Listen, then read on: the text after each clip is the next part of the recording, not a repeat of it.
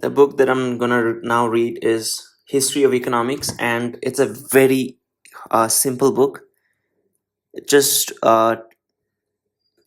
it's just about the history of economics in a very simple to understand language. And I should be I will be I shall be reading this at 1.5 speed because there's nothing much to grasp as such, but it's just like a revision of sort for me.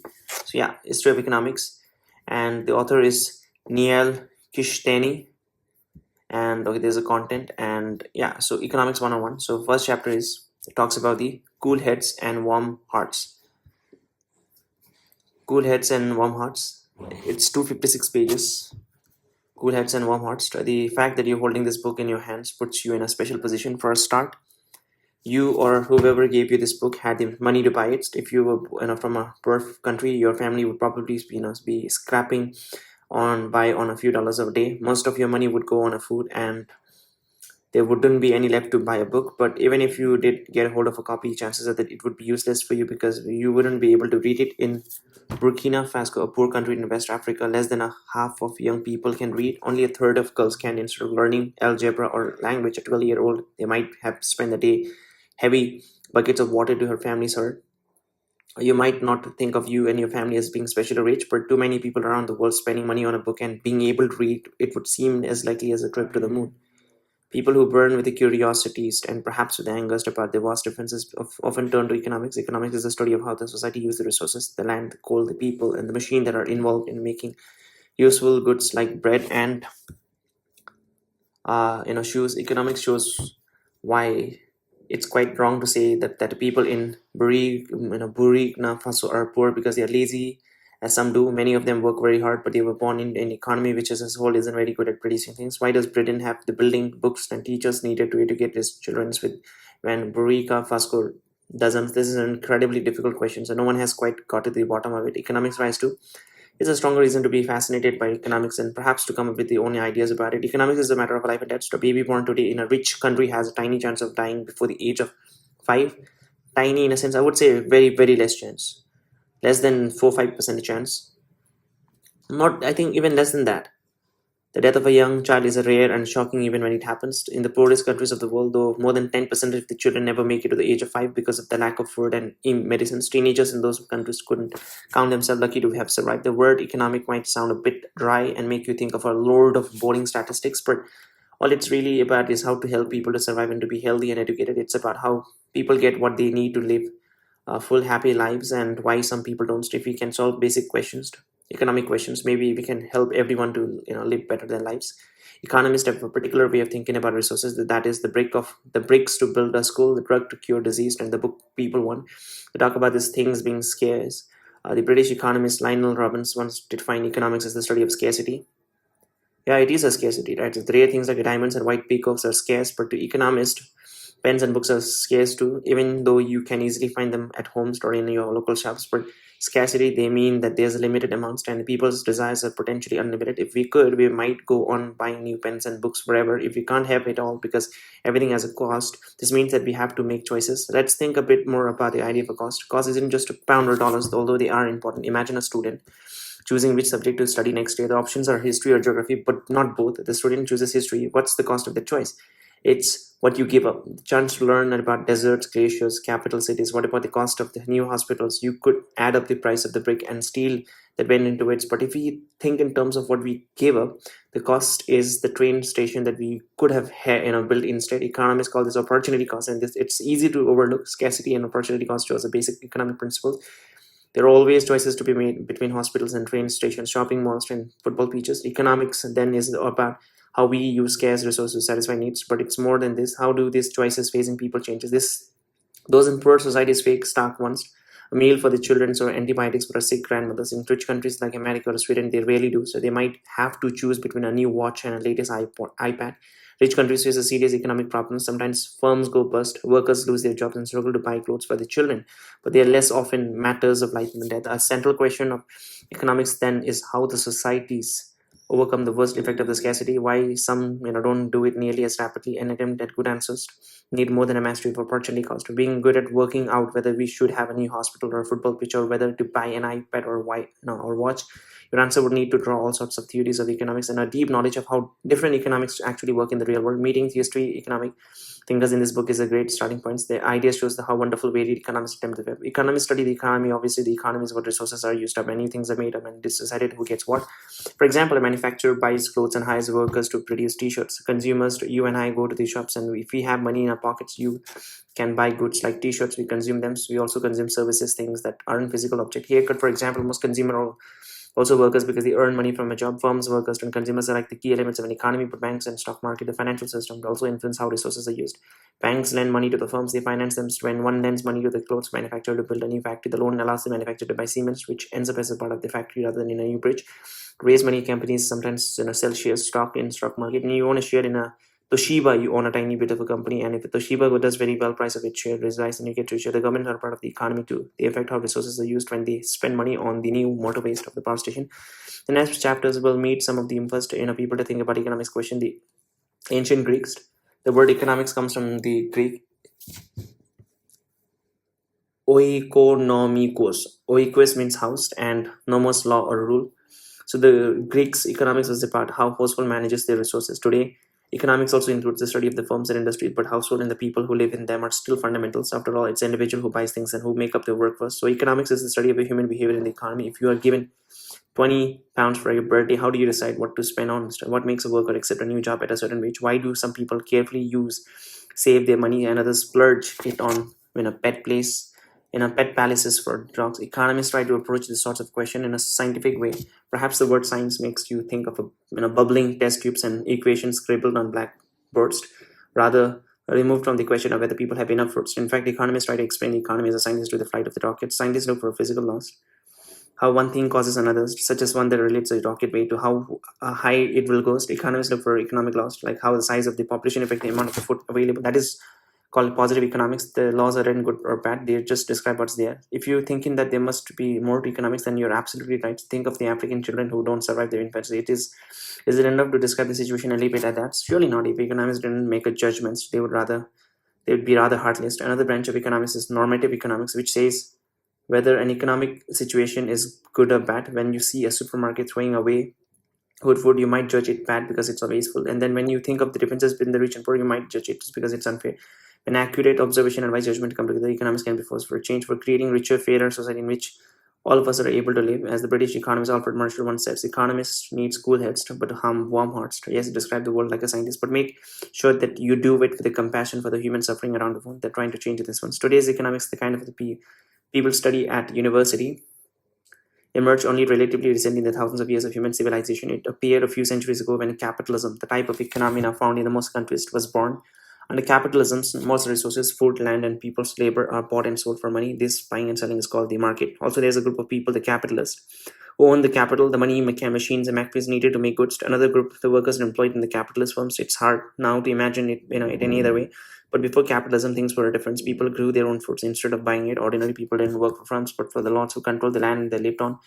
Compared with the mathematicians or literatures, then economics is new. Much of it is it is things that concern capitalists, buying and selling and price. And a lot of these books is about this kind of an economics. But we'll also look at economic sides, ideas that go much earlier. After all, every society, capitalist or not, has to deal with the problems of scarcity. We'll examine exchanging ideas about the economy and see how the economy itself changed, how people over time try to overcome scarcity as they work on the fields and factories and gather around the cooking pots. Do economists always describe the economy and make judgments about it like careful scientists and wise philosophers?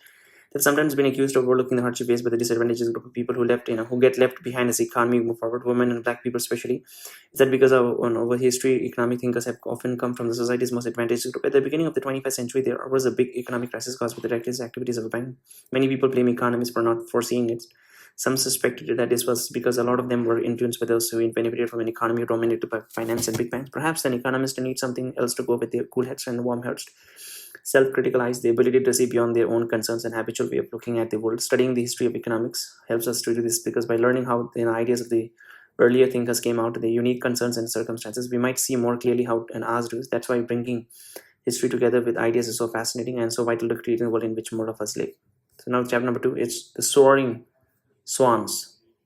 the soaring swans. Like all people, the first human faced the basic economic problems of scarcity, which then which for them was about finding enough to eat, but there was not economy in the sense of the collection of a farm, workshops, and factories. Early people survived in the forest by gathering berries and killing animals. It was only when more complex kinds of economics appeared, such as those in ancient Greece and Rome, that the people began thinking about the question of economics. The first economic thinkers were the Greek philosophers, who began traditions of Western thoughts of which economics is part. Their ideas flowered up after thousands of years of human struggle to create the first civilization. Long before them, humans sowed the seeds of economic life with learning to bend nature to their needs. When people first lit fires, for example, they could make new things out of what they found. They fashioned pots from clay and cooked meals using plants and animals. Then, over 10,000 years ago, came the first economic revolution. Bands of human invented agriculture when they discovered how to grow plants and tame animals. More of them could survive on an area of land, and they clustered together in a village. From this beginning civilization, with the complex economies appeared in Mesopotamia, site of the present Iraq. An important meaning of a complex area is that people don't have to produce their own goods. Today, you probably get your own food by growing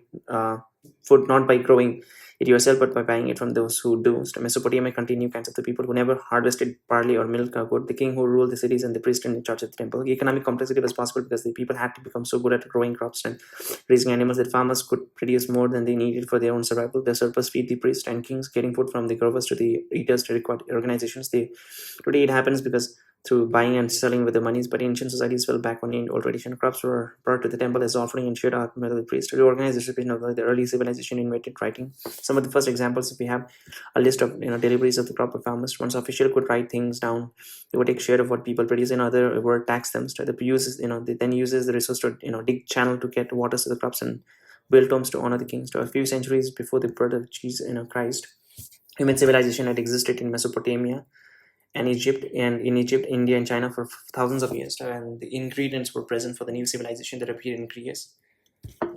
There, people began to think more deeply about what it meant to be a hunter, a human living in a society. Hesiod, one of the first Greek poets, stated the starting point of the economy is God skip men food can conceal. This comes back to the idea of a scarcity. Bread doesn't rain down on us from sky. To eat, we have to grow wheat, harvest it and grind it into flour, and then bake it into loaves. Humans must work to stay alive.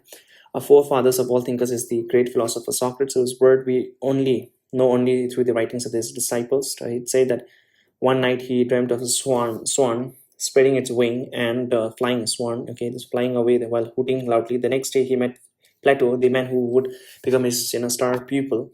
Socrates saw in Plato this swan of his dreams. The pupil became a teacher of humanity, his thoughts soaring high and wide for centuries to come. Plato, 428, 427, 348, and 327 BC.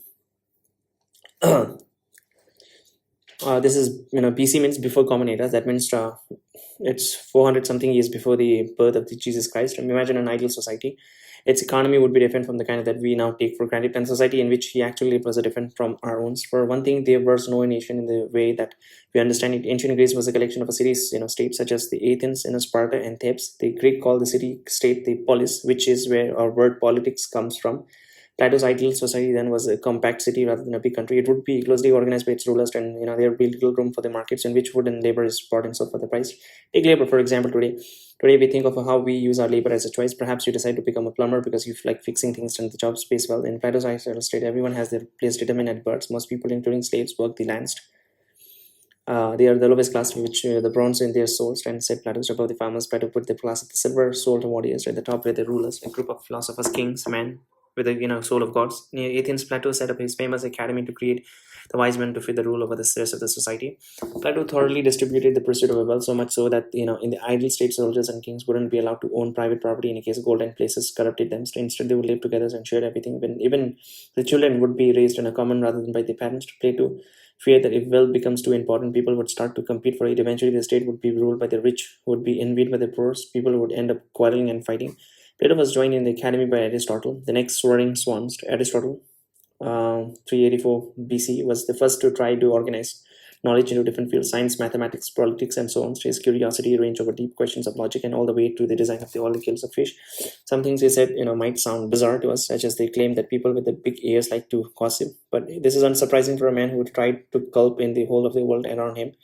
His minds for centuries, thinkers considered him to be the ultimate authority and became known as simply as the philosopher. Aristotle criticized Plato's for the societies. Instead of imagining the ideal society, he thought about what worked given people's imperfections. He believed that it would be impractical to ban private property as Plato had recommended. It was true, instead, that when people own things, they envy each other's positions and fight over them. So if they share everything, they would probably end up fighting over even more. It's better to let people own their goods because they'll take better care of them, and there'll be fewer disputes about who contributed the most to the common parts. If people create wealth using the seeds and the tools that they own, then how would someone get a new pair of shoes when they don't have make shoes? They get them from a shoemaker in exchange for something of their olives. Here Aristotle shines a light on the fundamental particles of the economic universe, the exchange of one goods for another's. Money helps this, he says. Without it, you would have to lug around olives to swap for the shoes you need, and you have to be lucky enough to bump into someone's offering shoes and in need of olives. So to make it easier, people agree to designate an object, often silver or gold, as the money with which to buy and sell, to trade useful things. Money creates a measuring rod of economic value. That's what something is worth and allows value to be passed from the person to person. With money, you don't need to find someone you can give your shoes right now in exchange for the olives. You can sell your olive for coins, and the next day you use the coin to buy a pair of shoes. Coins are standardized certificates of the metal designated as a money. The first were made of electrons, the natural mixtures of silver and gold in the 6th century BC in the kingdom of the Lydia.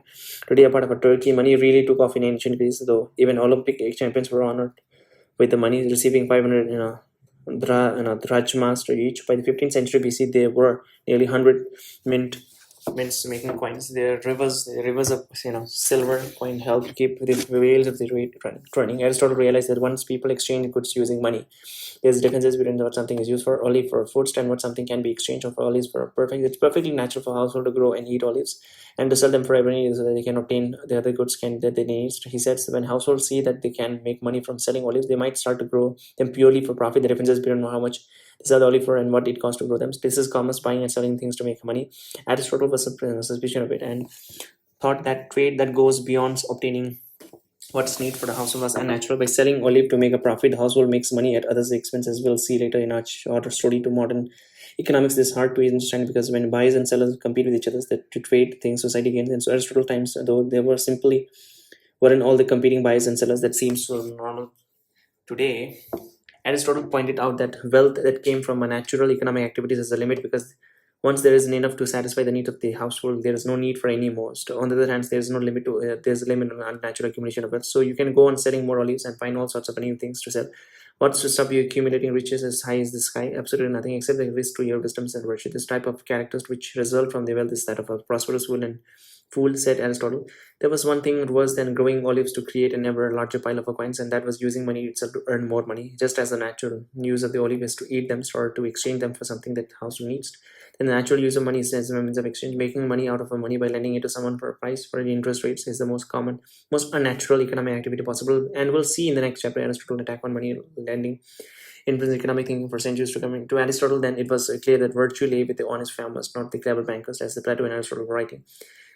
Plato and Aristotle were writing. Greece was moving away from their visions for the economy. The city-states were in a crisis. Athens and Sparta had fought a long war.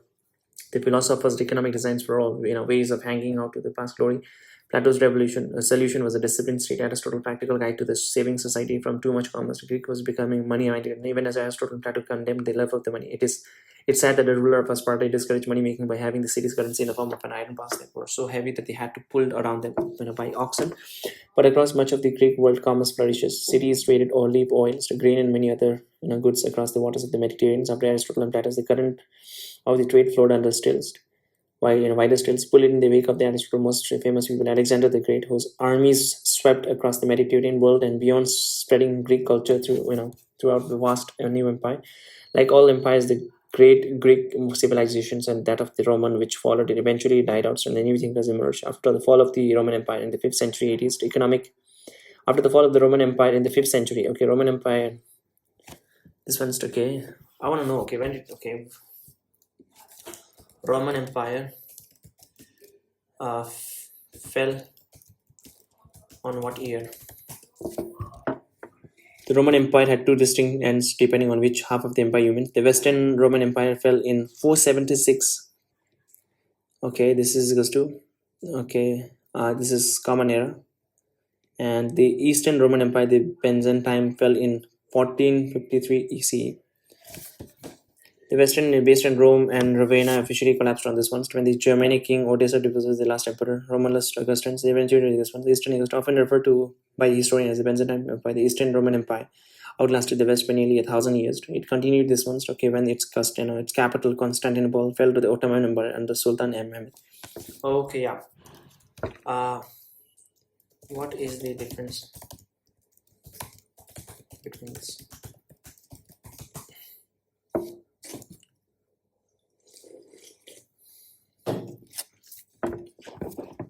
The primary differences between the Western and Eastern Roman Empire were rooted in wealth, language, geography, and religious governance. While they shared a common Roman legal heritage and political identity, the two hubs evolved in structural. Western Rome, capital city, later Milan and Ravenna, and Constantinople. Latin, and okay, so Western Roman Empire goes to Latin, and the Eastern Roman Empire goes to Greek.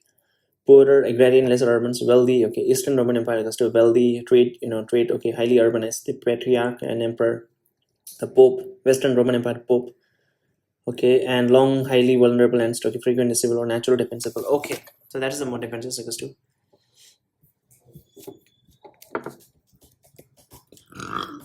Brief history of empires. Right, I want to know which all empire were there. So the first empire, an empire is a multinational or multi-ethnic state in which a dominant center exerts against antiquity, territorial conquest. First empire is goes to the Akkadian Empire in Mesopotamia was the first known multi-ethnic states. Classical empire goes to the Persian Empire set of model for administrative organization, while the Roman Empire shaped that also goes to this one.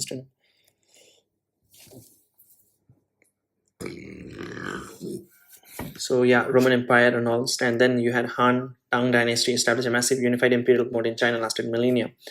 Then 13th, 14th century, comes the Mongol Empire founded by Genghis Khan. It became the largest continuous land empire in history, stretching from East Europe. East Europe means right now current Romania, and so that Romania and Slovenia, Slovakia, that all thing, to the Sea of Japan. The Mongol facilitated the Silk Road trades connecting East and West. The Islamic Caliphate successive empires such as the Umayyad, Abbas, later Ottoman Empire expanded rapidly across the Middle East, North Africa, and Southern Europe, dominating trade and blending cultures. The modernity, the age of exploration and global hegemony, the European maritime empires, Spain and Portugal became the era of trans-oceanic organization. They were later followed by the Dutch, French, and British Empire. The British Empire, as its peak 20th century, it was the largest in history. The sun never set on its territories, covering roughly 25% of the world land and populations. 20th century collapse and new world order goes to decolonization. The devastations of World War I combined with rising local independence movement, leading the dismantling of the European Empire. Hegemonic power. So right now there is a United States Empire.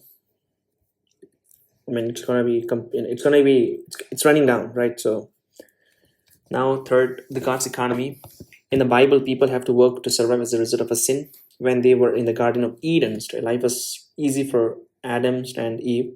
They drank from a river and ate fruit from the trees. They sat all around all day and didn't have to do very much. But one day they disobeyed God and He sent them out of the garden. And from a life of plenty, they fell into one of the scarcity. By the sweat of your brow you will eat your fruits. And God told Adam. From then on, people had to work to survive. However, Jesus warned that when they worked, people were in danger of committing sins that might shout them out of heaven. They might only care about getting rich. They might get jealous of other people's wealth. They could end up loving clothes, jewels, and money more than God. At either end of the long medieval age took distant thinkers, intellectual giants of their times.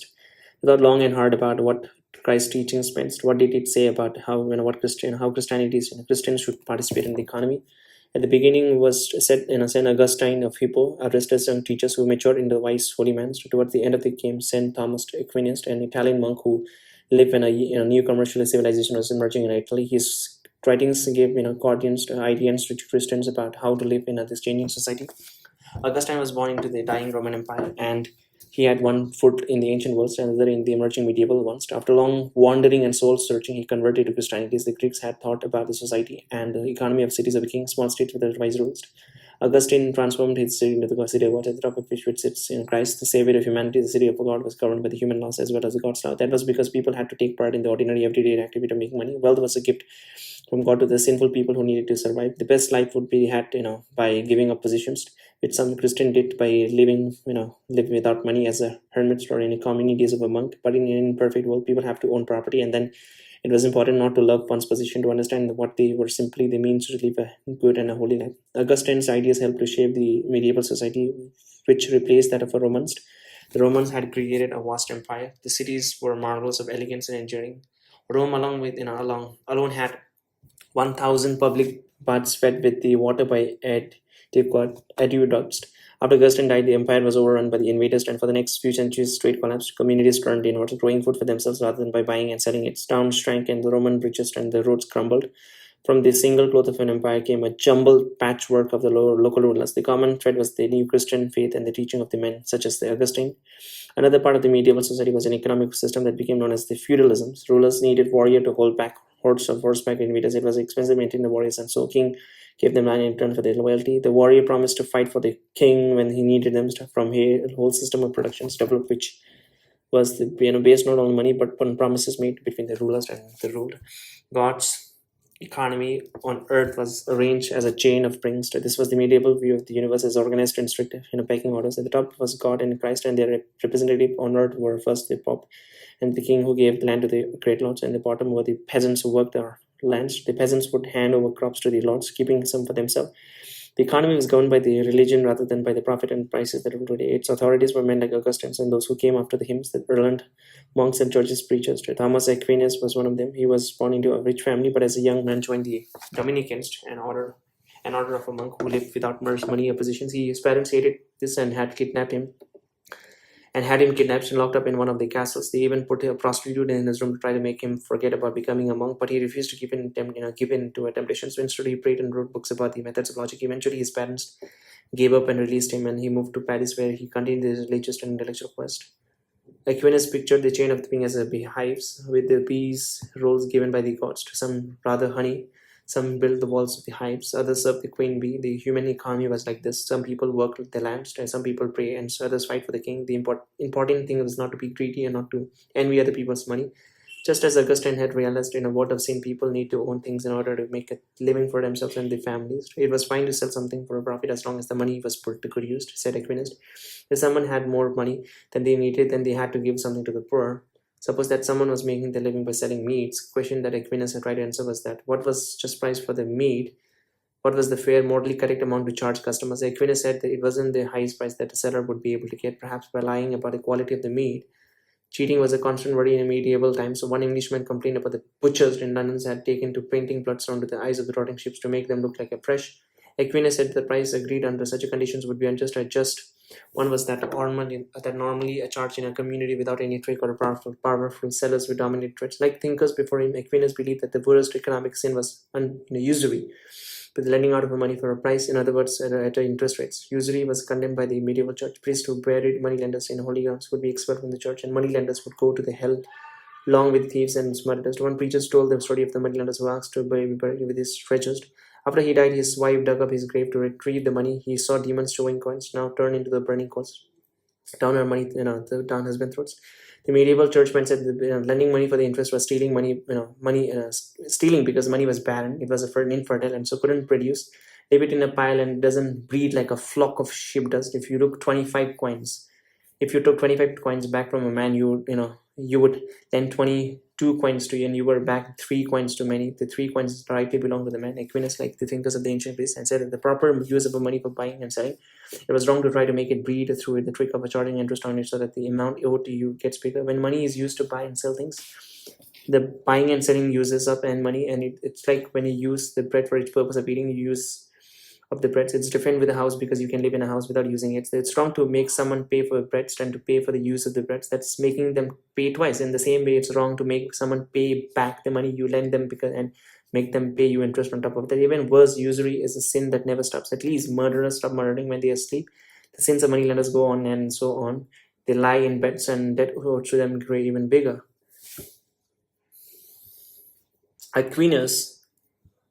was writing at a time when Europe was rediscovering trade and commerce. A few centuries before he was born, the population began to grow and town came back to life.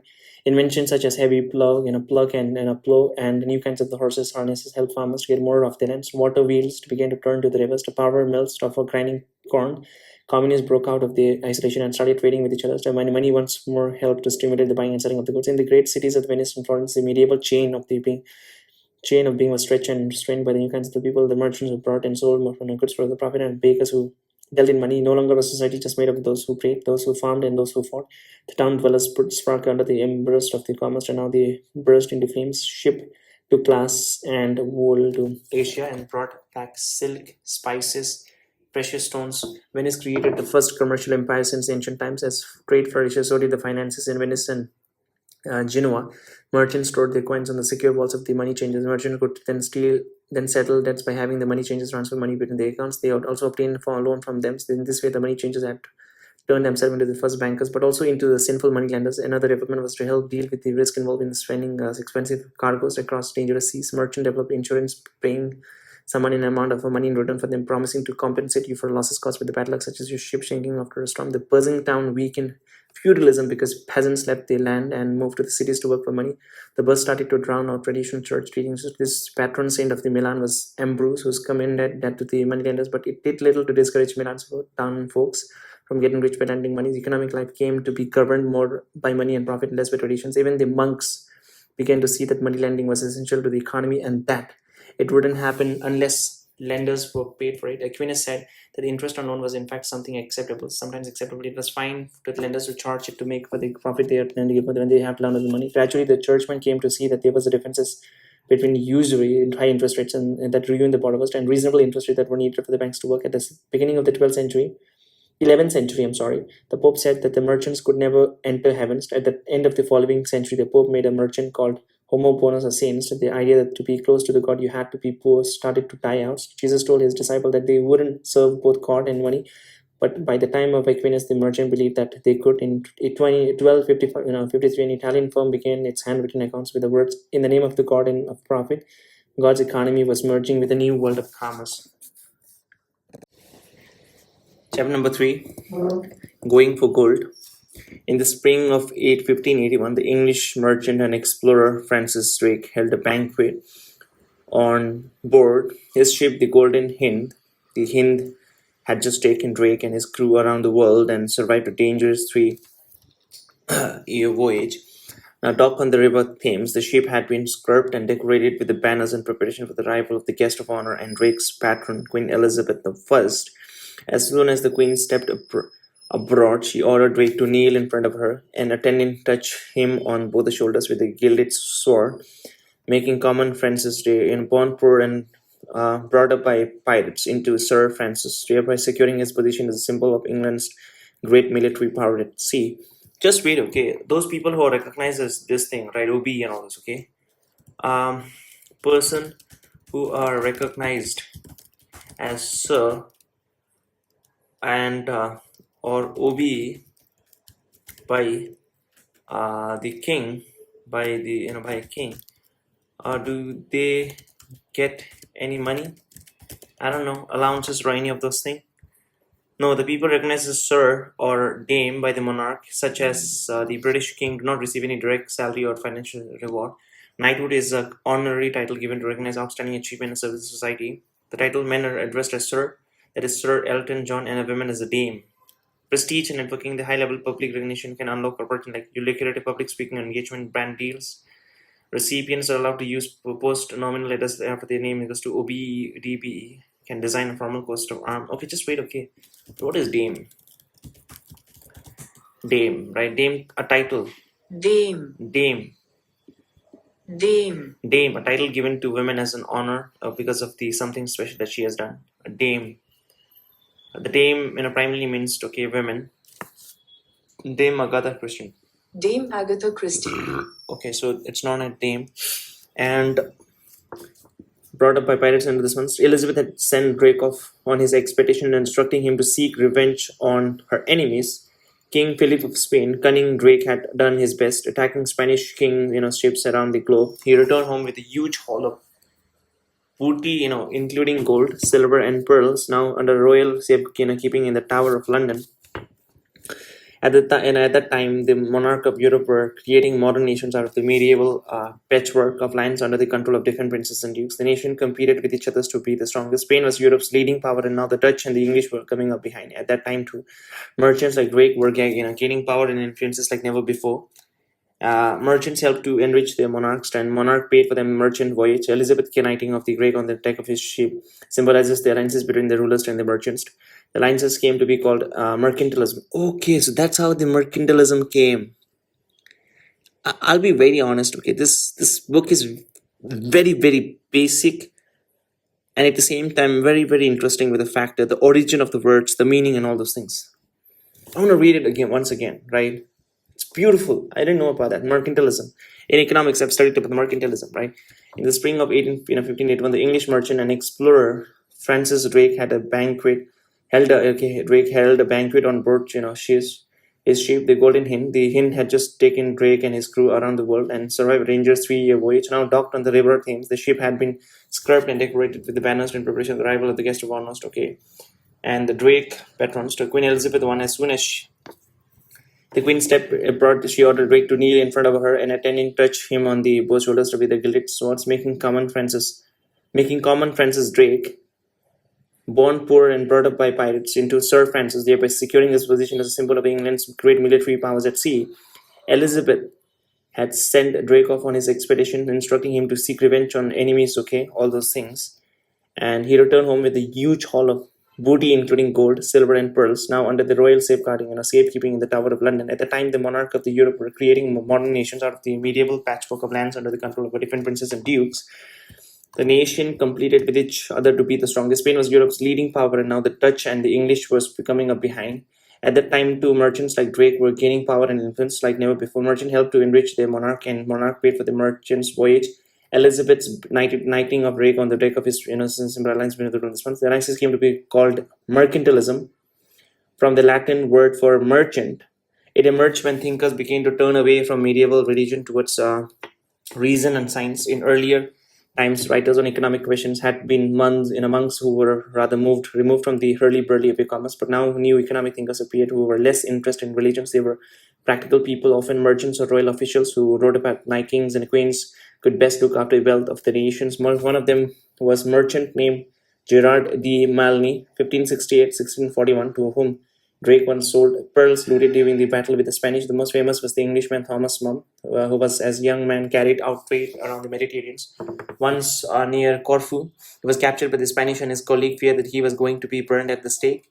Luckily, they managed to get him released, and Mum went on to become a wealthy and influential man. The mercantilist held a huge book of belief rather than a fully developed economic theory. Economists nowadays often ridicule themselves for not understanding the most basic economic truths. For example, what do you actually mean when you say that the country is rich? A basic version of mercantilism says that the wealth is gold and silver, so rich country is one with a lot of weight. Here, the criticism is that the mercantilist commit the Midas fallacy. In the Greek legends, the god Dionysus granted King Midas a wish. Midas asked for everything he touched would turn into gold. When he tried to eat, his food did exactly that, and hunger threatened. The story tells us that it's foolish to see wealth in the glitter of gold.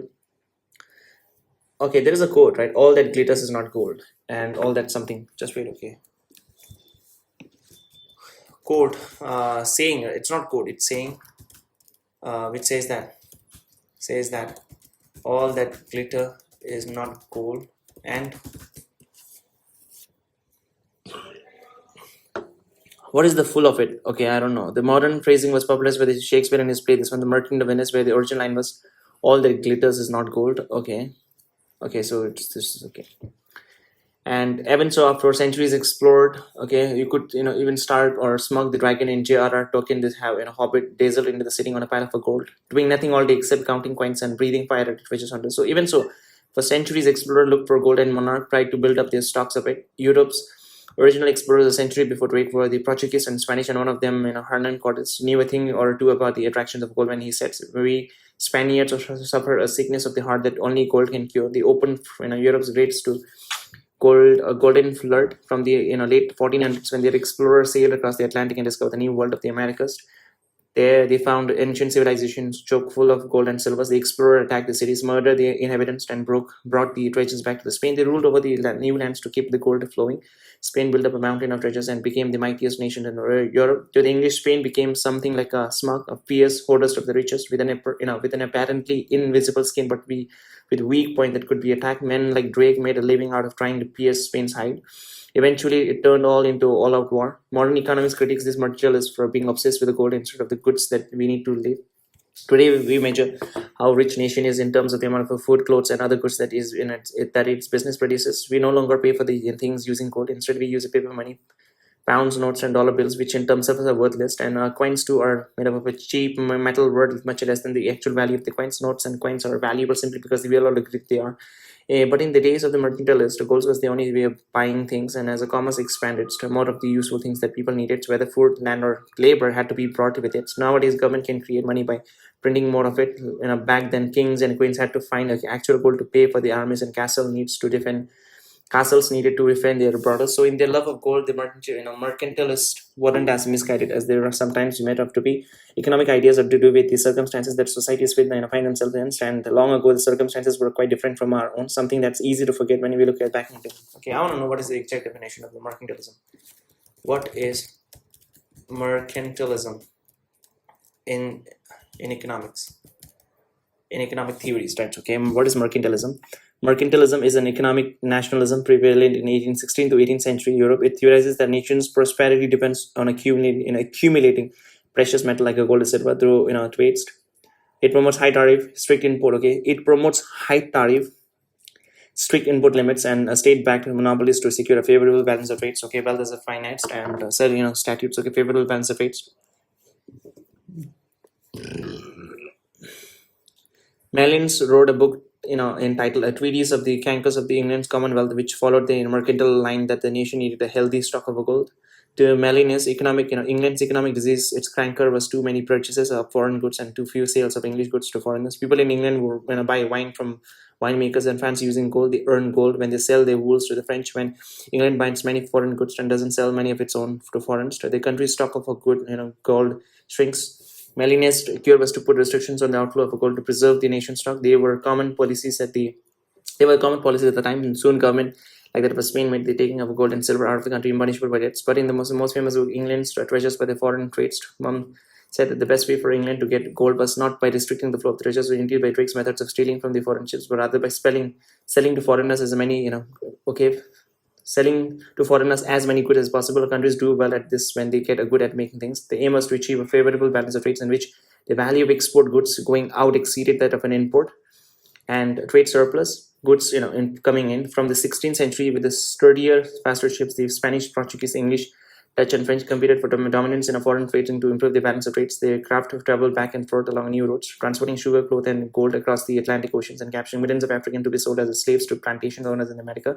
Government took steps supported by the mercantile to encourage exports and to discourage imports. Imported goods were subject to tax, making them more expensive, which made people buy more locally produced goods. There were sumptuary laws which banned expensive sumptuous products. In England, shops could be put in the stocks for wearing silk and satins. Many of them, many of the illegal luxuries were foreign imports. As the explorer and armies conquered new lands, the rulers gave merchants the right to trade with the territories. Sea voyages were risky, so a single person wouldn't want to finance them alone. So rulers allowed the merchants to set up special companies in which a group of investors each contributed money and each received a share of the profit. The companies led the push into the foreign lands, earning wealth and fame for themselves and their rulers. The English East India Company, founded in 1600, of which Munn was an official, was one of them. The company turned into a powerful organization and helped England to establish an empire in India. So protecting them from imported goods and helping them to export their own goods, and governments helped the merchants get rich. The mercantilist writers argue that that what was good for the merchant was good for the nations. Here we see how economic ideas sometimes end up favoring certain groups in society by restricting imports. Mercantilism favored businessmen or workers. When imports are taxed, the country's businesses makes more money by ordinary people end up paying more for the foods and the clothes that they need. This is another reason why later thinkers thought that mercantilists were wrong in a few chapters. Well, meet Adam Smith, who is often considered to be the father of the modern economics. He thought that the task of economists was to uncover objective laws upon how the economy worked, and he said that the mercantilists failed to do this because they mainly argued for their own interest. What was good for the merchant wasn't always good for the nations, and said Smith.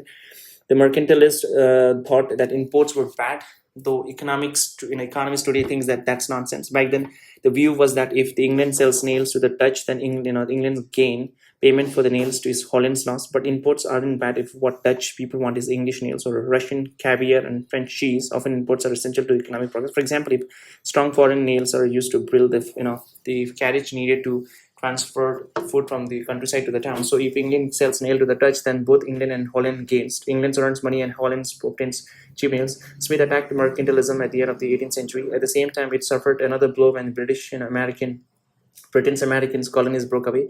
Britain's control of the colonies had given its merchants a guaranteed market in which to sell their goods, but this came to an end when the colonies rebelled against British rule and declared themselves independent. Thinkers like Munst straddled two ages.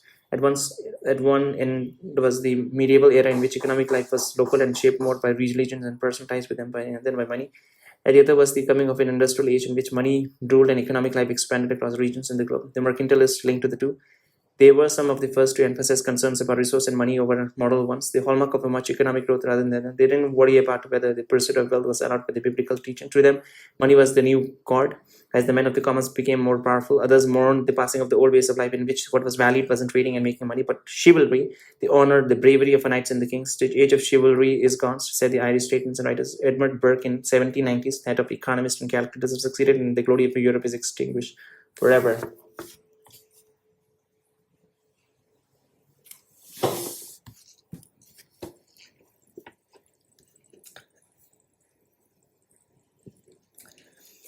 Chapter number 5. That's going to be nature's bounty. At the palace of Versailles, okay, how to pronounce it? Versailles, right? Versailles, okay, it's in France.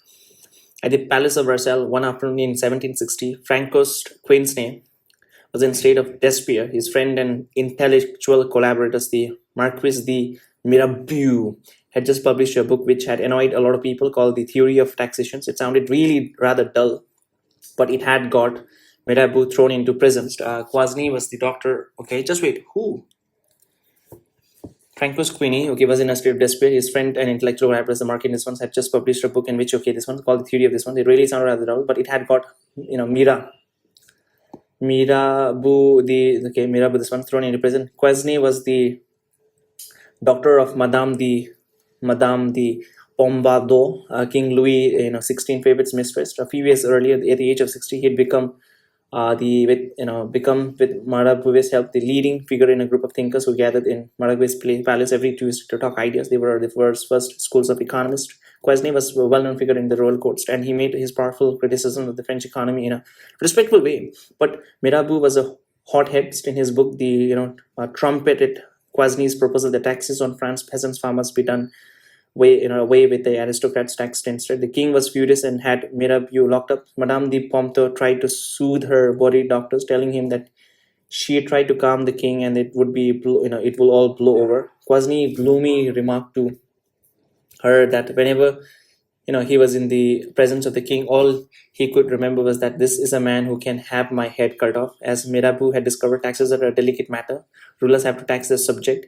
How else to pay for the court and for the soldiers to defend the realm? France in those days spent lots of money fighting wars and needed even more to pay for the kings and noblemen's splendid castles, banquet and jewelry.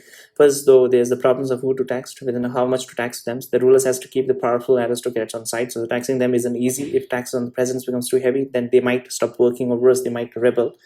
Jean-Baptiste Colbert, the previous king finance minister a century earlier, had this balancing act in mind when he said, the art of taxation.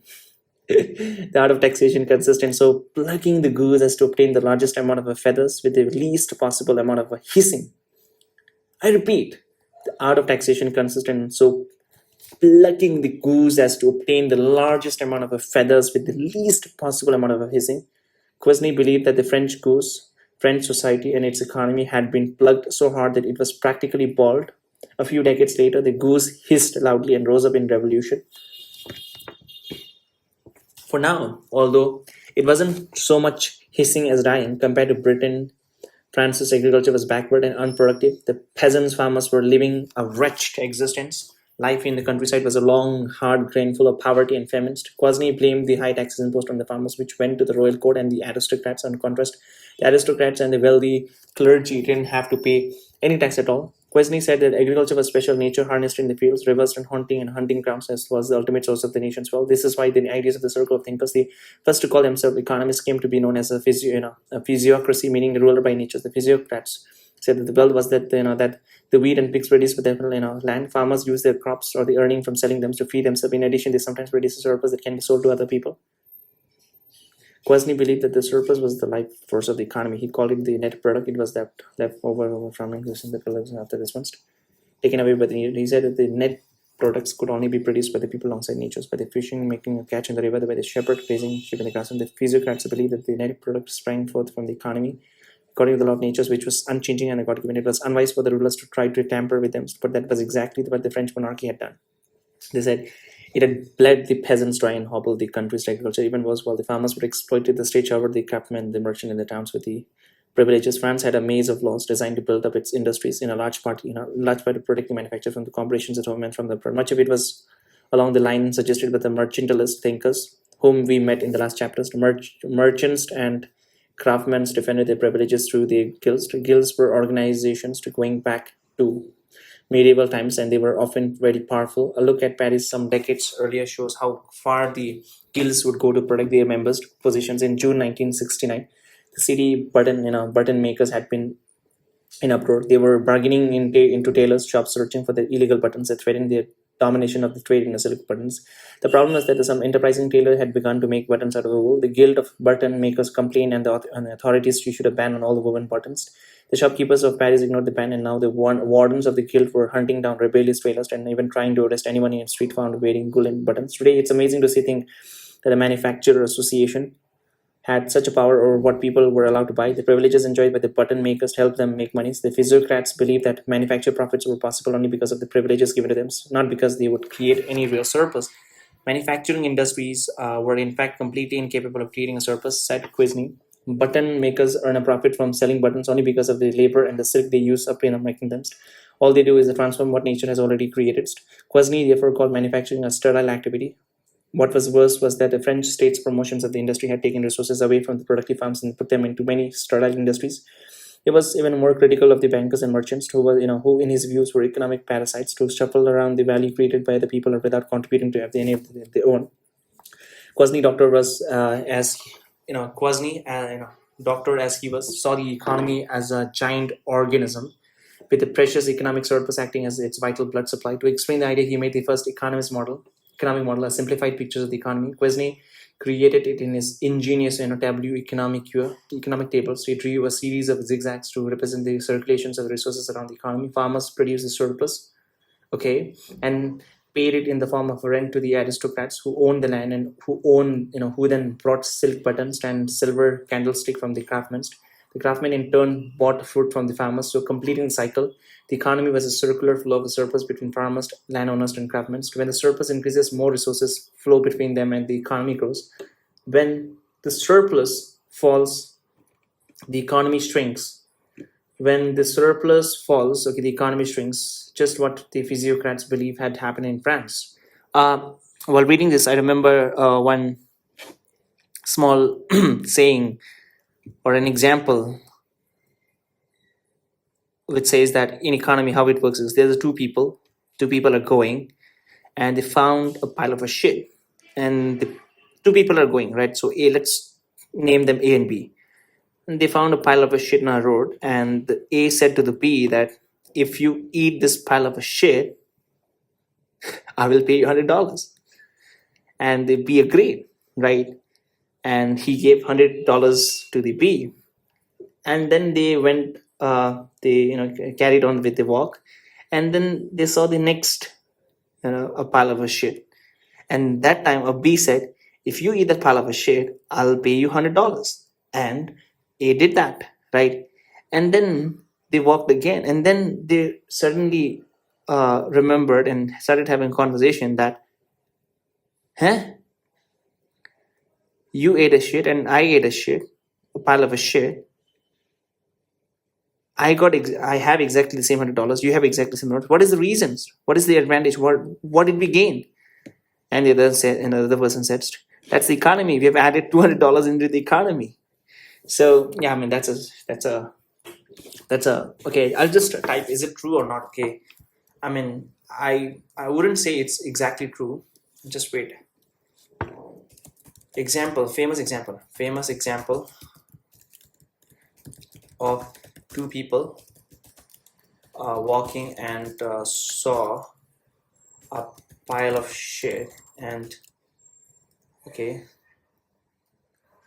one person told the other to eat that pile of shit, and I'll pay $100, and they agreed.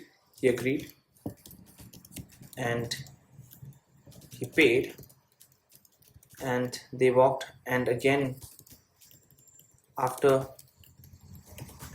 5 minutes of walking, they found another pile of shit, and the other person told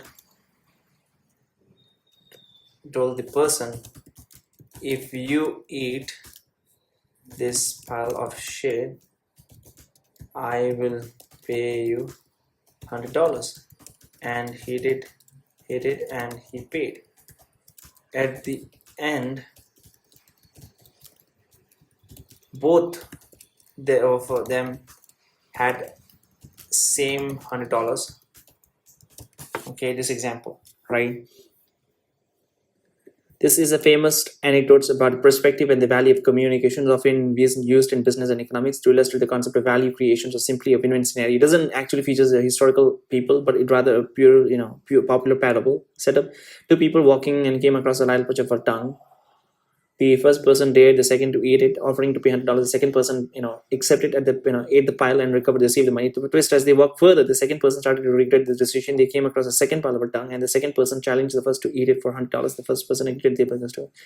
Both people ended up in the exact same financial positions that they started on, but according to the parables, they were unhappy and felt worse of it. The moral of the story often revolves around this question: if both people end up with the same amount of money they started with, did they create any value? In business, this story is frequently used to explain the differences between moving money and an actual productivity. It highlights that if no goods, okay, if above example, if is above example true in any sense of business? I don't know. It could be. I think it could be, especially service industry.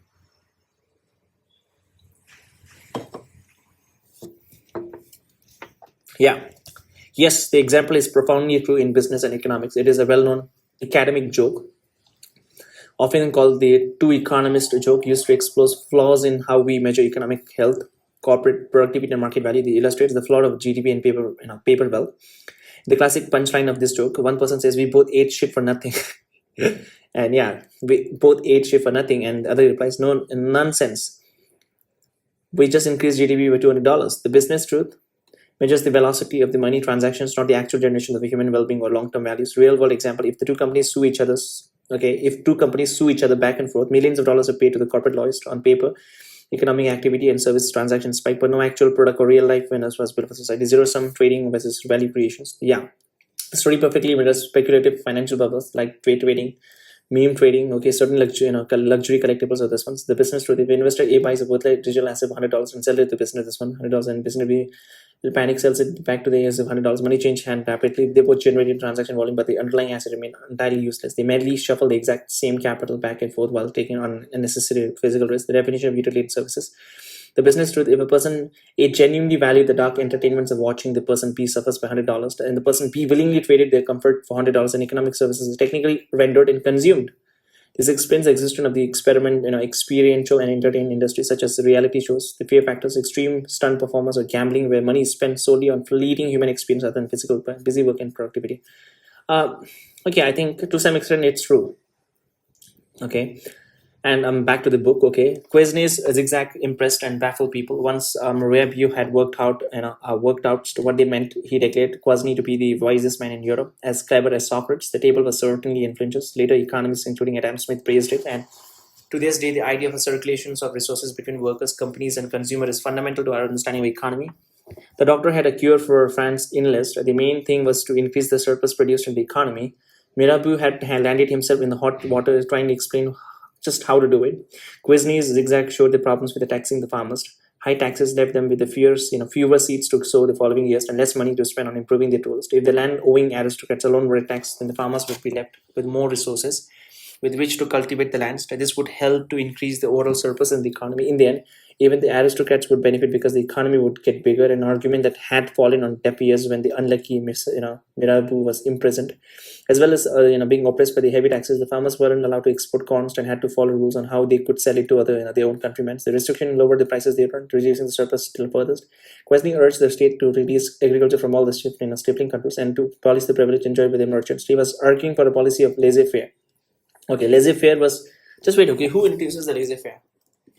LAI. Laissez-faire. Okay, was introduced by which person? Could it be him?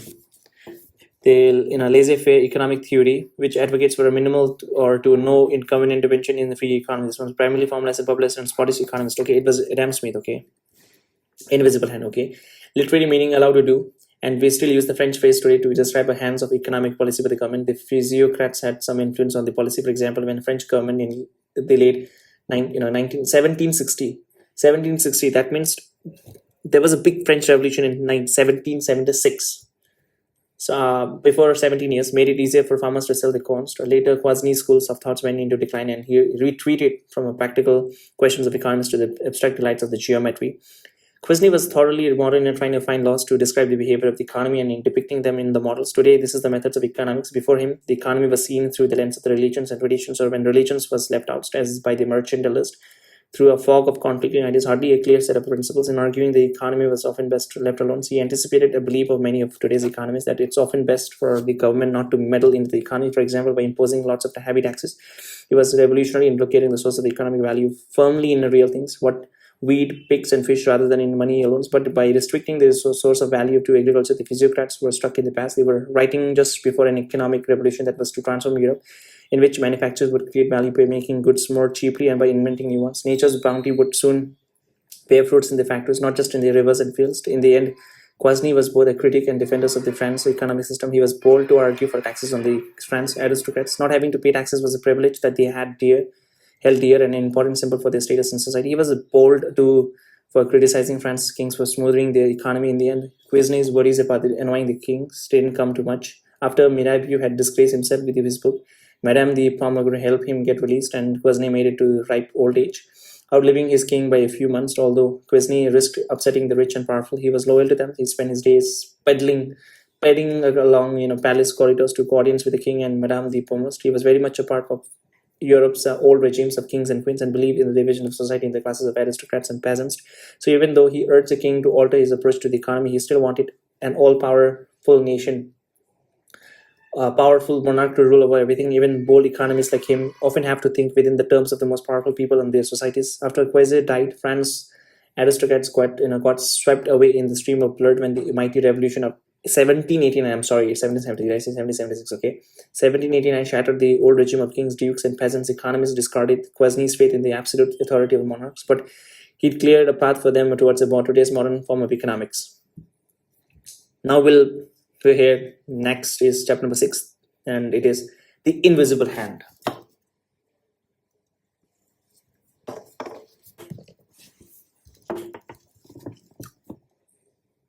The invisible hand is famous, and it was developed by the father of the modern economics, Adam Smith, in his Wealth of the Nation book. What I know about invisible hand is that what Adam Smith talks about is the fact that the country or the economy should be free. That means there should not be any intervention from the government, from the state. It should be free, and market should be free, and the prices and the demand and the supply, everything should be let uh, let the buyer and the seller decide it, right? The prices of any product will be determined not by the government or by the state, rather by the people who is demanding. If there's more demand, obviously the prices will be higher, and if there's a more supply, then the prices will be lower. So based on that, okay, the invisible hands. The Scottish philosopher Adam Smith, 1723-19, was known for getting so lost in thoughts that he'd sometimes forget where he was. His friends would notice him, talking to himself, his lips moving and his head nodding, as if he was testing out some new ideas. One morning, he woke up and started walking around the garden of his house in a small Scottish town of Kirkcaldy. He, deep in concentration, wearing only his dressing gowns, he wandered on the roads and walked on until he reached the next town, 12 miles away. He was only brought back to his sense by the sound of church bells ringing from the Sunday services. He had a good reason to be caught up in his thoughts. He had moved away from the buzz of the cities where he had made his name as his philosophers write about what would become arguably the most celebrated book in the history of economics. It led some to call him the father of modern economics, fueled by the bracking walks and sleepless nights. The hefty book was published in 1776 and called The Wealth of the Nation. In it, Smith posed one of the fundamental questions of economics: is self-interest compatible with a good society? To understand what this means, let's compare the working of a society with those of a football team. A good football team needs good players. Obviously, good players do not do more than simply dribble and shoot well. They know how to play as a team. If you're a defender, you stay back and protect the goal. If you're an attacker, you move forward and try to score, and so on. In a bad team, players only care about personal glory. They only want to score goals themselves, so they all rush after the balls rather than spreading out and helping each other to score. The result is chaos on the pitch and very few goals. Society is a team of millions of people who work together and trade together. What does it take to make that team work well? If economics like the football, then what society needs is for the people to work for the team in the interest of the society as a whole. What it doesn't need is people caring mainly for themselves. If for themselves, a self-interest, like footballers obsessed with the personal glory. For example, instead of trying to make as much money as possible, bakers would ensure that their neighbor had enough bread for their dinners. Butcher would take on a new assistant not because they really needed them, but because their friends needed jobs. Everyone would be nice to each other, and society would be a place of harmony. Smith turned this upside down. He argued that society does well when the people act in their own self-interest instead of trying to be instead of trying to be nice all the time. Do what's best for you, and in the end more people will benefit. It is more it is not from the benevolence of the butcher, the brewer, or the baker that we expect our dinner, but from their regard to their own interest. He says you get your dinner from the baker not because bakers are nice, kind people. Some are, some aren't. It doesn't really matter either way. What matters is that you get bread because bakers pursue their own self-interest by selling it in order to earn money. In turn, bakers will make a living because you pursue your own self-interest by buying bread. You don't care about the baker, and the baker doesn't care about you. You probably don't even know each other. So people benefit each other not because they're like the good Samaritan who wants to help strangers, but because they're doing it what's best for themselves, right? In the end, self-interest leads to the social harmony rather than chaos. There's another important difference between a football team and an economy. A football team needs a manager to organize its player. Think of the manager as taking the players by the hands, as it were, and leading them to different areas of the pitch. Defenders at the back, strikers at the front, and so on. The manager's guiding hand ensures that the team plays well, but no one does the same in the economy. No one tells bakers how many loaves to bake. Brewers, what kind of a beer to brew. They decide it for themselves on the basis of what they think will make them money. Society functions just fine like that. So it seems as if there must be the hand of the man just organizing things. But when you try to find it, it isn't there. To describe the situation, Smith came up with one of the most famous phrases in economics. He said, "It's as if a society is guided by an invisible hand." He said, "It's as if a society is guided by invisible hands." At this point, you might be thinking, what about the government? Does it not, doesn't it guide the economy? It's true. It does to some extent. Wherever you are from, it's likely to be a government that does all sort of things. A later part of our society will, story will be about just exactly it does. As we'll also see in a few societies, communist ones, the government took over completely and told everyone what to do all the time. So everyone, so the economy of your country probably has a lot in common with what Smith talked about. Next time you're in your local shop, look around at the crates of tomatoes, cartons of milk, and piles of newspaper. How did they get there? Because the shopkeeper decided to buy them in order to sell them to people like you who want them. No one, not the government, not anyone told the shopkeepers what to do. It's tempting to think of Smith's idea of the invisible hand as a greed is good. This would be a distortion of the apes. Though Smith saw that commercial society involved a range of good quality human qualities, bakers and butchers are often nice to each other. They feel sad when their friends get ill or lose money. That's how people develop a sense of right and wrongs. Commerce wouldn't work very well if people were totally selfish all the time. So bakers would lie about the way of the would lie about the weight of the loaves, and brewers would water down the beer. Lying and cheating would become moral and normal, and chaos would result. So it's when people are honest and reliable that they acting in their own self-interest benefit society. Smith's invisible hands works then when decent people have the freedom to exchange goods with each other, to buy and sell things. The urge to exchange human sets human apart from the other animals. You never see dogs swapping bones. You never see dogs swapping bones, but humans do that sort of a things all the time. I give you bread in exchange for some of your beer, or more likely, I sell my bread for money and then go buy some beer. And one result of all these exchange is that the people specialize in a particular job, a division of labor. I think this meets a major contribution also, a division of labor. A division of labor emerges in a small village. Everyone might have started off baking their own bread and brewing their own beer. Then some people became good at baking breads, had more than they needed, and sold the extra for the beer. Eventually, they stopped brewing beer for themselves entirely and just baked bread to sell, buying all the beers they needed from those good at brewing beer to the benefit of all. The division of labor was taking on a new form where Smith was writing. In Britain, businesses set up factories powered by the massive water wheels. Some were several stories high and employed hundreds of people. Each room contained tools and workers to carry out a particular stage of production. Smith explained how specialized labor improves the efficiency of the economy. And imagine trying to make a pin. He said, first you have to draw out the wire, then file the end into a point, then you have to make the head and attach it to the body of the pin. At the end, you would have to package the finished pin. Smith observed 18 separate stages to making a pin. On your own, you'd probably struggle to make more than 1 or 2 pins in a day. If a group of you make pins together, however, each would work on a separate task engine, and get really good at it. Particularly if you had a special making machine for the various tasks, together you'd be able to produce many pins a day. And the system of a specialized work spreads through the economy. Many kinds of good things can be made at lower cost. Specialization deepens when markets do. In a settlements of only 10 people with no links to outside world, the market is small, and there will be little point in having some people spending all the day filling the economy of ends of the pins, to others just making the heads. There'd be no need for a separate bakers, brewers, and butchers either. When markets spread, the village gets connected with others, and specialized works becomes profitable. Large towns allows a really complicated division of labor into which architects and piano turners, rope makers and grave diggers are all able to make a living. All of this happens through the invisible hands when the people buy and sell things to each other. It helps everyone, even the poorest in society, said Emmons Smith. The production of a laborer cheap shirt depends on the efforts of the many people and machines doing specialized tasks. Wool spinners to make the threads, to weavers to create the cloth, and tailors to sew on the buttons. Then think of the people who chopped the wood to make the loom on which the fabric was woven, and the miners who dug the iron to make the nails of the ship on which the finished shirts was transported. The work of the thousands spent with the shirt, together their action from a vast social mechanism, each piece moving with the others like those of a clock to deliver the shirt into the body of the laborer exactly what he wants. Right? Smith also brought a new understanding of what wealth itself was. The physiocrats thought that it was what grows in the ground. The mercantilists that it was a goal. To Smith, the wealth of the nation was the entire amount of the useful goods, to wheat, beer, shirts, books that a country's economy produces for the people. This is how today's economists think of it. A nation's income, its national income, is the total value of the goods that the country businesses make. Smith realized that the point of the economy was to provide goods for the people to consume. The mercantilists, in contrast, weren't so concerned with the benefit to the people from having access to the goods. What matters to them was the producing good to sell to the foreigners of the world.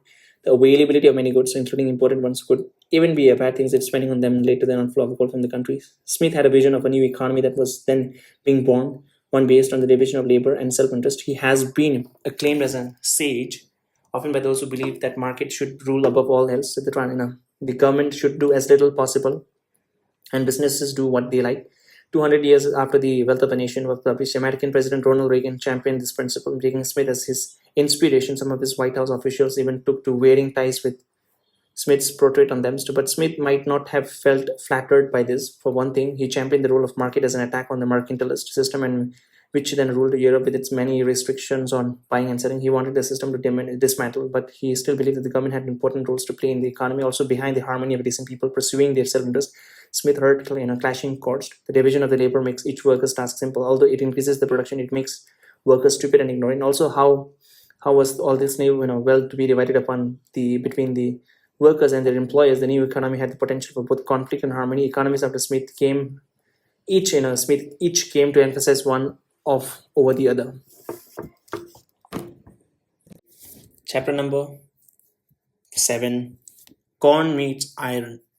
The French historian and traveler Alexis de Tocqueville was amazed by the signs of a new society that he found when he visited Manchester in the 1830s. The tall factories pumped out smoke and soot over the street and houses all around.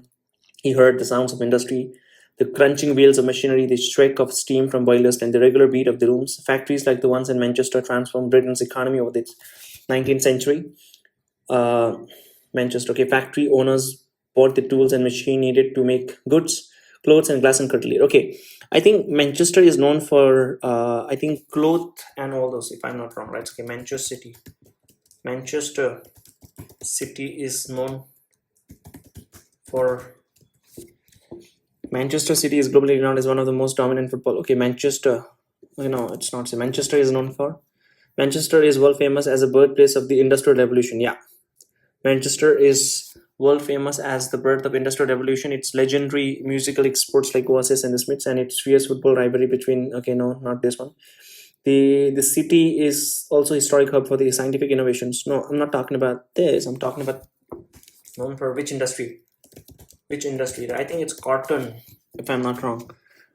Yeah, cotton textile manufacturing. Manchester is historically world renowned for its cotton textile manufacturing during the Industrial Revolution. The city's massive production earning the nickname Cottonopolis, transforming it into the world's first industrialized city. Today, Manchester is evolved into a highly diversified modern economy. Its key contemporary industry includes creative. Okay, so yeah, and I think India's Mysore. Is it Mysore or okay? India, Manchester. Which city or town in India is known as Manchester City? Yeah, Ahmedabad. Okay, Ahmedabad, located in Gujarat, is widely known as the Manchester of India due to the massive cotton textile industry. The city earned its nickname from its similarities to the Manchester, UK, and even the Coimbatore. Okay, Coimbatore, known as the Manchester of South India. Kanpur, sometimes referred to as Manchester of East, Manchester of North India. Ludhiana is the Manchester of India. Okay. Britain economies and all those things, okay, and paid wages to the workers who steamed in every day for the surrounding cottage. Goods were made more cheaply and new ones invented. Men, women, and children left the farms and moved to the expanding towns. Then they toiled alongside steam power machinery and were ruled no longer by the rising and settling of the sun over the fields, but the clocks and the schedule of their employ. The changes were so profound that they later came to be called the Industrial Revolution. Beyond the town was the countryside where the wheat needed to feed the factory workers were ground. Agriculture had long, been the backbone of the economy, and landowners were rich and powerful as a result. In the past, the land had been shared out according to the old customs of the village, bit by bit, though landowners took enclosed areas of land to create for large farms, and the village farmers and shepherds became laborers hired to work on them from a wage. Capitalist farmers employed the laborers and produced crops to sell for a profit, not to eat themselves. New farming methods made it possible to produce a greater amount of food to feed the growing population in the cities. Then, as the Manchester and towns like it filled with the warehouse and factories, the basis of the country's wealth shifted away from the agriculture towards industry. People started to build a fortune by investing in the industrial economy. One of them was David Ricardo, 1770 to 1823, a leading British stockbroker, someone who trades in the stock market. After making himself a rich man, he turned to economic displaying powers of logic never seen before in economics. In the 18th century, boys from well-to-do families were tutored in Greek and Latin before going to university. Not so the young Ricardo, his father, a successful Jewish businessman, believed that the practical education was more important as well. As to the age of 14, Ricardo was sent to work in the stock market. He was brilliant at it and earned himself lots of money. Later, he helped lend money to the British government to fight Napoleon. One of the deals, he was effectively a bet on the outcome of the Battle of the Waterloo in 1815. By lending to the government, Ricardo was taking a huge risk. If the British were defeated, he would lose a lot of money. His friend and fellow economist Thomas Malthus, who will meet probably soon, had a small stake in the loans. Malthus panicked and wrote to Ricardo to ask him to get rid of his shares. Ricardo held his nerves. Okay, so he held his nerve, right? Ricardo held his nerves, though, and held on to his own stake. When news came of the British victory, he became one of the wealthiest men in Britain overnight. So Ricardo stumbled upon Economist in the library, where he discovered Damn Sweet, The Wealth of a Nation. It turned out to be the most important book he ever read, and inspired to him to apply his formidable mind to the analysis of the economy at a time when the new capitalists were competing for power with the old land-owning aristocracy. The question was how the country's growing wealth was to be divided between landowners, the capitalists, and the mass of the workers. Although Smith had shown how market brought prosperity, you detected notes of conflict. They got loudest early in the 19th century when the workers became angry about the high food prices. Some people thought that the high food prices were caused by the high rents earned by the landowners, which pushed up farmers' costs. Ricardo disagreed, claiming that it was the other way around. High food prices caused high rents. Ricardo believed that the landlords were getting the lion's shares of the nation's wealth, that everyone's else expenses because food was so costly. Lowering rent would do nothing to correct imbalances. To explain his logic, Ricardo To explain his logic, Ricardo asks us to think of the economy as a giant farm producing grain. Landlords rent land to capitalist farmers. The farmers hire workers to dig the earth and sow seed and then sell what they produce. When the population increases, more grain is needed. Land is in short supply, so to grow more, the farmer resort to growing more grain in less fertile areas. Grain gets harder to produce, so it's price rises. Farmers on the least fertile land may need many workers to produce a bushel of a grain, so have little profit left over they pay the workers wages. You might think that the farmers on the more fertile lands would end up with a higher profit because they can produce a bushel with a fewer workers. In fact, it's the landlords who gain because farmers compete for the use of the land. If there were farmers making really high profits because they were on a very fertile land, then other farmers were offered to pay landlords a high price to higher rent to use that lands. Hence, high grain prices boost the rent earned by the landlords, not the profit earned by the capitalist farmers. What about the capitalists who own the factories in the towns? Their profit falls too because the high price of the grain makes bread expensive, and so they have to pay high wages to ensure the survival of the workers. So as for the workers, they lose out from high grain prices because the food costs them more. Ricardo therefore concluded that the interest of the landlord is always opposed to the interest of every other classes in the community. The power of the landlord dragged in down the economy. Ricardo says when capitalists build factories and hire workers to make and grow things, they increase production in the economy but with lower profit, the capitalists have less to spend, and so wealth creation slows down. Landowners get rich simply by collecting rent on the lands. Instead of investing their income like the capitalists, they consume it on the maids and butlers, on libraries for their mansions, perhaps on expedition to the tropics to collect plants for their gardens, none of which contribute to the long-term wealth of the nations. Yes. In Ricardo's time, the imbalance swung further in favor of the landowners because Britain land laws that banned cheap foreign grains, they were called the corn laws, and they stopped Britain from importing the extra grain needed to feed its growing population. The result was even higher grain prices. Ricardo reasoning showed that the laws helped swell the landlords' rent, shrink the capitalist profits, and improvise their workers. In 1819, a demonstration was held in St. Peter's Field in Manchester, demanding the vote for all and the end of the corn laws. The protest turned into a bloodbath when the soldiers fired into the crowd, killing several and injuring hundreds. Likened to the Battle of Waterloo, the incident came to be known as the Peterloo Massacre. The same year, Ricardo became a member of parliament. There, he put forward his solution to the country's problems to do away with the corn laws. It would help make Britain the happiest country in the world, and he said his proposal fell on deaf ears. People weren't used to hearing arguments based on strict economic analysis. Too many, they seemed rather removed from reality. Fellow members of parliament said Ricardo had argued as if he had dropped from another planet. People still grumble about economics for economists for the same thing. Eventually, he won the arguments, and Britain scraped the corn laws, but not until the middle of the 19th century, decades after his death. According to Ricardo, what would happen if the corn laws were removed? Cheap foreign grains would flood in. Workers wouldn't have to struggle with the high food prices. Capitalists would have a lower wage bill because their workers wouldn't need to spend so much on food. Capitalist profit would increase, and they would start investing again. Wealth creation would speed up. Yeah, it's all a cycle. Without the corn laws, the country would buy in a cheap foreign grains and produces less of its own grains. Growing all your own grain didn't always make sense, said Ricardo. A country can make other things, cloth and iron in factories to sell to foreigners for the grain. If Russia can produce more grain more cheaply than Britain, and Britain can produce iron more cheaply than Russia, then it's easy to see that both countries are grain. When the British just make irons and Russia just grows grain, and the two countries then trade iron for a grain. That's the essence of the globalization, right? Ricardo's clever reasoning took this a step further. Both countries could gain from trade, even if one of them was better at producing both grain and iron. To understand his logic, imagine that you and your friend are given a chore to do, to move some heavy boxes from the garage to sweep the floor. You can shift boxes faster than your friends. You are also faster at sweeping up. Should you sweep up and shift boxes? No, not necessarily. By sweeping up, you've given up making fast progress on moving the boxes. Your friend, however, in sweeping a meters of floor might not give up as much in terms of numbers of boxes more. Perhaps in the time your friend takes to sweep a meter of a floor, she could move 2 boxes. In the time that you take to sweep a meters of floor, you could move 5. Relatively speaking, your friend has an advantage over you in sweeping, so she has a comparative advantage in sweeping, even if it is in absolute terms. She's worse at it. Together, you'd finish the chore quickest if you stick to moving boxes, your friend to sweeping. The same logic implies that if the Britain has a comparative advantage in iron and Russia in grain, then British should just make iron and import its grain from Russia, and Russia should just grow grains and import its iron from the Britain. The idea is profound because every country has a comparative advantage in something, and so every nation has the potential to gain by specializing in trading. It's better for countries to open their waters to foreign trade than to try to be self-sufficient, although a few economists have challenged it.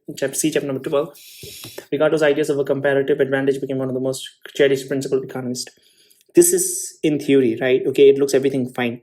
But now the problem comes in, I think back then, there was no such a problem as such, but now the problem comes when, okay, so it says that some countries has to be specialized on some producing, right? Now, what if those producing countries, right, they are producing a highly rare and highly advanced technology, and normally they would be they would be exporting to other countries for, and they'll import what other countries are exporting.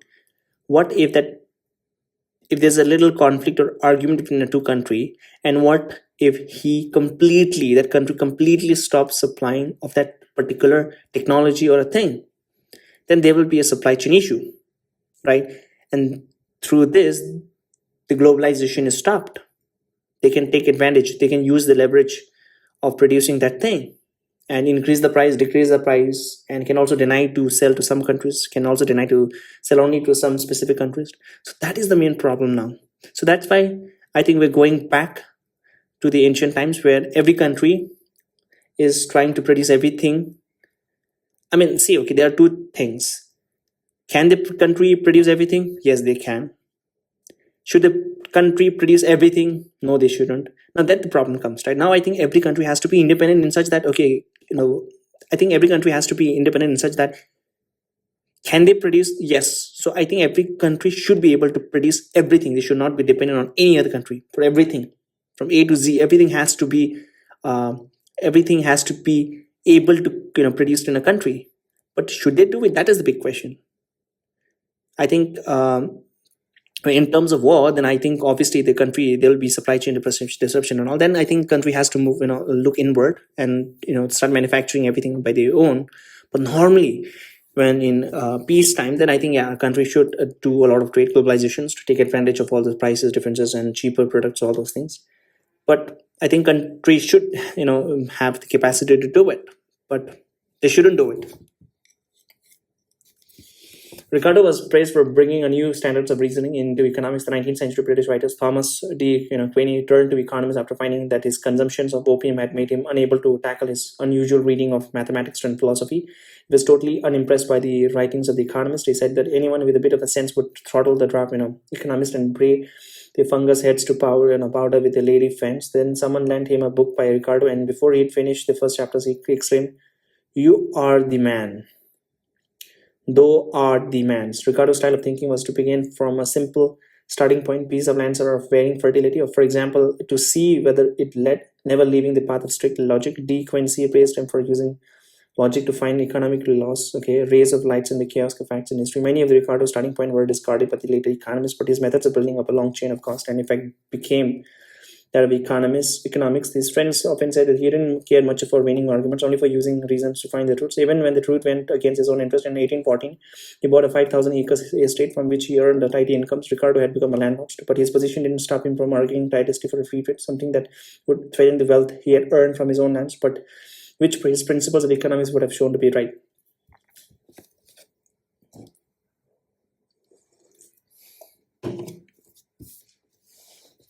Now the next topic is an ideal world.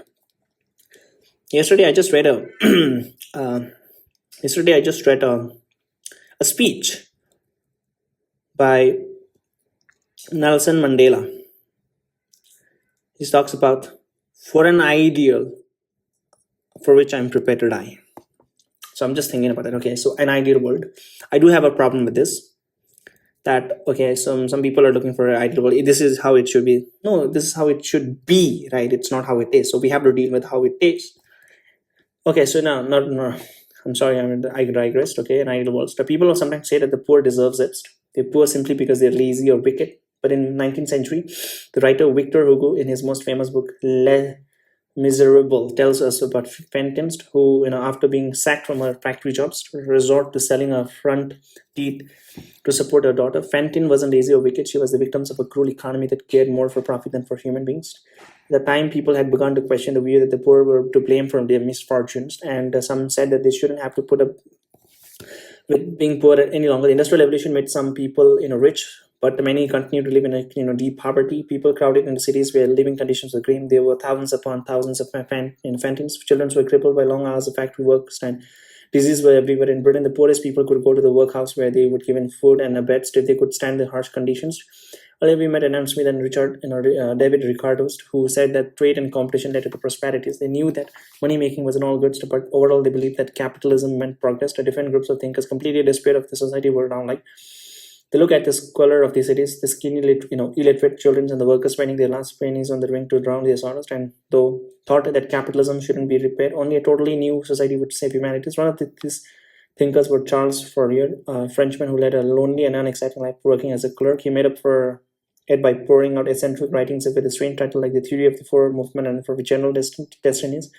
Fourier condemned the entire civilization of Europe. He thought that its society of factories and money making was brutal and inhuman. Think back to the Adam Smith pin factory where each person performs one small task. Many pin gets made, but how dull to spend your days filling the point of a pin.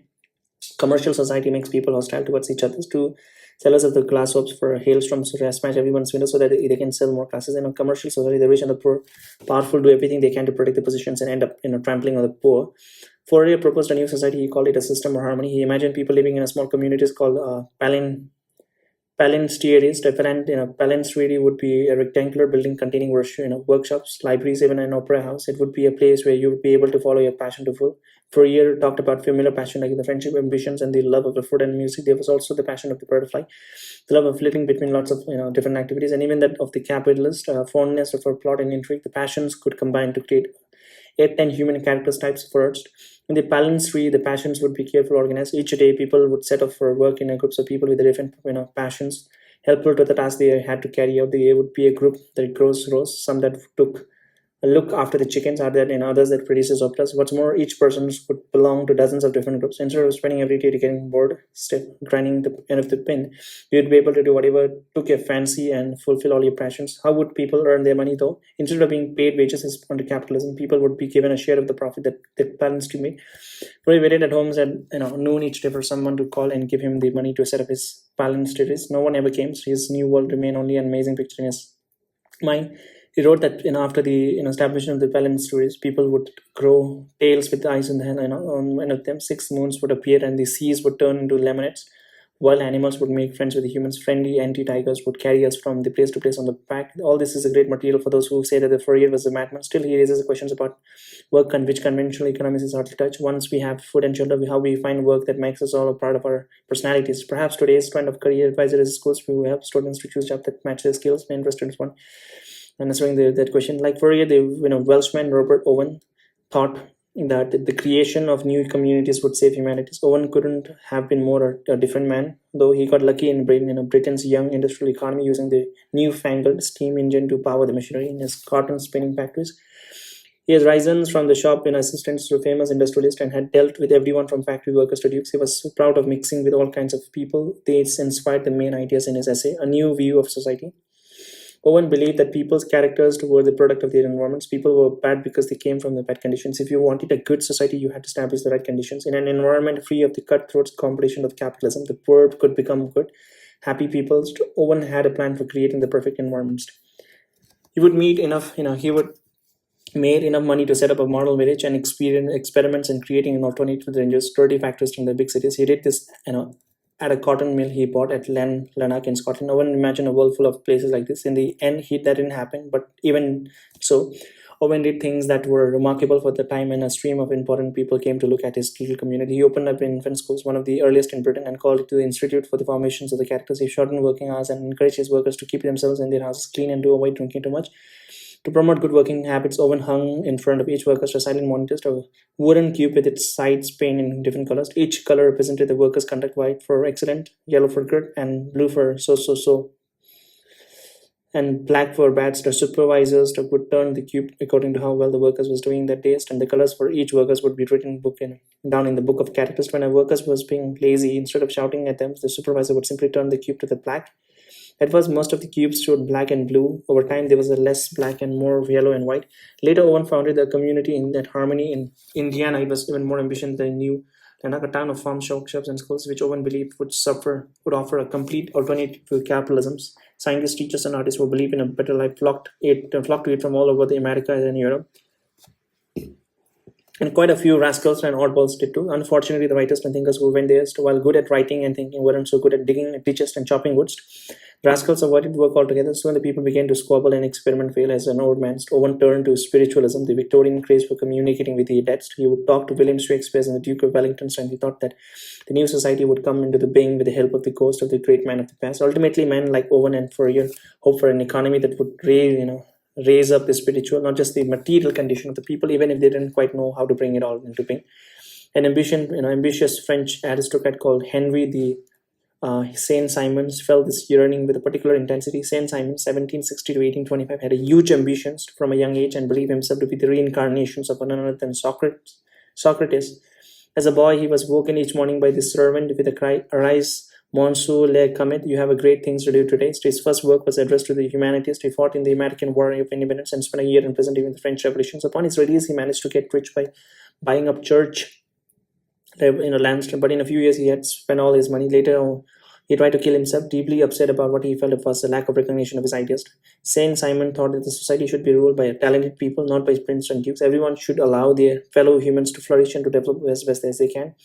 There'd be differences between people, but because of differences in abilities, not differences of birth, no longer would people exploit each other. Instead, they would exploit nature together, using scientific principle to enrich society. At the top would be the scientists and industrialists who would direct the economy as a single national workshops. Under them, the workers would act together in a spirit of cooperation. The state would create an industrial society that was human and free from poverty.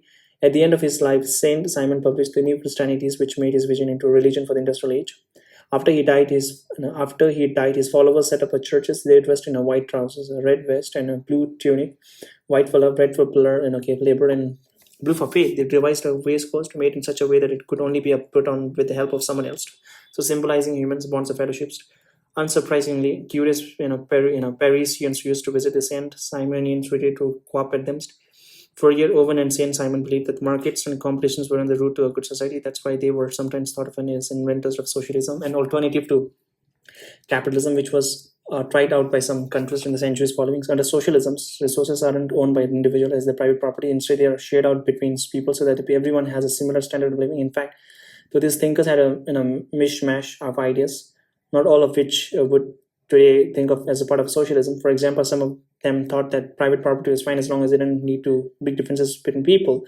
But all of them believed that a perfect world, a utopia, could be created by appealing to people's reasons and goodwill. They were against revolutions and conflict between rich and poor. Their hopes for peaceful change was swept away by a series of revolutions that broke out across Europe in the middle of the 19th century. Not only that, but their plan seems to naive after the revolution, writing of Karl Marx, who need in chapter number 10, and who was the most famous critic of capitalism in history. Although the influence in Marx was said that Fourier, Owen, and Saint Simon were dreamers who thought about new worlds, but they didn't know how to get them.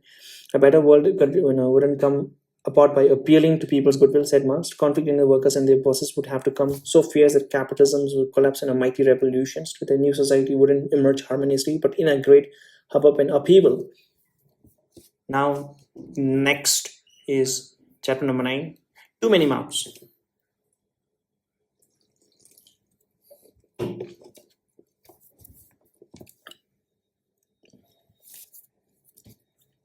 In Charles Dickens' story, A Christmas Carol. Okay, Charles Dickens. I know this guy, but Charles, he's not an economist. He's a writer, okay? Charles John Huffam Dickens was an English writer and journalist. He created some of literature's best known fictional characters and regarded as by many as the greatest novelist of the Victorian era. He is famous for the novelist for the Victorian era and fierce social critic. Okay, he's best known for creating timeless like A Christmas Carol. I think I should read A Christmas Carol. Okay, if I have time, right, I'll just read Christmas Carol, okay? In Charles Dickens' story, A Christmas Carol, we meet the most bad-tempered of misers, Ebenezer Scrooge. On Christmas Eve, he is sitting in his office counting his money and grumbling at his clerk who wants to stay at home with his family on a Christmas day. Two gentlemen come in to ask for a donation of a few pennies to buy meat and drink for the poor. Scrooge scowls at the man and shoos them out of the room. Shoo! Speaking about the poor, he says to the departing visitors, if they would rather die, they had better to do it and decrease the surplus populations. Earlier, we met a financial genius and one of the great British economists, David Ricardo, and his good friend, the clergyman Thomas Malthus. Malthus wasn't as good at earning money as Ricardo, but turned out to be very good at coming up with economic theories that made people sit up and take notice. He was the first ever professor of economics appointed in 1805 to the East India College, with trained officers of the East India Company, the famous British trading company. Some thinkers' ideas don't become widely known while they were alive, but Malthus most certainly did. Shortly after, before Dickens wrote his tale, Malthus achieved fame for an economic doctrine that made people think of him as the Scrooge of economics, the peddler of a truly mean and sting theory. Malthus feared as an ever-growing population, more people meant more poverty. He claimed all that a growing populations would do as was to condemn more and more people to wretched existence, and there was no point in trying to help the poor. That would only make the situation worse. Earlier, economic thinkers hadn't shared Malthus' pessimisms about the effect of the big population. The mercantilists were in favor of them. They believed that the large populations helped nations to win out over foreign rivals because a large full labor force working for a low wages allowed manufacturers to make cheaper goods to sell abroad, and a large army and navy made possible to the defense of the nations and trade routes. After the mercantilists, the utopian thinker Charles Fourier, Robert Owens, and Henry the Saint Simon said that the people weren't doomed to poverty. They believed above all in progress. If people help each other's poverty and squalor could be abolished. They said Malthus' father Daniel and admired the utopian, believing their ideas to be the key to better society. Malthus strongly disagreed, and father and son spent hours arguing it out. Eventually, Malthus set down his ideas in a pamphlet he published in 1798, and which made his reputation. Its title, he named some of the British and French prophets of progress with whom he disagreed. It was called an essay on the principles of population, as it affects the future improvement of the society, with remark on the speculation of Mr. Godwin's, Miss M. Condorcet, and other writers. The last named Marquis de Condorcet was the leaders of the French revolutions of 1789, in which the people rose up and overthrew the king in the hope of creating a better society, one in which ordinary folks had the power. The revolution was a blazing comet, but would it lead to humanity's victory over poverty? Condorcet said that it would. Humanity was on the march towards perfection. Civilization had already progressed through 9 stages of improvements, and the 10th stage, equality between all people and nations, was just around the corner. Malthus poured cold water on all of this. He takes some harmless sounding starting points. First, humans need food to survive. Second, they must have sex in order to reproduce. What's more, they like having sex and will keep doing it. In a couple of decades, today's child will produce a couple of children, who in turn will have a couple of children, and so on. The population expands in bigger amounts as time goes on. Malthus says that if left unchecked, the population tends to double every generation. So that after 2 generations, the population of 1,000 will have grown up to 4,000. After 6 generations, 64,000. What about the food needed to feed the extra people? You can certainly increase food productions a bit, but not by anything like that, as fast as the doubling populations. For one thing, you can't double the area of a land. Malthus said that the food production grows by a fixed amount each generation at a much slower rate than population. Population will quickly outstrip food supply. There will be soon too many mouths to gobbling up for too little food. So what happens? Break on populations act to bring the numbers of people back into line with the supply of food. First, famines and disease kill people off. Second, people have fewer children. The problem is that they have fewer children by committing sins. The worst would be the murder of a newborn. But people who also reduces the number of children by carrying out abortions and using contraceptions, both of which were widely judged as sinful in those days. Yes, back then, right, contraception, using condom was considered as a very sinful act. But people also reduce the number of these ones, both of which were widely judged as sinful in those days. The result then is a misery and vice, more deaths as a result of illness and hungers, fewer births as a result of the human beings' sins.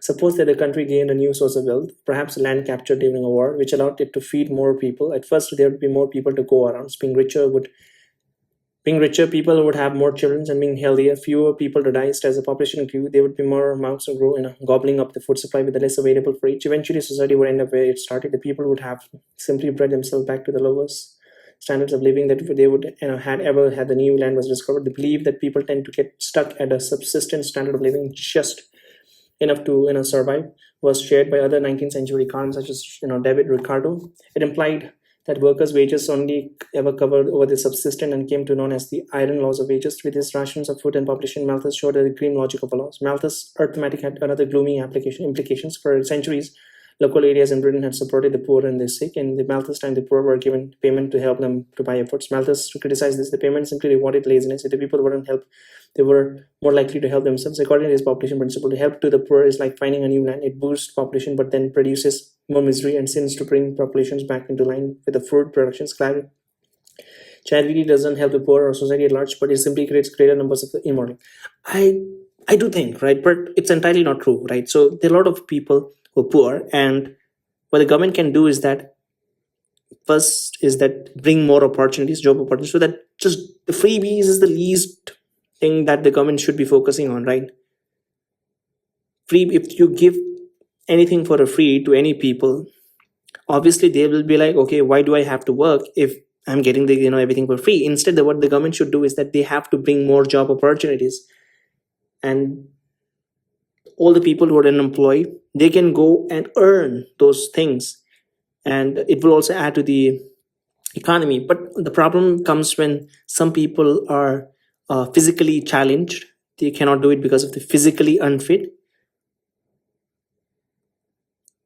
So for them, the government has to give either a shelter or a food or all those things free. That I agree. But if a person is fit physically or mentally to do some activity to earn for themselves, then I think the giving freebies is the least of the concern. They should focus rather on the job employment and creations. Okay.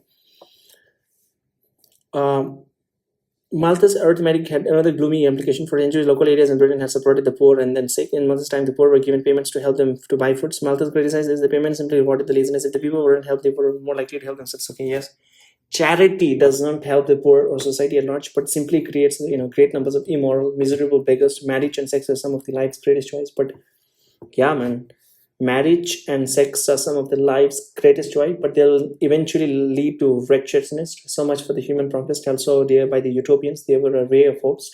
Though men and women could choose to restrain their sex drive and so reduce their contribution to the burden of the high population, Malthus encountered and encouraged people to delay getting married, following his own advice by the waiting until his late 30s to do so. For some, though it might mean never marrying. Unsurprisingly, what is unsurprisingly? This is the first word. This is the first word that I came across. Surprisingly surprised. Unsurprised. You're not surprised. Okay. Unsurprisingly, Malthus' writing provoked holes of disapproval. He was attacked for being a grumpy, killjoy, or worse, a cold-hearted man who condemned the poor of the earth. Karl Marx branded Malthus' ideas as a libel on the human race. The Victorian philosophers and historian Thomas Clary called them mournful and dreary, and he gave economics a nickname, the dismal science. Later history disapproved many of the Malthus' ideas. The population started to grow fast, but the brakes on it from the disease and famines receded it in the 19th century. When better medicines and cleaner cities helped people to live longer, they stopped getting wiped out by families and disease. Malthus said that when people get richer, they have more children, but the opposite happened over the 19th century, the 19th and 20th century, when in many countries population growth slowed down, when more reliable contraceptives were invented and became easier to get hold of, and most people stopped believing that it was wrong to use them. Even Malthus' miserable mass of the poor people started having fewer children because new kinds of works in factories and offices offered better earning than digging the fields. With fewer children to feed, they could spend more on schooling them so that they could do the new jobs. Over the 19th century, something else happened, which neither Malthus nor the prophets of the progress foresee. New technology raised the living standards so that the people could permanently earn more than the bare minimum needed to survive. Britain was one of the first in countries to increase the productivity of its farms so that the more mouths could be fed. Later on, once the effects of this, steam, iron, and railway came together in the Industrial Revolution, other necessities of life were produced more cheaply and for greater numbers of people. If you drew a graph of populations and average income in the Europe from the start of our story to the present, you would see that a two line bob up and down slightly for centuries, but stays more or less flat most of the time. After the 18th century, the line zoom upwards and keep on going. There were many more people, and they had ever higher income. Think of what people in Britain had in the middle of the 20th century: plentiful foods, clothes, perhaps a car, compared with 1700s when they had to eat scrapes and trudge through mud for hours to get anywhere. And by the mid 20th century, there were 6 times as many of them. For the first time, the economies of the Europe and America supported big cities and constantly expanding population. It was one of the most extraordinary transformations in human history, certainly the most remarkable economic ones. After humankind's long battle against scarcity, material progress had accelerated dramatically. Before the takeoff, however, economies were quite like how Malthus has described them. So income never grew that much. Peasants, farmers often struggled to survive, sometimes relative or church help out when times were hard. But a bad harvest or an outbreak of a disease could mean starvation and death. Many mothers died during childbirth, and many children never survived their infancies. In Malthus' ideas were mournful and dismissed, and so were the conditions in which people had to live. Malthus was spelling out with grim clarity that constraints the facing people living in those early society. In our own time, this is still the fate of many of the world's poorest countries. Today, when people talk about population explosion, they are usually borrowing Malthus' ideas. Many believe that there are just too many people and that the world is getting uncomfortable crowded. However, in the parts of his writing that often gets forgotten, Malthus said that he wasn't anti-population at all, and that he thought of that having many people was a good idea as long as society had the means to feed them. Perhaps he wasn't such a Scrooge after all. His friends remembered him as a kind and friendly man, not at all mean and misery. Many economists who study today's growth of economics with the long term think that large population go with healthy economics. People use up resources, but they also create new ones. More people means more brains, and so more new ideas how to produce society's wealth. Chapter number 10, and it is Workers of the World. A spectre is haunting Europe. The spectre of communism. This is the first line of the Communist Manifesto. Yeah, I've read it, and spectre, I'm assuming it's ghost he's talking about. SPEC. Or something unpleasant that people are afraid might happen in the future. And the spectre of unemployment, right? Okay, spectre primarily refers to the ghost, phantom, or terrifying apparitions in a figurative sense. It describes an unsettling, looming fear of or disturbing thought that continues to haunt the mind, such as the spectre of a famine. They saw the specters of the old sea captain wandering, referred to seeing an appropriation visible in corporate. Okay, so understood. And a spectre is haunting Europe, the spectre of communism. This is the first line of the Communist Manifesto, which was written in the middle of the 19th century and is perhaps the most famous political pamphlet ever. The spectre, something scary and menacing, was the threat to Europe's existing system of capitalism. The threat came from an alternative system, communism, which was about to sweep capitalism away. And the communism where there would be no private property and the workers, not the boss, would have control of everything. The words were written by the two Germans, Karl Marx, 1818 to 1883, the philosopher, historian, economist, and the most famous revolutionary in history, and his friend Friedrich Engels, 1980 to 95. Marx is remembered by some as a social prophet, a great thinker who could see the future like no one else. Others think he is a villain who took economic down a dangerous valley. Okay. Marx gave his warning about the end of the capitalism in 1848, just as European nations did seem about to fall off a cliff. In France, the monarchy had been restored after the revolution of 1789 had removed it. Now the people were once more angry with the kings. As Marx published his manifesto, demonstrations erupted in Paris. Protesters built barricades and fought in the streets with the soldiers.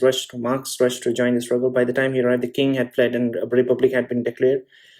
Crowds of cheering revolutionaries filled the square. The reason for the Marx excitement comes a few sentences after the famous opening, and he says, "The history of all hitherto existing society is the history of the class struggle." By this, he meant that history is about a dispute and a conflict that between rich and the poor, bosses and the workers. Marx believed that in Paris, he would see the historical struggle in action. It predicted the overthrow of the capital in a list of bosses, the bourgeoisie, but the workers, the proletariats. He hoped that the uprising were the start of this, but a few months later, Europe's revolutions fizzled out. It seemed that the death of the capitalism was going to be a long and drawn-out one. Marx retreated to Britain, one of the last remaining European power not to have expelled him for his troublesome writing. In London, he became leader of a circle of foreign revolutionaries. He had a frightening stare, long beard, and hairy hands, and used his phenomenal learning to expose stupidity. He often scolded his fellow revolutionaries in public, and he liked taunting famous and powerful people. He said that the British philosopher Jeremy Bentham was so dry and boring that he must have had a tongue made of leather, and he called the Prime Minister Lord Russell's a distorted drop. Marx began an intense study of economics that resulted in a massive book in which he aimed to give a complete theory of capitalism. It took him many long years. He had incredible stamina, but also a tendency to put things off and get into a muddle. Shopkeepers were often found banging on his doors, demanding the payment of overdue bills. His wife and children were regularly ill, and when a young daughter died, he had to borrow $2 from his neighbors to buy a coffin. He would often take refuge in the British Museum reading rooms, where he devoured difficult books on history and economics. He would return home carrying a big pile of notes and stay up all nights writing, puffing away on cigar after cigar, with his children's toys and bits of broken furniture strewn all around.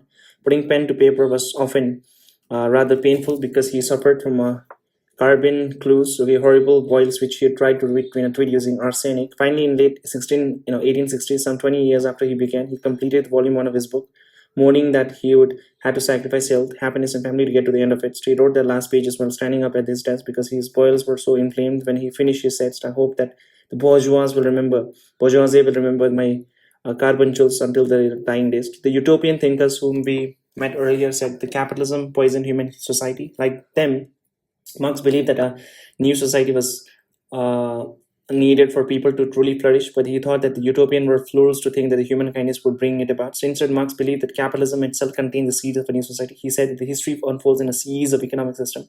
Before capitalism, the economy was governed by feudal traditions. There was no factory-owning capitalist, just a small craftsman, peasants, farmers, and noblemen. Capitalism emerged when powerful people took over the land and set up factories, and the peasants, farmers, and craftsmen become workers earning wages from the capitalists. Eventually, capitalism itself gets replaced.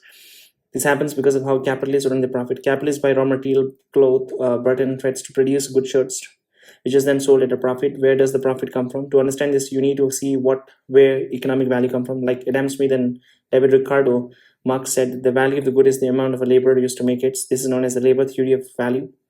This is known as the labor theory of value. If a shirt takes 30 minutes of labor to make, then it's worth that amount of a labor, like Smith and Ricardo. Marx also believed that the workers earned what they needed to pay for their subsistence, a minimum amount of food and clothing. Suppose that after 5 hours of workers make enough shirts to earn their subsistence. This is the wage the capitalist hires them for. If the worker shift is 12 hours long, though there's an extra 7 hours above the 5 needed to earn the worker subsistence, what happens to the surplus value? The money earned from selling the shirts made during the extra 7 hours, it goes to the capitalist as a profit. The surplus allows capitalists to buy more machines and capitals, and this makes the economy get bigger.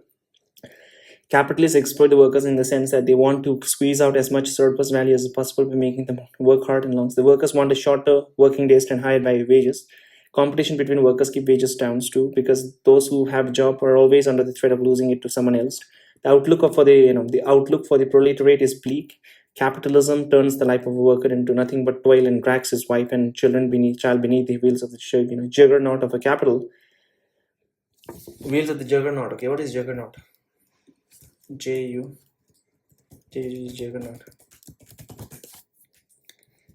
Juggernauts, gerrymandering. Okay, so juggernaut is a literal or metaphorical forces, campaigns, or movement regarded as unstoppable, overwhelming, and destructive.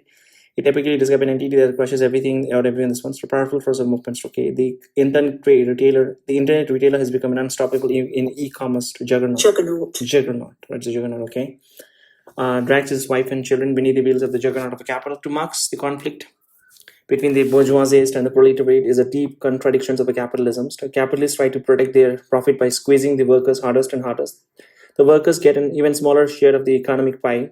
Eventually, they simply don't have the money to buy all the goods turned out in a factory, and so the capitalists find that they can't sell all their goods all the while. The workers get more miserable and discontented. So eventually, the whole system collapses. The workers rise up, seize the factories, and field instead of a communist society, which ends up exploitation. That's because there would be no private property. Furnaces or train wouldn't be owned by the particular capitalist. It would be owned by the community. People would be given what they needed to live rather than what a capitalist boss paid them. So communism would get rid of the division of the society into different classes, constantly fighting against each other. Marx believed then that capitalism is all about turmoil and stress. No sign here of Adam Smith's invisible hand through which money making leads to harmony. Under capitalism, the capitalists own the means of production. The capital needed to make the goods. The workers own nothing but their own labor. Unlike peasants in a feudal society who are tied to a lord, the workers are free to work for anyone, but all they have to do is the labor. So their only option is to work for a capitalist and be exploited. Capitalists are able to build up the capital and get rich because the country's laws and political system allow them to own capital and keep as a profit and surplus and value created by the workers. In conventional economic, which sees capitalism as a largely free from conflict, capital is seen as a merely collection of things. It's the building, conveyor belts, saws and the looms that are used to produce goods. To Marx, capital was more than this. It was about power. Capital depends on a division of society into those with the property and those without, and the creation of a capitalism involves those with the property, property gaining all the powers. Understanding this is so vital to seeing the reality of a capitalism, which is why Marx called his book simply Capital. Marx's ideas later developed into a worldview, Marxism, which became one of the most influential political movement of the 20th century. Long after he died, communist systems was set up in Russia, in Hungary, in Poland. Russia, Hungary, Poland, China, elsewhere. The state took over the economy and told the factories and farms to what to produce. At first, there was a fast industrial developments, but people in communist countries who frequently suffered daily hardships. For the most unlucky of them, back breathing, work in labor camps, and sometimes starvation. Chapter number 16. The state's task of managing so many factors eventually got too complicated. Producers became insufficient and were slow to develop new products and methods. In many communist countries like those in Europe, the economy broke down completely and communism collapsed. Later, economists objected to many of the Marxist idea. As we'll see in the next chapters, they dismantled the labor theory of value and replaced it with a different theory. Critics also say that the failures of an actual communist society to prove Marx was wrong. However, his theory was more to do with the tensions of the capitalism than with the details of the communist future. And it's often said that the communist countries didn't establish the system that Marx had imagined. That he would have been horrified by the cruel communist leaders who turned their people's lives into hard drudgery and didn't hesitate to kill anyone who questioned them. Also, Marx said that societies would only successfully establish communist systems once they had well-developed capitalist economies. But the first communist revolution came in the early 20th century in Russia, which had a poor agricultural economy, not the capitalist kind that Marx had talked about. As the 19th century wore on, there were many who, while concerned about the plight of the poor, didn't think that the answer was the overthrow of the system. They thought that the capitalism could be made kinder. In many countries, the right to vote was extended from the rich to the working classes, who therefore gained a new influence in the society. Government tried to lessen the harsh consequence of capitalism on the poor. At the beginning of the 20th century, France, Denmark, and other countries introduces payment to the unemployed. The German state that had led the way in providing education for the masses in the early 19th century in America, France, and Britain, then they did the same. Gradually, government outlawed children labors to do so illiterate, hungry children were rarely sent into mines and factories. The living standards of the average workers eventually improved. Does this make Marx irrelevant? No, because Marxism says that the living standard of the average workers eventually improved. Does this make Marx irrelevant? No, because Marxism says that capitalism hurts people even if they can afford cars and televisions. This is because of what Marx called alienations. He believed that under capitalism, workers become cogs in a giant machine. They lose any real connection to the goods they make that their bosses sell for profit. They come to see other as a tool of production rather than as a human being. In the end, they become disconnected from the humanities, very thing that unites them with the other people. Higher wages don't break the heavy chains of the alienation. Alienation arises because of the private property, which divides society into those who own capital and those who don't. Only by getting rid of the private property through a workers' revolution will people be able to fully embrace their humanities. Okay, so the Communist Manifesto ends with a call to arms. The proletariats have nothing to lose but the killing. Okay, yeah, I've read it. At the last, it says that the proletariats have nothing to lose but their chains. They have a world to win. Working men of the all countries unite. And I would like to repeat it again. I would like to memorize it because it's the essence, I would say, of the Communist Manifesto. It says that the proletariats, that means the people who are working class, the common people, the people who are proletariats have nothing to lose but the chains, and they have everything, or they have world to win. Working men of all countries. Okay, and then he urged all the working men of the countries to unite. The proletariats have nothing to lose but their chains. The proletarians have nothing to lose but their chains. They have a world to win. Working men, all countries tonight. Okay, so now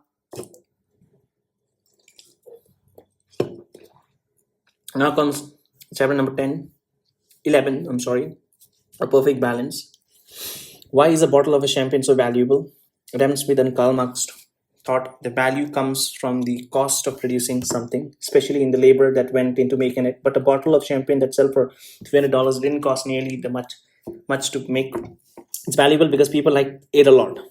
So now comes the demand and supply. Okay, so this is interesting, a perfect balance. Okay, the question is that why does a bottle of a champagne cost $300? A lot.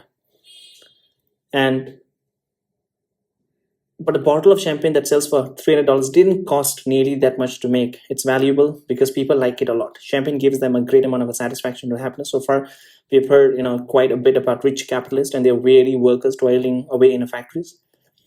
But what about the people who buy the goods? They get satisfaction from them, not just from champagne, but from the pots and pans, hats and coats too. Surely this should be important for how we think about the economy. The British economist William James, 1835 to 82, thought so. He was the first famous economist to study for a degree in economics rather than following the traditional path of thinkers who took up economics having studied Latin and ancient Greek. Jevin developed the ideas of a marginal utility. Yeah, this is what I've studied, marginal utility. Imagine eating a toffee. You love it, gives you a lot of satisfaction, or utilitist, as economists call it. But as you eat more toffees, the pleasure you get from an extra one won't be as great. The 10th of toffee is nice, but not as nice as the first one. After its marginal utility, okay. After eating 15 toffees, you start tired of them. Perhaps the 20th coffee gives you no pleasure at all. The pleasure comes from an extra toffee is its marginal utility. Margin means the edge of something. So the edge of your utility from toffees is the utility of the very last one you ate. The tendency of a marginal utility to go down as you consume more is known as the principle of diminishing marginal utility. Yes, I've studied this. Marginal utility, and in a graph it just slopes downward to the right, known as the principle of diminishing marginal utilities. Marginal utility is one of the most important ideas in economics. Jevon used it to explain how people spend their money. Imagine you are in a cafe and you have $10 to spend on hot dogs or cans of Coke. Suppose you spend it on one go. How many hot dogs and cans of Coke do you buy? You're very hungry, you pile your tray with the 10 hot dogs, but you quickly realize that even though you're hungry, it would be silly to only buy hot dogs. If you buy 10, then marginal utility of 10 will be very low. This is an economist fancy way of saying that if you eat 10 hot dogs, you'll be sick. Okay, you don't have any cans of Coke on your tray, so the marginal utility from adding one is high. So you should buy a can of a Coke instead of the 10th dog, because it adds more to your utility than the hot dogs does. So you take a hot dog off your tray and add a cans. But before you go to the till to pay, think again. Chances are that the second can would add more utility than the 9th hot dogs does. Take another hot dog off and add a second one. Then when you increase the cans of a Coke and decreases the hot Coke, then the marginal utility of the can goes down. Yes, because there are more of them. And the marginal utility of hot dogs goes up because there are fewer of them. Where should you stop? When the marginal utility is the same for an extra Coke as for an extra dog, because you are hungry hot dog lovers, this might be at 7 hot dog and 3 cans of Coke. For me, more thirsty than hungry, it might be the other way around. The key is to exactly find those marginal utilities. Once you have figured out the right split, go to the till. Now you might be thinking, hang on a second, I don't go through all the steps when I buy things. I don't know what marginal utility was until just now. If you saw someone in a cafe buying hot dogs and Cokes that way, you'd be probably thinking them a bit odd, but economists don't believe that people behave exactly like that. What we have here is an economic model, a picture of the world made simple. For example, we assume that you'd spend your $10 in one go and that you'd only spend it on a hot dogs and Cokes. In reality, there are hundreds of different things to buy. Models zero in on the key things we want to explain. Here it's the basic problems of scarcity. In real life, you know that you have a limited amount of money to spend, and then there are lots of things to buy. You can't have all of them. It's true that you don't stand there calculating like a robot, but somehow you make sure that you spread your limited amount of money in a way that you're happy with. Marginal utility is a way of making this into a model that's precise enough to explain your behavior. In the late 19th century, this was a reasoning using the marginal principle became the foundation of a new whole approach to economics. Today, it's one of the basic methods that economists use all the time. Jevons died before he had fully worked out his ideas by the British economist Alfred Marshall. I know Alfred Marshall because I've studied comprehensively in my class 12th.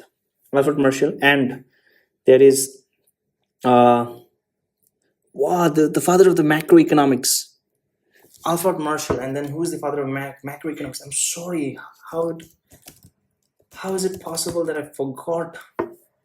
John Maynard Keynes. Yeah, John Maynard Keynes. Keynesians, right? Okay, I think it's called Keynesians, right? Okay, Keynesian.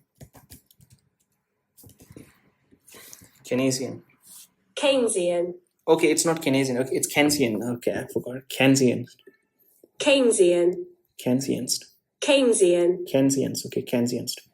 John Maynard Keynes. Keynesians. Okay, Keynesians. Okay, Keynesians.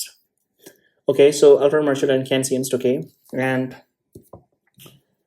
you'd spend your 10 this. Okay, where was I? This one. Okay. So Jevon died before he fully worked out his ideas, but the British economist Alfred Marshall, 1840 to 1924, took the thinking forward. He came up with the theories during Alpine walks, trekking for days with a rucksack full of books while resting next to Glacier Book in hands. He developed many of his ideas that are not taught in economics students in their very first lessons. Yes, one is the law of demand.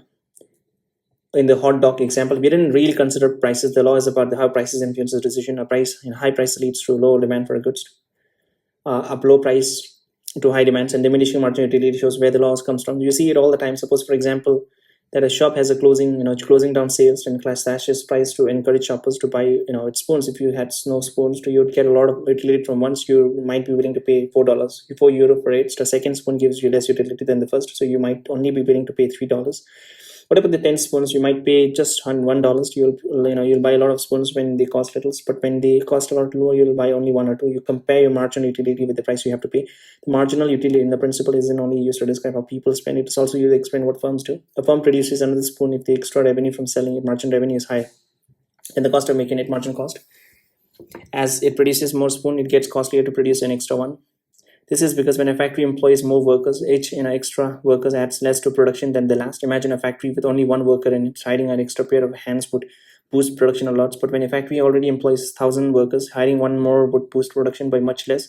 The firm produces many spoon if the prices is high enough to cover the high costs. A high price brings high supply from the low prices. The commercial combine the consumer and the firm in the theory of supply and demand. It's one of the most important themes in economics. Yes, a demand curve links the price with the quantity that the people want. Think of it as a line on the graph. Picture the number of the spoon running along the bottom and the price running on the upside. Okay, so this is known as a vertical and horizontal.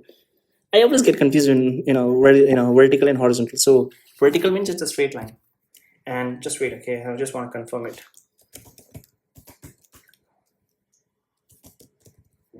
Okay, so this is the horizontal. Okay, this is the vertical. So horizontal and vertical refers to a line or planes that run parallel to the ground. Okay, and this is the vertical. Okay, so in the vertical, combine this one. So one of the most famous ideas in economics. So demand curve link price with the quantity that people want. Think of it as a line in the grams. Picture the numbers of the spoon running along the bottom and the prices running on the sides. The demand curve slopes downwards as the price decreases. People want more. A price links the price with the quantity the firm produces. The supply curve slopes upwards as the price rises. Firms become willing to make more spoons because the higher prices covers the increased cost of production, which determines the price of the spoon. Supply or demand. It's like asking which blade of a pair of a scissors cuts a piece of a paper. Together they determine the price. The market is balanced and equilibrium when the demand for a spoon is exactly equal to the supply. With the demand and supply curves crossed, equilibrium is where the market intends to end up. It happens when the prices is at a particular levels that at which firm wants to produce the same numbers of the spoon that consumer wants to buy. Sometimes the equilibrium changes. Suppose that fancy engraved spoon becomes fashionable, demand for that rises, and so does the equilibrium prices because for firms to supply more, they need the high prices to cover the extra production costs. Over time, the high price might encourage business people to build a new spoons factories. Supply increases and the price falls back. Supply and demand has been applied to pretty much every market. From wheat to diamonds to house, it's one of the most basic tools of economics. Competition is another idea that economists use all the time. Adam Smith was fascinated by it. Marshall and his colleague made into it model. Picture dozens of mackerel fishermen selling their fish at the harbor. The price of the mackerel, suppose it's $2, comes from a demand and supply. The crucial features of a competition is that no buyer or seller has any power in the market. If a fisherman offered you an identical mackerel for $3, you simply buy one from someone else. If you offered to buy it for only $1, the seller would find another buyer. No single buyer or seller can alter the price. Economists call it a perfect competition. No one makes huge profit because competition keeps prices down. Consumer gets what they want at a lower price. And before Jevons and Marshall, economists imagined people as rather colorful characters. In Adam Smith versions of competitions, merchant haggles and hustle to make the best deals, and Malthus poors like to breed like a rabbit. Now economists placed a new character at the center stage: rational economic man. Okay, it has to be rational man, right? Okay, a rational economic man, a person who decides what to do by weighing up marginal cost and marginal benefits. For example, by comparing the price of a spoon with its utility, the economy was seen as being full of cool-headed people who do all this calculation perfectly. This kind of economy looks calm and harmonious, quite different from how earlier economists saw it. To Marx, capitalism was all about the exploitation of workers by the capitalist. Workers creates the economic value, but capitalists take most of it as a profit. In the world of rational economic men, there are simply lots of people buying and selling things. There's no such thing as exploitations. You even decide how much to work using the marginal principle. You look at your marginal utility from any extra point of ledgers, playing football or going to the cinema, and then compare it with the wage on offer. If you get a lot of utility from playing football for an hour, then you choose not to work unless the wage on the offer was really high. No longer does the ruthless capitalist dictate your honest hours. Marshall's economy became known as the neoclassical economics. Neoclassical. What is a classical? Okay, just wait. Okay, what is a classical economics and non-classical economics? What is classical Classical economics is a school of thoughts that emphasizes free market, minimal government intervention, and that the power of supply and demand to naturally regulate the economy. Pioneered in the 1890s centuries, it established the foundation for modern capitalism. Invisible hand, metaphor introduced by Adam Smith, suggesting that when individuals act in their own self-interest, they will unintentionally benefit the broader efficient laissez-faire, minimal interventions, self-regulating value and productions. Adam Smith, David Ricardo, best known for the theory of comparative advantage. David Ricardo. I want to see this person's. David Ricardo, economist and member of parliament.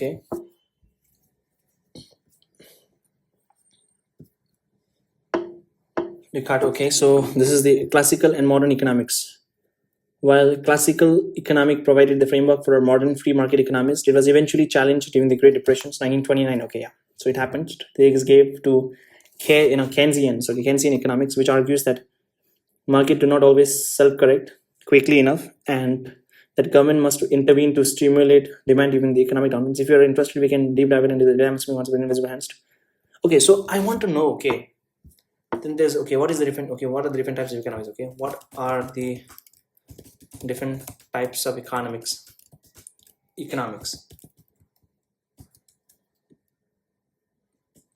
right?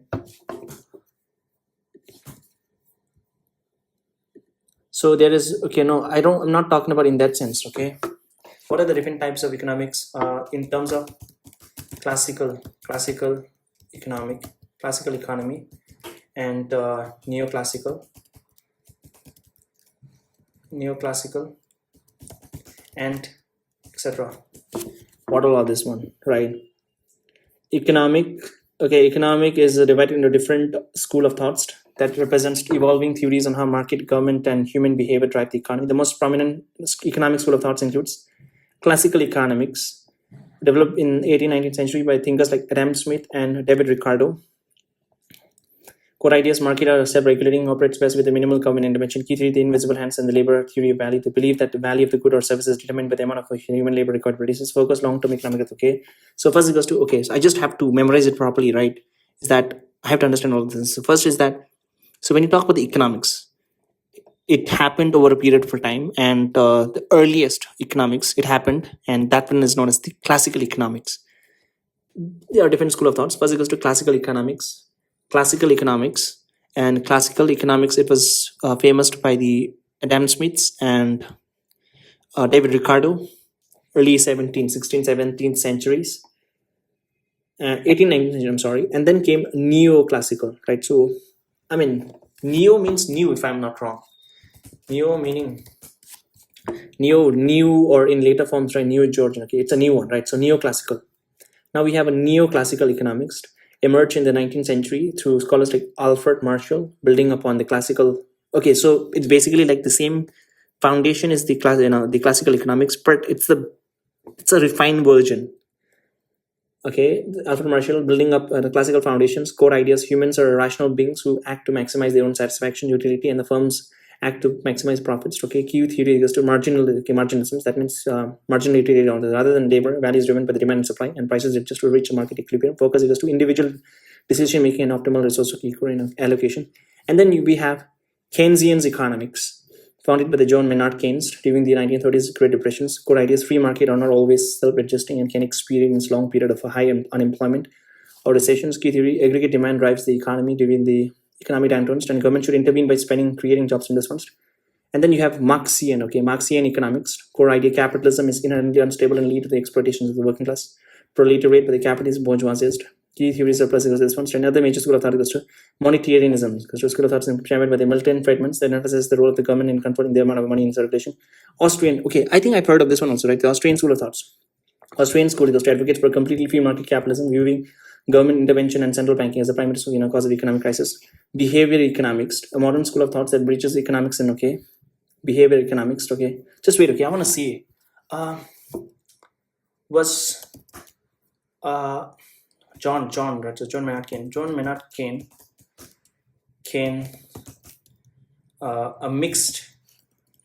Was John Maynard Keynes advocating for a mixed economy? I think it's talking about mixed economy, right? Initially free market, but when there's a crisis, then government should intervene. Government should intervene. Should intervene. I think I would subscribe to the John Maynard Keynes, and it's not like I agree 100%, but yeah. So yeah, I think it is right. Yes, exactly. John Maynard Keynes was a major proponent of a mixed economy. He firmly believed that the private sector should drive the economy during the normal times, but the government must step in with a counter-cyclical intervention during a crisis. Keynes did not want to destroy capitalism to replace it with a socialism. Instead, he wanted to save capitalism from itself by fixing its biggest flaws, its tendency to crash. The baseline free market. Keynes agreed that private businesses and consumer choices are the best way to allocate discipline or daily resources. As set prices decrease, the problem great market. So he argued that during a massive crisis like the 1930s Great Depression, the free market cannot fix itself. If everyone panics, cuts spending, and hoards cash, the economy gets trapped into a downward spiral of high employment. Intervention. The government pumped the primes. The private sector stopped spending. Keynes argued that the government must stop his famous logic: in the long run, we are all dead. Oh, I think I've heard it somewhere, right? In the long run, we are all dead. That's famous logic. In the long run, we are all dead. Before Keynes, classical economists argued, that the government should do nothing during a crash because the market would naturally balance itself out in the long run. Keynes famously rejected this passive approach by writing, in the long run, we are all dead. He meant that waiting for a long self-correction causes too much immediate human suffering and social damages, making crisis essential. Would you like to explore how modern government uses Keynes as an exact strategy during the ignorance? I think I could just personally I think John Maynard Keynesian, right? Keynesian school of thought is the most practical one. What do you think? ChatGPT is the most practical one. What do you think? The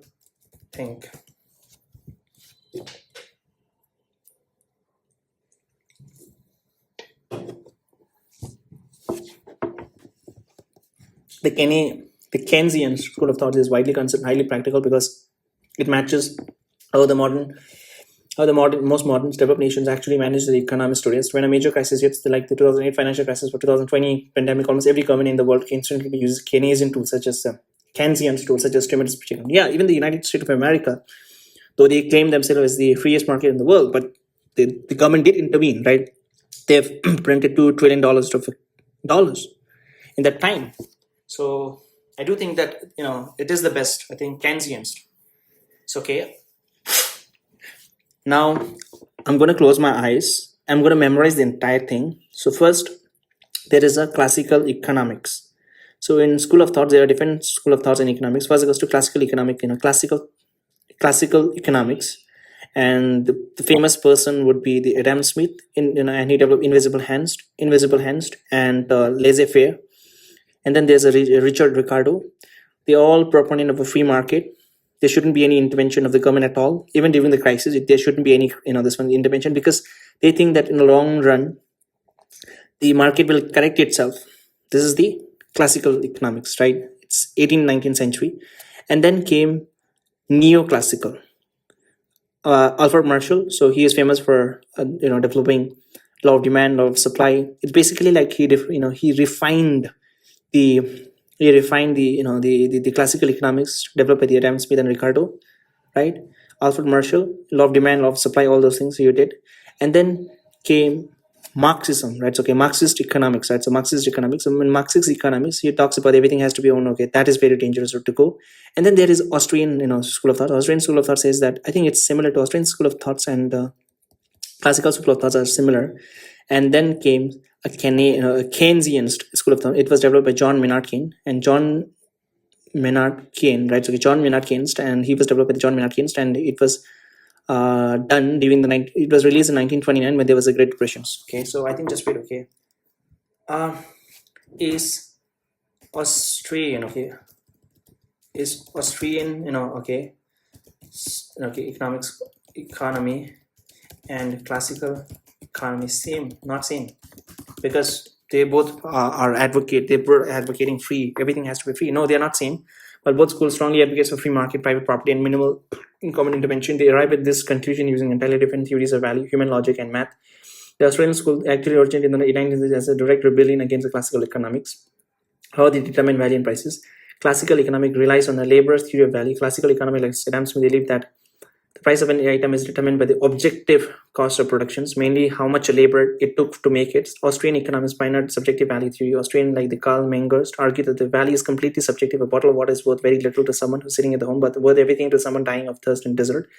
The labor required to get the water does not change, but its value change based entirely on human individual preferences. Math data, this one. Classical economists believe that the economy behave like a predictable clockwork machine that can be studied using aggregate data and class struggles. This later paved the way for the modern mathematical modeling. Austrian economists rejects heavily mathematical modeling and statistical economics. They treat economics as a social science driven by the unpredictable human choices instead of calculation. They rely on praxeology, the study of the logical study of the intentional human action, arguing you cannot capture complex human psychology. The concept money is this one. Okay, so who's the famous famous Austrian school of thought? Famous Austrian school of thought economists are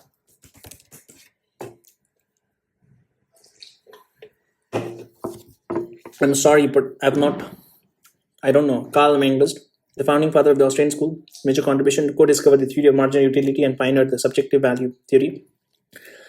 Overturned the classical belief that the labor determines value, proving instead that the good only have value if they have satisfied specific values. So Ludwig von Mises, theoretical defenders, developed praxeology, the deductive study of the human actions. Friedrich Hayek, I know this guy, the most internationally famous Austrian economist who won the Nobel Prize in economics. This one's major contribution wrote the famous anti-totalitarian book, The Road to Serfdom. He argued that the market price mechanism acts as a vast communication network that shares scattered knowledge of this one's. Okay, so I don't know others. And then I do have a question about what was that? I have a question about something. I forgot about it. Classical thoughts. And John Maynard Keynes. Let's see the picture of John Maynard Keynes. John Maynard Keynes. I want to see his picture. He looks handsome. Baron Keynes was an English economist. He was born in United Kingdom, Cambridge, known as a Keynesian economist as well as various offshoots. Originally trained in mathematics, he built one refined lowly because of this one. And influence is equals to Friedrich Hayek, Joseph Schumpeter. He died at the age of 62 years old. Influence Adam Smith. So David Ricardo and all those things. So yeah, so he was so he died in 1946. 39, there was a Great Depression. 29, there was a Great Depression, I'm sorry. Is famous for what? John Maynard Keynes famous for founding modern macroeconomics. Right? Just wait. Who is the father of economics? When you say who is the father of economics, it's Adam Smith. Adam Smith is widely regarded as the father of economics, the 18th century Scottish philosopher. Wealth of the Nation, his magnum opening of assembly, The Wealth of the Nation, established the economic as a comprehensive, the invisible hand, division of labor. And then who is the father of modern economics? And if you say this, then it could be Alfred Marshall or John Maynard. Who is the father of modern economics? So it's still showing who's the father of modern economics. Then John Maynard Keynes is known as father of what?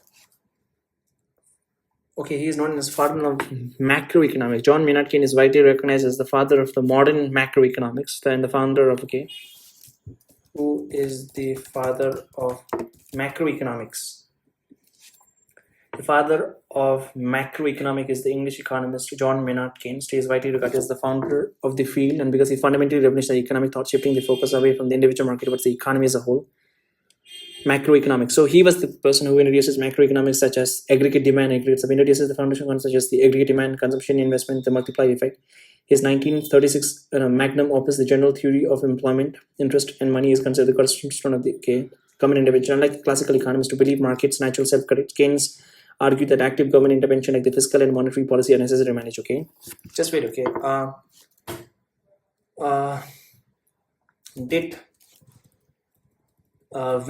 Which book of John Maynard Keynes?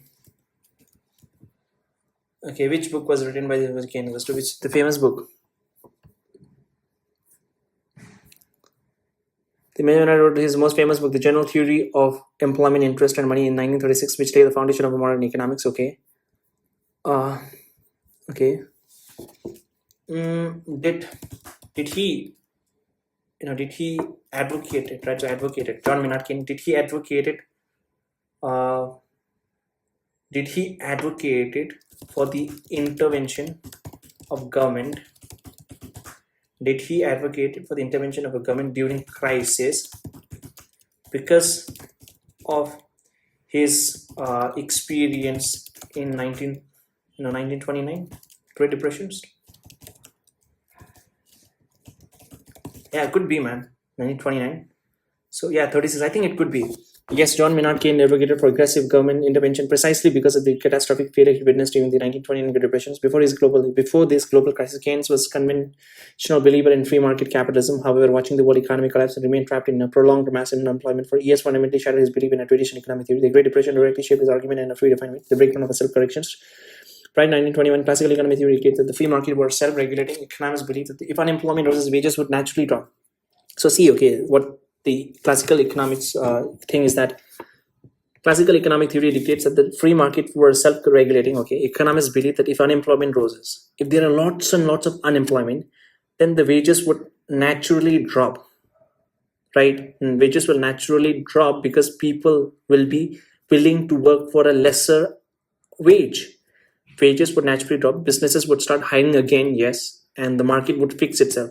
The Great Depression proved this wrong. Keynes observed that even as a million lost their jobs and wage plummeted, business still refused to hire because no one had the money to buy their goods. The discovery of the demand shortfall. The Keynes realized that the root cause of the Great Depression was a collapse in aggregate demand, total spending.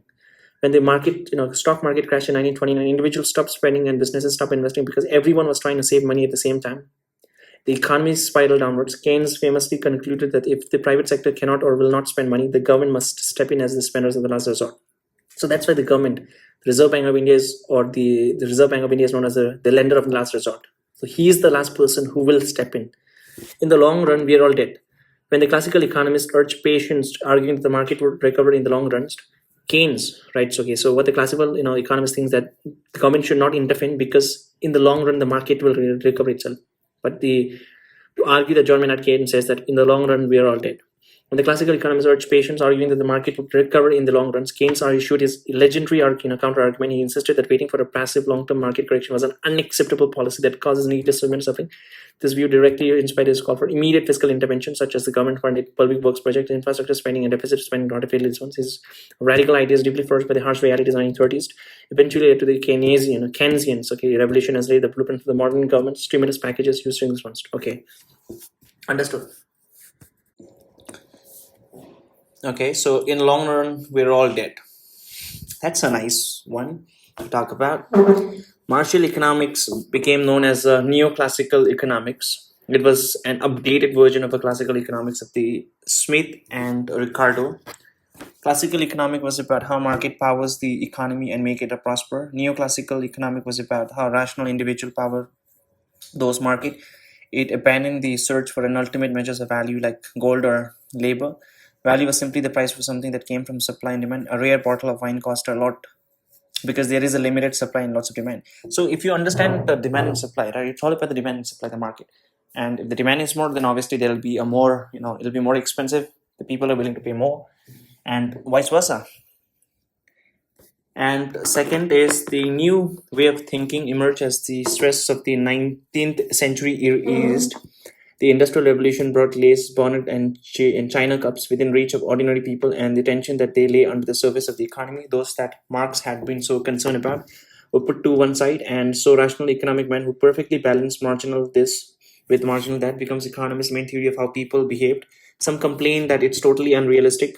How economists ever met any real people? A critic asked. All theories have to be simplified. The question is how far to go, as we'll see later. Even some economists, though, thought that rational economic man was step too far. So when you talk about all of these things, we are assuming there's an assumption that a person who's making a decision is a rational person.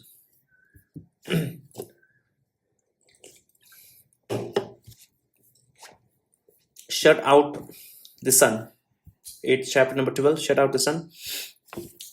In 1840, an economist sent a joke letter to the French Parliament claiming to be written by the candle manufacturer. In it, the candle maker complained that they were being ruined by competition from a rival who was flooding the market with a light at a rock bottom price, who was the fearsome competitors threatening to drive them out of business. It's the sun. The candle maker asked Parliament to pass a law requiring the closing of all the windows and curtains. What? The candle maker asked Parliament to pass a law requiring the closing of all the windows and curtains and the blocking up of any holes that let in sunlight.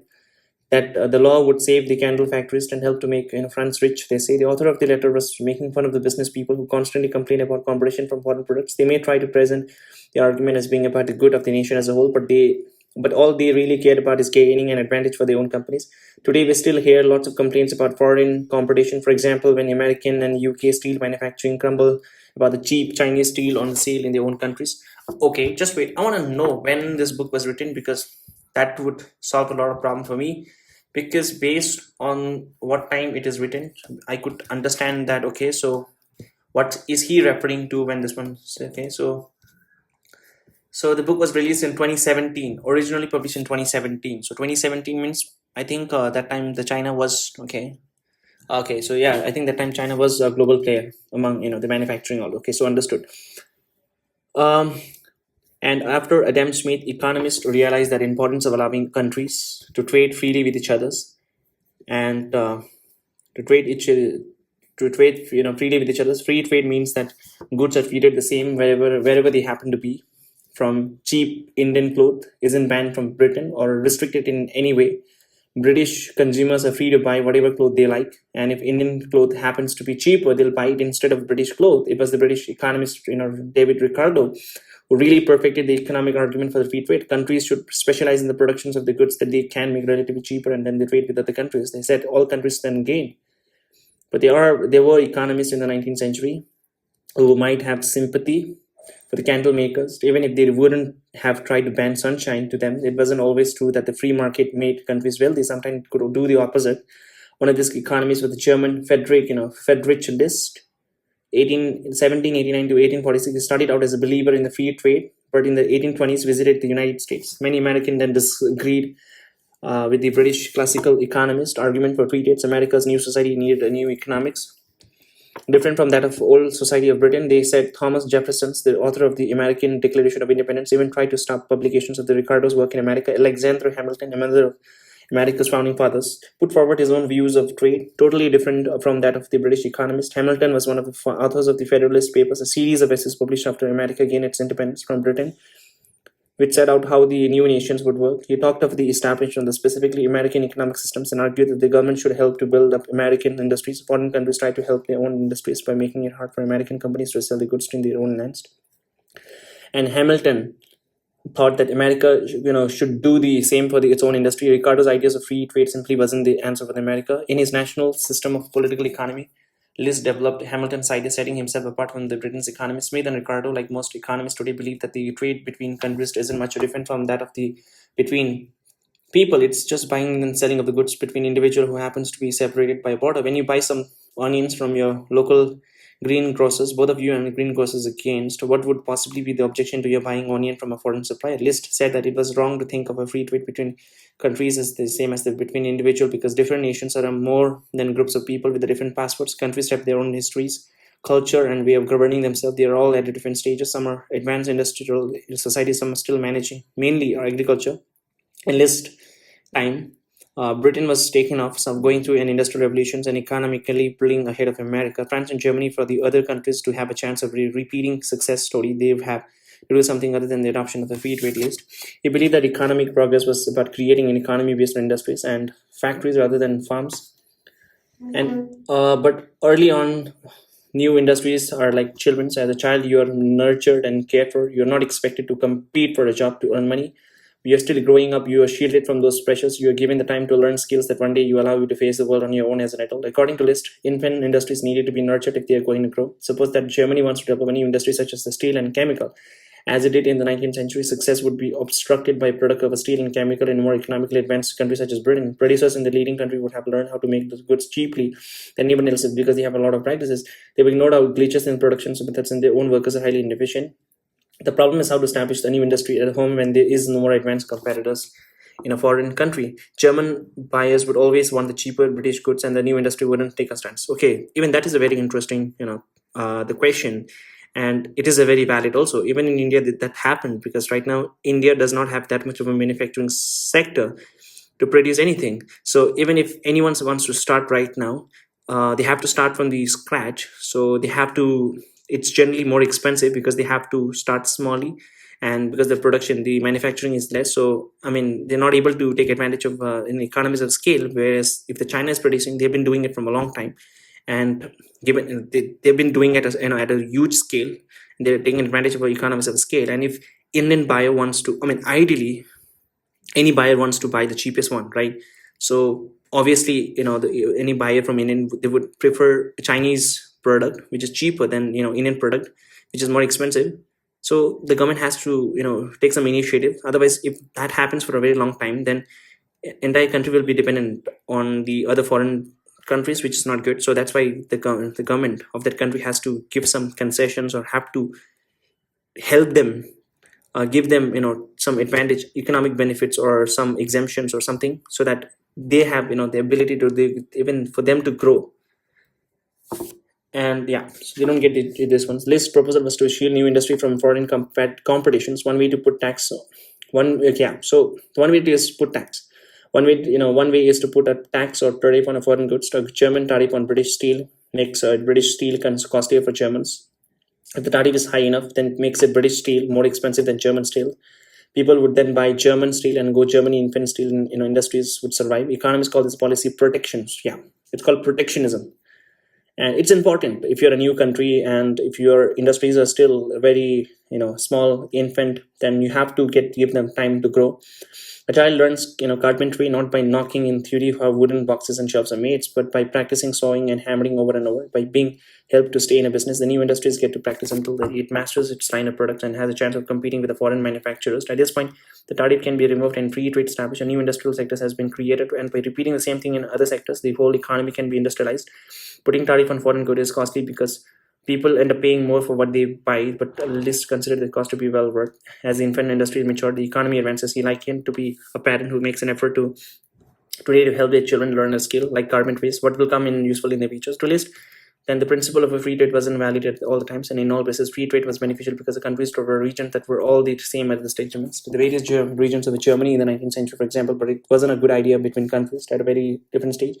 Industries in a more advanced countries would simply wipe out those in the other countries. So he criticized the British economists for their cosmopolitanisms. What he meant was that they believed that whatever theory applied to the economy of Britain also applied to that of France, Germany, or Russia. So if free trade was good for Britain, then it must be good for the others.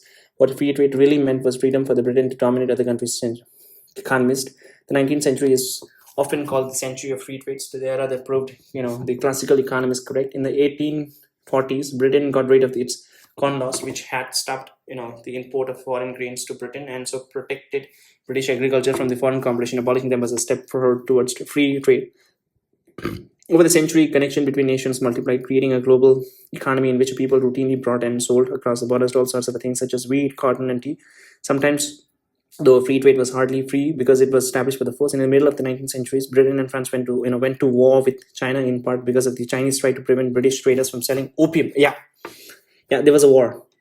There was because of the opium, and then I think British were victorious, and because of that, I think Hong Kong were captured by British. So that's why right now Hong Kong is not. I mean, it is a part of China, but it's not an integral part of China because they have something.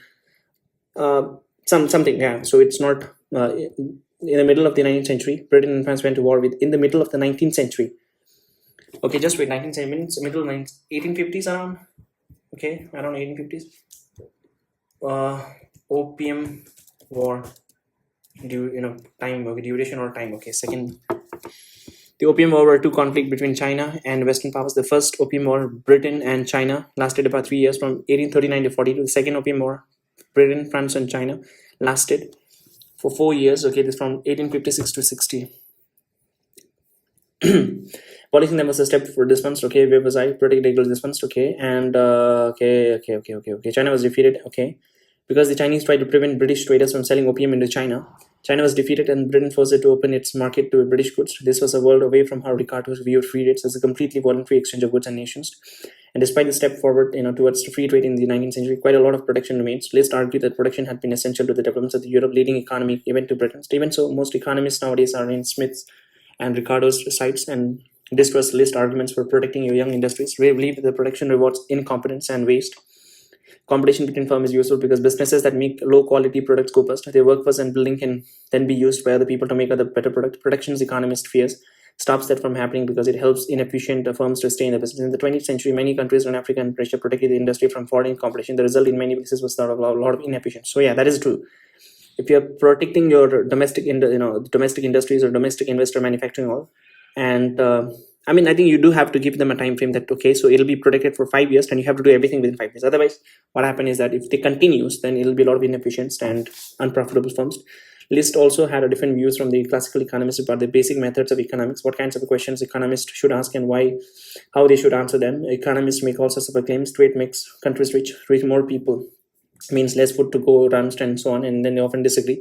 Often, how do they come up with their ideas about how the economy works? It's important because this is to do with how economists convince each other of the truth. So List said that economic had to start with the fact and history. What industries exist in a country? How many workers did they have? And what kind of technologies did they use to to produce things? Armed with the sorts of information, you might be able to draw a conclusion about how an economy worked and what policies should be used to develop it.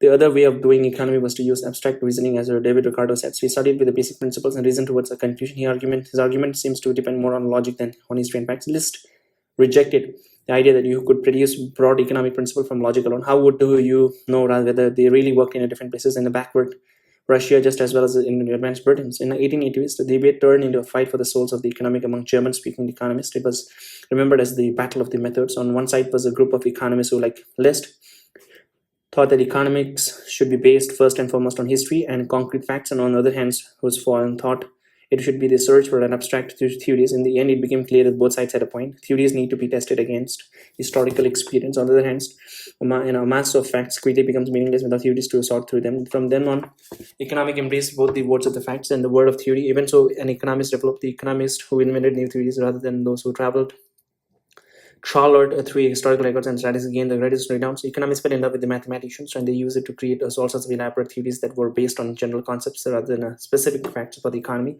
Not everyone agreed with this emphasis, though. To this day, critics of economic complain that the subject has become rather removed from reality, that it's turned into a mathematical game rather than the study of the actual facts about the economy, facts that affects real people's life.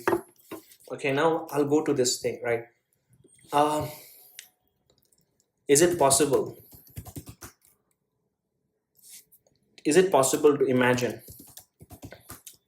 a world where there is one single currency or different currency with same exchange rate?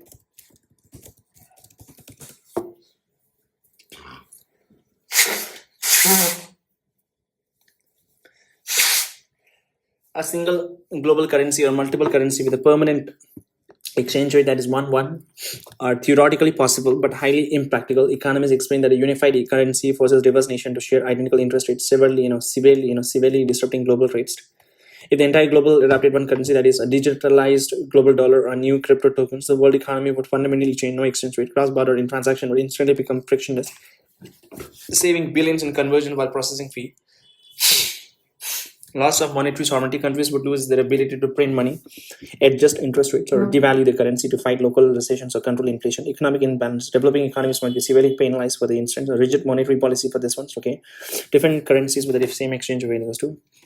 Having multiple currency pegged to each other at a fixed rate, this one exchange rate acting identical to one currency has been attempted before, and the results are usually catastrophic. They peg problem. Countries like Argentina in 1990s tried to USD, and various European nations historically attempted to mirror the economic stability. Vulnerability. To maintain an artificial 1:1 parity, the central bank of the weaker economy must hold a vast foreign reserves and restrict external currency, this one to match this one's collapse risk. If the weaker economy has a crisis, okay, just wait, okay. Theoretically, is it possible for a finance minister of India tomorrow morning announcing that $1 is $1 is equal to 1 rupee. Theoretically, is it possible? It's possible, I think.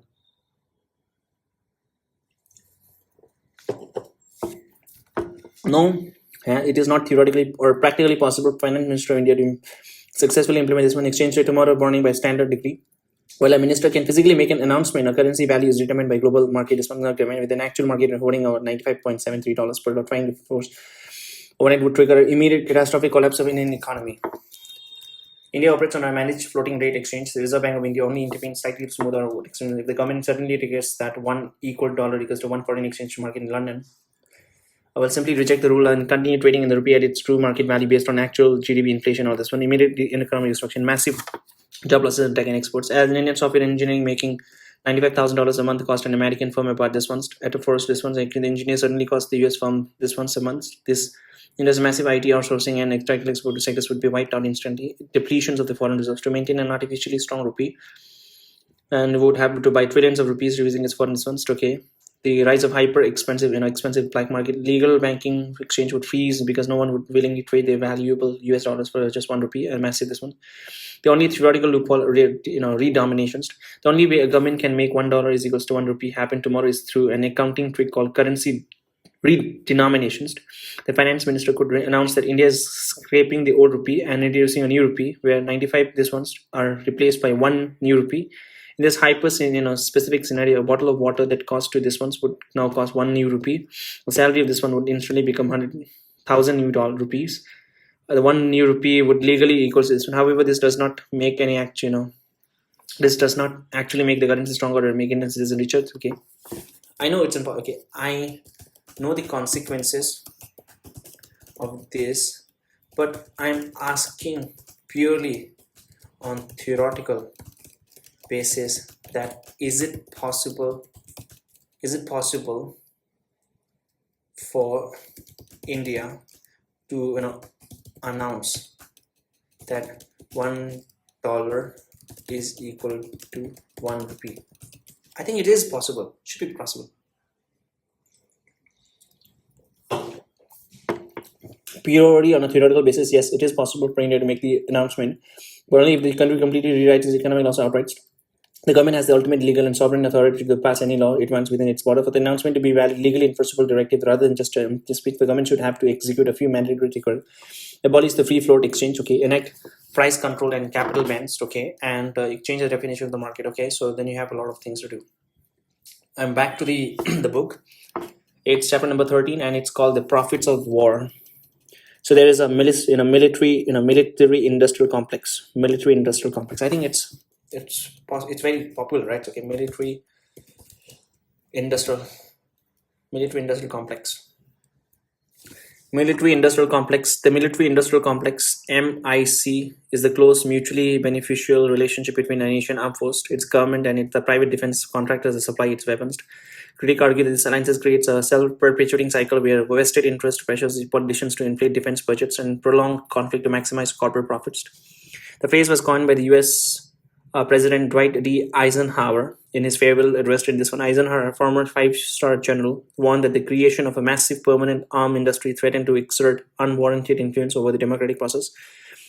The armed forces requires weapon technology and logistical support to maintain national defense. The industry private corporation Boeing, Lockheed Martin, and Northrop Grumman that design manufacture the military hardware. Politicians and bureaucrats who approve the massive Department of Defense budgets and award lucrative contracts. How the cycle works. The relationship is driven by overlapping incentive that keep money flowing, lobbying and campaigning. Defense contractors spend heavily on lobbying, lawmaker, and just wait. Lobbying means, paying, right? Okay. I think it's not illegal. Lobbying meaning it's not illegal in the United States to try to influence a politician of the government to do or not to do something. Lobbying is the act of attempting to influence the decision, policies, or actions of government's official lawmaker. So lobbying means basically businessmen, people paying the politicians to change the laws or policies in favor of them. Okay, lobbying is the act of attempting to influence the decision, policies, or actions of governments, officials, and lawmakers. Individuals or organized groups such as the corporation, non-profit, and trade association engage in this practice to ensure that the specific interests, viewpoints, or industries are considered when laws and regulations are crafted. Who does it? Professional advocates, often called a lobbyist. Corporate executives, union leaders, or this one. And how this works? Lobbyists educate politicians by providing expert research, industry data, and real-world impact. They are also draft legislation, testify this one's original term. For policymaking itself is the vital source of technical information and fact. This one advocacy, it provides a democratic response. Okay, just wait. Is it legal in India and USA?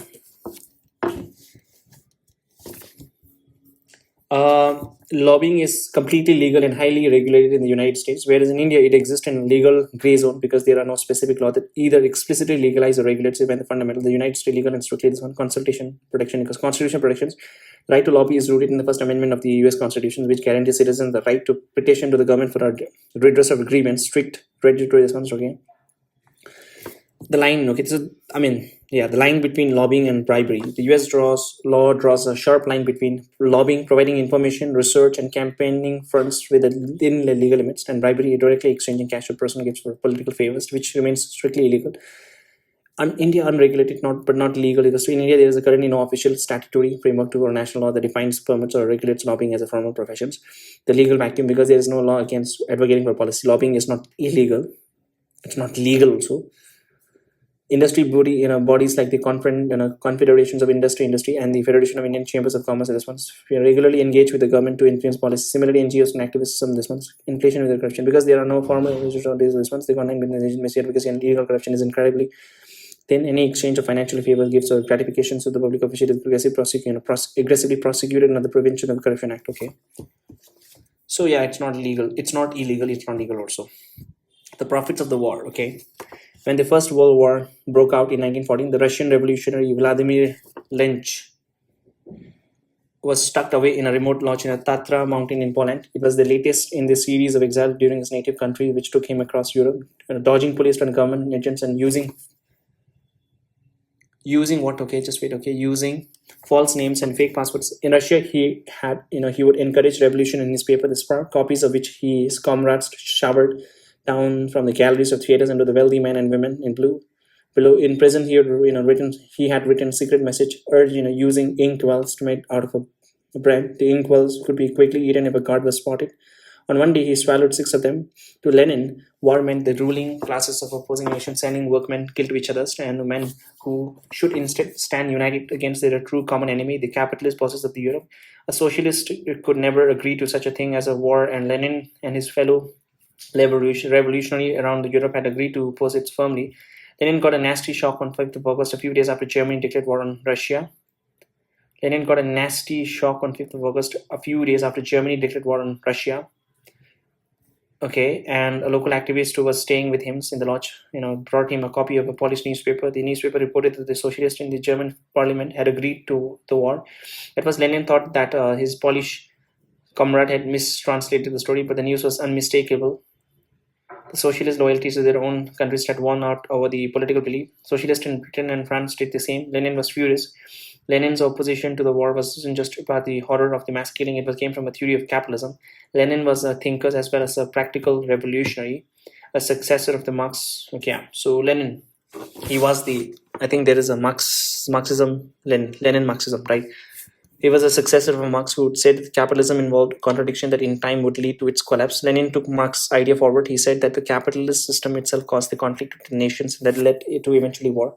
Lenin pointed to the 3 big trends. Marx had mainly looked at what was going on within a single nation, but by the beginning of the 20th century, countries had become even more connected. There was a great volume of trade between them, and investors were putting more of their money into the business in foreign countries. Another trend was the emergence of big firms and banks, a change from earlier era of capitalism when the firms were small and usually financed by the owners. Now large banks were financing large corporations. They didn't call it monopoly capitalism, monopolies being large firms controlling the entire market. Then there were the trend of imperialism, European nation taking control of the foreign territories to create an empire that extended around the world. This happened through the military invasions, after which the invaders often set up their own government in the foreign lands and so established colonies. Imperialism had begun hundreds of years before, when in the 15th century the Spanish and Portuguese conquered South America. Spanish and Portuguese, and European countries fought with each other to offer control of the foreign lands, which contained gold and many other valuable goods, as well as people who could be made into slaves. In the late 19th century, there was a new burst of imperialist rivalry. European countries fought for areas of the world that hadn't already been invaded. Much of what was left was in unexplored parts of Africa. By the start of the First World War in 1914, the European Empire had taken control of the third of the land masses of the earth. Lenin thought that the three trends of the economic interconnections, monopoly, capitalism, and imperialism, was linked. In his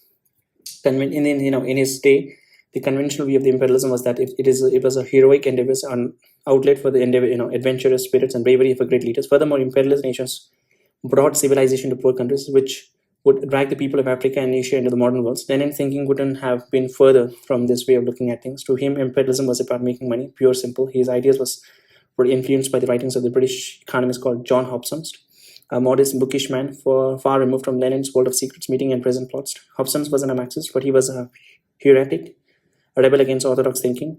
One of the many books he wrote was called Confessions of an Economic Heretic. He was prevented from giving lectures.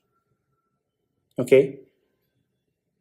At London University, after an economic professor there read one of his books, the ideas in it, which formed the basis of Lenin argument, seems to many to be utter nonsense. Hobson's theory goes against an idea as gospel by economists of the time that saving is a good thing.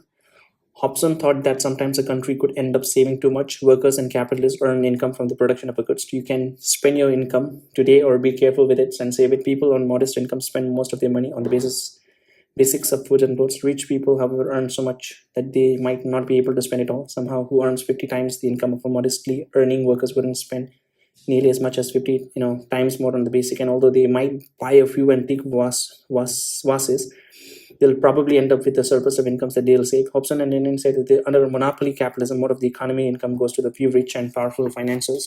That means that more of the country's income is saved rather than consumed. The savings are spent on machines and factories which allow more goods to be produced. Economists call this kind of a spending investments. I think that's how the word investment came okay. When businesses people buy a new sausage machine, they're investing and they'll be able to produce more such in futures. When they eat sausage, they're consuming rather than investing.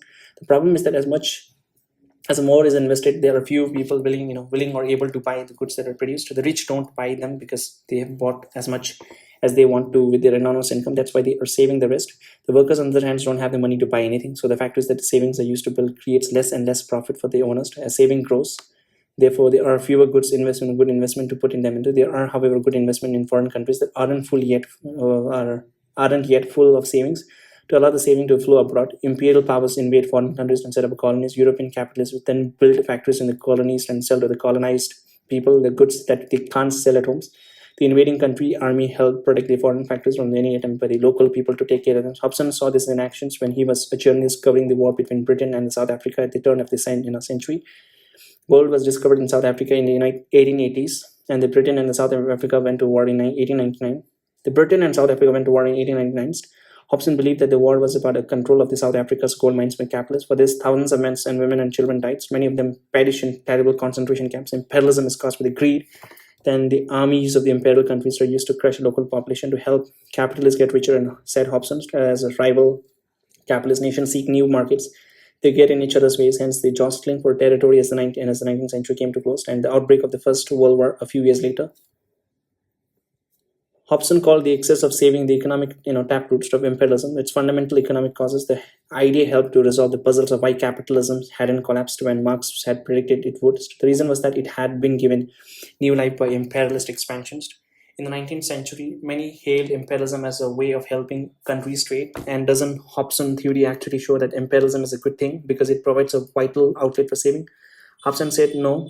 Too much saving was the result of an income being concentrated in a few two hands. The solution was to redistribute income, not to send armies to foreign countries. Under a more equal distribution of the income, the extra savings would get spent at home. So that would remove the whole reason for imperialism. In the end, said Hobson, imperialism only benefits a small group. The financial monopolist and the bank. It doesn't help the nation as a whole, which has to spend money on armies to fight again the new lands and then to defend them. And imperialism hurts the colonized population who are put under the rule of the foreign countries and governments. So what I think is that if you want to think about economy also, I think, and I know that inherent, if a person earns a lot of money, and obviously his feeling would be that I want to save more for my future generations, and he doesn't invest everything or most part of it. So in that mindset will lead to more of a saving, not less of an investment. So instead, if the condition is that, okay, if you pass your wealth to your next generation, then you have to pay a hefty tax. And I think that tax should be very, very high. And if that is the case, then okay, the person will be will be willing to invest more, spend more on himself, any of his parents, or all these things. So because they don't want to pay that much of tax. So I think that should be the case, right? Inherent tax. Just wait, okay, I want to search. What is inherent tax? Okay, inherent tax in India, percentage. Inherent tax. Okay, there is no inherent tax in India. The state duty was established in 1985, meaning you do not pay any direct or deduct in this inherited wealth properties. However, you may have a tax into a specific income generated. If the inherited asset generates income as such as rent from a property or interest from the bank deposit, it is taxable under your regular income tax. Selling the assets, as if you decide to sell the inherent assets, capital gain will apply. Okay, the purchased, so you don't have to pay the inherent tax. That's weird. Okay, in Latins, okay, this one, Sarish will distribute this one around that would remove this one. In the end, I said Hobson's imperialism only benefit small groups, the financial monopolies and the bank. It doesn't help the nation as a whole, which has to spend money on armies to fight to gain the new lands and then to defend it. And imperialism hurts the colonized population and were put under the rule of a foreign armies and governments. Okay, just wait, okay. What is the Leninism? Okay, Leninism. Leninism is a political and economic theory developed by the Russian revolutionary Vladimir Lenin. It's Leninism. It serves as a practical adaptations and interpretations of the classical Marxisms, advocating for the overthrow of capitalism through a socialist revolution led by a tightly disciplined Vanguard Party. Lenin argued that the working class, the proletariats, could not develop the true class consciousness on its own. Instead, the revolution must be engineered by a small, highly organized, and deeply committed elite group of professional intellectuals who lead the worker dictatorship of the proletariats. Once political power is seized, transitional state is required to suppress the resistance from the bourgeoisie of the capitalist classes. In practice, this meant absolute control by the Communist Party rather than direct control by the workers. Imperialism is the highest state of capitalism. Lenin expanded on Marxism theories, arguing that capitalism had evolved into a global system of imperialism. He claimed that wealthy nations exploited the resources and labor of underdeveloped countries, meaning the revolution could spark in poorer agrarian nations like Russia rather than having to wait for the advanced economies. Okay, so Marxism revenues to following the Lenin's death in 1924, his ideas were synthesized with the orthodox Marxism to form a Marxism-Leninism. This became the official state ideology of the Soviet Union and heavily influenced another global communist movements such as those in China and Cuba. While the Soviet Union collapsed in 1990s, the Leninist organization tactics, particularly the concept of tightly controlled Vanguard property, became a foundation model for the UK.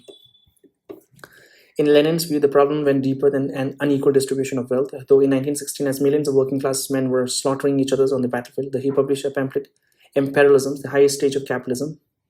Marx had fumed at capitalism and private property for leading to the exploitation of the workers. Now Lenin added another complaint. Capitalism and private property had made war inevitable. His solution was radical. Convert the imperialist war into a civil war. The working classes from different countries should stop fighting with each other and instead rise up and overthrow the capitalists in their own countries. Only then could war between two nations put an end. But instead of starting a revolution, the working class of Europe were taking part in the war with enthusiasm. The theory of the imperialism explained why, said Lenin. The hefty profits earned by the firms through monopoly power and imperialism meant that they could pay high wages to the workers. The workers become an aristocracy of labor who accepts capitalism and war. Happy with the home comfort brought with their wages, they prefer to keep their jobs rather than start a revolution. Lenin and Hobson believed that imperialism was a sign that capitalism was dying. Looking back to their time, this was wide of the mark. At the turn of the 20th century, Europe's leading economies were growing and capitalism was healthier than ever. The flow of the British money to foreign countries wasn't because capitalists were fleeing a sinking economy in which they couldn't sell their goods. It was because the economy was doing well. New technology created wealth and entrepreneurs were able to invest around the world. For example, the growth of the railway in Britain created profit. The railway entrepreneurs invested overseas, and although wars and colonialism are surely bounded by the economics and struggle over trade and materialism, they're also connected with each other, such as those of the powers and the statist. In 20th century, the word imperialism turned into an insult, something that socialists accused the rotten capitalists of doing. Economists were often keen to defend capitalism. And so to them, imperialism became a dirty word, not really an accepted part of their vocabulary. Later on, a group of unconventional economists revived the idea as a part of the new theory of capitalism. We'll see in chapter number 26.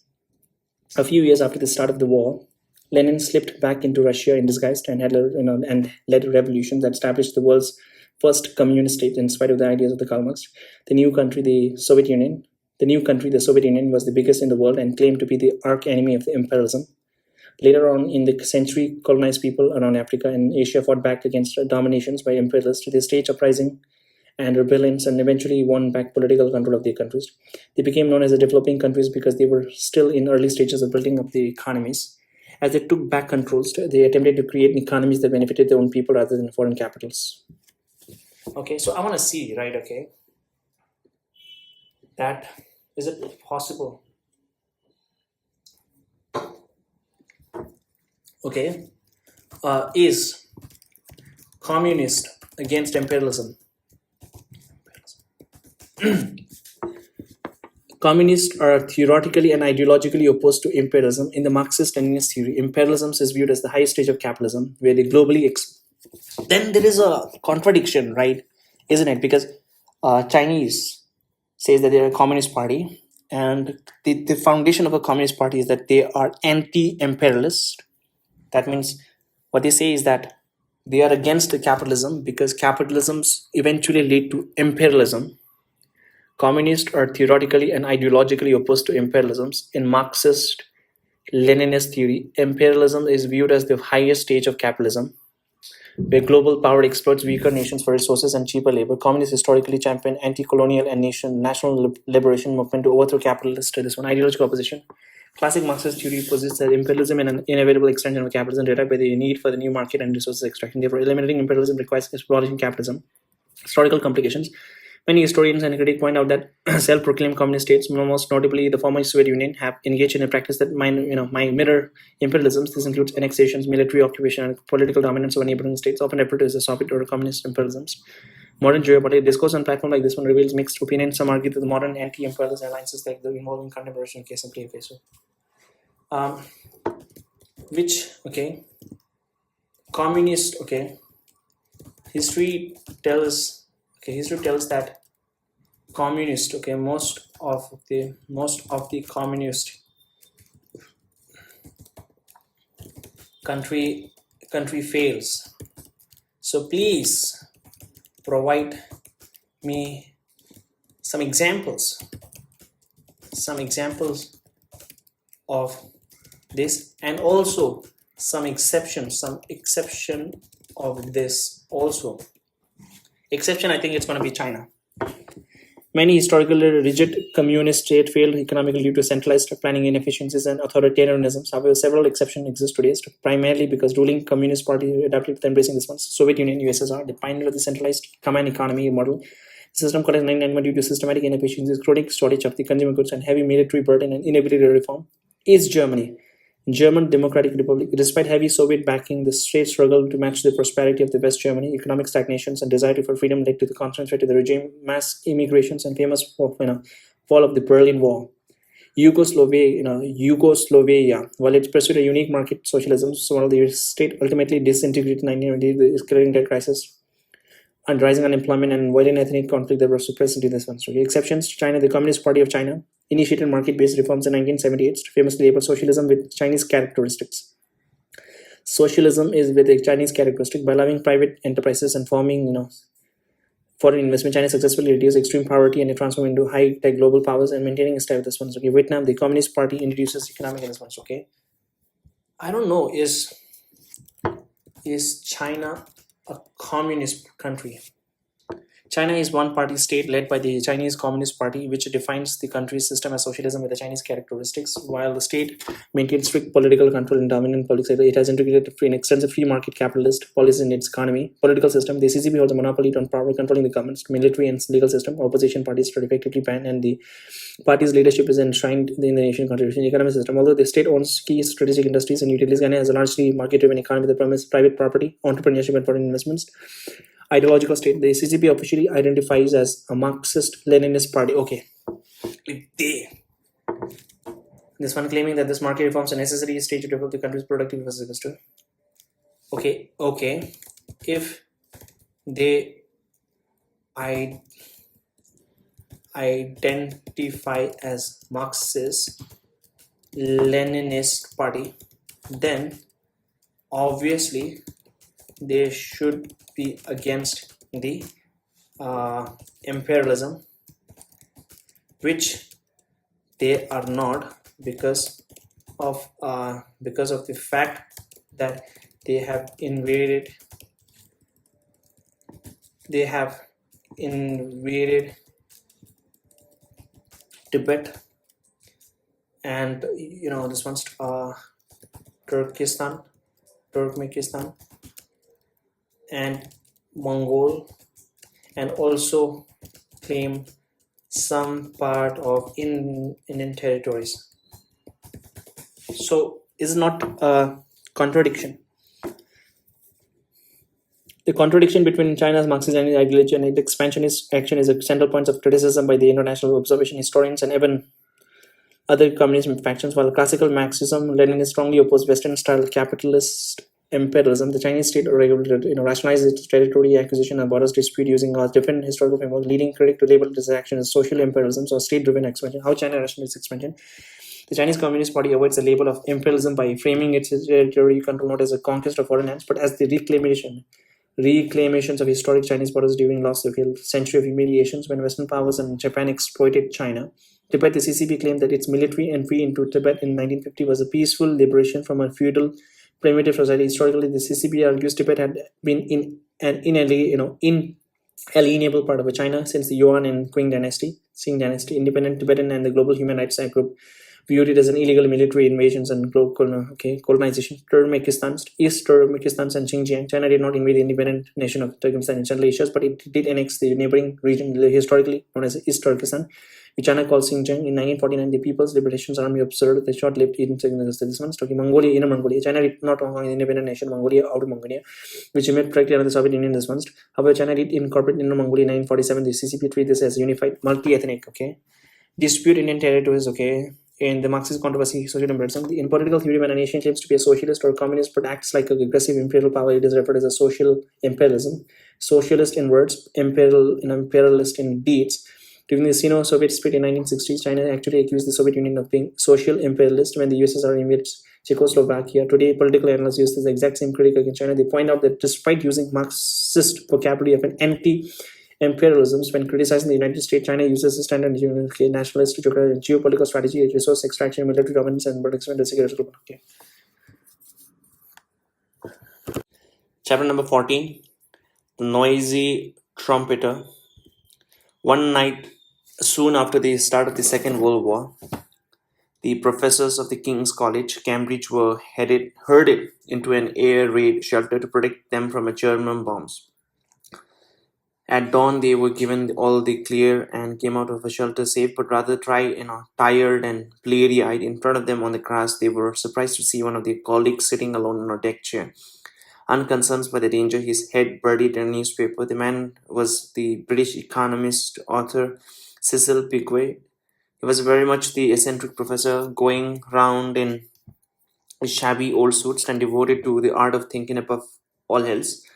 Pigway's teacher was the great Victorian economist Alfred Marshall, who created some of the basic theories about market that economists still use today. Marshall called his students genius. Pigway took forward the theories developed by his teachers. He showed in particular that market don't always work perfectly. Most economists, even the strongest supporters of the capitalism, believe that the market can fail, that sometimes they don't make the best use of the economy's resources. Fail does not necessarily mean a big disaster or a crisis in the economy. Sometimes a specific market that for fish or petrol can fail without the whole economy coming down crashing. Pigway pinpointed exactly what's meant by this, and in doing so, he pioneered a field of economics known as the welfare economics. It examines the overall benefit to society that comes from all the decision made that those people make about buying, selling, and working, and that firm makes about production and employment. This is a part of a normative economics, the branch of the economy that allows you to judge an economic situation here, whether the market is performing well or badly. Bigway argued that marketers often lead people to make choices that benefit them but have damaging side effects on others. To see what he meant, imagine that your neighbors take up the trumpet.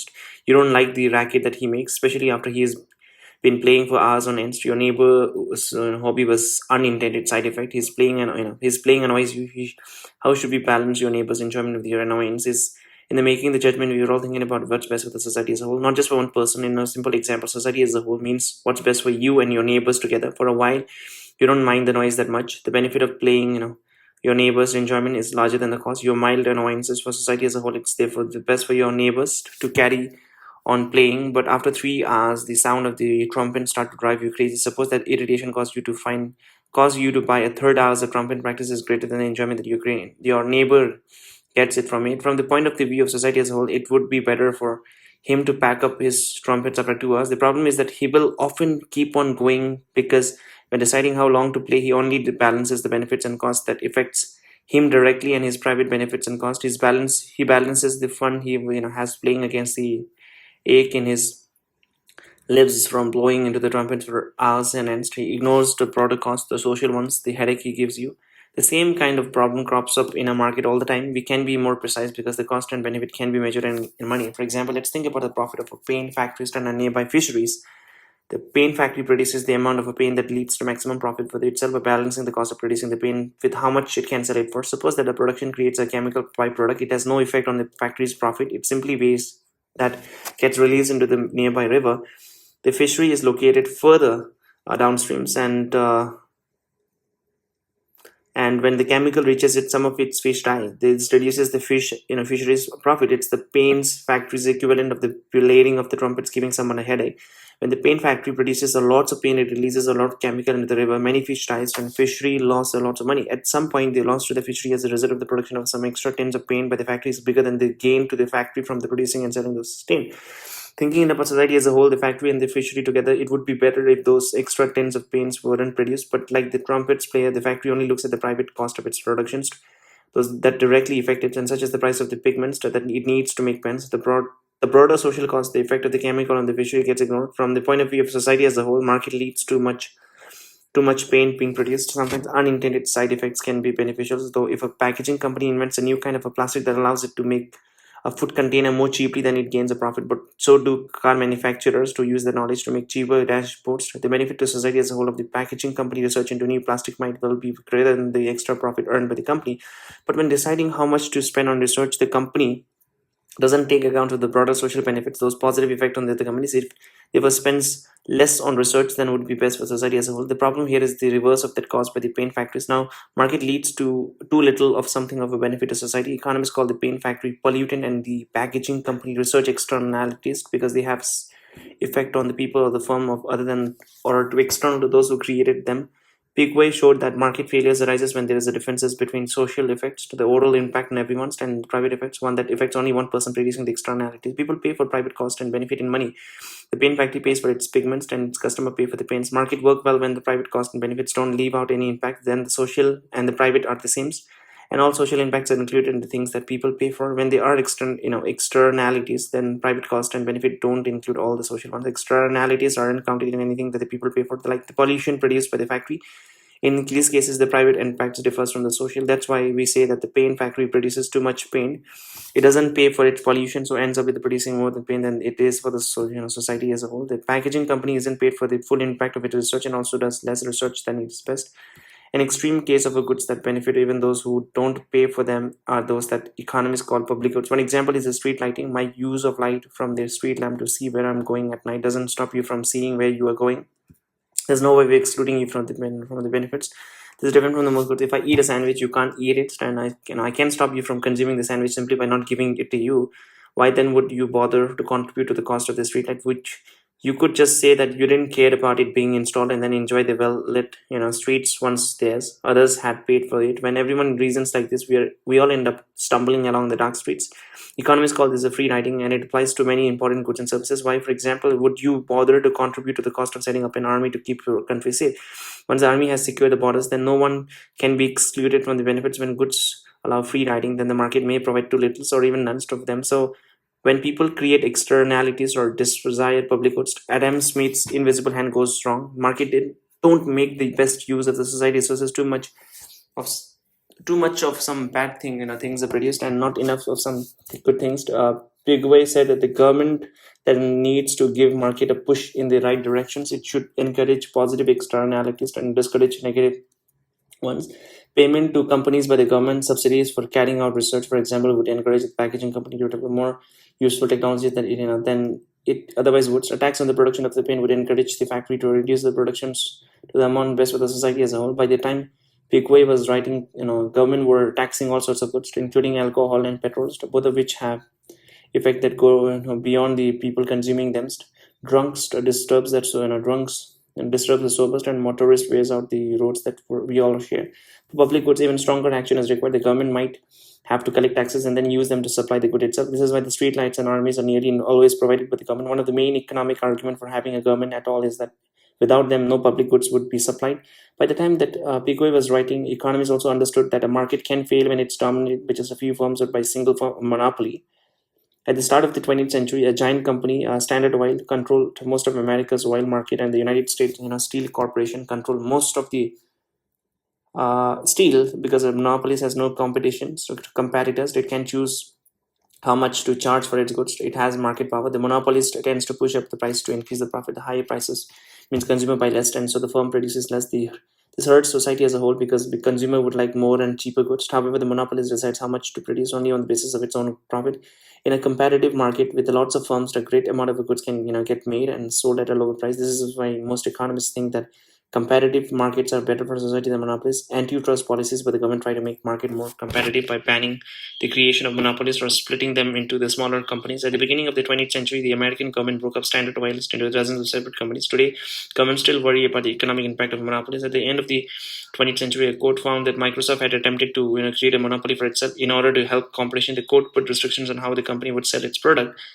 Pico's work for a while, was overshadowed when he was writing in the 1920s and 30s. A fierce debate raged about which economic system was best, capitalisms or communisms. To see chapter number 16, Pico dealt with narrower questions, those to do with how individual market worked. After the Second World War, however, the big questions were largely settled, at least for economists, many of whom believed that capitalism was the best system, but that it needed a strong dose of government action to stay healthy.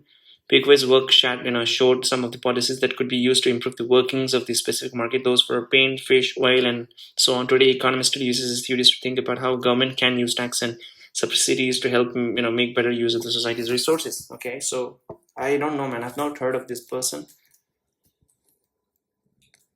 Tax. Okay, what is this? Puggian tax is the government divide impose on market activity, negative externalities. Okay. So, how do I pronounce it?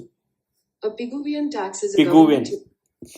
A Pigouvian tax is a government levy imposed on market activities that generate negative externalities cost borne by the third parties, such as pollutions. Okay, so yeah, it's called pollution tax. I don't know. I mean, for example could be the factory, they're producing something, and at the same time they have to release the pollutions. And if you see financially, are we the people in society are not losing anything, but yeah, they're basically polluting the air, which most of the people pay. Most, not everyone inhales, right? So yeah, negative externalities. Okay, it's called Pigouvian taxes, a government levy imposed on market activities. It generates a negative externalities by adding a tax equal to the external cost. It internalizes the damage, forcing producers and consumers to pay the true social cost of this one's key concept. Internalizing externalities. The goal is to bridge the gap between private cost and social cost so that the market reaches an efficient equilibrium. Marginal external cost identity. Ideally, the tax is set is exactly equal to the harm caused by the final unit of the good or activity. Double dividends. This tax is not only discourage harmful behavior but also generates public revenue that can be used to repair environmental damages once. So, what is it called? Pigouvian taxes is a tax on market that activity generates a negative externality. That is of the tax in India is called Pigouvian tax in India is mostly commonly referred as a green tax, carbon tax, sin tax, depending on the negative externalities being targeted. Okay.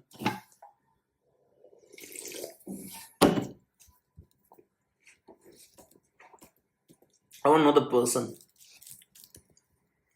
Arthur Cecil Piquet. He's an economist and a teacher. Arthur Cecil Piquet was an English economist. As a teacher and a builder of the School of Economics at University of Cambridge, he trained and influenced many Cambridge economists who were on to take chairs of the economics around the world.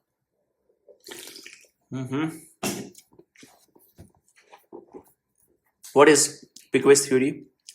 Arthur C. Piquet was a foundational 20th century economist, best known for two primary concepts: welfare economics, specifically Pigouvian taxes to address the market failures like the pollution, and the Pigou effect, explaining how deflation can self-correct.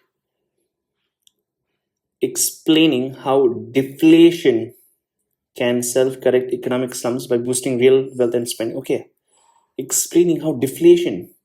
So what is deflation? Deflation means that it's the opposite of inflation. Inflation means increase in the price of the general. This one, and deflation means there is a decrease in the price of a common commodity. Explaining how deflation can self-correct economic sums by boosting real wealth and spending. Okay, so I'm actually interested in this, the Pickwickian effect, the real effect, the theory during an economic depression. Okay, also known as the real balance effect, the Pickwickian effect, the real balance effects, also known as the real balance effect. This macroeconomic theory was proposed as a counter to Keynesian economics, the theory during an economic depressions with the falling prices, deflation, the purchasing power of the people hold actually increases. Yes, the purchasing of the purchasing power of the people increases. The surge in real wealth makes consumer feel richer, thereby increasing their spending. People argue that this mechanism allows the free market to self-correct and escape a liquidity trap. I agree with his point with the fact that when there's a depression thing, then what happens is that the prices of a commodity decreases because there's a deflation, and when the prices of the products decreases, then he's stating that the people who have a money, their money, the purchasing power, the consumption will increase because they have more money, and more money means they can spend more, and if they spend more, then it will then there will be more demand, and more demand means the prices and again will be back increasing. But I think that is the problem. I feel is that when there is a when there's a deflation, that means people are not supplying, people are not manufacturing because there's no profit as such, right? And the people don't manufacture, then there is a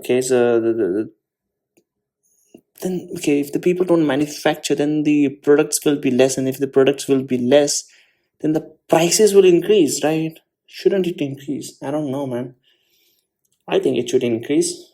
During economic depressions with the falling prices, deflation, the purchasing power of the money. During economic depressions with the falling prices, the theory goes to during economic depressions with the falling prices, deflation, the purchasing power of the money, people actually hold increases. The surge in real wealth makes consumer feel richer, thereby increasing the spending. Okay, so I'll later look into it. I'll just continue with my point right now. Now, Coke or Pepsi. So I'm planning to make an entire video about the finances, right? The finance and economic theories, notes, and I don't want to forget about it. That's okay. So quick notes. YouTube videos on finance theory and economic theory and political theory and intersection. Okay, and intersection of all this three. So it's going to be a good thing. A Communist Manifesto. Okay, so this is done. Okay, now I'm in the next chapter, that is chapter number 15. Let me drink a monster. Coke or Pepsi? If you were feeling, I would choose Coke. Right now there's a Diet Coke also, but I really drink any soft drinks. I either drink energy drink or water, coffee, that's it. Or oceans. Yeah, if you were feeling thirsty and went into a supermarket to get a drink, then you would find a huge variety to choose from. So if you fancied a fizzy drink, there might be a Coke or a Pepsi, Fanta or 7-Ups, and dozens of other brands lined up in front of you. The same would apply if you wanted a packet of crisps or needed a few new tube of toothpaste. Earlier, we met the British economist Alfred Marshall, who perfected the theory of supply and demand. We look at supply and demand for a big categories of goods like hats, bread, and clothes. As economies advances, though, they start to produce many different kinds of this basic goods, different styles of hats, many kinds of bread, dozens of brands of washing up liquids. By the start of the 20th century, firms were becoming more sophisticated and developing all kinds of new goods to meet the desire of the consumers. Economist theory is also about this one's to economist theories about market and firms needed to catch up with the realities, with a new reality. And advance came in the 1930s from the unlikely sources. Cambridge professor's wife named Joan Robinson's 1903-83, who as a woman was very much an outsider in the world of economics. When she was studying at the Cambridge in 1920s, the university wouldn't give a woman degree, even if they passed the exams, to have any chance of breaking into the field. She knew she had to come up with an ideas that would make people sit up and take notice. She did this with her first book, The Economics of Imperfect Competition, which presented a new explanations of behavior of the firms. At a garden party, Robinson was congratulated on her book by Alfred Marshall's widows. She told Robinson that she would have loved to have told Alfred, who had died 9 years earlier, that he was wrong in his low estimation of women's abilities and economics. Robinson's work proved that women were more, than capable of coming up with the theories that changed the way we think about the economy. Robinson's book came out within months of another one that covered similar grounds, the theory of monopolistic competitions by the American economist Edward Chamberlain's. The two books sparked off a rivalry between the representatives of the two Cambridge, Robinson's in Britain and Chamberlain's in Cambridge, Massachusetts, home to Harvard University. Chamberlain spent most of his career insisting that his theory was different from the Robinson. In fact, their ideas were really rather similar. Both looked at market in which there are many different kinds of the same basic goods. In the Robinson and Chamberlain economists, our minds were filled with the theory of perfect competition that we talked about earlier. The starting point of it is that there are many buyers and many firms. Each firm sells an identical product. They are in competition with each other, and each one is tiny compared to the market as a whole. The firm wants to maximize their profit but they can't simply put up their prices. If a firm tried to, it would lose all its customer to other firms. Okay, at the beginning of the Industrial Revolution, firms, they tend to be small. They were often run without the families and managed by one person. But as the firm became more sophisticated, the world resembled less and less the model of the perfect competition. The alternative to the perfect competition was its opposite.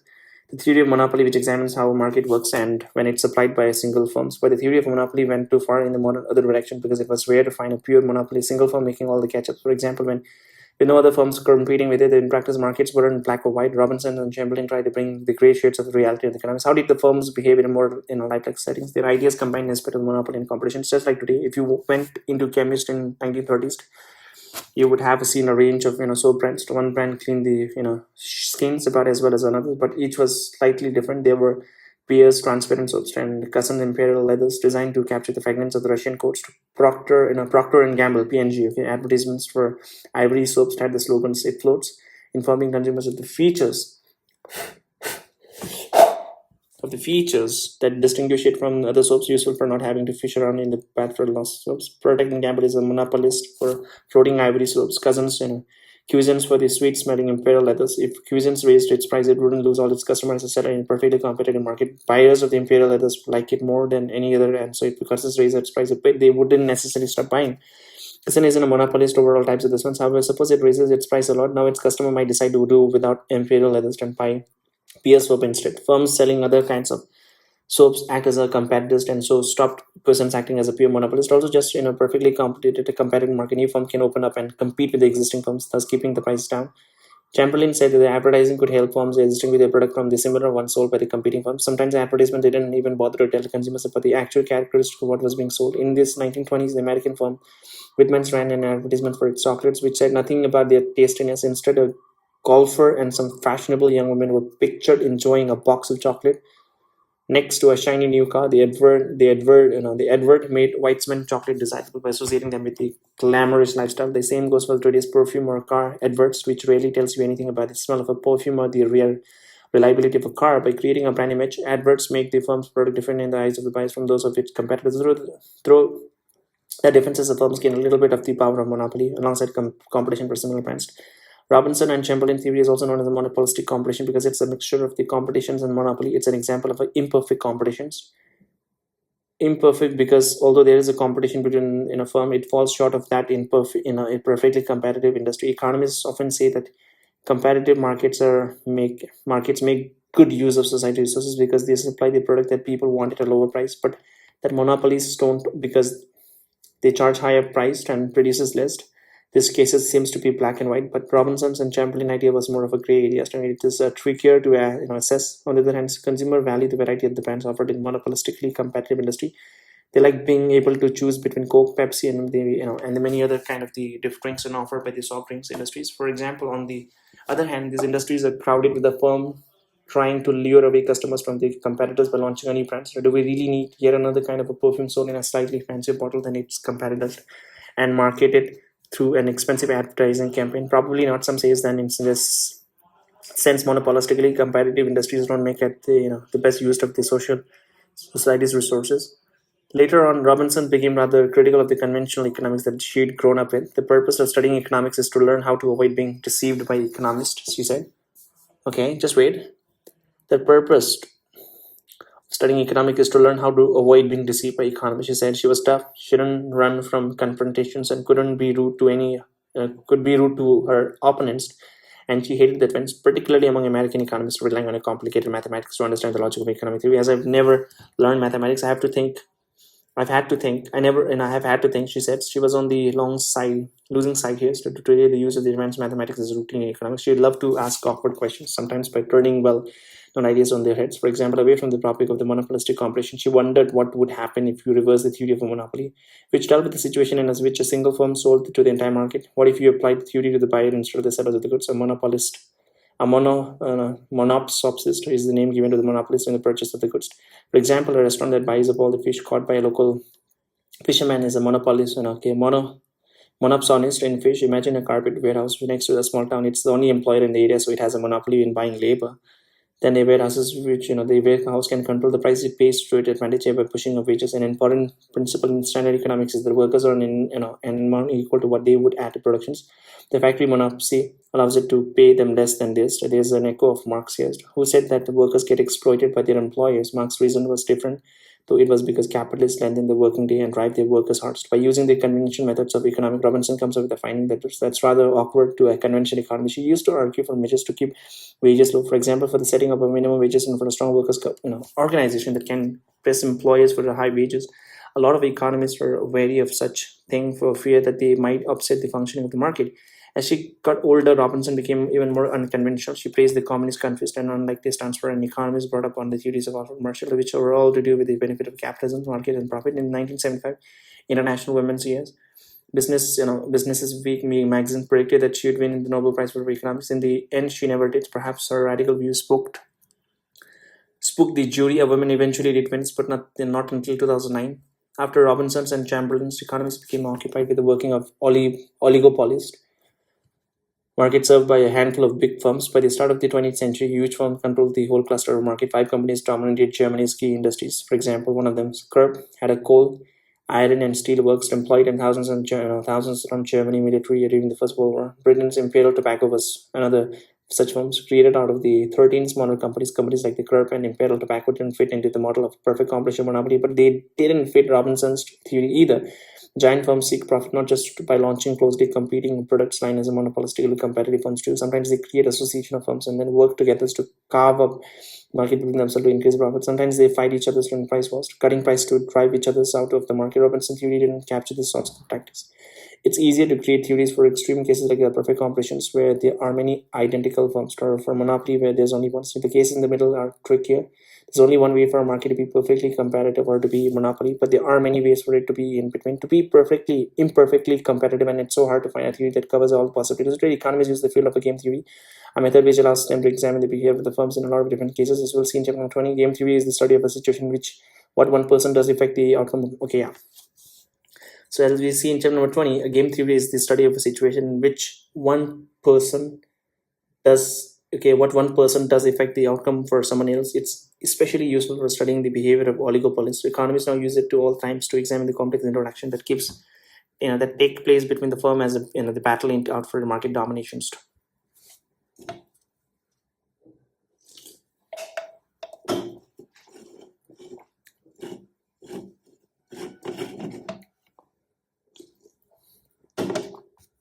Now, chapter number 16, the man with a plan. During the days of communism in the Soviet Union, a factory that made digging equipment stopped delivering machines to the coal mines that desperately needed them. A factory that made digging equipment stopped delivering machines to the coal mine that desperately needed them. And an inspector visited the plant and was puzzled to find it full of half-finished machines. The factory director explained that he had been ordered to paint the machine with a red varnish. The problem was that the factory store had only green varnish. If he delivered the machines in the wrong color, he might be sent to prison. It's better to leave the machines unfinished than risk that. He said to himself, the inspector cabled his ministry for permission for the factory to paint the machines greens. The machines were finished and delivered, and the mines were able to start operating again. At that time in 1930s, the Soviet Union was carrying out the biggest economic experiment in history. It was setting up a communist society, what Karl Marx had looked towards to, one completely different from capitalism. The story of the mining machine is a glimpse into how the normal rules of economics were turned upside down. To factory directors in Britain or America, the idea of having to take instruction from a government officials, even down to what color paint to use, would have seemed perverse. What British factories could paint their machines with the pink spots if they have wanted to, and if they finish them like that, if they thought their customer would buy them. If the customer turned out not to like this pink spot, the punishments would to go out of business rather than imprisonment. The Soviet state took responsibility for economic decisions, what to make, how to make, and who gets what made. Down to the tiniest details, they drew a plan that told factories how many tractors to make and how many shoes and in what size. This way of deciding how to use resources is called central planning.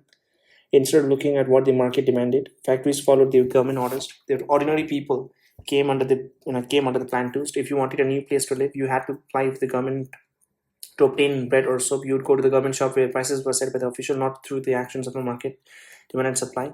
Another differences from the capitalism was how people's income were determined. Under capitalism, if you work hard and are really good at your jobs, you make lots of money.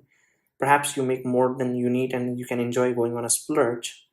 It's different under communism. Everyone receives the same from the government, regardless of how productive they are. They receive what they need, not the proceeds from what what they themselves make. It doesn't matter if you're extra strong or a brainer and therefore capable of producing more than others. You still earn the same.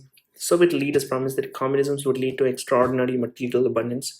The system would be more rationalist and humane than even capitalism, which the communists hated for making the capitalist bosses rich on the back of the workers. Russian folk tales tells a magic tablecloth which, when spread out, offers a delightful banquet. The government's 5 years plans were supposed to make this tale into reality. They didn't. Target for the productions of the foods, electricity and oil were often missed. People had to stand all the day in freezing cold to get foods. Some graffiti scrawled on a factory wall writes, "Welcome the 5 year plan with the empty stomach." At the beginning of the 1930s, towards the end of the first 5 year plan, millions starved. Why did Soviet economy have such a huge problem? Perhaps there was something wrong with the system of communication itself. Under communism, people's earnings aren't tied to what they do because they're all given the same income. So who would even bother to clear out the pigs taste? Would bother doing jobs that make your arms tired of your brain's aches? In fact, why would anyone do anything at all? Communism can't work because it creates the wrong incentives. That's the main problem with this one, communism. So the argument goes that defenders of communism disagree, saying that communism makes people behave differently than other capitalism. In a communist society, people would be obedient and unselfish, dedicated to hard work, not for their own sake, but for the for the nation. So Ludwig von Mises lobbed a grenade into his debates. Mises was a leading Austrian Jewish economist who, in 1940s, troubled by the growing influence of the Nazis, immigrated to the United States. In 1920, he published an article called "Economic Calculation in the Socialist Commonwealth." By economic calculation, he meant the basic problems of economics, how to figure out who gets what. By socialist commonwealth, he was talking about a society under socialism that's rather similar to the Soviet Union. Socialism can have a different meaning. Sometimes it's used to mean much the same as a communism. But the key thing is that economy is no longer ruled by the private profit as it is under capitalism, and this usually involves some kind of a central planning. Communism is a purer version in which all the property is owned by the communities, no longer by individuals. Mrs. article was about whether placing market with the central planning could work, whether that's done under socialism or a strictly communist society. His argument implied that the questions of whether people were selfish or unselfish was an irrelevance. He believed that communist economies like that of the Soviet Union were doomed to failure, even if every last person would joyfully clean the nation's toilet for patrons rewarded by the government. Think about the dizzying numbers of economic decisions that get made every day in even the smallest country.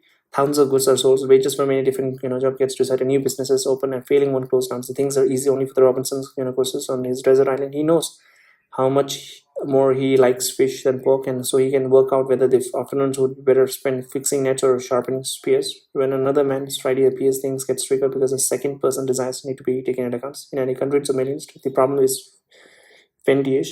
Under capitalism, people's desire are organized using prices. If people suddenly want more cuckoos clocks, then their price shoots up. This can encourage such a clock was made to increase production, and over time attracted by the high prices. Furniture makers move into making clocks. The prices falls back. Consumers' desires for a clock is better satisfied. Markets also direct the raw materials to their best users by buying woods to clockmakers deprive their potential users of its making of a chairs. Perhaps this is because the clockmaker can make more money out of the wood, so they are willing to pay more for it. Hence, prices allocate the resources to the most profitable users. The productions of the goods that people most wants under the central planning, all this has to be worked out by the governments. In the Soviet Union, many decisions fell into the man at the top, Joseph Stalin. He was forever in meeting, dishing out orders. To many of this were about the things that most leaders have to deal with, such as the setting up of new industries and signing agreements with the foreign powers. Because Stalin was a ruthless dictator, the orders would also often be for the execution of the people who displeased him. But he was also asked to decide about tiny details of the economy, whether a new bridge should have 1 or 2 lanes, and in which districts of Moscow vegetables should be grown. Meetings with his official had hundreds of points for discussions. No wonder he would crack under this strain, shouting at his staff, "The paper you work, you are throwing at me is piling up to my chest." The problem that Mrs. saw was deeper than information overload. So though in the market economy, prices signals where wood is best uses. So within them, there's no way of properly deciding how to use it, how to use wood, or how many chews or loaves of breads to make. There's no good way of deciding how much people should pay for bread or soap either. There's simply no yardstick, and when the government makes up his own prices, they never work well. Often the prices of the bread and soaps were set so low that the people wanted to buy much more than was being produced. That's why long queues built up outside the shop. So according to Mrs. Stalin, orders on prices and production were quite groveling in the dark. Mrs. said that socialism is the abolition of rational economy. The reasons for the Soviet Union economic revolution was that the system of socialism itself was irrational. Mrs. articles fueled a heated debate about whether capitalism or communism was better. If communism was irrational, so then it had to be capitalism, as communism spread to cover a third of the world's population by 1950s. The question became urgent. Despite the problems, the Soviet Union made great strides. To new cities sprouted out and the country was rapidly industrialized. Many thinkers, including quite a few economists, were sympathetic to the aim of communism. An equal society without exploitations of the workers. They thought that communism was an improvement on capitalism, and that it was only a matter of time before the Soviet Union economy would surpass America's. The supporters of the communism, though, thought that because economies were so complex, it was unwise to leave everything to the market. One was the Polish economist Oscar Lange, who after the Second World War became Communist Poland's first ambassador to Washington. Another was Abba Lernerst, a Jewish immigrant to Britain from Eastern Europe, who was as a teenager worked first as a trader in the poor East End of London and then as a Hebrew teacher and typesetter. His printing shop went busting, during the Great Depressions of the 1930s, when the economies of the Europe and America got seriously sick. To find out why, he took an evening course in the economic and eventually ended up studying and then teaching at the London School of Economics. Lang and learners disagreed with the Mrs. that socialism was irrational. They agreed with him that an economy needed the measuring stick of price, but they thought that central planners would be able to make their own sticks and then manage the economy in a rational way. All that planners had to do was to solve a mathematical problem. You can think of a supply and demand as an equations, whether the price of a shoe is at just the right level of the supply of a shoe equal the demands. An economy is thousands of interacting markets. In the 19th century, a French economist called Leon Warlest examined all of the market together, with each market represented by an equation that showed what when it was in balance. Warlest and his successors showed how the market came into balance together. We'll see how they did in chapter 25. What's more, they discovered a condition for market to lead to the best use of the economy's resources. Lang and Lerner said, why not just solve Waller's equations? The solution would give the central planners the prices that bring about a rational use of resources. So in this socialism, there were rational prices. They didn't have to come from market. Central planners would then be able to improve on market. Otherwise, what was the point? They would be able to calculate the best price and then adjust them here. And then in order to make the economy fairer than under capitalism, to Mrs. this was impossible, like the game of Monopoly. The prices calculated by the officials from the comfort of the armchairs would always be completely unrealistic. Markets work when people know their money is at stake. Prices with a real meaning come from the actions of businessmen, business people as they try to make profit, not from economists fiddling with equations. Therefore, Mrs. said, capitalism is the only rational economic system. And that's true, right?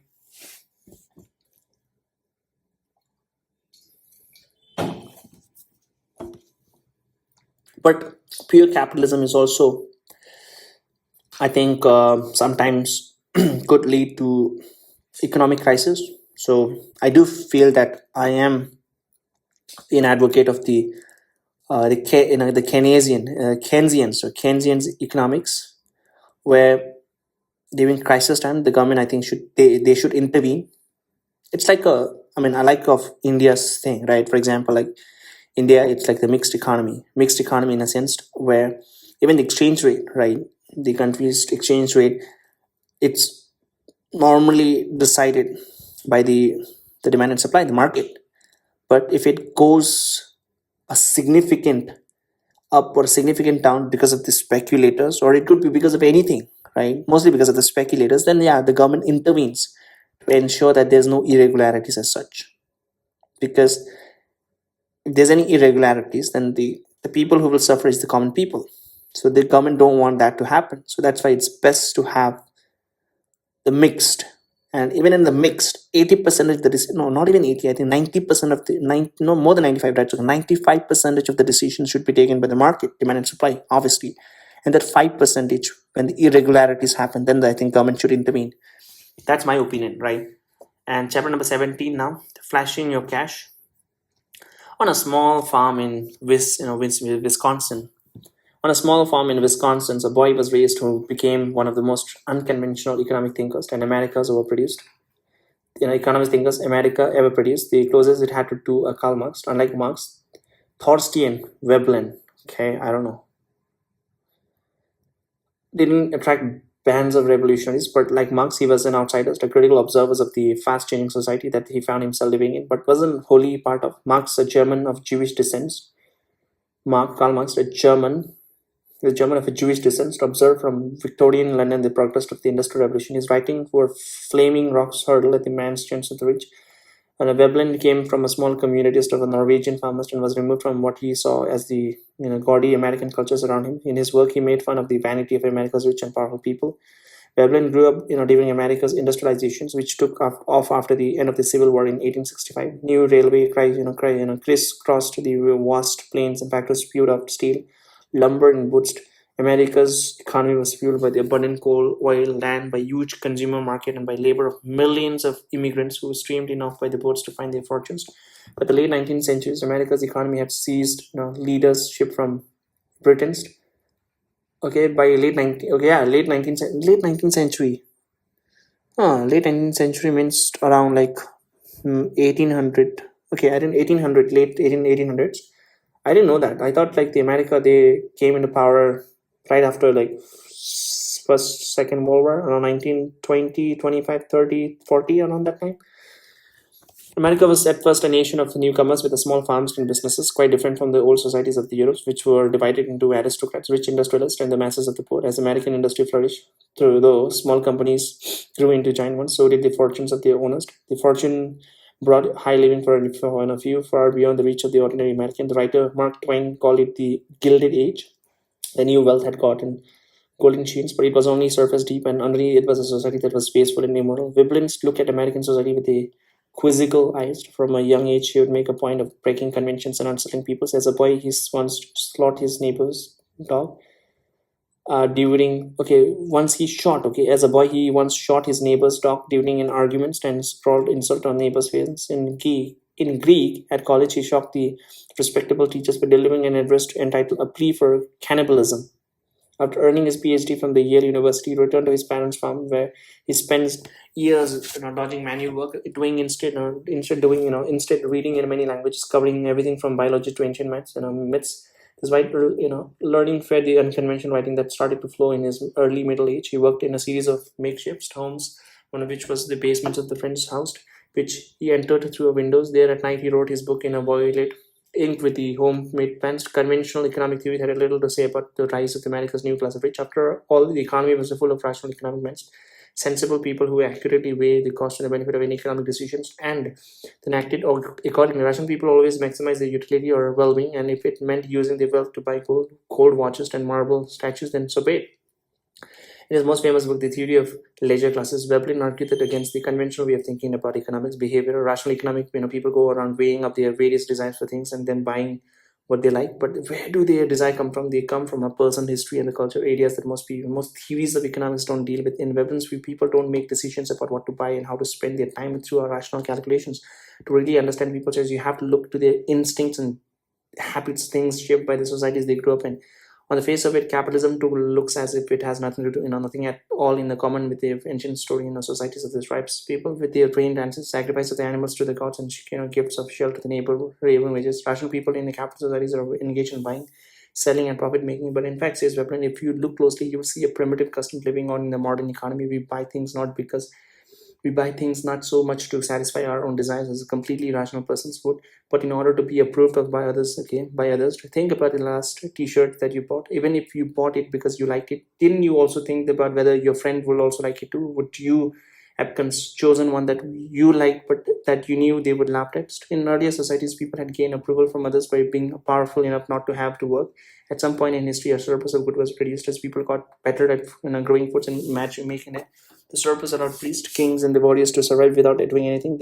The precious things, silver goblets, elaborate headdresses, jewel encrusted swords brought them honest ordinary work came to be seen as demeaning. Certain polyneasian chiefs, Weblins, were so used to having servants carry out every task for them that they preferred to starve them to be seen transferring food from their plates to their mouths. Veblen saw the same instinct in the contemporary American economy. The new rich lived off the interest from the shares and inherited fortunes without having to do with very much. Like the Polynesian chiefs, they gained so much social recognitions by demonstrating through leisure activities and buying luxuries that they didn't have to work. Everyone called the purchases of mansions and the fur coats and the trip to the French Riviera conspicuous consumptions. It was buying things to show off with. His name privileges few, the latest time with conspicuous. Conspicuous, what is the definition of conspicuous? I know, I forgot about it.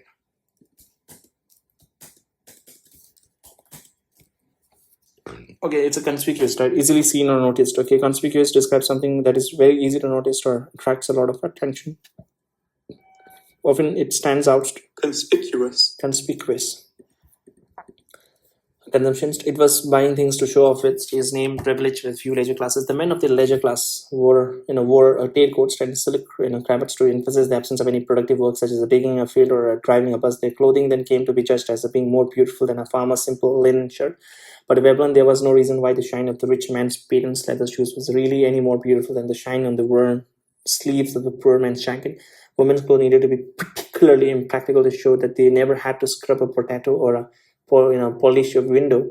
The substantial reasons for our tenacious attachment to the skirt is just this: it is expensive and it hampers the wearer at every turn and incapacitates her for all the useful expressions. The wives of the rich men were there to show off their husbands well. At an extreme, the desire to impress means that when prices of the silk dresses rises, the demand for it goes up rather than down. At high prices, because the fewer people can afford it, the dress becomes even more better way of showing off your status, and so more wealthy people want to buy one. So Veblen said the conspicuous consumption filtered down to the lower classes who wanted to be like the rich. Middle class people buy spoons with the handles of the ivory, which don't improve the usefulness of the spoons but make the users look respectable to their friends. Even the poorest people might go without food before the last vase or necklace is rolled up. Conspicuous consumption is a waste, said Veblen. It diverts economic energy from the productions of what people really need into what they can show off. The result is the treadmills of dissatisfaction. People copy the rich by consuming more. The rich buy even more expensive things to keep themselves ahead, and everyone has to run harder to keep up. Veblen certainly seemed to live out his criticism in his own rather modest consumption. His clothes were too big and often looked as if he had slept in them, and he kept his watch crudely attached to his vest with a safety pins. He suggested doing away with the silk and twid along together and making clothes out of paper instead. Of modern America tribal chief were men like Cornelius Vanderbilt, who over the 19th century rose from the being an uneducated ferry boy to a fabulously wealthy railway owner, leaving an estate worth $1 billion in today's money. The Vanderbilt family built giant mansions and consumers estates. One of them gave his wife with her birthday the marble house in Rhode Island, a lavish place made from 500,000 cubic feet of white marble. Underneath the conspicuous consumption of a man like Vanderbilt was an instinct that Veblen called predations, where barbarian kings attack each other with spears. The modern leisure class defeated their rivals with a financial trickery. Take the battle between the Cornelius Vanderbilt and another businessman, Daniel Drew, for control of the railway line that ran between Chicago and New York City. Drew cooked up a scheme to outwit Vanderbilt by influencing the price of the railway company's share. To pull it off, he needed the price to go high sky. He visited a New York bar frequently by stockbrokers, and while chatting to some of the pulled out a handkerchief to wipe his brow. A slip of paper fell out onto the floor, but he pretended not to notice. After he left, the broker snatched up the scrap. It contained a step information designed to make them believe that the price of the company's share was about to go up. The brokers rushed out to buy the shares in the hope of making a profit after the prices went up. The rush did just that, and the share price rocketed. Drew stick was just like a winning move in a game. Actually, Veblen raised the popularity of a sports among the rich to the same predatory instinct. It won Drew control of the railway. Vanderbilt and Drew others like helped build a new American economy, but there was a cutthroat capitalism. So they would cheat and scheme if it made the money for their ruthlessness. That they became known as the robber barons. Vanderbilt once said, "What do I care about the law? And I got the power." I repeat, why? Okay, I'll repeat. What do I care about the law? And I got the power. And I got the power. The predatory instinct had little to do with the real human needs, said Veblen. So there was another instinct, however, that of a workmanship. It was the instinct to do productive work in a way that served the needs of the whole community, repairing the railway lines and making sure that trains ran on time. For example, Veblen didn't call for a revolution as Marx did. He thought that the waste caused by the conspicuous consumption would be done away when society was ruled by the instinct of workmanship rather than the predations. Then society could cast off the last residue of the barbarian society. It would mean an end to the merry-go-round of the more and more shopping just to keep up with the neighbors. The people with the instinct of workmanship were the engineers and technicians who invented and improved machines. A better society would be one in which they helped guide the economy towards the satisfactions of real human needs. Although his unconventional economy never really caught on, the eccentric Norwegian was given some recognition by his colleague when in 1925, at the age of nearly 70, he was offered the presidency of the American Economic Association. Veblen refused and retreated to a hilltop cabin surrounded with the weeds outside of Palo Alto, California. There he lived in a simple room with the furniture that he made for himself. In October 1920, and far away among the skyscrapers of New York City, the stock market crashed and gales of economic depression blew the cleaters of America's economic results. Veblen didn't quite live to see, dying a few months before the storm hit, living to the last as the hermits that he really was among the rats and the skunks that kept him company in his hut. Down the plug hole. Now the next is chapter number 18, Down the Plug Hole. An American hit song of 1932 had the line, "Once I built a railroad, now it's done. Brother, can you spare a dime?"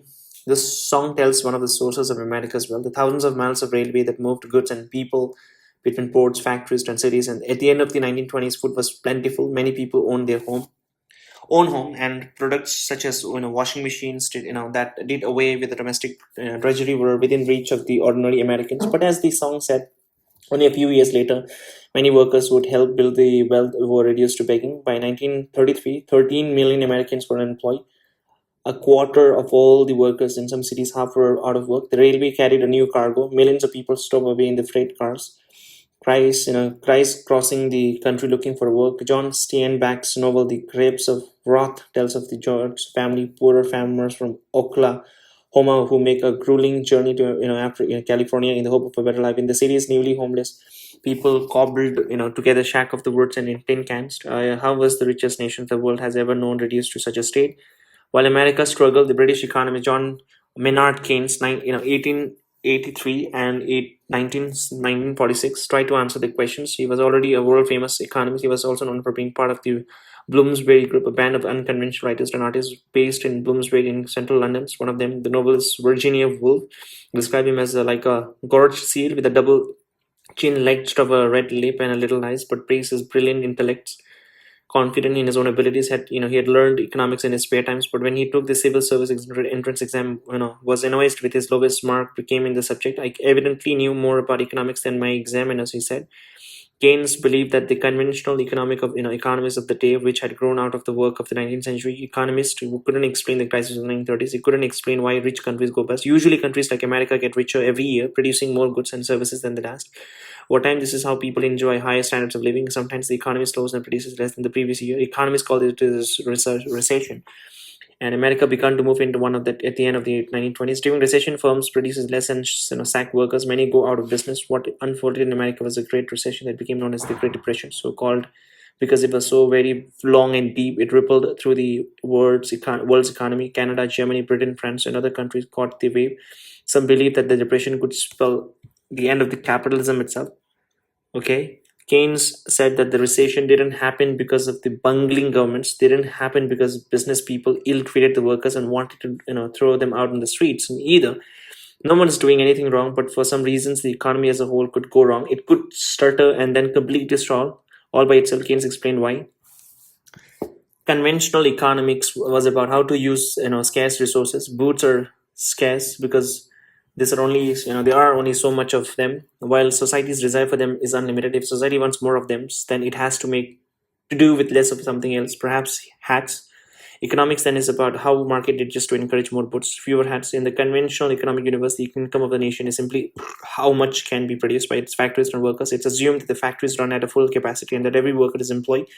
It's because the economy produces as much as it's able to, that resources are scarce. To make more boots, you would have to shift workers from making hats. Keynes saw that in 1930s the world had moved into a parallel universe. By 1933, the amount produced by the Americas industries had halved since the end of the 1920s.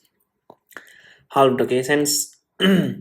Hence the millions who found themselves out of work with so many hands idle, the economy could have used them to make more boots without having to take away from the hat production, but it didn't. Over the decades, all the lost productions was worth the equivalents of the new house for every family of the four. So the problem wasn't so much of one scarcities, but of the how to make use of the resources that were already there.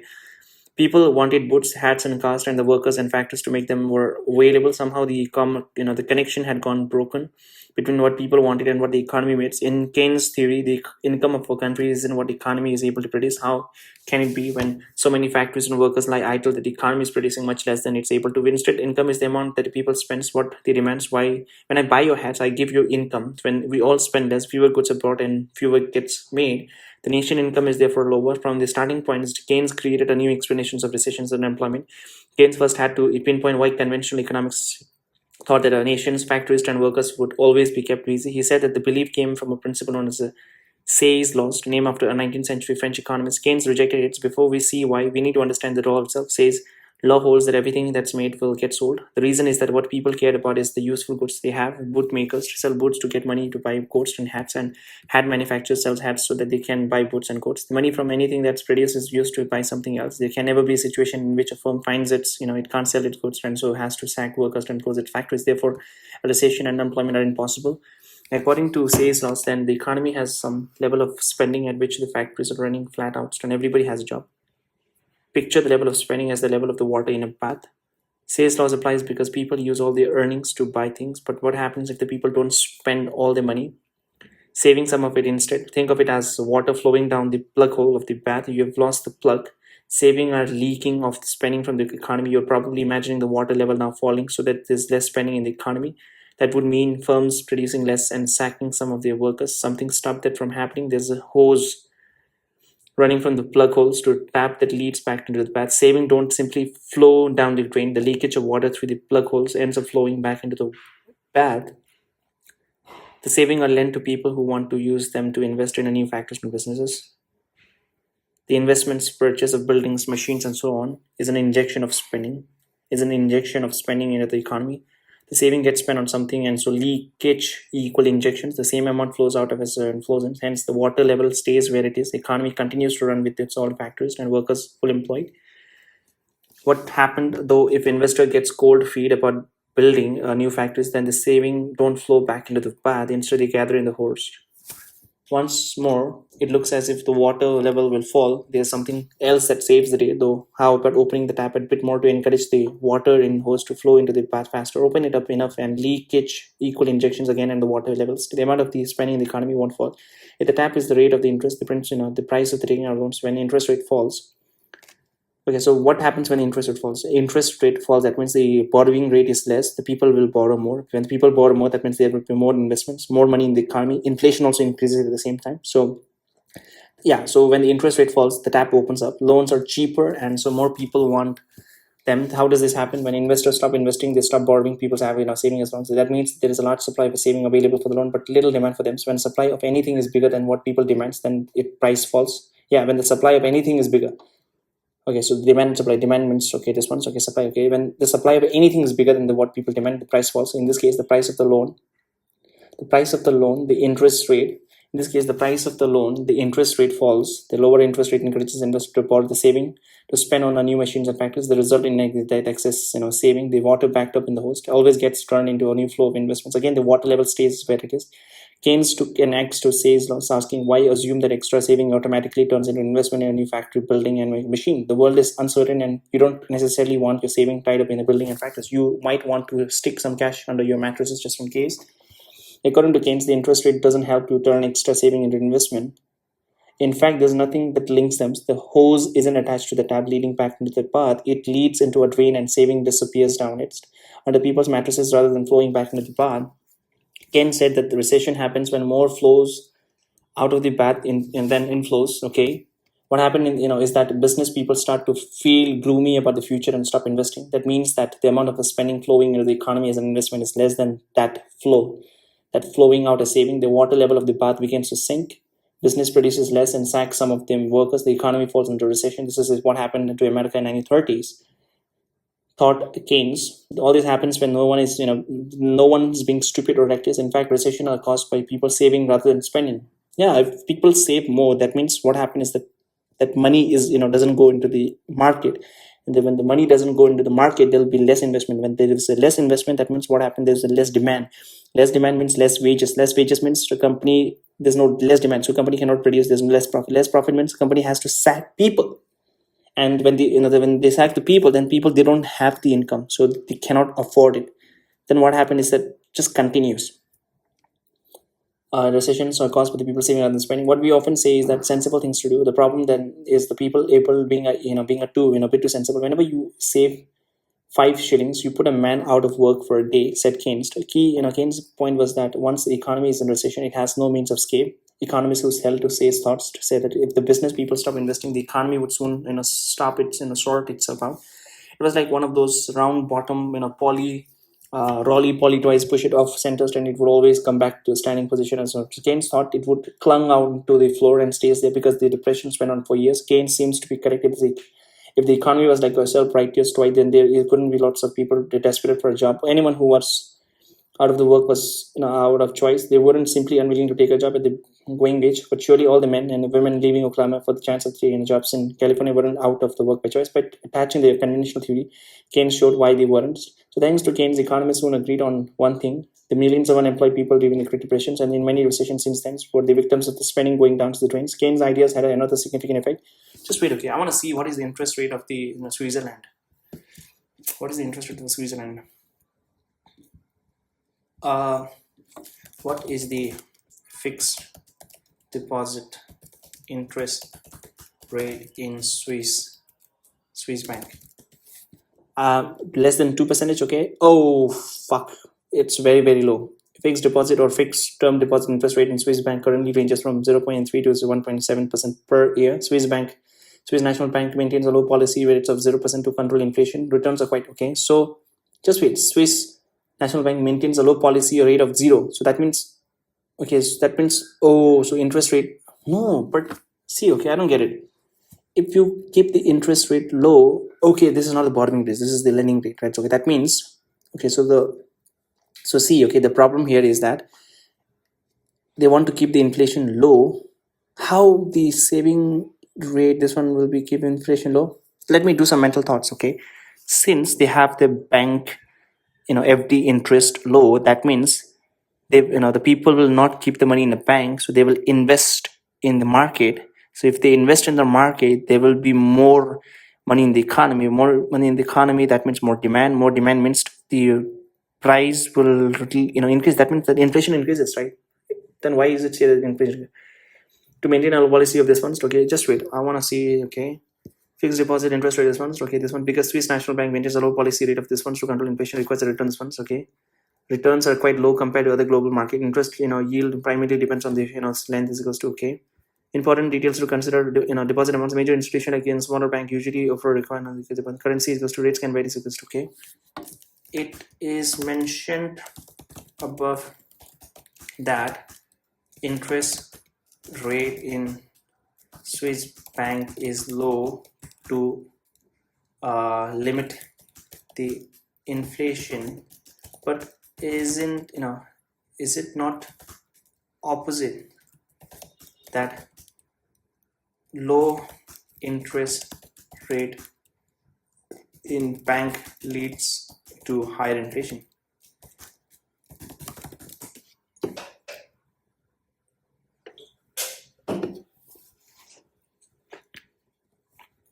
See, I told you, you're completely correct about standard economic theory, and that catch was spot on. In a typical economy, low interest rate stimulates spending and borrowing. Yeah, low interest rates stimulate spending, and this one, which leads to higher inflation. The previous statement was poorly phrased. The Swiss National Bank keeps its policy rate exceptionally low, currently at 0, because inflation in Switzerland is already extremely low. Okay, so that means, okay, just wait. So, okay, the inflation is okay, this one's okay. So, okay, they don't have inflation. They say what they're saying, right? So they don't care. They don't have to increase the interest rate because there's no inflation, because inflation in Switzerland is already extremely low. Not to limit it, the central bank is actually trying to prevent inflation from dropping into dangerous deflationary territory. Okay, and Switzerland operates under the unique economic landscape that explains why low interest rate coexist with their virtually zero inflations. The power of strong Swiss franc, CHF. The Swiss franc is a global finance ultimate safe havens currency. When investor in markets and experience global geopolitical or economic turmoil, global investor aggressively buy Swiss francs. This massive demand makes this franc exceptionally strong. Strong currency makes import. Just wait. The Swiss franc is a global financial response. Okay, when international market experiences geopolitical or economic turmoil, global investor aggressively buy Swiss francs. Okay, these massive demands make the franc exceptionally strong. A strong currency makes import like food, oil, technology incredibly cheap for Switzerland. This continuous influx of cheap imports naturally suppress the domestic prices, keeping inflation close to 0, preventing excessive currency appreciation. If the SNBs were to raise interest rate to 4 to 5%, matching the US and Europe, international investors would flood Swiss bank to clock in high yields on a rock solid currency. This flood of capital would drive the franc value to sustainable heights. A hyper strong currency would cripple Swiss exports like the watchmakers and the pharmaceutical. Yeah. So if there's an increase, okay. So just wait. Okay, I'll just do this one. Okay. So if the Switzerland increases their interest rate, that means to 4 to 5%, then what will happen is that the people will go and buy the Swiss franc. The Swiss franc demand will increase. That means the Swiss franc currency will appreciate. When the Swiss franc currency appreciates, that means in relation to the other currency, it will be much stronger. Much stronger means then their import will be easier because they have to pay less now, but export will be difficult because the people for other country to buy it becomes very expensive for them. Okay, so that is the main thing. Okay, what it goes to, and this one's okay. Just wait. Where was I? Okay, this one's okay. Switzerland operates in a union. This one's okay, and this massive demands make the franc exceptionally strong. A strong currency makes import incredibly cheap for Switzerland. This continuous influx of cheap imports naturally. This one's okay. Okay, international investor would flood Switzerland. This one, the flood in capital would drive the franc value to unsustainable heights. Hyper strong currency would cripple Swiss exporters like watchmakers and pharmaceutical companies. Okay, but I don't think this will do it because watchmakers are more normally people who are very, very, very, very wealthy, and they don't care about the increase in the price. I think, in fact, they will buy more. They would buy more because their products would become far too expensive for global price. Therefore, the SNB, intentionally keep into this ones to hold less attractive to foreign investors, protecting their export economy. Okay. So standard global economy moderate to high. Swiss exceptions to okay. So yeah, I'm back to the page. Back to this one. Okay. So thanks to this one, economists don't agree on okay. Just remember, Keynes thought it would chunk on the floor and say because the depression went on for years. Keynes seems to be correct if the economy. Okay, I was here, right? Okay. Keynes' point was that once the economy is in recession, it has no means of escape. Economists who had told this one, the economy would soon sort itself out. It was like one of those rounds bottom when a roly-poly twice, push it off center and okay. Because of the depression went on for years, Keynes seems to be correct. If the economy was like a writing twice, then there couldn't be lots of people desperate for a job. Anyone who was out of the work was out of a choice. They were simply unwilling to take a job at the going wages. But surely all the men and the women leaving Oklahoma for the chance of the job in California weren't out of the work by choice. By attacking the conventional theory, Keynes showed why they weren't. Okay, just wait. Okay, I want to see. Great Depression lasted for Great Depression lasted for 10 years, 1929 to 39, and 39 the Second World War started. The Great Depression lasted for a full decade, from 1929 to 1939. It began with the devastating Wall Street stock market crash in October 1929, and finally came to an end also as the manufacturing demands of the World War II stimulated the economy. The crisis was the longest and deepest economic downturn in history of the industrialized world. The timeline was marked by the fewest this ones. What was the triggering point? Okay, what was the trigger? that triggered 1929. The US economy began shrinking in the summer of 1929, culminating in the famous stock market crash on Black Thursday, October 7, 2020, the lowest point. The economic free fall hits in an absolute bottom in early 1930s when the commercial banking crisis collapsed and unemployment rate soars of 25% recovered and setback. The President Franklin D. Roosevelt New Deal policies helped spur gradual recovery, but the economy suffered a severe double dip. 1937, then the economic crisis definitely ended as the industrial mobilization and after the outbreak of the World War. They finally limits mass employment. Okay, it ended because of the World War II. It's beautiful. Did Great Depression ended because of the World War II? Because they were employed in a war.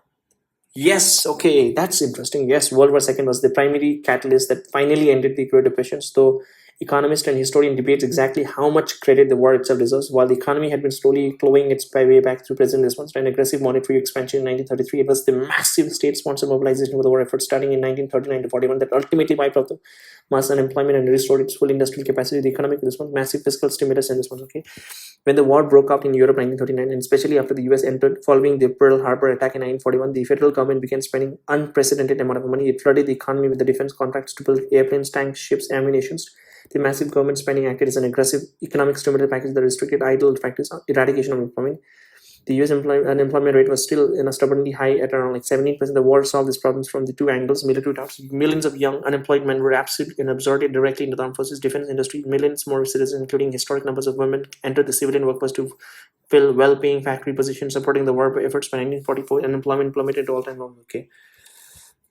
Wartime austerity. Austerity. Some economists point out that while everyone had a job during the war, the standard of the living didn't instantly started with wartime rationing. Citizens couldn't actually buy cars, new housing, or many. Okay. Oh, I didn't know that, man. So, okay, what was the reason for the Great Depression?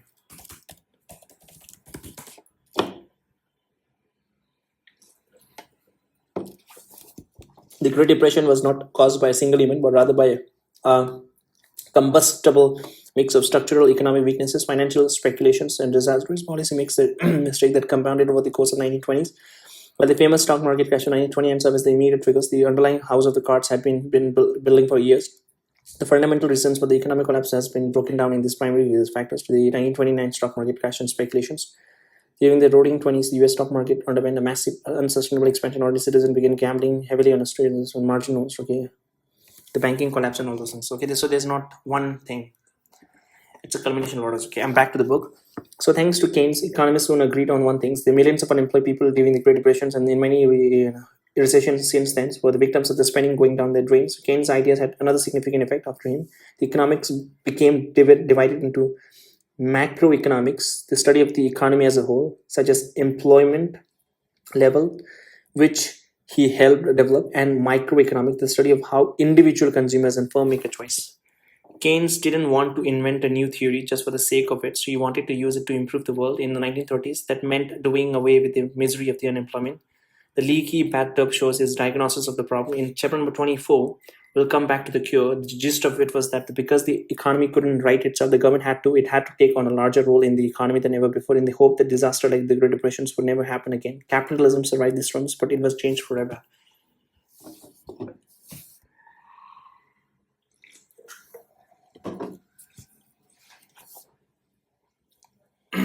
Now, chapter number 19, creative destructions. Okay, creative destructions. Okay, the Austrian economist Joseph Schumpeter loved to show off his brilliant intellect and keen wit. He once said that he had three ambitions: to be the greatest economist in the world, the finest horseman in Austria, and the best lover in Vienna. He regretted. He said that he'd only succeeded in two of them, adding that unfortunately things hadn't been going well with the horses lately. The joke point to contradictions of the Schumpeter's the man. On the one hand, he had attended the finest schools and mixed in high school society. This gave him old-fashioned manners, harking back to the times when daring men rode around on a horse and wooed maidens. On the other hand, he aimed to become a great scientist in the most modern field of economics, a very new intellectual, discipline compared with the one of old philosophies and mathematics. Scumperter's student marveled at his old world flamboyance and his love of cutting-edge economic theory. At one university in a small town in edge of the Austro-Hungarian Empire, he fought a duel with the librarian to get better access for the student for the latest. Okay, I want to see this person, Joseph. He has some Russian-sounding name, Joseph.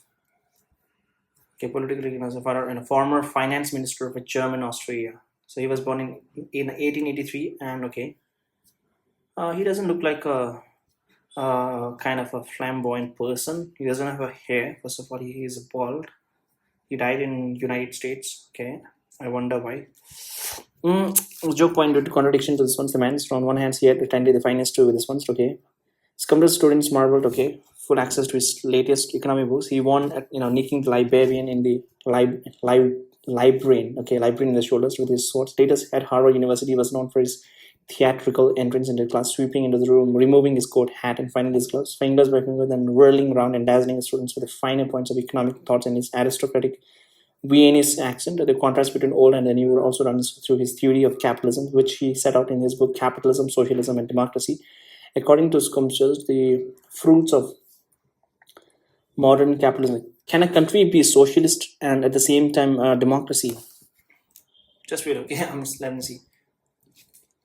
Can a country be socialist and democratic simultaneously? Don't tell me the example of India, first of all. Yes, a country can be both socialist and democratic simultaneously. At its core, these two concepts are completely compatible. Socialism addresses economic ownership, how wealth and resources are shared, while democracy dictates political governance. Democracy is social digest. Okay. Example of a country. Example of any country.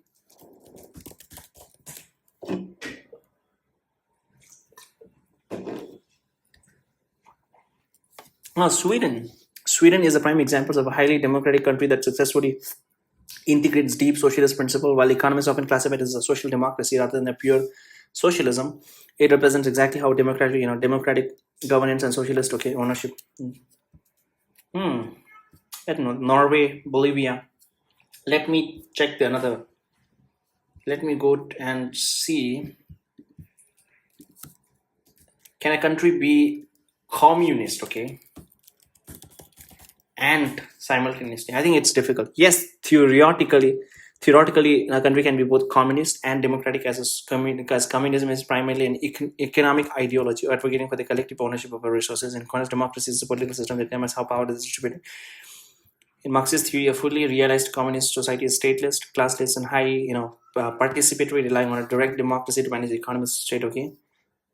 Historically, countries that have attempted to build a communism, like China, Cuba, the former Soviet Union, have operated as one-party states rather than utilizing liberal democratic model. This system uses democratic centralism. Okay, the communism opposes capitalism, not necessarily democracy. Therefore, one can have a multi-party democracy that pursues the communist or heavily socialist. Okay, so it's possible.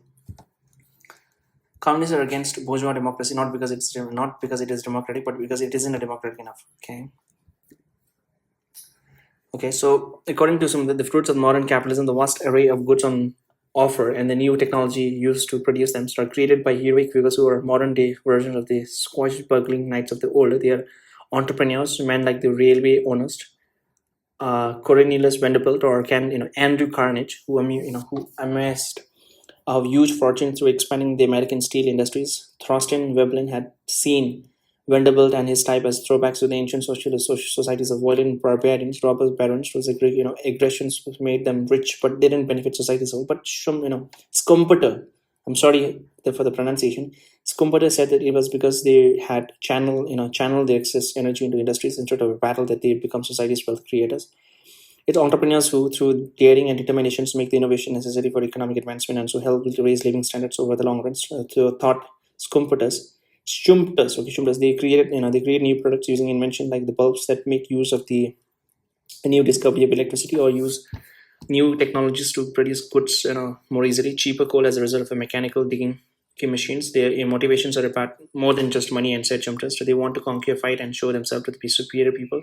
Schumpeter had one in his family, his great grandfather, who brought a steam engine to the town where Schumpeter was born and used it to power the first textile mills. In order to make their visions a reality, to build factories to make new kinds of refrigerators and radios, entrepreneurs need to lay their hands on a brick and iron and workers. How do they get hold of them, when they're being used by other business people to make the goods that consumers want now? So in order to use them to produce new things, goods that people don't yet know what they want, they can do it because bank lend the money, which allows them to buy what they need. Therefore, money is more than just an aid to buying and selling. It's the heart and the blood pumping around the economic organism directed by its brain. The entrepreneur Skumtas had practical experience of this when he became the director of an Australian bank in 1920s. He used his position to put money into all sorts of business schemes. His experience was the risk of entrepreneurship too. In 1924, the economy turned bad and he was left with the huge debts which took it from years to year. When they succeeded, entrepreneurs get rich. The new goods ripple through the economy as the people realize that they would like gramophone players or a television and then go out to buy ones. Henry Ford made a fortune out of discovering how to make a cheap cars for the masses, and economists from introducing any ways of making steel. Soon imitators copy the original entrepreneurs, making the same cars, furnaces or dyes that they introduces. The new goods revolutionize whole industries and the economy expands. Eventually some business fails and economy starts to contrast until a new round of innovation begins. Boom and bust. The up and down cycle of the capitalist economy comes from the successive waves of innovations, the ebb and the flows of the entrepreneurships and imitation of the new technology skill of the old ones. The horse-drawn carts give away to the car, the candle to the light bulb. Companies like the camera film manufacturer Kodak Price, then decline, and the new leaders appears like Samsung, who put digital camera into the mobile phones. Computers call it a creative destruction, and in some sense, capitalism is nothing but the constant changes caused up by the restless entrepreneurs.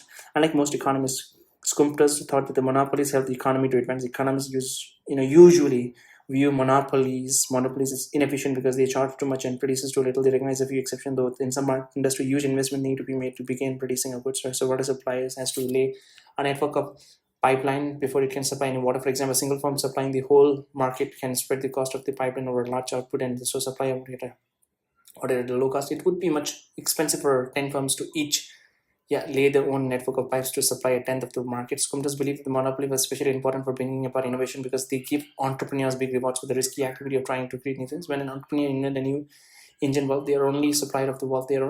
They are a monopolist for it, and so he can earn high profits. The possibility of earning high profit encourages entrepreneurs to create all sorts of new products. Without managing monopolies, it would be much better for new technologies to even get invented. Monopolies propel the technologies. Monopolies, right? Monopolies propel the technological progress that transform the economy and eventually lead to more and more cheaper products. Skumter's views of capitalism differed too from the conventional view held by the Marshall and Jones, whom we met earlier. Their views was of the economy at rest. A snapshot Shumbert saw the economy as ever-changing, more like the film. In the standard snapshot, everyone knows what goods are available to buy and sell, and most of the time demand and balance of supply. Firms don't earn high profit because there is competition between lots of them to supply goods to the consumer. The economy is said to be in equilibrium. Conventional economic takes the resources in the economy and gives given the looks at how it will come to this one. There are no entrepreneurs who invented new things, just people who buy and sell what they know in order to maximize utilities. Comters shows us that equilibrium is really just an economy caught in a free frame. What a pathetic figure is the economic actors who is always searching, anxiously for an equilibrium, says Shumters. He has no ambitions and no entrepreneurial spirit. He is in short without a force in life. To Shumters, the most important thing about capitalism was that entrepreneurs are constantly throwing rocks into the pounds. The waves of creative destruction never die down. In Marshall economy, firm competes on the price of the oil lamps. In Schumpeter's successful entrepreneurs blow away their competitor by inventing light bulb. In fact, capitalism is a bit like Schumpeter himself, bold and vital, freezing with new ideas, never at rest. Underneath Schumpeter's surface of sparkle and wits, however, was a trouble maintaining the capitalism that he tried to understand the perceived in the dark side. Can capitalism survive? Schumpeter's ask, no, I don't think it can. Capitalism, liveliness, contains seeds of blooms that will destroy it. To explain why Schumpeter did something unusual for an economist, he made an argument about the politics and culture of a capitalist society, so not its economics. Karl Marx explained why capitalism was doomed in terms of economic. As the capitalist takes more and more of what's produced as a profit, the workers gets less and less until the whole system shatters. For Schumpeter, however, there were no problem with the economy of capitalism. The problem was in fact capitalism has no on people's broader attitude, especially when the firm gets bigger.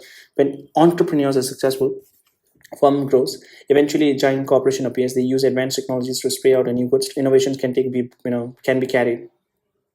be carried out using rational methods. Often innovation can then be used out using rational methods. Often in specialized economy research, common research department. Think of one of today's big companies such as Apple. It has various research teams. Some produces new software, some develop faster and lighter iPhones, other creates more powerful laptops. What used to be visualized in a flash of genius by entrepreneurs new gets done using tried and tested procedures. Economic progress becomes automated in company policies and committed meeting. From an economics point of view, all this is a good thing. See, the creation of a new product is planned in advance and becomes predictable. The problem is that it's too boring. Firms turn into vast organization full of people in a gray suits, or in the case of an Apple, matching t-shirts. Computers, entrepreneurs start off as daring heroes, but end up in rather like the poor teenagers who hate school and refuse to do their homework. They loathe having to go to work and tie and having to sit in a tedious meeting. They detest the way that life has become so dull and dreary under capitalism. Detest. So they start to distrust businesses and money making in general. Some end up as like anti-capitalist intellectuals who teach in universities and write books criticizing capitalism. They argue for the governments to take over the economy from the business people and to create a socialist society. Scumders thought that this starting to happen in 1930s and 1940s when many intellectuals were hostile to capitalism and the state started to play a great role in the running of the economy. We'll see in chapter number 21. Okay, Scumders' predictions about the end of the capitalism didn't come to pass. Capitalism has functioned to this day with a significant taste involvement. What term the mixed economy without an end to the system. Still, Scumders taught us something important, that the economy is constantly moving. Here he echoes Marx, and like Marx, he said that socialism was inevitable. He lived in a castle and praised rather than condemned the millionaires. He's been called the rich man's Marxist. According to Scumders, the end of the capitalism comes about because of the frustration of the people at the top of society. The dissatisfied intellectual. For Marx, it's the unhappy workers who topple the system. Marx socialism comes out of capitalism, economic failure. Scumders out of his success as the firm gets bigger. And unlike Marx, Scumders was a strong defender of the capitalism and didn't welcome a drift towards the socialism. Scumders was also opposed to the new theories of Keynes, which said that the government could stop the economy from slipping into recession like the deep of one of the 1930s. If capitalism is change, it has no end point. You can only begin to reckon its achievement in the long run. Along the sweep of history that takes us from the messenger on horseback up through the smartphones, the problem with calls for the government to sort out the economy is that they view capitalism as sort of a run and so favor quick fixes. Scumders thought the fixes would only suffocate entrepreneurs, put capitalism on a life support machine for a while, and then kill it off.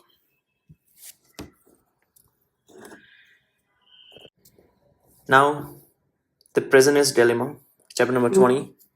And imagine two countries threatening to blow each other up. One arms itself with a missile to aim at its enemy.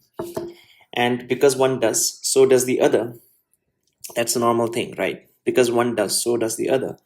Each country tries to gain an advantage by buying weapons. The result is an arm race to both end up with a huge stock, of missiles aimed at their enemy. The arm race is an example of a game theory, a field of mathematics and economics that emerged in 1940s and 50s. Game theory looks at how countries, firms, and people behave in a situation in which what one side does affect outcome for other. When your enemy buys a missile, it puts you at a disadvantage and makes your country less safe. When you decide, it puts you at disadvantage and makes your country less safe. When you buy missile, you do the same to your enemy. Each side needs to decide what to do, taking into account with what their enemy might do. Game theorists call these as strategic interactions. We affect each other's, we interact, and we decide what to do in the light of what our enemy does. We are strategic. Game theory is the study of the strategic interaction that are found everywhere, from simple game like rock, paper, scissors to the search for profit by the businessmen and the wars fought between the nations. After the Second World War, the United States and the Soviet Union became arch enemies. The era known as the Cold War. The two sides were involved in a huge arm race and threatened each other's with deadly nuclear weapons. Dr. Strangelove's was a 1964 film that poked fun at the rivalry and as well as being a gripping story. It's an excellent introduction to the era of a game theory and to some of the basic ideas. During the Cold War, the American military paid for research into areas helpful to national security, and game theory was one of them. Many game theorists worked for the RAND, Research and Development Corporations, and military research organization in the film. Dr. Strangelove is the American president director of weapon research, and eccentric genius with a dark, classy and classes and a funny accent who advises on military tactics. He is said to have been inspired by the real geniuses, the Hungarian-born mathematician John von Neumann. One of the founders of the game theory was worked for Rand and became President Eisenhower's advisor on defense strategy. Von Neumann was so clever that at the age of 8, he could divide 8-digit numbers in his head. As an adult, he wrote scientific papers on shock waves, aerodynamics, and distribution of stars. In his spare time, he studied, the field of game theory. Imagine you're a general and you have decided to whether to buy more bombs. You know that your enemy general has to do the same. How do you actually decide what to do? A big part of deciding is understanding what your enemy is likely to do. Once we know that what you're going to do and what your enemy is going to do, we can say that what the outcome of the game is to be everyone buying bombs. No one buying bombs or some other outcomes. Von Neumann took a big step by working out methods for finding the outcome of a game, but it only worked for some kinds, such as those in which participants were able to negotiate and firm agreement with each other. Two enemies general wouldn't be able to do that. So there was a need for a method that worked for other kinds of the games, including ones where the players wouldn't necessarily stick to any promises they made to each other. And in 1950, a mathematician named John Nash, okay, yeah, Nash equilibrium, right? Nash equilibrium. I think I've studied this, came up with a solution. I think there's a movie also, right, Josh, based on Nash. Nash thought of his ideas when he was still a student at Princeton University. Okay, just wait, I want to search. John Nash. Okay, movie. A Beautiful Mind. Yeah, A Beautiful Mind. It's an acclaimed biographical drama directed by Ron Howard that chronicled the life of the brilliant mathematician, his groundbreaking work in game theory, and his battle with the schizophrenia to his eventual Nobel Prize. Yeah, The Beautiful Mind. I've watched that movie. John Nash, American mathematician. He was born in the United States, West Virginia, and died there at the age of 86. Retired to industry. Yeah. Who was the mathematician who lost his mind? And okay, George Forbes Nash Jr. What was the cause of her death? Okay, John Nash and his spouse Alicia Nash and Alicia Nash. Okay, same name, Alicia Nash and Alicia Nash. Okay, okay. So I think he later married to. I think it was a nurse, if I'm not wrong. Most famous for. He's most famous for John Nash. John Nash is famous for developing the Nash equilibrium. Okay, a fundamental concept in game theory explains how rational individuals make optimal decisions in competitive scenarios where every one outcome depends on everyone else's choices, and beyond his groundbreaking contributions for which he was awarded. Okay, Nash equilibrium. Okay, I want Nash equilibrium. Okay, Nash equilibrium. Okay, it's a win-lose. The Nash equilibrium is a concept in game theory that where all the strategic interaction choose the best strategy possible. So at this point, no single player can improve their outcome by unilaterally changing their choice, making the outcome stable. Core principle: no unilateral deviation. If you assume every other players hold their strategy constant, an individual player cannot achieve a high payoff by changing their decisions. To mutual best responses, a Nash equilibrium presents a set of strategies where each player move is the the best response to the moves of the everyone else. Not always the best of moves. A Nash equilibrium identifies stability, not necessarily. Some classical example to dilemma isn't okay. Was he the person who came up with the prisoner's dilemma? He decided to pay a visit to Von Neumann, who was then a Princeton professor, and to tell him about it. Even though Von Neumann was by then very famous, it didn't deter Nash. Before that, he had propped it in to see Einstein to discuss some new ideas he had about the expansion of the universe. The great Von Neumann sent Nash away, telling him that his ideas was trivial. In fact, Nash's idea became the most important in game theory, still used all the time in today. So he said that the outcome of a game, its equilibrium, is that in which a player does the best for himself given what the other player does. When everyone doing that, no one has any reason to change what they're doing. So that's the equilibrium of the game. Nash proved that the most games have an equilibrium, what became known as a Nash equilibrium. Take me and my enemy, given that my enemy buys missile, then my best response is to do the same thing. The worst thing would be to be unarmed in the face of the enemies, and the same reasoning applies to my enemy. If I arm, then they should definitely arm. Both of us building up our stock missiles is the equilibrium of the game. The arm race is a version of really famous games, the Prisoner's Dilemma, which was invented by mathematicians at Rand. In the game, two gangsters are arrested for robbing a bank. The police don't have much evidence about but knows that they can at least convict the gangster for tax evasions. The gangster are questioned separately. Each can confess to the robbery or deny it. The police tells the gangster that if one of them confesses and the others denies, then the police will take the denier to be the ringleaders and use the confessor as business against them. They'll give the deniers a long prison sentence of 20 years and reward the confessor by setting him free. If both deny the robbery, they will each get 4 years in a prisons for tax evasions, and if both confess, they'll each get a moderate prison terms for 10 years. 10 years for the robbery. What should a gangster do? Suppose that one gangster believes that his partners will denying the robbery would be disastrous because he would be given a 20-year prison sentence, and so he should definitely confess. Suppose on the other hand that he believes that his partners will deny the crime. In that case, he should confess too, because that gains him his freedom. When both reasons like this, then both confess to the robbery. The prisoner's dilemma has a clear equilibrium, both gangster confessing. There's something odd about equilibrium though. The player makes their best responses but end up in the positions which isn't the best available for us. Both denying the robbery is better for both denying the robbery is better for both, but it isn't the equilibrium. Either gangster always does better by cheating his partners and confessing in the hope of being released. By acting rationally, the gangster do worse than they could. It's the same in the case of the arms race. The outcome of the game is that both countries build up stockpiles. In the end, neither has an advantage over the other, but both have spent a huge amount of arming themselves. It would have been better for both if they neither had bought any missiles in the first place. Prisoners' dilemma crop up in economics all the time. Take a big products like turbo generators used in the power generations. In the 1960s, two of the leading American manufacturers, General Electric and Westinghouse, wanted to get good price for their generators. One way was to get together and agree to sell fewer generators and charge high prices for them. So the problem is that when the price is high, there is a temptation for a firm to cheat by undercutting its rival a bit and selling a few extra generators. The danger is that the price plummets and both firms ends up with lower profits. It's the firm equivalent of a both gangster front facing the same problems faced oil producing countries. In 1960s, they promised each other to sell less oil in order to make it more expensive. But again, once prices were high, countries were tempted to produce at a little more, to sell, stay in business, politics, and life.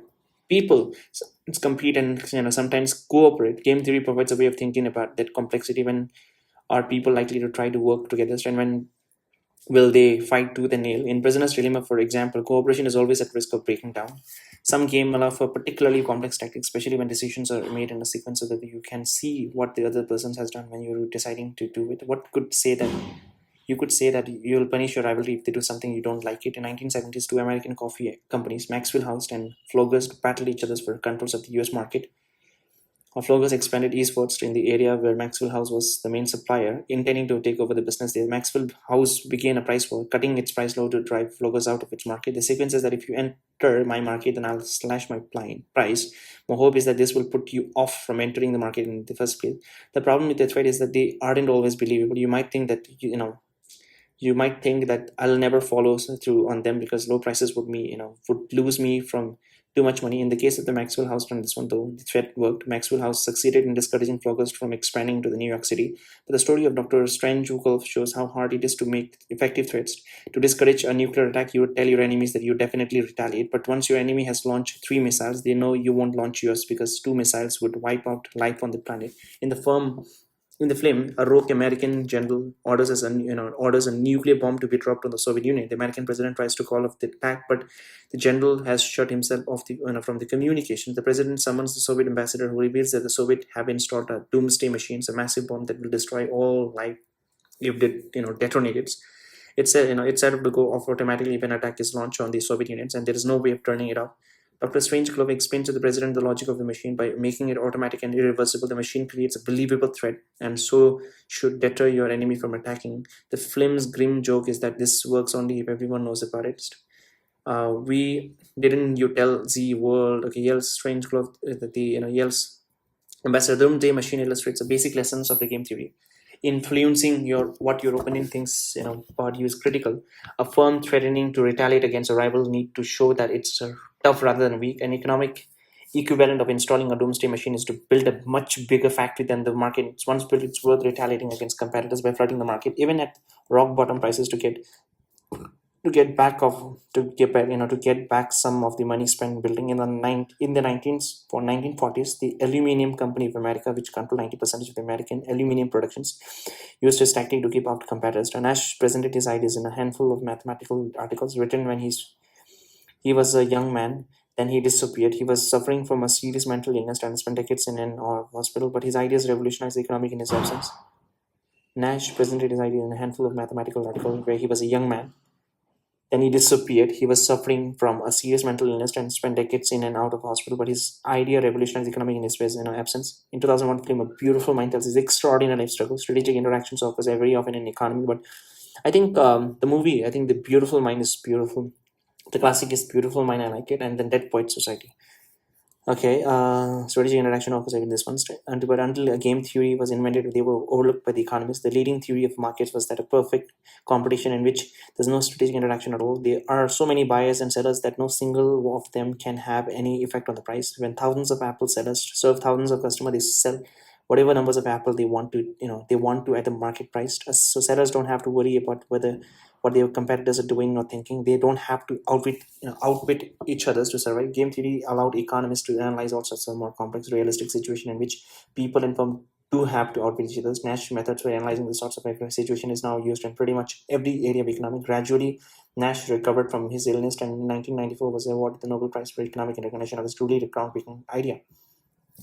Now comes the tyranny of the government. The theory of the tyranny of the governments, 21 chapter. One night during the Second World War, two men sat on the roof of the ancient chapel of King's College, Cambridge. They climbed up there to protect the building from bomb dropped by the German planes. The chapel had taken 5 English kings over 100 years to build. Now the pair were going to defend it against enemy bombs using shovels. The idea was to use them to push off any bomb that landed on the roof. The interpret duo were two of the most famous economists of the 20th century. They must have made an odd couple, though for one thing, they were totally opposed to each other in their economic thinking. The older of the two, John Maynard Keynes, whom we met in an earlier chapter, was already famous, a brilliant. It's 21, okay? It's 21, okay? A brilliant. Oh, where was I?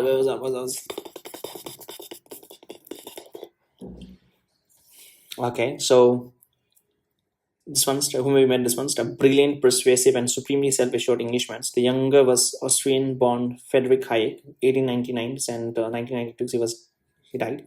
A quieter man with a formal, precise way of talking. After the outbreak of a war, the London School of Economics, where Hayek was a professor, had been evacuated to Cambridge, and he ended up living in a Keynes College. The two neighbors had a very different response to the catastrophe of the 1930s to 1940s. The mass unemployment around the world and the rise of the Nazi in Germany, which sparked the Great Conflict and was the reasons for the Nights on the Roof. Nazism was, of course, a dreadful system of cruelty and murders. It's easy to believe that while the Nazis were pure evil, the countries opposing them were completely different, good and just societies. Is it enough to leave it at that? Hayek, though not, in fact, he said something rather uncomfortable, even shocking. Yes, Britain and America were sworn enemies of the Nazis. Yes, Britain and America were sworn enemies of the Nazis and fought and defeated them, but they had more in common with the Nazis than they ever cared to admit. The German economy was tightly controlled by the Nazi governments. In Britain, too many believed that the government should run things. Hayek said that this belief could eventually lead to complete control by the governments, and not just of the economy, but of life in general. The end result would be totalitarianism, a society in which the government is all powerful and requires everyone to be totally obedient to it. So if you disobey, you face prisons or even deaths. It happened to Germany, and if the people weren't careful, it would happen in Britain too. How could Hayek compare Nazi Germany with the free democratic countries like Britain and America? Surely the comparison is ridiculous. To understand what he was getting at, we need to look at what happens to the economies of the Europe during the Second World War. And after that, when the war broke out, government took over. In Britain, the government ordered factories to produce more guns and aircraft for the military and fewer ordinary goods like clothes and shoes. That meant that there was a less for people to buy. Shoppers were allocated a fixed amount of basic goods like the butter, eggs, and sugars, rather than being able to purchase whatever they want with the money in the pockets. It was a big change to the normal system of free market in which the government lets firms make what they want and people buy what they want and work wherever they want. But this were extraordinary times and economics life couldn't continue as normal. A wartime poster said increased British production, speed Nazi destruction. Government controls of the economy helped to do that. Many people felt that government should continue to play a big part in the economy once the fighting was over. And by 1940s, the economists had come to the conclusion that the government had an important role. War or no war, Keynes had argued that the economy could get stuck in a state of high unemployment with no way out of its own, and only government could correct the problem. Many ordinary people had started to think along similar lines. You would imagine that to pass the time in the air raid shelters, people have turned to an exciting escaped novel. Surely the last things that anyone would have wanted to read was economics and government finances. But at the height of the war, a best-selling book was in Britain was a thick government report about just those things. It was called Social Insurance and Allied Services, and the night before it went on sale, people queued in the street to get hold of the copy. People queued to get hold of the copy. Why were they so keen to read such a heavy-sounding books? Because they had been gripped by the very idea that Hayek had warned about, that the government should be heavily involved in the economy. The report explained what the government was going to do after the world ended. It was written by William Beveridge, a well-known academic and writers who, when a young man, had worked helping the poor in London, East Ends. The report made him a national hero, and people flocked to hear him talk about it. Before the war, the government had helped the poor, but the help was patchy. Beveridge wanted the government to properly protect people from the uncertainties of the market, from losing their jobs, not having enough to feed their children, and so on. The government had to battle five giant evils. want diseased and squealers, ignorance and idleness. It would set up a system of social security that would support the unemployed and the sick. It would provide a hospital and school housings, and it would follow economic policies that help to create jobs. Hayek disagreed with the visions of the economy. His mentors had been Ludwig von Mises, the Australian economist we met in the chapter number 16, who would say that socialism could never work. But Beveridge and Keynes hadn't proposed a socialist economy. This post-war economy was a mixed economy. So that's where the mixed economy came. A middle way between the capitalism and socialism. The government owned big industries like coal and railway, controlled the prices of some goods, and paid for the schools and hospitals, giving the economy a socialist flavor. But a strong capitalist tack remained. There was a large numbers of privately owned firms ruled by the profit. Hayek rejected the promises compromise. He said that the state control of the economy would deprive people of the freedoms, and even under the middle way of the mixed economy. The problem as Hayek saw it, was that the spectacular economic progress of the last few centuries had given people a sense of power.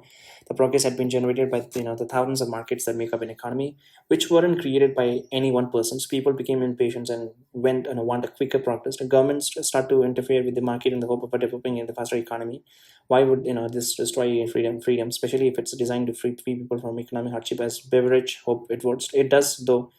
It does thought in a hike, because people have different desires and disagree about which ones are most important. So some people want more art in galleries, others more swimming pools. It's impossible to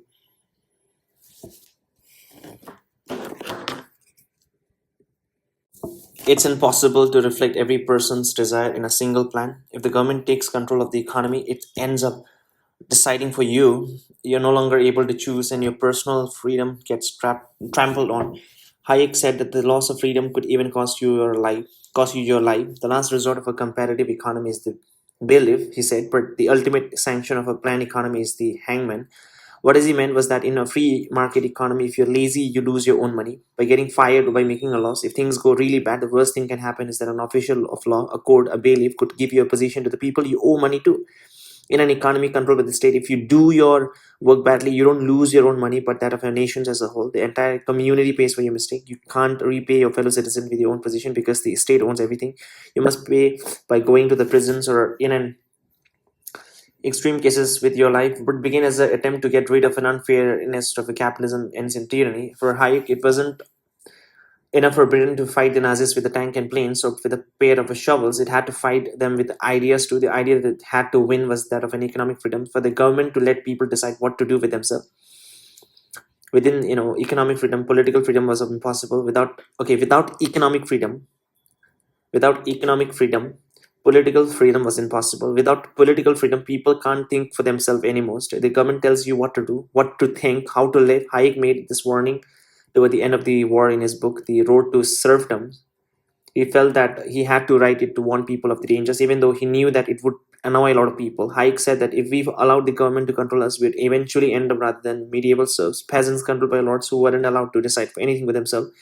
Modern Western civilization itself was based on the freedoms of an individual, said Hayek. If we forget that, then that civilization might collapse. Hayek's book was a sensation and rather more fun to read than beverages, and it made him famous. The British wartime prime ministers and Conservative Party leader Winston Churchill mentioned it in the radio broadcast during the 1945 election campaign. He criticized the opposing party's policy of having the government run the skunk economy, comparing them to Hitler's ruthless secret police, an echo of Hayek's warning about his big government.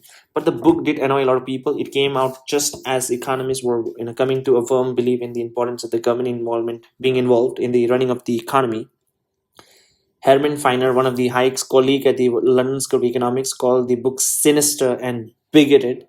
As opinion moved away from him, Hayek abandoned economics. He became famous again in a few decades later when free market economics came back into fashion. See in chapter number 29.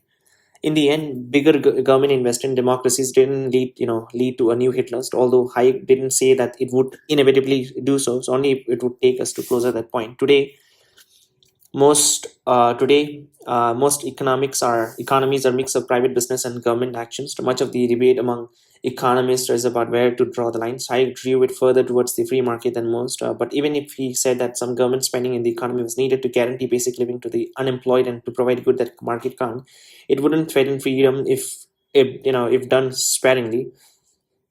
This brought ridicule from those who thought that he hadn't gone far enough. The free market philosophers Ayn Rand scrawled rude comments about Hayek in the margin of her copy of The Road to Serfdom. He was an ass, an absurd fool, Most economists today disagree with Hayek's basic position that more government means less freedom. When the government provides schooling for every child, surely it increases people's freedom. When people can read and write, they can participate fully in society. They can get good jobs and understand the policies of the leaders who vote for. After the war, spending with by government on health and education helped disadvantaged group like the women and black people like never before and enable them to shape their own lives. In the end, much of the debate comes down to what we meant by freedoms. A difficult question that economists often leave to others. For Hayek, it had to be faced head on. So it was the central question, not just for philosophers, but for economists as well.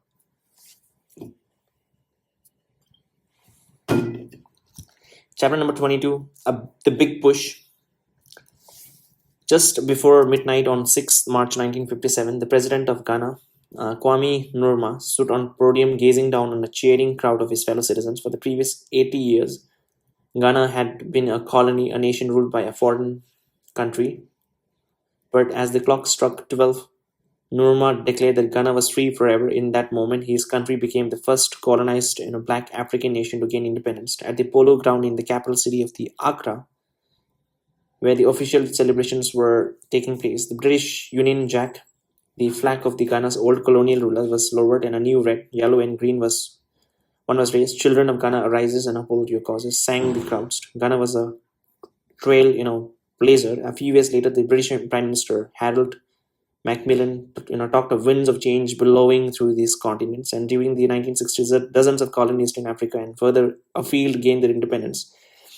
Nkrumah made a single independent nation out of a patchwork of provinces and people. An arch built in Accra, engraved with the words AD 1957, freedom and justice, marked the new era.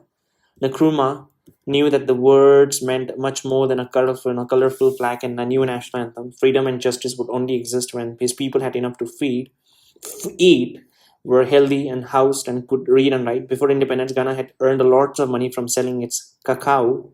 Some of its wealth had gone into building roads and railway. Even so, like many of the newborn nations, Ghana was a poor country. Nearly a quarter of children died before their 5th birthday. That means 1/4. And average income were tiny fractions of Europe's levels. Nkrumah promised that Ghana would become a paradise within a decade. Taking part in the independence celebrations was Nkrumah's economic advisor Arthur Lewis, who would be raised in a poor backward of the British Empire, the island of St. Lucia in the Caribbean. As a teenager, he hoped to become an engineer, but soon realized that the white-run sugar plantations would never, employ a black engineer. After he graduated from London University in 1930s, The Economist magazines turned him down on the grounds that he would have to interview people who wouldn't want to talk to black journalists. Later came triumph. In 1938, he became the first person of African descent to be appointed a lecturer at the London School of Economics. And in 1979, he won the Nobel Prize for Economics. To this day, the only black person to have so.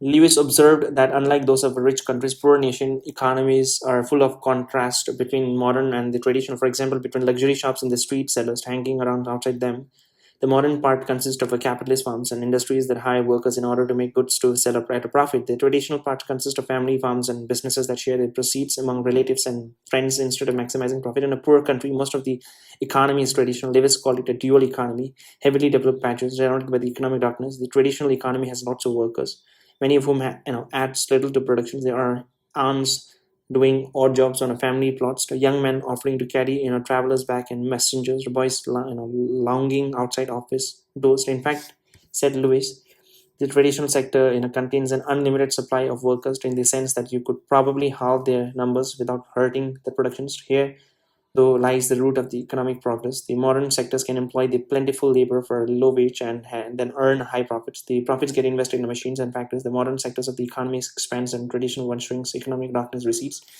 Lewis, helped start the field of development economist. Development suggests advancements and improvement. A baby becomes a toddler, learns how to communicate, eventually turns into a socially sophisticated adult. In the 19th century, Britain grew from an agricultural society into vigorous industrial economy. Now, the nation of Africa and Asia were trying to do the same. Another founder of the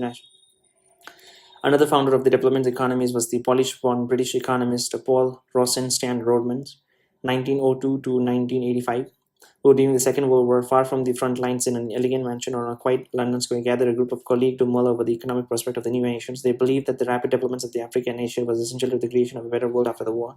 All the great economic thinkers such as Adam Smith, David Ricardo, were fascinated by how economies advances. Why then the need to talk about developments economies specifically? Isn't all the economic about developments? In a sense, yes, but Ghana and other newly independent states such as India and Egypt were born into a different world from 19th century Manchester's, where Britain's first railway lines were laid.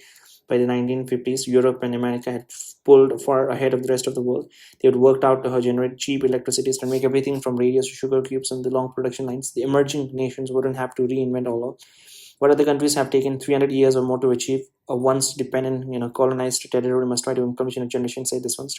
Rosenstein, Roden, and Lewis believed that the new nation were far from achieving their economic potential. They called them underdeveloped or developing countries. Crucially, they believed that there were policies that could make the countries richer. The development economists and the leaders of the developing nations thought, though it was essential to create industries, no clue that these people would be happy only when the factory smoke prevented them from seeing from one side of the river Volta to the others. Their task then was to turn developing countries like Ghana's society, consisting mainly of those small farms and scattered villages, into industrial ones, churning out cars and chemicals. Until 1940s, most economists believed that market would be enough. The promise of the profits would encourage business people to build factories and telephone networks. But the new in development economists thought that the market didn't work at all when in poor countries. The Lewis showed how developing economies needed to take the plentiful labor in the countryside and replace it in the factories. But Roden said that this wouldn't happen automatically. The problem is that to be profitable, a factory depends on three things, three being other factors. It depends on there being other factors. To make money, a new sardine canning factory needs to sell its sardines. Who will buy them? People in the traditional part of the economy earn very little and don't have the money to buy a tinned sardines. The factory-owned workers will spend some time, not all of their wages on them. They will want to buy shoes on as well. If they, at the same time a shoe factory is open, then its worker would buy some sardines, and sardine factories workers would buy shoes. Each creates a market for the another product. So when industrialization happens, then worker needs to be taken from the land and put into many different industries at the same time. Together, the factories would be profitable, but on their own, they wouldn't be. If you were a businessman thinking and said about setting a certain factories, you would be put off by a lack of other industrialization industries in the country. Ports, metal plants and shipyards depends on each other and need to be built together. So developing countries had to go from having nothing to having everything. And Rosenstein and Stoughton argue that the only government could time the leap accurately. It had to be a massive investment in many years of the economy. Called it a big push. Ghana tried it. The government built power stations, hospitals, schools, and modern harbors, factories, and industrial plants sprouted. The biggest project was the construction of a dam on the River Volta. 80,000 people had to be moved to make way for it, and it created the largest man-made land lake in the world. Rich countries gave aid money to help pay for the projects. The government had high hopes that the wealth was just around the corner. A big push. It is a tall order, especially for a new government with little experience in Ghana. It did give people hospital, telephone, and clean water, but it also created lots of inefficient farms. Many were complete and doots. Mango processing plants were built, even though there were few mangoes to be had. One huge factory could make more glasses than the entire country could ever use. The firm didn't propel takeoff. Instead, the engines sputtered and the economy crashed. The big push ran into the trouble in the many other countries in Africa, and Latin America, and Asia too. One reason was that the politics and economics became linked in a way that hurt developments. As the government put money into the new industries, business people would do everything to make sure that it kept coming. They would support the government to stay on its good side. Some of them would put in more effort, persuading state officials to give them money and favors them in making their factories efficient. A few countries were successful. However, South Korea was one. At the time, at the end of the Second World War, Korea was divided into two countries: the communist North and the capitalist South. And they went into war at the beginning of 1950s. South Korea emerged from the fighting chaos. Millions of people had been killed, and the survivors lived in a deeply poverty.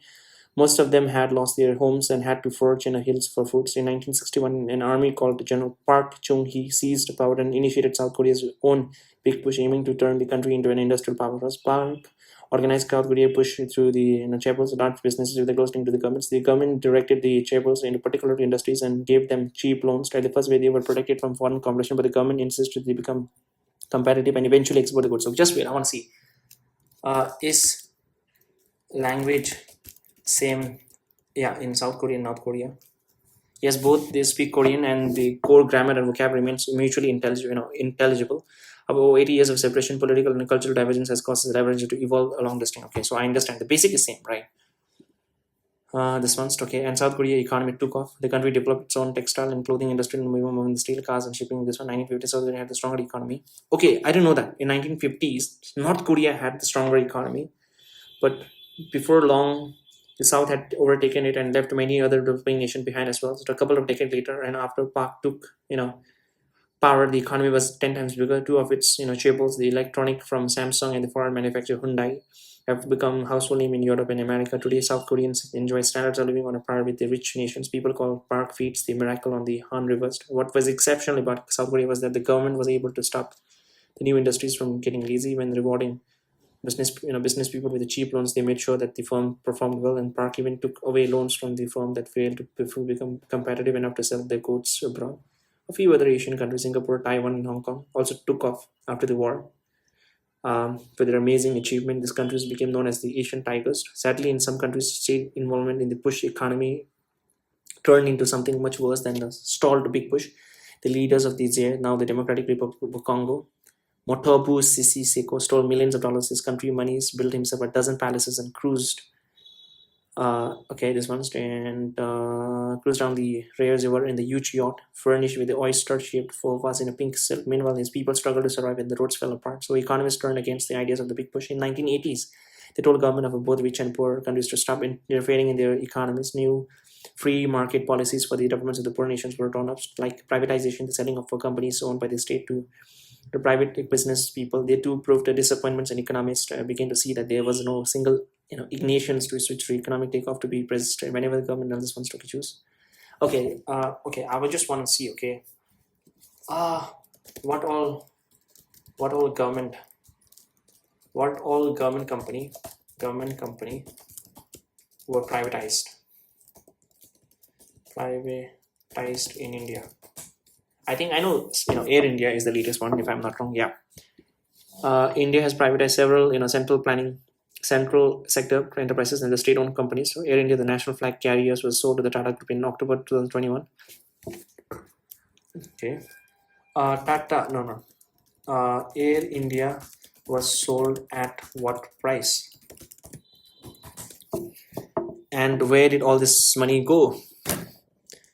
Was it a central government? I think Air India was sold to the Tata Group for a total enterprise value of 18,000 crores, approximately $2.4 billion. The breakdown of the deal: the government of India finalized the privatizations of the national carrier through the flowing and financial structures. The cash payment: the Tata Group paid 2,700 crores in the cash directly to the government. Through debt retention, the Tata Group took over. Okay, so the cash payment also debt. Okay, cash they paid 2,700 and debt retention. The Tata Group took over 15,300 of Air India's accumulated debts. Remaining debt, the rest of the airline massive debts was 46,000 crores, was transferred with the government to a separate state-owned SPV, this one's called Air India Assets Holding Limited. The acquisition was handled by the Tata subsidiaries, Tata Talis Private Limited, and included 100% stake in Air India, 100% stake in net no cost on this one, and 50% stake in the ground handling this one. If you're looking for the iconic Air India building in Mumbai, it was sold separately to the Maharashtra government for this one. Okay, how many aircraft? Okay, does Air India have, and their model? I think might be having like 50 to 100. I don't know. Okay, 191.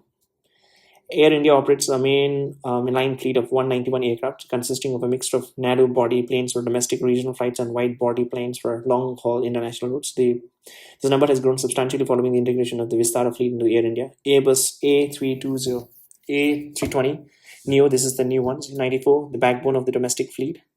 Airbus A2321 Neo is equals to 10 aircraft, and this one's and Airbus A319 380. Okay, this one they don't have 380. Okay, so wide body aircraft is equals to long haul and international equals to Boeing 787A Dreamliner. This is the biggest one, I think, if I'm not wrong. This is the Boeing one, right? Okay, Boeing 787, Boeing 777 300ER.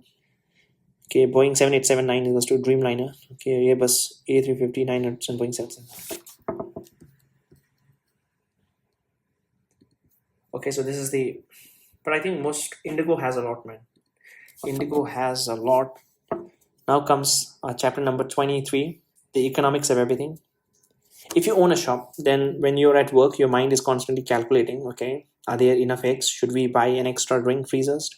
Would it be worth hiring a new shop assistant? All day you add up sales and cost to try to make as much profit as you can. After you close up for a day, you come here and prepare dinner and clean the house. You might think that at this point, your calculating mind takes a rest. Surely family life, cooking, cleaning, playing with the kids, he has nothing to do with the business and economics. Other social scientists study the non-economic aspect of life, its social aspect. Anthropologists look at people's customs and culture. Okay, anthropologists. Okay, so people, they look at the history of anthropology, right? Anthropology, a book that contains piece of writing or poems often on the same subject but different. Anthology, no, anthropology. Okay, anthropology, Anthropology. the study of human beings, especially of their origin, developments, and custom and belief. Right? Okay, so anthropology. Archaeologist, okay, is different. Anthropology is a study of the humans, study of the human beings, especially of their origin, developments, and custom and belief. Okay. Anthropologists look at people's customs and cultures. Socialists at the workings of society in the broadest terms, and anthropologists and sociologists think about things like marriage and the family, things about Daga, subjects of the crime, racism, economics are different. You might assume they deal with the strictly economic topics to do with industries and firms, prices and profits. In the 1950s, Gary Becker, 1930 to 2014, broke down the divide between the economic and social. He was a leading economist at the University of Chicago, whose Department of Economics became so famous that the people talk of Chicago School of Economics thoughts. Chicago's philosophy was that market and prices are the basis of how society works. Becker took his further the most. At work, shopkeeper calculate cost and benefit to earn the most profit. At home, they're busy calculating cost and benefit too, thought Becker. They made the children turn off the televisions and do their homework, because children who do their homework end up earning more wealth than when they're adults, and adults with the money are better able to look after the elderly parents. In fact, Becker saw economic calculation everywhere. One of his lectures was called The Economic Way of Looking at Life. Becker thought that economic could be used to understand pretty much any area of life. One afternoon, Becker was running late for an important meeting. If he parked his car in the designated car park, he would definitely missed the start of the meeting. It was quicker to park illegally on the streets. He noticed himself weighing up the cost and benefits of the different courses of action. If he parked on the street, he would just make it to the meeting on time, but he would risk a parking fine. The cost to him of parking illegally was the size of the fine adjusted by the probability of getting a caught. Okay, so yeah, I mean, you do have to consider the probability of getting caught also, right? It could be possible that you're not getting you're not caught. He reckoned that the cost was low compared to the benefit of the getting to the meeting on time, and so he decided to park on the street. His law breaking was a matter of economic calculation. The experience inspired Becker's economic theory of crime. Becker rejected the argument that criminals are different from law-abiding people, that they commit crime because they are mentally ill or have been treated badly by others. They are, in some sense, victims of circumstances. According to Becker's, criminals aren't that different from the rest of us. They are not necessarily evil, ill, or wild, but people with a logic calculating minds. Beckers doesn't deny that the cause of the crime are complex. His point is that the cost and benefit matters just as they do for a shopkeeper, and the crime prevention needs to take account of them. For example, the parking authority could save money by simply raising fines rather than spending or trying a lot to catch people by sending out traffic wardens to find illegally parked cars. When the motorist calculates logically, a fine with a low chance of being caught can come to the same thing as a small fine with a huge chance of being caught. The best way to get rid of a crime is to make it unprofitable. For illegal parking, that might mean higher fines. For burglary and burglary. Okay, no, burglary. Okay, burglary. I don't know how to pronounce. Just burglary. People, it's like a thief. Burglar. Okay, burglar. Okay, burglar. Burglary. Okay, burglar. So we call it burglar. Right? So burglary. Burglary. Okay, burglary. I mean, there was a burglar. Okay, burglary. The crime. There was a burglary next. Okay, there was a burglary next door last week. There was a burglary next door last week. Burglary. I mean, I use mostly burglar, right? So this is the first time I'm seeing Lee. Burglary. Okay. Okay. This implies that there are trade-offs. Okay, this one. And another is that the people are rationalist. Okay. Crime is to make unprofitable. Okay, for illegal parking that might mean higher fine. For burglary, a longer prison sentence. Becker used standard economic principle to analyze all sorts of human behavior. One principle is that the people have a clear sets of preference that don't change much. Today you prefer rock music to jazz, and most likely next week you will do another. Is that people are normal, rationals. They calculate the course of actions that best satisfy their preferences. They're the best for themselves, given how much money they have and how much time things got. So this implies that there are trade-offs everywhere. The shopkeepers compare the benefit of opening a new shop with the cost. The cart thief, the value of a stolen Mercedes with the risk of being imprisoned for stealing it. While a student, Becker used the same economic principles to look at racism. His colleague was shocked. Surely racism was was to do with the people's attitudes and the injustice of society. Plus, it's a topic for sociologists. What on earth did the economists have to do with it? So Becker was convinced that the economists could explain it. In 1950s, black people in America suffered from severe discriminations in employment and wage. Becker viewed a racist employer dislike of black people as a sort of preference. If you prefer rock to jazz, then compared to rock you dislike jazz, and you wouldn't be prepared to pay as much for jazz album as for a rock album. In the same way, racist shopkeeper aren't willing to pay a black person as much as a white person to do the same job. Suppose that a black person has to accept a wage of $50 lower than the wage of a white person to stand a chance of getting a job with this racist shopkeeper. Becker called the $50 the discrimination coefficient.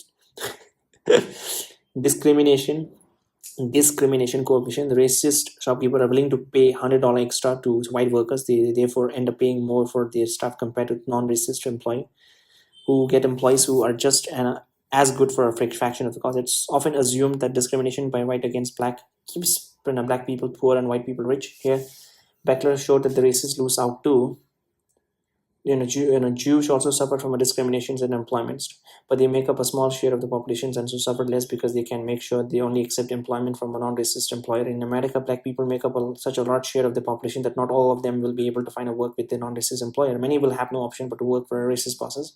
Becker's theory therefore showed that on an average, the wages of the black people will be lower than those of the Jewish people, even if racist employers hate Jewish, because as they hate black people, the larger the discriminated against group, the more its members tend to end up working for low wage or racist bosses who pay more to employ people from favored racial groups. That's why I've said Becker's the apartheid system in South Africa, in which the oppressed black made up the majority of the population, was the economically wasteful as well as being immoral. Becker also applied economics to the position aspect of the life to arrange to marriage, families, and raising children. So at home, things aren't bought and sold for money. But Becker believed that economic principles worked here just as well. A house is a small factory in which inputs such as flour, vegetables, cooking skills are used to produce an output. Family meal around the kitchen table. To economists, the flour and vegetables are scarce. Okay, even though you can easily find them in the shops, there are limited amount of them, and so there's a limit to how much each of us can have. And a crucial input to household production, it's time, which is also scarce. Some household outputs need a lot of it. So Beckers call them time intensive. Staying at home and watching the Star Wars film is time intensive because it takes you many hours. The main cost of doing it isn't how much you paid for the electricity and the popcorn you ate. It's the other things that you could have done with the time, visiting a friend, perhaps. The opportunity cost for someone on a high wages, the opportunity is caught up watching the Star Wars, is high because in spending the day, they're watching them instead of working, they give up a lot of money. Beckers applied the ideas of the time intensity, the decision to have a child.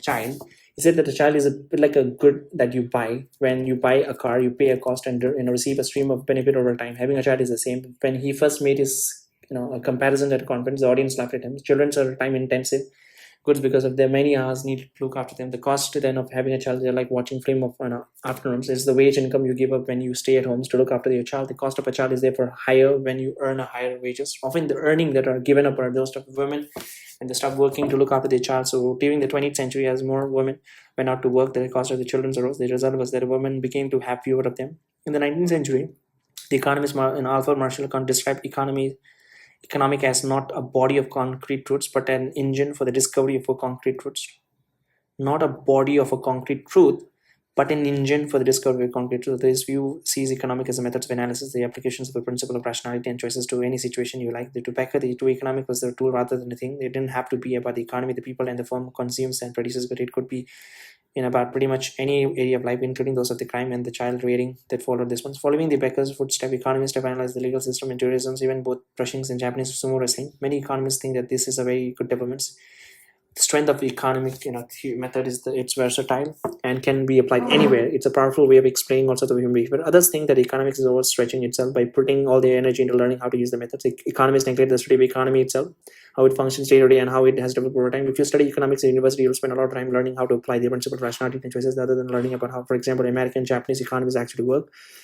Then there's a question of how powerful the economy.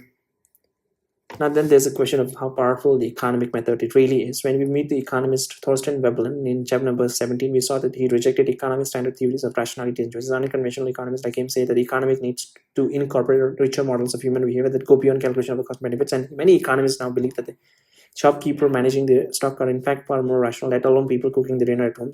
Nevertheless, many of the Becker's ideas have become so influential that it's easy to forget how controversial they were once. Today, economists constantly talk about the human capital, the idea that the human contribute to production like a machine does, and that the people can enhance their human capital and job prospect by getting education qualification. People were outraged when Becker's proposed ideas. Today, the notion that the student go to university gain a skill that will help them high paying job when they graduate is barely questioned. Chapter number 24, Growing Ups. When you were a young child, your parents might have made a mark on the wall every year on your birthday to show how much you've grown. So you took pride as the mark got higher. As you grew up and got taller, you'd be able to do more things than when you were small. If you had a younger brother or sister, then the mark would have started off way below yours, but gradually caught up. Economists think about economics in the same way. Economies are like growing humans. Some, often the young ones, often grows fast and catch up with the old. And like children, when an economy grows, it can do more. There are more goods for people to consume and more resources available to build schools tend to fight disease.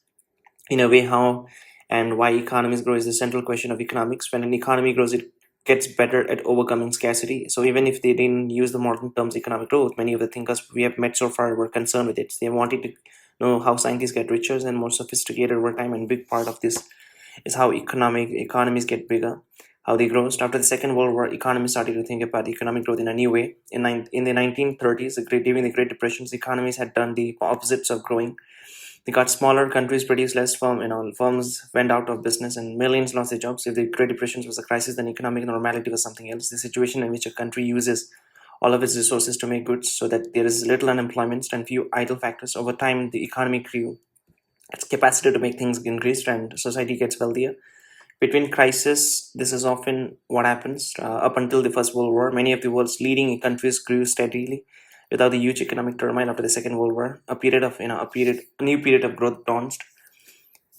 The American economist Robert Solow is today one of the few economists to have lived through the economic growth that came after the war as well as the Great Depression that came before it. At the end of the war, he was discharged from the army and returned to his uninterrupted educations at Harvard University, where he had been studying sociology and anthropology. On a bit of a whim, his wife suggested that he might find the subject interesting. He turned into economics, and it was a good advice. Solo used mathematics and statistics to put a modern twist on old economic questions. What are those forces that causes economies to grow so much that over time the living standards of the population improve? Why do some countries grow faster than others? Solo, and in parallel with him now overlooked Australian economist Trevor Swan, devised a theory to explain how economies grow during normal times when they were using all available resources to produce goods. They asked us to imagine a simplified world in which goods are made using a capital, machine, and factors and labor. A society can produce goods using different combinations of a capital labor. It could dig a train tunnel using a few mechanical diggers and hundreds of people, and with the shovels, or using lots of mechanical diggers and only a few people to drive them. Rich countries are those with a lot of capital compared to the populations. That means that they're able to produce a lot of output for each person. Set output per person, that's the proper measures of how rich a country is. A society of 10 people that produces goods worth euro is twice as rich as a society of the 20 producing the same amount. Its output per person. A society of 10 people that produces this one is twice as rich as a society of 20 producing the same amount. The society of 10 can provide on average double the amount of goods to reach each of its people, and they have a higher standard of living than the society of 20. So theory is about explaining growth in a circular measures income per person. If you invest in a bit more capital in another bread oven, for example, you add to the output of the economy because more bread gets made. In Solo's theory, as you add more capital to the same numbers of the workers, the extra output you squeeze out gets smaller and smaller. The effect is called a diminishing return to the capital. Imagine a country that has only a few bread ovens. Investing in an extra one adds to a lot to the baker's productions. As more ovens are installed, though, it becomes harder to find people to run them. So the 100 oven adds in a much smaller amount to the production than the 10th one did. Diminishing return to capital means that as an economy adds more to its stock of capital and produces more, its rate of growth tapers off. Eventually, all the gains from extra capitals are exhausted. If the capital was the only thing that created economic growth, then the economy would end up in a position in which there was no growth in income per person. In fact, there is something that creates growth in income per person in the long run. Technological improvements. In economic terms, technology is a recipe that makes input, such as cloth, thread, and metals, to input output, such as the pair of a jeans. The recipe is knowledge, how to cut cloth, how to sew the pieces together, and so on. Knowledge advances when someone invents a more efficient sewing technique. Jeans can then be made more easily. The economy becomes more productive. Technological progress allows more to be made with the capitals and labor that the country has. It also creates completely new goods. Society progress. So they move from a stone tape, tablets to parchments, from parchments to papers, and from papers to digital tablets. It's high productivity stemming from a technological advancement, says Solos, which is the true engine of a growth. Solos theory is an optimistic one. It says that the living standards in a poor country tends to catch up with those of rich countries. Just as a small child eventually gets closer in height with its soldiers, so older siblings, the poor country that has a little capital grows faster than the rich country that has a lot of it, and so has already exhausted most of the gains. Because the poor country grows faster, its living standard catch up with those of the rich countries, and both countries close in on a position in which only source of growth is from improvements to technology. The further away from the position of a country is, the faster it moves towards that endpoint. After the Second World War, America was the most economically advanced nation of the world. Europe caught up with it, just as Solo said. The European countries, used new technology like transistors and computers and built big automated factories like the ones in America at the end of the war. Europe's income per person was less than half of America's, but by the mid 1970s, it was nearly three quarters. Outside of the Europe, Japan made massive gains. The steady progress went on for decades, and there was no repeat of the Great Depressions. The economists looked on those years as a golden age for growth and living standards. In the early 1950s, only 20% of the French families owned cars. But why? By the early 1970s, 60% did. Fridges and televisions, which were rare in France just after the war, because soon became common. And while people consume more, they worked less. Even Britain, no longer the economic leader as economic neighborhood, Watergate saw the gains, and days off and trips to the cinema became more normal. A hit British film in 1963 was a summer holiday in which a group of a mechanic was during the lunch hours and drive it south, ending up on a beach in Greece. These were years in which mechanics turned bus drivers, no longer just rich people, hope for a summer holiday in the summer. So, 1950 said the British Prime Minister Harold Macmillan caught the mood. Most of our people have never had it so good. So go around this country and you will see a state of prosperity and such as we have never had in my lifetime, nor indeed in the history of this country. But it was only a golden age for some. While Europe did well, most of the world stayed poor. A few countries such as South Korea did start to catch up, as Solo's theory predicted but much of Asia and Africa lagged behind. Before Solo, economists thought that the poor countries got richer when they built lots of factories, roads, and ports. In earlier chapters, we saw how developing nations try to do that. Solo showed that investing in more capital, factories, and machines would at best only boost growth temporarily. To grow in the long run, in economy needed better technology. But Solo's theory didn't explain where the new technology came from. It left technology in exogenous, something that comes from outside of the economy, and that's not controllable. Rather like the sunlight that makes a gardens grow. Let's assume that the technology is available to all economies, equally, whether that of the Malawi or Switzerland. Once Malawi makes use of new technology, it becomes more like Switzerland. In reality, there are all sorts of barriers to a poor country adapting the latest technology methods. The country might lack the skills needed to use them properly, or they might not be cost effective in its businesses. What's more, technology is an exogenous. It created by society inventors and engineers in the late 1990s. The American economist Paul Romer started off a new wave of growth theory, which treated technology as endogenous, produced within the economy. Romer's point is that the technological progress isn't like sunlight. So people invent better car engines because they can make money from selling them. Technology is special because once it's discovered, it can be used over and over again. When aeronautical firm spends money on research into the melting points of a metal, it uses the top knowledge to make lighter aircraft wings, which it can then sell and make money from. The same knowledge can be used by the kitchens appliances manufacturers to make a better ovens. The appliances manufacturer doesn't need to spend money on doing this research again. This makes knowledge quite different from most things that people buy and sell. Economists call it a non-rival goods. To contrast it to the drill, if you're using the drill, I can't use it, and drill wear out and must eventually be replaced once discovered. However, the melting point of a metal is not forever, and new discoveries add to it, increasing our stock of knowledge without the limits. Because technology is non-rival and can keep on increasing, it leads to ever greater wealth. There isn't a hitch though. There is a hitch though. Since some of the benefits of the new ideas go to the people rather than the original inventors, this tends to be little research and development compared to what would be best for the economy as a whole. This is an example of a market failure, an idea we saw when we met Professor Pico back in chapter number 14. Romer's theory of technology and growth implies that the government can play a role by paying for research and developments to bring about the creation of more new ideas than private markets alone creates. Wherein Solo's growth theory tends to be slow down. In Romer's, it can keep on going as new ideas spread through the economy. That means that the big economies, ones that are good at creating new ideas, can keep on getting bigger without slowing down. The smaller one smaller one will automatically catch up. Unfortunately, this had been the fate of many of the poorest countries around the world. In the end of it means that they don't have as many resources available to feed, educate, and the rich people. That's why the growth is so vital. And why the American economist Robert Lucas said that once you start thinking about it, it's hard to think about anything else. Okay, so this is a beautiful line. once you start thinking about it, it's hard to think about something else, right? Okay. Robert Lucas said that once you start thinking about it, it's hard to think about anything else.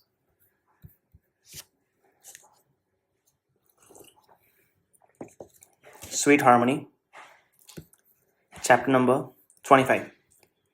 When classes starts for the day, math students turn up at room 15 to spend an hour doing fractions. Okay. Chapter number 25, and it is Sweet Harmony. When classes starts for the day, math students turn up at room 15 to spend an hour doing fractions and student learning. Geography, go to room number 12. When the class ends, students stream into the room number 12 for the history, and others head over to room number 3 for English. It goes on like this day in and day out. How do the students know where to go? Because someone sat down and worked out timetable. Obviously, it's chaos if it doesn't work. Teachers try to teach French to students learning physics, and students from different classes and end up jostling for seats in the same rooms. When it works, though, a day of lessons is a day of harmony. Timetable coordinate people with the different objectives. Students studying different subjects. The person drawing up the timetables has to get the objectives to match up given the numbers of rooms and teachers available. The economy is a giant problem of coordinations. Right now, you want a new pair of headphones. Your friend wants a computer games, and I want a cup of a coffee. There are people out there who want all sorts of strange things that would probably never want, like a meatball flavored bubblegum. Yes, it does exist. If you and your friend go down to the high street, there will be shops there selling headphones and computer games. And if I stop writing and head outside, I'll definitely find someone willing to sell me coffee. Even people with a strange bubblegum obsession can find what they fancy in the right place. The economic equivalent of a student turning up to the right room is a firm supplying exactly the right amount of many goods, different goods that people want. Headphone manufacturer making a total of 1 million pairs of headphones when people want to buy 1 million pairs, and the same for the supplies of the coffee and computer games. So who sets the timetable for the economy? Who tells the headphone manufacturer to make 1 million pairs? In a capitalist economy, nobody does. We are so used to it, in fact, that we hardly give it a moment's thoughts. Often we are only really made aware of the issues of economic coordinations when things go wrong. When a firm making computer components go out of business and you discover that the laptop you want is off a stock. But under our noses, something really rather extraordinary is going on. Week in and week out, most of the time, economy works well without anyone setting a timetable for it. Why isn't it in a constant chaos then? In 1950s, a group of economists led by the American Kenneth Arrost and the French-born Gerard Debreu tried to answer the question. The basic theory of the market, perfected by Alfred Marshall in the 19th century, looked at the supply and demand in a single market. The demand and the supply for the headphones depends on the price of the headphones. Those for oil on the price of the oil. When demand for the oil is bigger than the supply, the price of the oil is pushed up, encouraging people to demand less. Just wait. When the demand for the oil is bigger than the supply, the prices of the oil is pushed up. Okay, encouraging people to demand less of it, and oil firms to supply more of it. Eventually, supply and demand are brought back into balance, into equilibrium. And equilibrium, the prices that which oil producers supply exactly the amount that the buyer wants. If supply and demand are two ends of the seesaw, then the equilibrium is the seesaw when it's perfectly balanced at the rest. The problem is that the price of the oil doesn't just affect the oil market. Arrow points out the various effects of the oil prices that resulted from the discovery of a new oil in Texas and Persian Gulf in 1930s. People started to heat their home using oil rather than coal, and unemployment in the coal mine fell. Oil refineries got bigger, which pushed up the demand for steel. Cheap oil encouraged people to buy more cars, which led to the decline of the railway movement in one market crash, ripples, and many others. Marshall theory of demand and supply is the theory of the partial equilibrium. It ignores ripples. Capturing the ripples is difficult. Under the partial equilibrium theory, we think of a movement of the oil market seesaw as depending on the price of the oil only. How can we take accounts of the interaction between different markets? Imagine the oil market seesaw being connected to the car market seesaws. When one's seesaw moves, do the others. So do the others. Each seesaw is connected to dozens, perhaps hundreds of other seesaws. The general equilibrium is the analysis of the connected movement in the seesaws. It was begun in the 19th century with the French economist Leon Walras. The equilibrium of a single market can be written as a single equation: supply is equals to demand. In the Walras theory, the supply and the demand for oil depends on every price in the economy. So do the supply and demand for the headphones, coffee, and everything else. If there are million goods, you end up with a million equation, each depending on the million prices.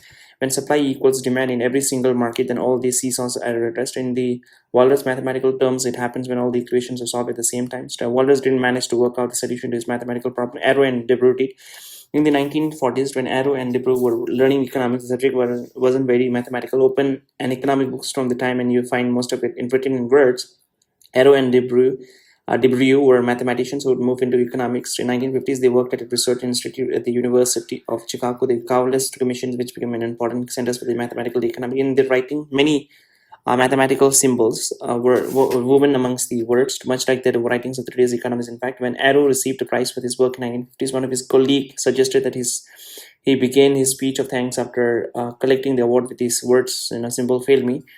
Arrow and De Broglie start off with the assumption about people's behavior, and then using strict mathematical reasoning, see what they imply for the economy. Some of the assumptions are to do with the people being rational or consistent in their choices. For example, if you prefer bananas to pears, and you prefer if you prefer bananas to pears, and if you prefer pears to peaches, then you must prefer banana and peaches. They found that when people preferences are rational, then it's possible for all the markets in an economy to be at rest. In the technical language of the economist, to general equilibrium exists. Look, yeah, I mean, obviously, you see, if you prefer bananas over apple, and if you prefer apple over mango, then obviously you have to prefer banana over mango. The discovery was important because if an equilibrium was impossible, there wouldn't be a set of prices under which everyone's demands were being satisfied by the economy's firms. In mathematical terms, the economy would be inconsistent. The collection of the interconnected seesaws would never be at the rest. They would crash on the ground, bang into each other, and get all the tangled up. Chaos could result. But the question of whether markets work is more about whether they are consistent. Imagine that we know that the economy is is at an equilibrium as well as describing the situation. Economists wonder how well it serves the needs of the society as a whole. Let's suppose that after a morning shopping at the local market, we can return home with the big, with the bag of fruits. Is it a good thing that I have this many pears? You that many bananas. At the beginning of the 20th century, Italian economist Vilfredo Pareto, I think there's a Pareto principle also. 1923 came up with the methods for judging and economic outcomes is undesirable or inefficient if it's possible to make at least 1% better off without hurting anyone else. He said, suppose that I have 4 pears and you have 4 bananas. You like pears and banana equally, but I like bananas twice as much as pears. If you swap your bananas for my pears, then I would be twice as well off and you'll be as well off as before. It's called a Pareto improvement. If we didn't make this swap, the economy's resources wouldn't be being put to the best use. The banana could be used to increase my happiness, but aren't, and so in a sense are wasted. An economic outcome is Pareto is deficient, when all the swaps have been done from that position, it's then impossible to make one person better off without making someone better off or worse. The idea is that in an economy shouldn't contain wasted resources like a bunch of bananas. Arrow and De Broglie prove that if there's a general equilibrium in the economy, then it must be Pareto is efficient. It's a cherished result in economics. The economists give it a special name, the first welfare theorem. It means that when an economy is in equilibrium, there are no wasted resources like your bananas at the prices that brought up by the equilibrium. So I'll be able to sell my pears and use the money to buy bananas, and you'll be able to sell your bananas and buy other things. In fact, millions do the same for all sorts of goods. Once the trades are done, no one can gain any further. There are no more wasted resources. So Arrow and De Broglie showed that even though no one organizes it, an economy of a market is like the well-organized schools. It leads to harmony. People's desires are brought into the balance and nothing get wasted. Be careful not to get carried away with all of this. However, first, Pareto's efficiency is a minimal notions of what's good for society. All it does is to rule out cases in which resources are wasted. But there are many Pareto's efficient outcomes. One of them would be that in which one person owned everything and everyone else had nothing. A transfer of goods from the rich person to the rest would make the rest better off, but would reduce the rich person's welfare. It wouldn't cause a Pareto's improvement, even though we might think it is very much desirable. The outcomes of the market, even if they be just wait. Okay, I think there is a Pareto. It's okay. Pareto principle. Something there's a principle. Something is there. Yeah. Okay. So he talks about the 20%. Okay, the Pareto's principle is the observation that roughly 80% of the outcome of a result comes from 20%. Okay. So yeah, and same with the 20% of the people holds 80% of the vote. I think that's more than that. Second, the assumption on which Arrow and De Broglie's theory is based are far from the reality of how market really works. They depends on market being competitive, so that no prince buyer or sellers can influence the price on their own. In practice, there are powerful firms that do influence the market prices, often because of the economies of scales. An aircraft manufacturer, for example, has to invest in expensive equipment before it can produce a single aircraft. As it produces more, the large initial costs are spread over it's like a fixed cost, over the greater numbers of the aircraft that it sells. Such a firm will often expand until it takes up a large portion of the market. At that point, the market is no longer perfectly competitive, and first welfare theorem doesn't hold. And neither does it when one person consumption, so production affects someone else, but it doesn't count it in the prices. For example, if the pollution produced by a power station reduces the harvest of a nearby farmers, Arrow and DeBrew put a modern twist on an old question in economics: why millions of people doing their own thing leads to harmony in the economy. Adam Smith described it as the invisible hands, and some economists have taken the first welfare theorem as proof of Smith's idea. But because the assumption needed to prove the theorem are far more than what's true, in reality, you can also take the message of the theorem to be that in practice, markets are unlikely to be efficient. Perhaps they are. Therefore, the government will therefore the government will have to step in to help push the economy towards efficiency. Government sometimes try to break up the monopolies to make market more competitive, for example, or tax pollution to make the economy better, reflect society desire for clean air. Beyond the advanced mathematics, though general equilibrium theory has basic and important message, it can be dangerous to examine a market in isolation. Changes in one market causes changes in other. Economically speaking, everything is connected.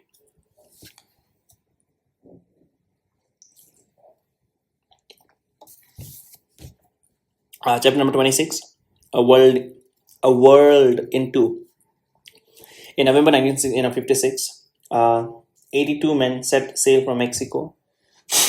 A world in two, okay. In November 1956, 82 men set sail from Mexico in an old boat meant for only 20 and laden with food, rifles, and anti-tanks. So the passenger got terribly seasick. The boat leaked and one man fell overboard. But 7 days later, the group made it to the Cuba. On board were two young men who would go on to count among the most famous revolutionaries of the 20th century. Fidel Castro, the leaders of the group, had earlier made an attempt to overthrow the government of Cuba. The ship doctor was an Argentinian, Ernesto Che Guevara, could spend his student years traveling through Latin America on his motorbike. He was angry about the poverty and suffering that he saw on his journey. Guevara and Castro hated the Cuban government. They said that it cared nothing for the poor of the village, whose children went barefoot and unschooled. It cared more about the American companies that made money in Cuba and the rich people who enjoy themselves in Havana's casinos. Guevara and Castro wanted to get rid of all of it for good. So that's why they were taken up on their dangerous journey. They both landed at a thick swamp where many of their men were killed by the Cuban army.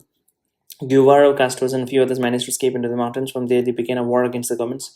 Guevara and Castro believed that the poverty in Cuba and in other countries like Latin America was caused by the greed of the rich countries, especially the United States. They said that the rich countries exploited the poor ones. Karl Marx said that the capitalist exploits the workers by making them do long. Karl Marx said that capitalists exploit the workers by making them do long, hard shifts and then taking most of what they produce as profit. The very word exploitation suggests something that's unfair and wrong. But how could the idea apply to whole countries? How could an entire nation like America, made up of millions of workers and firms, exploit a poor one such as Cuba? The economist Andre Gunder Frank, 1929-2005, devised a theory that showed up. Frank was born in Germany and in the 1960s made his home in Latin America. Before heading south, he earned a PhD at the famous Centers of the Free Market Economics, the University of Chicago. To Frank's teachers, Marx's ideas were dangerous and wrong. It was probably better not to even open his books. The whole idea of exploitations, whether between bosses and workers or between different countries, made no sense at all. When the workers take a job, they freely accept the wage offered. No one is exploiting anyone else. Yeah, I mean, when workers take a job, right, it's not that they have to take a job. When workers take a job, they freely accept the wage offered. No one is exploiting anyone else. Frank rejected the lessons of his teachers. However, like Guevara, he said that he got his real education on the roads, hitchhiking thousands of miles around America. Later, he moved from Latin America country to the next, using his theory to advise the radical new leaders who were then coming to the power. Standard economic held that the trade with the rich countries helped poor countries get richer. Frank thought that the opposite. Trade actually harmed them. The problem, said Frank, is that profit from the export of the goods from poor countries, things like bananas and coffee, don't go into the real economic development, such as new school, the industry. Poor countries' economies are dominated by big foreign companies. In Cuba, for example, these companies own 3/4 of the farmland. Foreign companies ran the plantation and the mines, and it was they who got the profit from the trade. Some locals did get rich, like the powerful landowners, and the lucky few who worked for the companies. They blew their money on imported cars and fancy, foreign clothes. Frank viewed the foreign companies as modern versions of the European explorer of the 15th and 16th centuries who discovered South America and then looted it, taking hordes of gold back to Europe. One of the modern day conqueror was the United Fruit Company from the United States, which by the early 20th century ran a commercial empire across Latin America. The company built entire towns next to its banana plantation, complete with railways to transport the fruits. It even had its own police force. The Latin American newspaper referred to United Fruits as the octopus because of its reputation for exploiting its workers and for controlling government officials. Sometimes entire countries, when its Colombian workers went on a strike in 1928, troops shot them. So the company, tentacles reached everywhere, sucking out the continent's richest and suffocating the people. Frank thought that over time the differences between rich and poor countries became bigger, not smaller. World capitalism divides into two. At the center of the system is a core rich countries in Europe and North America, At the edge of the system, on its periphery, are the poor countries of Latin America, Asia, and Africa. The core wins at the expense of the periphery. The fate of the poor countries to get poorer therefore depends on the efforts of the rich countries to make themselves richer. That's why Frank's idea became known as dependency theory. Instead of the developments and progress preached with the conventional economics, Frank believed that the word capitalism led to the opposite. He summed up in his theory in the title of one of his work, the development of underdevelopment. Okay, the development of underdevelopment. An Argentinian economist, Raul Prescribe, had another theory about the pitfalls of a trade for poor countries, of which how the rich end up dominating the poor.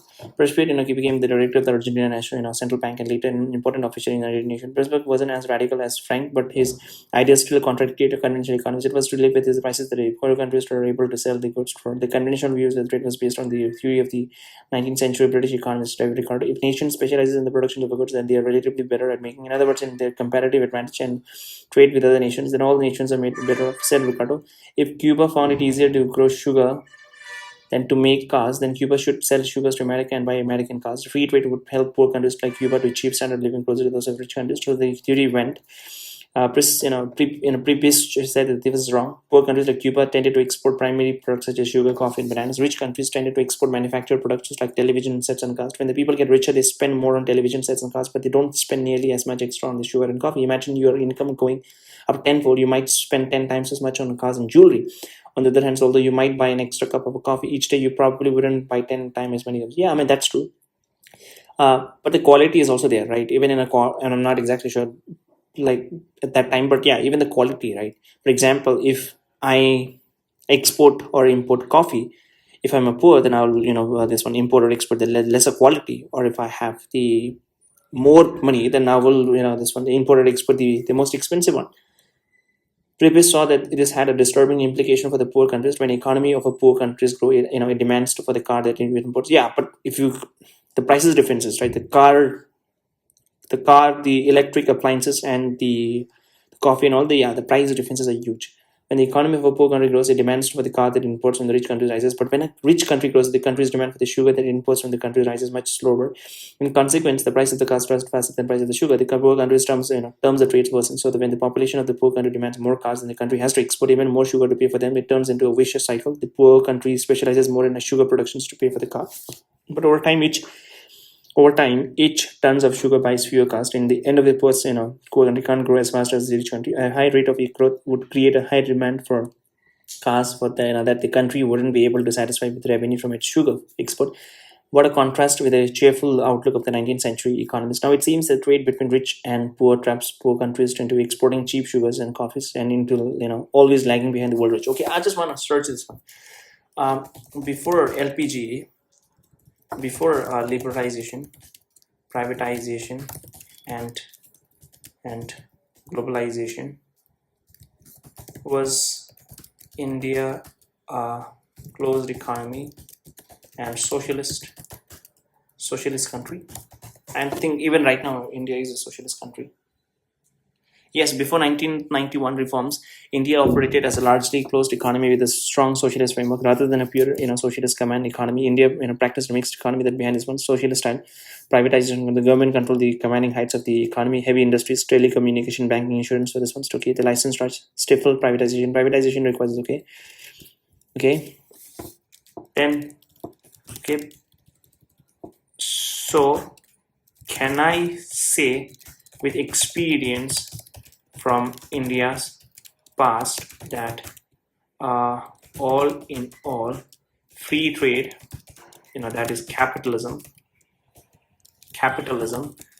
is better for the country, because after LPG, Indian economy grew, and also GDP, and also welfare for people, and also country's growth. Okay, infra.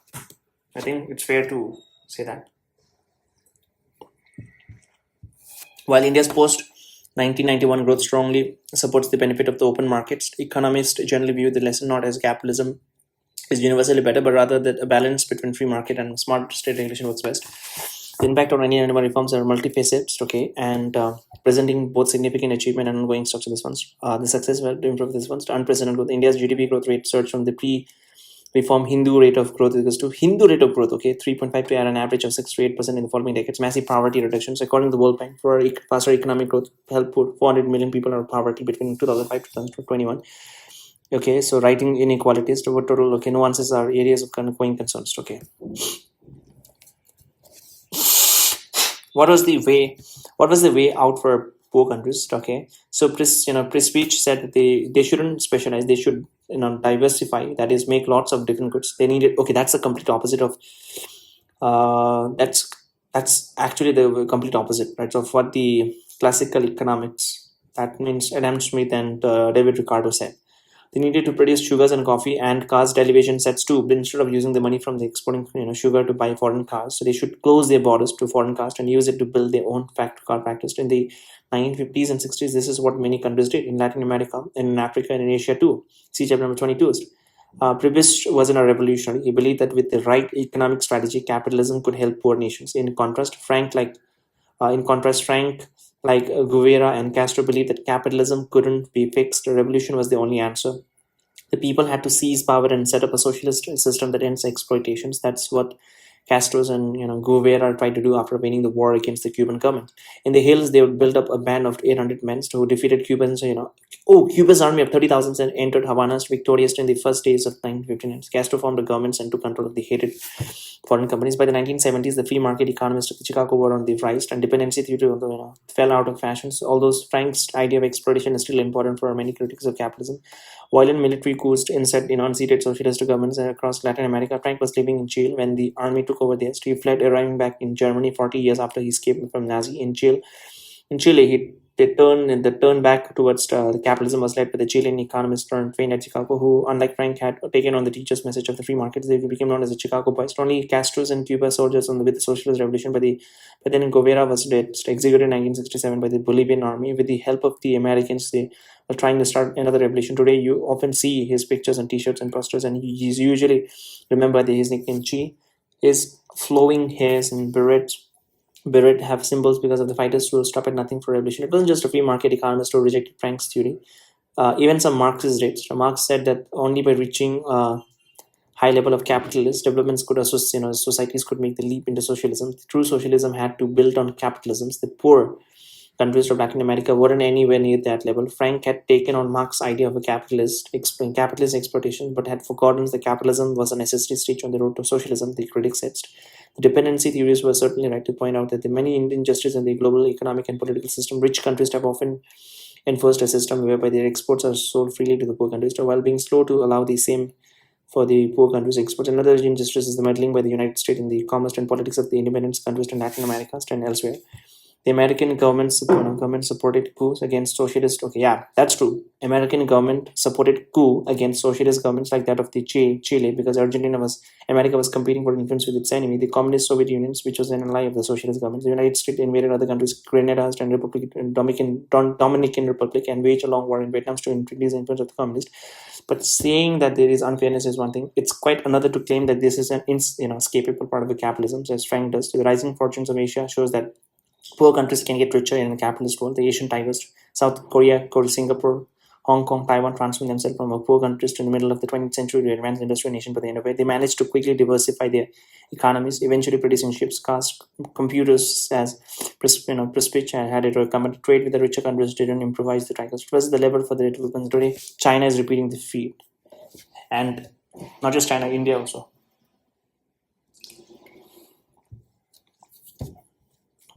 Now comes chapter number 27, Fill Up the Bath. One of the most influential books about economics ever written was Keynes' The General Theory of Employment, Interest and Money.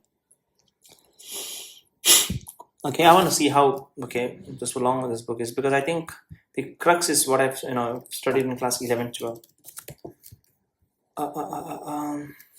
Let's see how long is the book. 190 pages. The General Theory of Employment, Interest are this one, okay? This book is addressed to my fellow economists. I hope it will be intelligible, okay? I think it will be difficult Gently goes to the postulates of the classical economics. Okay, so one of the most influential books about economics ever written was Keynes' General Theory of Employment, Interest and Money. It's published in 1936. It's also one of the most difficult, and economists still argue over exactly what Keynes meant. After the Second World War, the followers of the Keynes helped make his ideas into the accepted economic thinking. One of them, the American Paul Samuelson. Okay, oh, I've heard of this. Paul Samuelson, right? Okay, he's also very famous. I don't want to know. He's known for what? Paul Samuelson, American economist. He was born in 1915 till he died 2009. Famous for he's widely considered the father of modern economics. Paul Samuelson is widely considered the father of modern economics. He revolutionizes the discipline by transforming it from many mostly descriptive study into the rigorous mathematical scientific response and foundation of economic analysis. This book established his reputation applying the advanced calculus to this one. The principle of utility maximization is the key to economic textbook, often called the most famous economist textbook of all time. He's sold millions of copies. The neoclassical synthesis, okay. I don't know what he has done, but yeah. Took stock of the book a decade after it came out. He called it badly written, arrogant, and full of confusion. Its analysis was obvious, but also completely new. In short, Samuelson concluded it is a work of a genius. Samuelson, along with other American Alvin Hansen and in Britain John Hicks, and boiled down Keynes' big untidy book into a few neat graphs and equations. Their version became the Keynesian economics that was taught to generations of economic students and used for economic policy making by the government after the war. Keynes had argued that to avoid a repeat of the Great Depressions of the 1930s, the government needed to intervene in their economies. So the young Keynesians went into the government ministries and showed the official what to do. In 1946, the year in which Samuelson praised Keynes' geniuses, there came a milestone in the Keynesian influence in the real world policy making. America passed a law that gave the government responsibility for making sure that the economy kept growing and created enough jobs to employ its people. Another milestone came in the early 1960s when President Kennedy adopted a radical Keynesian policy. Kennedy said that the economy was then capable of a greater production. So if people spend more, then it would produce most, and the unemployed would be if the people spend more, it would produce most, and the unemployed people would be put back to work. He planned huge tax cuts to achieve that, and they were implemented in 1964 by the President Lyndon Johnson, who appeared on television to announce that the cuts would give consumer $25 million more to spend each day. He said the money will circulate through the economy, raising the demand for goods several times the amount of a tax cut. So this is in a nutshell how Keynesian economic policies work. According to Keynes, recession happens when the people when recession happens when saving don't get invested in factories or machines. Yeah, when people they are fearful of investing and they started saving. When people save rather than spend and businesses stop investing, there's less spending overall and the economy stops growing. In chapter number 18, we picture the spending as the water level in the bath. When more flows out as saving than flows in as an investment, the water level falls and the economy goes into recession. If the people don't spend, then the government must, outside the Keynesians, it can stop the downward spiral by spending more on roads, hospitals. So that's why I think, if I'm not wrong, during recessions and all, the government have to pump in a lot of money in the form of infrastructures. You have to start building you have to pump in a lot of cash into the liquidity into the economy, so that you can pull back the country country from the recessions. It can stop the downward spiral by spending money on roads, on hospital, on a new pot plants for its coffee, so on pretty much anything. In fact, Keynes said that the government burying banknotes in the grounds would be better than doing nothing. They would generate spending and jobs when business employed workers to take up this one. If the government pours enough of its own spending into the path, it can offset the spending flowing out of its saving. In fact, what the government does is to borrow the unspent saving that are sloshings around the economy and spend on them in the sense that it redirects them into the bathing. And in doing so, it spends more than it collects in taxes. A bit like when someone borrows money from the bank to buy a car, so spends more than they earns. The government runs a budget deficits. Later, when the economy picks up and the more people are in work and earning money, the government collects a greater amount of taxes and the deficit disappears. Another way is to cut taxes. Kennedy policy does much the same thing when they're putting more dollars in the hands of the consumers. Even though consumers save some of the dollars, they also buy things, which pushes up the spending in the economy. In this television research, John imagined what happened to the dollar. Instead of going to the government treasury, they end up in the shop when someone uses them to buy groceries. The shop uses them to pay its milk supply. The milk supply pays them to one of its clerk. The clerk spends them on cinema tickets and so on. An initial dollar of spending, whether created by tax cut, that puts extra money into the hands of the consumers or by the government spending the dollars itself, so flows through the economy, creating more than a dollar worth of new spending. The spending effect is called the multiplier. Okay, yeah, I think it's called a multiplier effect. The formula is 1 divided by x. So how much the company, okay, this one's okay, what is the percentage of the the spending. Okay, I think what is the percentage of the what is it called, man? When the interest rate, bank rate. Okay, the eventual impact on the economy is, okay, repo rate. Okay, the multiply the spending. Okay, soon, firm starts to produce more and hire new workers. The economy starts moving again. Economists call any policy to do with the government spending and tax. Economists call any, so there's two types of a policy, right? There's a fiscal policy and a monetary policy. Monetary policy is, it talks about the rates, the tax rates and all those things of the, and it's mostly, handled by in India it's RBI. In United States it's a federal, Fed rate. That's a the federal bank. And policy, if you're talking about fiscal policy, it is in the Ministry of Finance. That means finance, Ministry of Finance. And in United States, I think it's Treasury Department. In ancient Rome, economists call any policy to do with the government spending and taxing, it's called fiscal policy. In ancient Rome, the fiscus was the treasure chest of the emperor. So fiscal policy is about the state filling up its coffers with the taxes and emptying them by spending. It fills them by putting taxes on the income that people earns and empty them by buying things. Medicines and textbooks thanks Kennedy and Johnson's policy was Keynesian's fiscal policy that seems to do its job. Afterwards, economic growth increased and unemployment fell. Another type of policy is a monetary policy. Anything that alters the amount of money in the economy or the interest rate has, okay. Another type of policy is monetary policy. Anything that alters the amount of money in the economy or the interest rate charged for borrowing. The simplest is that government printing more dollars. The Keynesian view of the monetary policy was based on the theory of the interest rates. Just wait, okay. Who decides the printing of money? Is it RBI or Ministry of Finance? I think RBI, if I'm not wrong. The Reserve Bank of decides the volume and the value of the banknotes to be printed, not but the Ministry of Finance regulates the approved denomination design and is solely responsible for the minting coins. Yeah. To do this one, the RBI is authorized to print and manage those notes under the RBI Act of 1934. They estimate annual requirement based on GDP growth, inflation, and the need to replace soiled notes, but the final designs and shape must be approved by the central government. It's 1 rupee notes, okay. Okay, and the starting point is to see whether people have choices about what to do. Keynesian views of monetary policy was based on theory of the interest rate. Okay, just wait. The simplest type is the government printing more dollars. The Keynesians view of monetary policy based on the theory of interest rates. The starting point is to see that the people have the choice about what to do with their wealth. They can choose to keep it as a plain old money, simple notes and coin that don't earn them any interest. Alternatively, they can buy financial products like bonds. Bonds are certificate that pay interest to whoever owns them.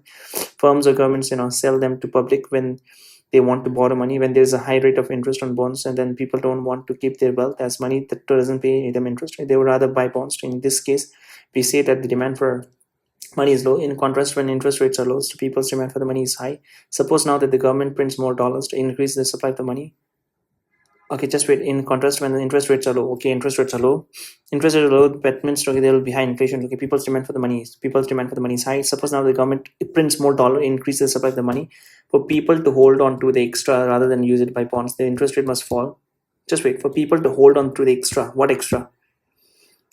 Rather than use it to buy bonds, the interest rate must fall. The fall makes the supply of the money equal to the demand for it. So what's important here is that the lower interest rate affects business people decisions. It isn't worth building a new factory that promises them a certain profit when they don't have to, when they have to pay a lot of interest on the money they borrow to build it. But when the interest rates are low, it is worth it. So a lower interest rate stimulates business investments. That means more spending in the economy and so higher national incomes and more jobs. So the Keynesian theory about the effect of money on the economy, higher money supply.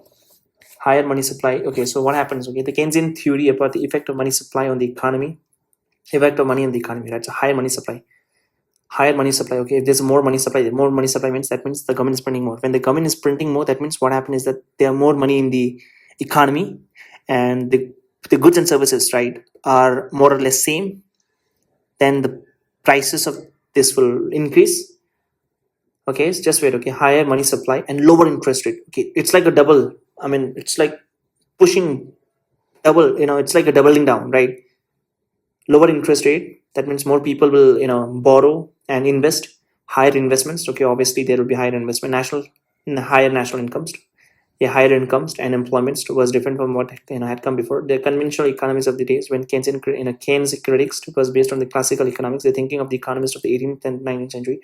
Classical economists said that the money had no real impact on the economy, on how many cars or bricks are made and how many people are in work. Money was simply what people used to buy and sell things. If the government doubles the supply of it, then people have twice as much to spend. The only result is that the oil price doubles. This is the classical dichotomy, a contrast between two completely different things. The real side of the economy, which is totally divided, on the money side. Keynesian economies are tore down and divides. Now the real and the money side, it's were the amount of the money in the economy affected real things, how much was produced and how many workers had jobs. In practice, however, Keynesian economists were much keener a fiscal than on a monetary policy. They were influenced by the experience of the Great Depression in the 1930s when the interest rates were very low. If they were so low, why did the depressions go on for so long? They wondered. They concluded that the money and interest rates don't affect overall demand in the economy that much.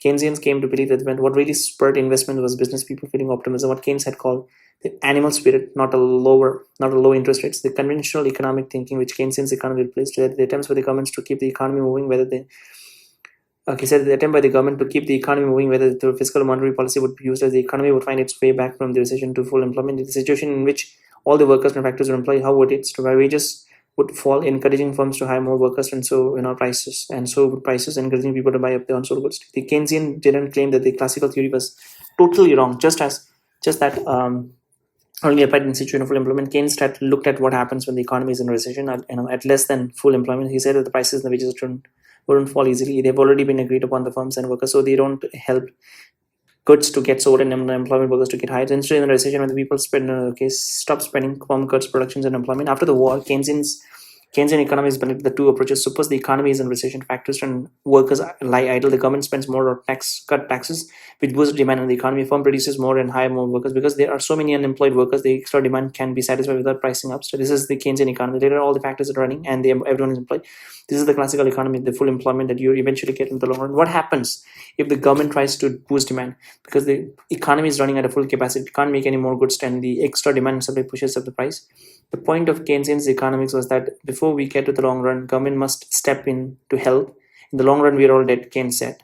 In reality, the shift from the Keynesians to the classical economy is gradual. The economy doesn't suddenly go from price being completely level to the then rocketing. The New Zealand economist Bill Philip studied actual patterns in the economy and found a smoother relationship when unemployment is high. When unemployment was high, indicating a lot of unused resources in the economy, then inflation how fast price increases tends to be low. So he says that when unemployments are high, that means inflation is low. Do you agree with it? Yes, I think I agree with it. It's because there's less demand, and less demand means the prices will be less. Because supply is more or less same, tends to be low. When unemployment was low, inflation when unemployment was high, unemployment was high, indicating a lot of unused resources in the economy. Then inflation, so when unemployment was high, indicating a lot of unused resources in the economy, when inflation is first. But when inflation was, then inflation, this one's tended to be low. When unemployment is low, that means all the people are working, right? And what happens when all the people are working? That means they're earning, and when they're earning that money, they demand more. So there are more demand, and the supply is more or less, and then there will be an inflation. Inflation tended to be high. There was a curve linking the two extremes. A bit less unemployment came with a bit of more inflation. The Philip curve became another part of the Keynesian system, and it provided important guidance for government policy. If the economy was depressed, governments could spend more, cutting employment at the cost of the higher inflation. So on the times, if the economy was running so fast, so the inflation was so high, the government could reduce spending or raise taxes. Keynesian economists seems to secure when in 1971 President Richard Nixon, whose Republican Party was so wary of the Keynesian filling with taxes and spending, said, "I am now a Keynesianist." Despite some ups and downs, the decade following the Second World War hasn't seen a repeat of the terrible repression of the 1930s. The economies grew steadily and brought rising living standards. In the 1970s, the Keynesian economy lost its shine. Economists question whether Keynesian policies really was responsible for the good economic performance. Perhaps too much government spending was causing economies to become more unstable by the pushing up inflation. Now, new schools of economics emerged that attack Keynesianisms. We'll come to them in chapter 23 and 30. Many of the ideas were in the tune with the older variations of economics that Keynes had attacked. The classical theories were about to strike back. Ruled by the clowns. Chapter number 28, Ruled by the Clowns. Ruled by the clowns. In November 1863, during the American Civil War, President Abraham Lincoln made his most famous speech at the site of the Battle of the Gettysburg in Pennsylvania. And that speech, I've read it. November this one, during the American Civil War, He hoped that the slaughter going on around him wouldn't be in vain, that out of the ashes of the war would come a new freedoms, the government of the people by the... So new freedoms, government of the people, government by the people, and for the people. His word presents the task of government as intensely moral, even heroic. Lincoln called on those who take hold of the levers of the power to use them in the service of the society as a whole. And there's also a quote saying from Osho saying that we live in a democracy where government is by the people, for the people, of the people, where government is by the people, for the people, of the people, but the people are retarded. Nearly 100 years after Lincoln spoke, Charlie in a Chaplin said, chapter number 28, Rule by Clowns. In November 1863, during the American Civil War, President Abraham Lincoln made his most famous speech at the sites of the Battle of the Gettysburg in Pennsylvania. Okay, I've done that, I know that, and I've read the speech also. It's in my YouTube. He hoped that this slaughter going on around him wouldn't be in vain, that of the ashes of war would come a new freedom, government of the people, by the people, for the people. And there is a quote from Osho which says that government for the people, of the people, by the people, but the people are retarded. His words presents all the task of government as intensely moral, even heroic. Lincoln called on those who take hold of the levers of the power to use them in the service of society as a whole. Nearly 100 years after Lincoln spoke, Charlie Chaplin said, "I remember just one thing and only one thing, and that is clown. It places me on a far higher plane than any politicians. Had America's ruler gone from heroes to clown in just a few generations, perhaps Chaplin was thinking about the antics of the mayor of Chicago, William Hale, Big Bill Thompson, who in 1920s and 1930s made Chicago politics a laughing stock. Gangster bankrolled his election campaign, and his administration was beset by the scandal after scandal. To divert attention, Big Bill once organized a bogus expedition to the South Seas to find a fabled climbing fish. The expedition achieved its real objective, the keeping him in the front of the newspaper. A few years after Big Bill's reign, a farmer's son graduated from the Middle Tennessee State Teacher College, paying his fees by the milking cows. It hardly seemed a likely start for a Nobel Prize-winning economist. But that's what James Butcherman in 2013 became year later through writing that shattered the image of the virtuous politicians. And Buchanan believed that politicians claim to be the virtuous politicians, and the politicians claim to be working for the good of a society, like the big bills were just a large puff of hot air. This was a big challenge to the economics of the time after the Second World War, when the Butchermans were starting out. The most economists had come under the influence of the ideas of the Keynes, who would argue that the government needed to play a major role in the economy. But no, I don't think the Keynes said that the government has to play a major role. It says that everything has to be like a market base, but if there is any problem, for example, like a Great Depressions, then government should step in. Would argue that the government needed to play a major role in the economy. In particular, they needed to spend money to stop the economy from failing into recession. Economists also saw another role for the government, that of redistributing wealth by taxing the rich and giving money to the poor, and by supplying health care and schooling. After the war, many governments started taking on this task, spending more money in the economy and getting bigger than ever before. Economists didn't really question whether the government were actually capable of carrying out the policies. Once the correct policies were worked out, they assumed that the government would be willing and able to implement them. As a young man, Buchanan had believed in the powers of the state to fix things, and had even flirted with socialism. His family was poor. He grew up on a rundown farm without electricity, and was driving a tractor at the age of 6. Even so, his grandfathers became the governor of Tennessee under a short-lived political party that wanted to challenge our America's elites. Its most powerful and influential group of people, like the rich bankers. Okay, I want to see what is the differences between rich. I want to see the differences between what is the so elite versus entitled, right? Okay, entitled difference.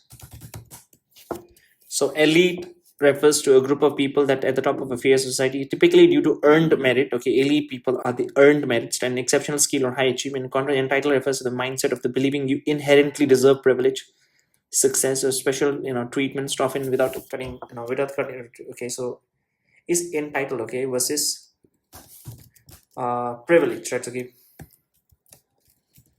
privilege. What is the difference? Is equals to privilege. I think privilege While these terms are often used interchangeably to describe those with the social or financial advantages, there's a privilege, an unearned advantage, or immunity granted by the circumstances of identity, that is wealth, race, education. It is a systematic head start, not a personality trait. Elite. Okay, so it is entitled same as okay, is entitled same as privilege. No, entitled and privilege are not the same. While they both deal with having advantage or benefits, the key difference lies in whether you have a guaranteed right or an unearned special favor. Privilege is a special advantage, immunity, or benefit granted to a person or group that can be given, withheld, or taken away. It is often earned, unearned, and based on external factors like wealth. For example, attending an exclusive private school, getting VIP access, or having a flexible remote working policy. Being entitled is a subjective belief, attitude, or expectation that you inherently reserve special treatments, rewards, or privileges, often without unnecessary. Expecting a promotion, just because you showed up for a year rather than doing the actual work. Okay. Buchanan's interest in the working of the society was sparked by the reading the piles of the dusty in political pamphlets that his grandfather had left in the back room of the family home. But when he arrived at the University of Chicago to study for his PhD, he had a conversion. 6 weeks after the class started of the classes, he came to recognize the power of the markets and abandon socialism. And he did retain what he did retain from his grandfather's old pamphlet was a dislike of the elites. To Buchanan's, though, the real elites weren't the rich industrialists and the banker. They were people from influential families who studied at famous universities like Harvard. Many of them became politicians and government officials. From their positions of power, they would meddle with the societies and decide on what was good for everybody else. His dislike became a theory one summer after he would finish his exams. He was browsing for books in the university library, and there once again his life was changed with a piece of writing that had been left to gather dust. The book he pulled from the shelf was in German and written by the Swedish economist Norbert Wickselst. It electrified Buchanan's, and he immediately decided to translate it in English. In short, Wickselst had torn up the notion that the government were completely unselfish. Their only concerns with carrying out the policies that are the best for society as a whole. Buchanan developed Wicksel's ideas into a new field of economics. The economist assumes that the state could fix things, but what actually is that state? Buchanan said that it's just a group of people, official advertisers and advisors to administer. The problem with the standard economy was that it viewed these people as having a split personalities. When looking for the best value pair of a shoes or working out how much to sell their cars for, the government official behave as a rational economic man does. They act firmly in their own interest by maximizing benefit and minimizing cost. But as soon as the official enters their ministry building, it is assumed that they think only about the good of their nations and no longer about the personal interest. They carry out the correct policy without question. They never snooze at the desk or take 3-hour lunch breaks. It's as if selfish economic man has disappeared and has been replaced by someone else. Political man, a totally unselfish person who always acts according to what's its best interest of the society. Buchanan said that this was inconsistent. The actions of the government had to be examined in the same way as those of the businesses trying to make money. Politicians and government officials were people who pursue their own interests like everybody else, which new field of economy was called the public choice. He described it as a politics without romance. Politicians were unselfish heroes. To Benjamin, that was silly, romantic notions. In reality, they were more interested in protecting their positions and were quite a bit grubbier, more selfish and unreliable than economists had believed them to be. The American government went on spending spree during the 1960s, and Buchaman's theory put a new perspective on it. The growth of the government was more to do with the politicians and bureaucrats looking out for themselves than with the helping market to do work better. And he says the problem with the government wasn't just seen in the ridiculous capers of the big bills. Gray-suited official and respected political leaders in Washington were just as bad. When John F. Kennedy was elected president in 1961, Buchanan observed that Kennedy's father, rich and ambitious man, had as good as bought the presidency for his son. What all politicians want above all, according to Buchanan, is to stay in the office, to hold on to power. They create rents and then give them to their supporters. Rents are revenues over and above what's possible to run the competitive market. For example, if the government puts a tax on foreign cars, then domestic cars producers protected from overseas competition, making big profit by giving privileges to special groups of the people. Politicians hope to gain political support, perhaps even money. The prospect of earning extra profit for doing very little encourages rent-seeking business spend money trying to pursue the government to give them privilege. They might take government officials out for the expensive lunches to try get the and try to get them to do what they want. They might set up an organizations to help the cases. The American Association of Umbrella Manufacturing, perhaps. The organization like this are often defended on the grounds that in a healthy democracy they help to air the views of the varied group of people. In public choice theory, they are rent seekers whose activities use up resources that could have been employed more usefully in a different ways.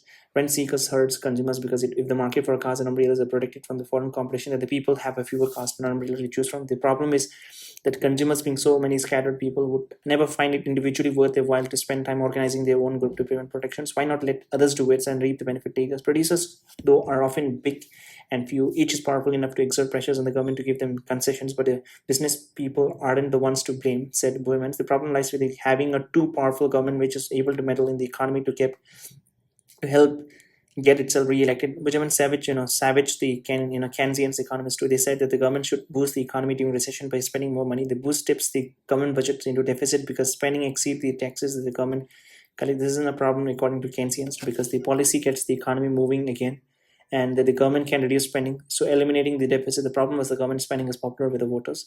Politicians want to stay in power and so will do anything to avoid cutting spending and annoying them. In the end, spending keeps going on. And so does the government deficit. That is what the Butcherman's belief was happening in the 1960s. Meanwhile, he argued that the bureaucracy of the state, its official, its committee, its ministries, grows like a pond reached. Official can't maximize profit like firms do because they are not selling a good or service. Instead, they want the power and status of the running a lot of organizations. Try to make their budgets as big as possible, which they can do because they have more information about their own spending programs to the outsiders. They can always say that they need more limousines, chauffeurs, and conference rooms to get the job done properly.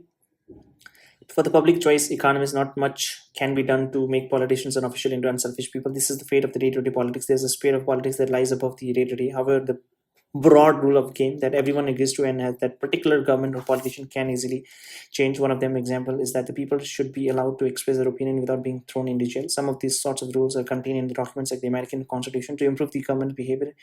Boehmans argue for constitutional rules such as the one that makes it a legal requirement for the government not to spend more money than it collects in taxes to have a balanced budget. Boehmans and the other public choices theories reminds us that it's naive to assume that the government are always reliable and unselfish. The problem isn't that market go wrong, but that the government does. Critics of public choices, though, say that much of what government do is essential. A lot of growth in the government over the last couple of centuries was the result of an increase in the social spending, particularly then on the public health and education, which was needed to build an advanced economy. It's an exaggeration to say that it was all about the government official trying to increase the size of the departments. Opponents of Boehmans also question the idea that the person can only act as a rational economic man. In reality, people's life involve many roles. People are consumers, rulers, parents, and voters are all at the same time. They can act according to the different principles in each role. For example, political life often involves acting out of sympathy to causes. You might vote for a political party because it wants to help the poor or improve the environment. For example, the value of the causes to you are about much more than your personal interest. If not, you might wonder why anyone would ever go to the bother of voting, given that a single vote really changes an election result. And if you act in this way, isn't it possible that politicians can too?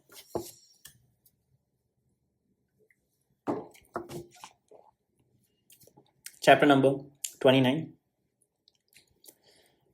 Money illusions. During the winter 1978 to 79, Britain was covered in unusually thick snow and ice and was experiencing a blizzard of strikes by workers. In Liverpool, the deads were turned away from the cemeteries when the gravediggers threw down the shovels. In other places, supermarket shelves were bare because lorry drivers refused to drive. Newspaper headlines were not of economic review. The miserable months became known as the winters of discontent and have often been looked back on as the point at which Keynesian economists dominant since the Second World War lay down and died. Economic problems were brewing in Britain's and America's long before the end of the 1970s, though Keynesian policies had been based on the Philip curves, which showed that the lower unemployment went with the higher inflations and the higher unemployment went with lower inflation. Economists thought that by spending, government could boost the economy and reduce unemployment while pushing inflation up a bit. During the 1960s, inflation had been creeping up, and by the 1970s, economists were scratching their heads because the high inflation came alongside a persistent high unemployment. Okay, now the problem is that what if there's a high inflation at the same time high unemployment? Not the level, that's not the low levels that Phillips curve predicted, stagflations. So stagflation is a very, very serious concern. So stagflation means it's a combination of two words. Stagnation means there's no economic growth, but there is an inflation. So that is no inflation. It could be mean deflation, right? With the prices of no. Yeah, stagflation means there's no economic growth and there's a inflation. became the name for an unhappy combinations of high unemployment, economic stagnations, and high inflation. The Philip curve was breaking down, and with its foundations of the Keynesian economics, economists searched for explanation. Some thought that the inflation was caused by unusually high oil prices that increased firms' cost and so the price of the goods. Others blamed the labor unions, organization that represents the workers, for demanding high wages. The high wages forced firms to charge high prices. On the surface, the strike did seem to have something to do with it. The government was trying to keep inflation down by encouraging the unions and employees to agree on the modest wage rates. Often, though, it settled on bigger increases, and sometimes the union would end up calling a strike. Keynes had been the giant of economic policy thinking in 20th century into the economic confusion of 1970s. Stepped a new giant, a small, determined American called Milton Friedman, 1912-2006, who put forward a new explanations, one that revolutionizes economy. He was born in Brooklyn, New York, to poor Jewish immigrants from Hungary and came of the age during the Great Depression 1930s. Like Keynes, many of his ideas were response to the great economic disaster. It inspired Friedman to become an economist. But Friedman theories were in opposition to those of the Keynes, and they defined new battle line in economics. Friedman believed that the problems of the 1970s were the result of the too much government, not too little. Like Keynes, he didn't want to think up economic theory just for the sake of it. He wanted to change the world. Eventually, Friedman's economic conquered the Keynesian way of thinking. Friedman was one of the most famous champions of capitalism and the leading economist of the Chicago School of Economics, which held that principle of market should govern society. In his book Capitalism and Freedom, he criticized many kinds of government's interference in the economy. For example, control on rents and the setting of minimum wages. Control on rents. Okay, so that's why you have to. Okay, so that means the government has to intervene those kinds of things. There has to be perfect competition also. I think the government job is to maximize governance and minimize government. I think there's a quote, right? Okay. Maximized governance and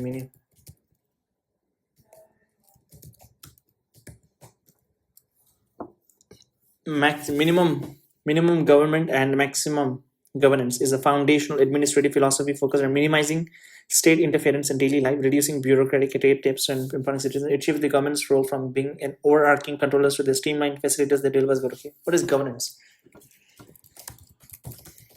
Governance, right? So governance is equal to the overarching system of rules, practices, and process by which an organized state organization directly control and delivers. It dictates how power is exercised, how decisions are made, and how the stakeholders are maximized to manage to ensure transparency, equity, and while the government refers strictly to the formal political institutions. Okay, corporate governance. Okay. I'm sorry. I'm still and I'm digressing now. Yesterday I was listening to a podcast, and it was listening to a podcast by the very an expert. She's an expert, and she was having a podcast with the Smita Prakash of ANI, Asia's international news something. And just wait, okay, ANI full form. I'll just search it. ANI full form. It's Asian News International, and the person, right, who's discussing with Smita, the other person who's expert, she was the chief economic advisors. I mean, not chief. It's an economic advisor councils to the president, to the prime minister of PMO, prime minister office, and she said a line that. I mean, something related to, I think its roots in origins traces back to the Bengali, says that you cannot wake up those people who are only pretending to be asleep. Quote, which goes like, you cannot wake up those who are pretending to be asleep. That means they know what is happening, but they just pretend. Okay, the quote you're thinking of is, you can't wake a person who is pretending to be asleep. While often cited as a Native American, or old Tamil proverb, the exact phrasing used by the various thinkers over time, including Mohandas Gandhi. Mohandas Gandhi, the same highlighting willful ignorance. Okay, yeah, it is known as a willful ignorance, right? Okay, it means that it's nearly impossible to force someone to understand, acknowledge, or engage with the truth which they are actively and consciously choosing to ignore. Who said you can't wake up this one? You can't wake up a person who is pretending by Navoji proverb. Sometimes, what is Navoji? Navojo proverb. Sometimes. Okay, just wait. Who's Navojo? Navojo meaning. Navojos are profound expressions of the interconnectedness, personalities, and this one's rooted in the philosophy of the Hozo, which seeks balance in this one. Navajo meaning, right? Okay, Navajo refers to the largest Native American tribes in the United States and their languages, while Navajo is an adapted Spanish and Tewa terms meaning farm fields in the case. So you can okay. So yeah, I'm back to my book. At first, economists dismiss him and his fellows as oddballs. Friedman, though, was a lively debater, quick, tireless, razor sharp. He would pounce on errors of logic and demolish his opponent's argument. He thrived on dispute and controversies. Many hated him, many hated him for his free market views. Worse, in 1970s, he visited Chile, and with a group of colleagues, he had a short meeting with the president Augusto Pinochet, a dictator who killed and tortured thousands of political opponents and who was then pursuing free market policies. For years, Friedman had to dodge a group of protesters who accused him of being the brain behind the Pinochet's nasty regime. Well, he was being presented with the Nobel Prize for Economics in 1976. A protester stood up and shouted, "Down with capitalism, freedoms for Chile." The man was ejected from the hall and Friedman received a standing ovation. Friedman's ideas were to do with the effect of the money on the economy. Keynesians had said that an increase in the supply of money could stimulate the economy, but in practice was unlikely to be powerful forces. More powerful was fiscal policy, government spending and taxes. Friedman brought money back to the account of the economists, and his school of thoughts became known as a monetarism. He revived an old idea, the quantity theory of money. To understand it, let's do what economists often do. Imagine a ridiculously simple economy to illustrate the theory. Picture an island with 10 pineapple sellers. Each sells one pineapple a year for $1. With 10 transactions, 10 $1 transactions, the national income of the island is $10. Okay, I just want to go back again slowly, right? Okay, just example. Picture an island with 10 pineapple sellers. Each sells one pineapple a year for $1. Now with 10 transactions, the national income of the island it's going to be $10. Now suppose there are 5 $1 bills on the islands. For the 10 transactions to be made, each bill has to change hands twice. Each year the stock of money, that means $5 multiplied. Okay, just wait. What for the 10 transactions to be made? Each bill has to change. Okay, just wait. Now suppose there are five $1 bills on the island. Okay, there's only 5 rupees. $5. For the 10 transaction to be made, each bill has to change hand twice each year. The stock of money $5 multiplied by the numbers of time each dollar change hands equals to twice equal the national incomes. Economists call the rate at which the dollars change hands at the velocity of the circulation. Suppose the velocity of the circulation doesn't change much. If the central bank of pineapple prints 5 more $1 billion, then the money supply doubles to $10 with the velocity of circulations of 2.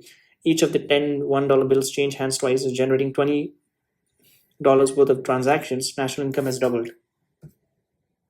Okay, I don't get it actually, but why do we have to do it twice? Just wait. Picture an island with 10 pineapple sellers. Each sells one pineapple a year for this one's with 10.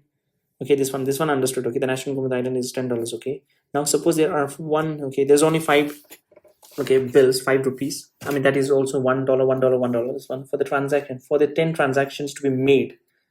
Okay, if you want to make 10 transactions, each bill has to change hand twice each year. That means if I want to buy something, that means I'm giving it back, I'm consuming it. But is it not? How is it possible, right? Just wait. Now suppose there are 5 $1 bills on the islands. For the 10 transactions to be made, each bill has to change hands. Okay, understood. Because understood. Each bill has to change hand twice each year. The stock of money of $5 multiplied by the numbers of time each dollar changing equals to twice equal to. Okay, so economists call the rate at which the dollar change hand the velocity of circulation. Okay, understood. The 10 is going to be $10. Suppose that the velocity of the circulation doesn't change much. If the central bank of pineapple prints for this ones, then the money supply would doubles to $10. The velocity of circulations of 2 each of the bill 1. Okay, now we have this one. Suppose the velocity of the circulation doesn't change much. If the central bank of pineapple prints 5 more dollars, that now we have $10, then the money supply doubles to 10. So with the velocity of circulations of 2, each of the 10 $1 bill changes hands twice, generating $20 billion of transaction. National income has doubled. Without a stable velocity, the link between money and national income is weak. That's why Keynes thought that the money wouldn't have a great effect. What if velocity fell, so that any extra money that the central bank injects into the economy ends up getting hoarded in the people's wallet? If velocity fell, on 5 people and from 1 to 2, from 2 to 1, the national income stays the same as before. Then and $1 bills, each changing hands once, adds up to the same national income as original position in which 5 discussed, which had discussed. Friedman, however, believed that the velocity of money was fairly stable and therefore money does not influence national income. There's a further step in the Friedman's argument. Does Pineapple Island's double national incomes come from higher productions or higher prices? The higher income would have come from the doubling of productions to 20 pineapples at the existing price of the $1. On the other hand, it could have come from a doubling of the price of the pineapple to $2 at the existing production of pineapple. Alternatively, the double national income could have come in a combination of higher productions and high prices. Friedman said that in the short run, an increase in the supply of the money encourages spending and lead. Okay. Friedman said that in the short run, an increase in the supply of money encourages spending and leads to higher productions. Money has real effect. Pineapple sellers employ more people to help them harvest pineapples, and so the rate of unemployment falls. This is how the Keynesian Phillips curve is supposed to work. In fact, when the government boosts the economy by increasing the money of supply, then unemployment falls as the economy picks up. The same would have happened through the policy that Keynes preferred of the government spending more. When more people chases after pineapples, price starts to creep up. Hence, the link between low unemployment and high inflation. Friedman believed that this was the only possible for a little while. However, people work more because pineapple sellers offer them higher wages, but soon the price of the pineapple rises. People's real wages is measured by how many pineapples they can buy aren't any higher. The problem is that the workers have confused money wages with the real wages. Economists call it a money illusions. Once workers realize their mistake, they stop working as much as the economy returns to its original lower level of unemployment. The only effect is that the inflation is higher. So although the boost might work for a bit, then comes the hangover, a return to the original level of employment with the higher inflation. There's only one way for the governments to sustain the boost in employment. But women likened the actions of alcoholic, just as an alcoholic treats hangover with another shot of whiskey. So the government, just as an alcoholic treats hangover with another shot of whiskey, so the government can try to pump up the economy again. Wages and prices rise still, and as before, employment rises as long as workers incorrectly believe that their money and high money wages are higher in returns. When they see that their mistake, they reduce their supply of the labor. Again, the economy reverts to its original level of employment with even higher inflations. To the original level of employment is the country's natural level. The numbers of the workers that firms employ in total, given how much they are able to produce, trying to boost the economy beyond that is pointless. All it does is to cause even higher inflation. To Friedman, it was no surprise that Philip curve was breaking down. To his view, after the war, government got addicted to boosting the economy and pushed up inflation. During the 1930s, it was the opposite problems. America's central bank created the century's worst recession, the Great Depressions, by pumping too little money into the economy. The money supply declined by third between 1929 and 1933. Keynes argued that the depression was caused by too little spending. Friedman said that had nothing to do with it. The problem was too little money. If money can't affect the economy in the short run, if not in the long run, is there any scope for the government to use it to regulate the economy? The government might increase the supply of the money when the economy slows down and reduce the supply when it is trying to fast. So, no, Friedman's the short-run effects of money don't kick in immediately. By the time they do, the direction of the money economy might well have changed. It's impossible for the authorities to accurately predict future conditions and to match today's policies with them. They'll end up doing more harm than good. The best thing is for the government to commit to a fixed rate of growth in the money supply, say 3% a year, in line with the growth of the economy. When the pineapple sellers plant new trees, the economy grows. With the velocity of circulation of the money constant, the money supply needs to expand in line with the expansion in pineapple production, but no more. Friedman even suggested abolishing a central bank that decides on the amount of money in the economy, replacing them with a robot that would spew out money at the required steady rates. They hoped for a result, a steadily growing economy without inflation. In 1979, Britain voted in Margaret Thatcher as its new prime minister. Soon afterwards, Ronald Reagan became president of the United States. Thatcher and Reagan tried to follow Friedman's recipe for bringing down inflation by tightly controlling the supply of money. But controlling the money supply was tricky, and the government of Britain and America turned out to be bad at doing it. Many economists blamed for the policy for making the recession of nearly 1980 worse than it needed to be. Even if the inflation was eventually reduced in 1981, 364 of them wrote letters to the Times newspaper condemning the British government's economic policy. Still, Friedman's broader philosophy that government interference in the economy leads to trouble left on the Thatcher and Reagan's and the successor. Keynes believed that the economy was unstable and that those of government interventions would steady it. His recommendation was to make sure that there was enough spending in the economy, enough demands. Friedman was convinced that the economy, when left alone, was really rather stable. Instabilities, runaway inflation in the 1970s, depression in the 1930s were the result of the government meddling, let markets breathe and and a healthy, stable economy was the route to that was to enhance the economy supply, what its business were able to produce, not its demand. economist thought that if the government removed company taxes and loosened transit restriction on the market, businesses would be encouraged to produce more and employ more workers. These ideas became known as supply side economics, and in the decade following, just wait. Before the result of the government meddling, let's market breathe and healthy in a stable economy. The route to that was to enhance the economy's supply. What's its business for it to be able to replace, not its demand. Economists thought that if the government removed company taxes and loosened restrictions in the market, businesses would be encouraged to produce more and employ more workers.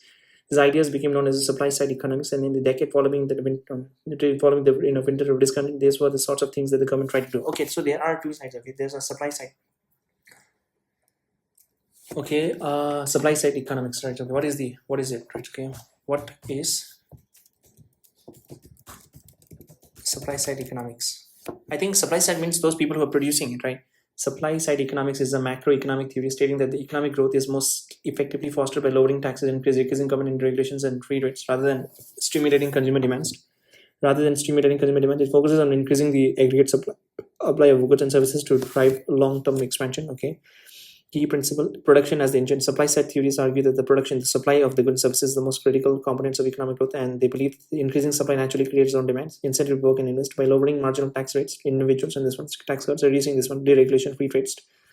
Famous concept, Laffer curves. Supply side economics is closely associated with the economics Arthur Laffer and the Laffer curves are theoretical illustrations, okay, showing the relationship between tax rates and the government revenue. This curve, the curve posits that if the tax rates are too high, they will discourage economic activity and actually raise. Okay, so Reaganomics. The theory gained major prominence in the 1980s under the U.S. President Ronald Reagan, often referred to as Reaganomics. Proponent point to economic growth and increase in employment and reduced inflation during the 1980s as evidence that there is one. Critic argued that this process lead to the widening of the wealth inequalities. Okay. So, obviously there will be some critics. This is the supply side. Okay, what is the supply side and demand side? Contrasting supply side focuses on increasing aggregate supply through deregulation tax. So this one, demand side economy rotate in Keynesian theory focus on boosting aggregate demand through the government spending and tax relief. Okay, so that's the thing, right? Supply side and demand side. Okay, so the supply side means reducing tax rate, deregulation tax rates, and demand side equals to just pumping money, for example, tax relief for the customers, aggregate demand through government spending. When the government spends more, that means more people, more money. And so, yeah, for the people, and they will demand more. So, okay, this is supply side and this one. Okay, so now chapter number 30, and it's future gazing. In life, if you have to make guesses all the time about what's going to happen, you know that it takes 20 minutes to get down to get to town. So if you need to be there at 9 a.m. tomorrow, you'll be at a bus stop at 8:40 a.m. How do you know that the bus will take 20 minutes? Because that's how long it took yesterday, and for as far back as you remember. One day the gas company announces that from Monday it's closing a road to lay new pipelines. Traffic will be diverted onto your routes. On Monday, your journey takes 30 minutes because of the extra traffic. You thought it would take 20 minutes because that's how long it took in the past. So when you arrive in the town 10 minutes late, the same happens for a few more days until you realize what's going to happen and then start arriving at the bus stop at 8:30. In the 1970s, economists got interested in how people predict. That's because economic activities takes place over years, months, and years. A tire factory built today might only start to make a profit in 5 years. A worker accepts a wage, calculating that it will cover the cost of the rent in 6 months. Firms and workers have to predict the futures. How big will the market for the tires be in the 5 years?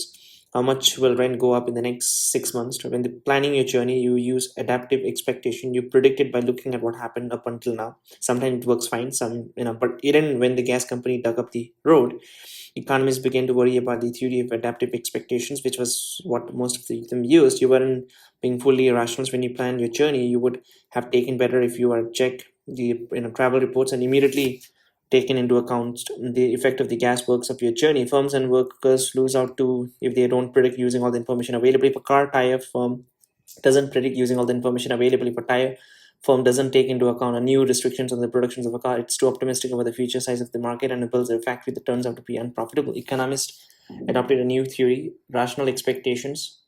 The idea was introduced by an American economist and a math whiz named John Muth. A man was unusually, khaki about his work. He was rumored to have had piles of research papers hidden away, which he thought weren't good enough to show to people. His groundbreaking articles, Rational Expectations and the Theory of Price Movements, which appeared in 1961, was at first ignored. The idea were far ahead of their time and he wasn't that bothered about promoting them, so he turned down invitations to talk at a conference, preferring to stay at home and play the cellist. In 1970s, a new generations of economists realized that Moore's idea was revolutionary. A few won Nobel Prize for developing it. Moore's idea is simple to state: with rational expectations, you're no longer caught out. Instead of predicting your journey on time on the basis of how long it took in the past, you use all the information available today, including the gas company announcement. So on Monday, you would have predicted that the bus would take 30 minutes. Your predictions won't be perfect every time. So one day the bus takes 28 minutes when there's a slightly less traffic because the staff of a local company have been given off day. On another day it takes 32 minutes because an accident slowed the traffic down. When you're a little off, it's because of the random factors that affect the speed of the traffic. On an average, your predictions of a 30-minute journey time is a good one. So one of the first to apply Moore's idea was the economist Eugene Fama. He wondered what rational expectations implied for how financial markets work. To the financial system, banks and stock exchange channel money from savers to borrowers. Savers, okay, to borrowers. Saver wants to put 300 euro into the bank accounts and withdraw it after 6 months. A corporation wants to borrow the savings but need a loan of $10 million to dig a mine which will repay in 5 years. The financial system sorts all this out by bundling up the saving of millions of people into larger pots of cash. The companies need in managing the timing of the inflows and outflows of the money. A bank does it by acting as a middleman between savers and borrowers. In the stock market, companies do it by selling shares, buying up the shares that own a fractions of the company. Shares are potentially profitable but also risky. When the firm does well, it increases its value, increases, and the holders of its shares makes a profit if they sell. But if it doesn't, if it does badly or goes bust, the shareholders loses. To make money in the stock market, an investor needs to have an expectation about whether the price of the share will go up or down. The stock market, if it does want to get rich, sometimes study graphs of the shares past price movement in search of a pattern that might reveal whether the price will go tomorrow. While an undergraduate farmer was employed by one of his professors to devise ways of predicting movement in share prices. None of them worked. Fama's theory showed why. It implied that the forecasting methods were as reliable as those of the astrologers who predict when you'll get married by looking at the position of the stars. Suppose that stockbroker sees an upward trend in the chart. They conclude that the price of the shares will rise next week. If the brokers have rational expectation that is impossible, says Fama. If they knew that the share price was going up, then they would buy it today. So if they didn't, they would lose some of the gains to be had from the buying some cheap and selling it by day. By buying the share today, brokers push up its price, so its rise over the next week won't be as big. So if there's still some price rise expected, then the logic applies against. In fact, the whole of the original expected price must get swallowed up in the today's price. If not, broker would be missing out on a profit opportunities. Fama's reasoning implies that share prices can't be predicted. So if you think that the reasoning is going to happen to the price, then that must have already been taken into account on today's price. But surely you might think we could reasonably, expect a price in the, price. We would expect a rise in the share of the Nifty Wrap Limited, a company in which you heard about, it had just invented spray on wrapping paper, wrap your presents in under seconds. Wouldn't it be a good idea to buy its shares? Not necessarily. The biggest traders in shares are professional stockbrokers whose job is to be informed about economic trends and about the companies who shares they deal in, having rational expectation. This investor uses every scrap of information available in making their buying and selling discussion. It would be impossible for you to make consistently, you or me to consistently be the market by trying to guess what's next in movement in the shares. Unfortunately for us, the price of the Nifty wrap shares will already have jumped up to take account of the new and aerosol wrapping paper. Fama's theory is called the efficient market hypothesis. It says that the price in financial markets reflect all available information. When all the information is factored into share prices, then investors have exploited all profits opportunities. This doesn't mean that the price don't change. Far from it. What it means is that you won't be able to predict them. Changes are the result of the unpredictable random factors. They are the equivalents of your bus being delayed by 2 minutes because of an accident. When people are rational, the market becomes not more but less predictable. So professional financial advisors who tells you which shares to buy are a waste of time. An American newspaper once asked of some of them to choose the best shares for the coming years. It also got an orangutan to pick its preferred shares, as at the end of the year the orangutan had done as well as the human. You might think the randomness equal chaos, but according to famous theory, the more random prices are, the more efficient the markets, and the more efficient financial markets are, the better they do their jobs of channeling money around the economy. Rational expectations put another nail in the coffin of the Keynesians. Coffin in the nail. Putting coffin in the nail. That's okay. This is a saying, right? I think you have hit the hammer on the nail. No, you have hit the nail. No, you have hit the hammer on the nail. If I'm not wrong, is it? Hitting hammer saying. There's a saying, right? Hit the nail on the heads. Okay, I think correct idiom you're thinking of is to hit the nail on the heads. Okay, hit the nail. Okay, hit the nail on the heads. I think you've hit the. I think you've hit the nail on the head, right? I think absolutely, you've hit the nail on the head. Okay, you need this too. Correct idiom you're thinking of it is hit the nail on the head. It means to precisely correct this one. The man, to a man with a hammer, everything looks like a nail. A psychological concept in this one. Okay, I think you've hit the head on the nail. So I think you've hit the nail on the head. I think you have hit the. I think you have hit on the head of the nail. So hitting on the head of the nail. That's heading on the to hit the nail on the head. I think you have hit the. I think you have hit the. I think you have hit the. I think you have hit the nail on the head. Hitting nail on the head. Hitting nail on the head is just okay. Okay, where was I? Okay, expectations put another nail. Okay, so nail in the coffin. That's okay. Rather than trust and expectations, put another nail in the coffin of Keynesians. Okay, putting nail on the coffin. That's putting nail on the coffin is to. I mean, it's like ending the last part, right? So putting nail on the hammers, putting nail on the coffin. Right? Putting nail on the coffin, or second equals to. I think you have hit on the head of the nail. Right? No, you have to hit the. I think you have hit the nail on the head. I think you have hit the nail. You have hit the nail on the head, right? Okay, Keynesians. Remember that Milton Friedman's hammered in the first. He argued that the Philip curve, the basis for Keynesian's policy, would break down the curve, implied that the government would spend to boost the economy, bringing down employment while pushing up inflation. Friedman said that it could only work temporarily. A boost to the economy would lead to higher wages and cause more people to take in employment. The problem was that the workers hadn't factored in the impact of the higher inflation. Once they realized that their real wages, the amount of goods they could buy, hadn't raised, and they got back to the old lower of the low employment. The American economist Robert Lucas said that the workers were being caught out. So just like you were on Monday morning, they are performing expectations by looking into the past. The government's ability to boost the economy even temporarily depend on them getting fools.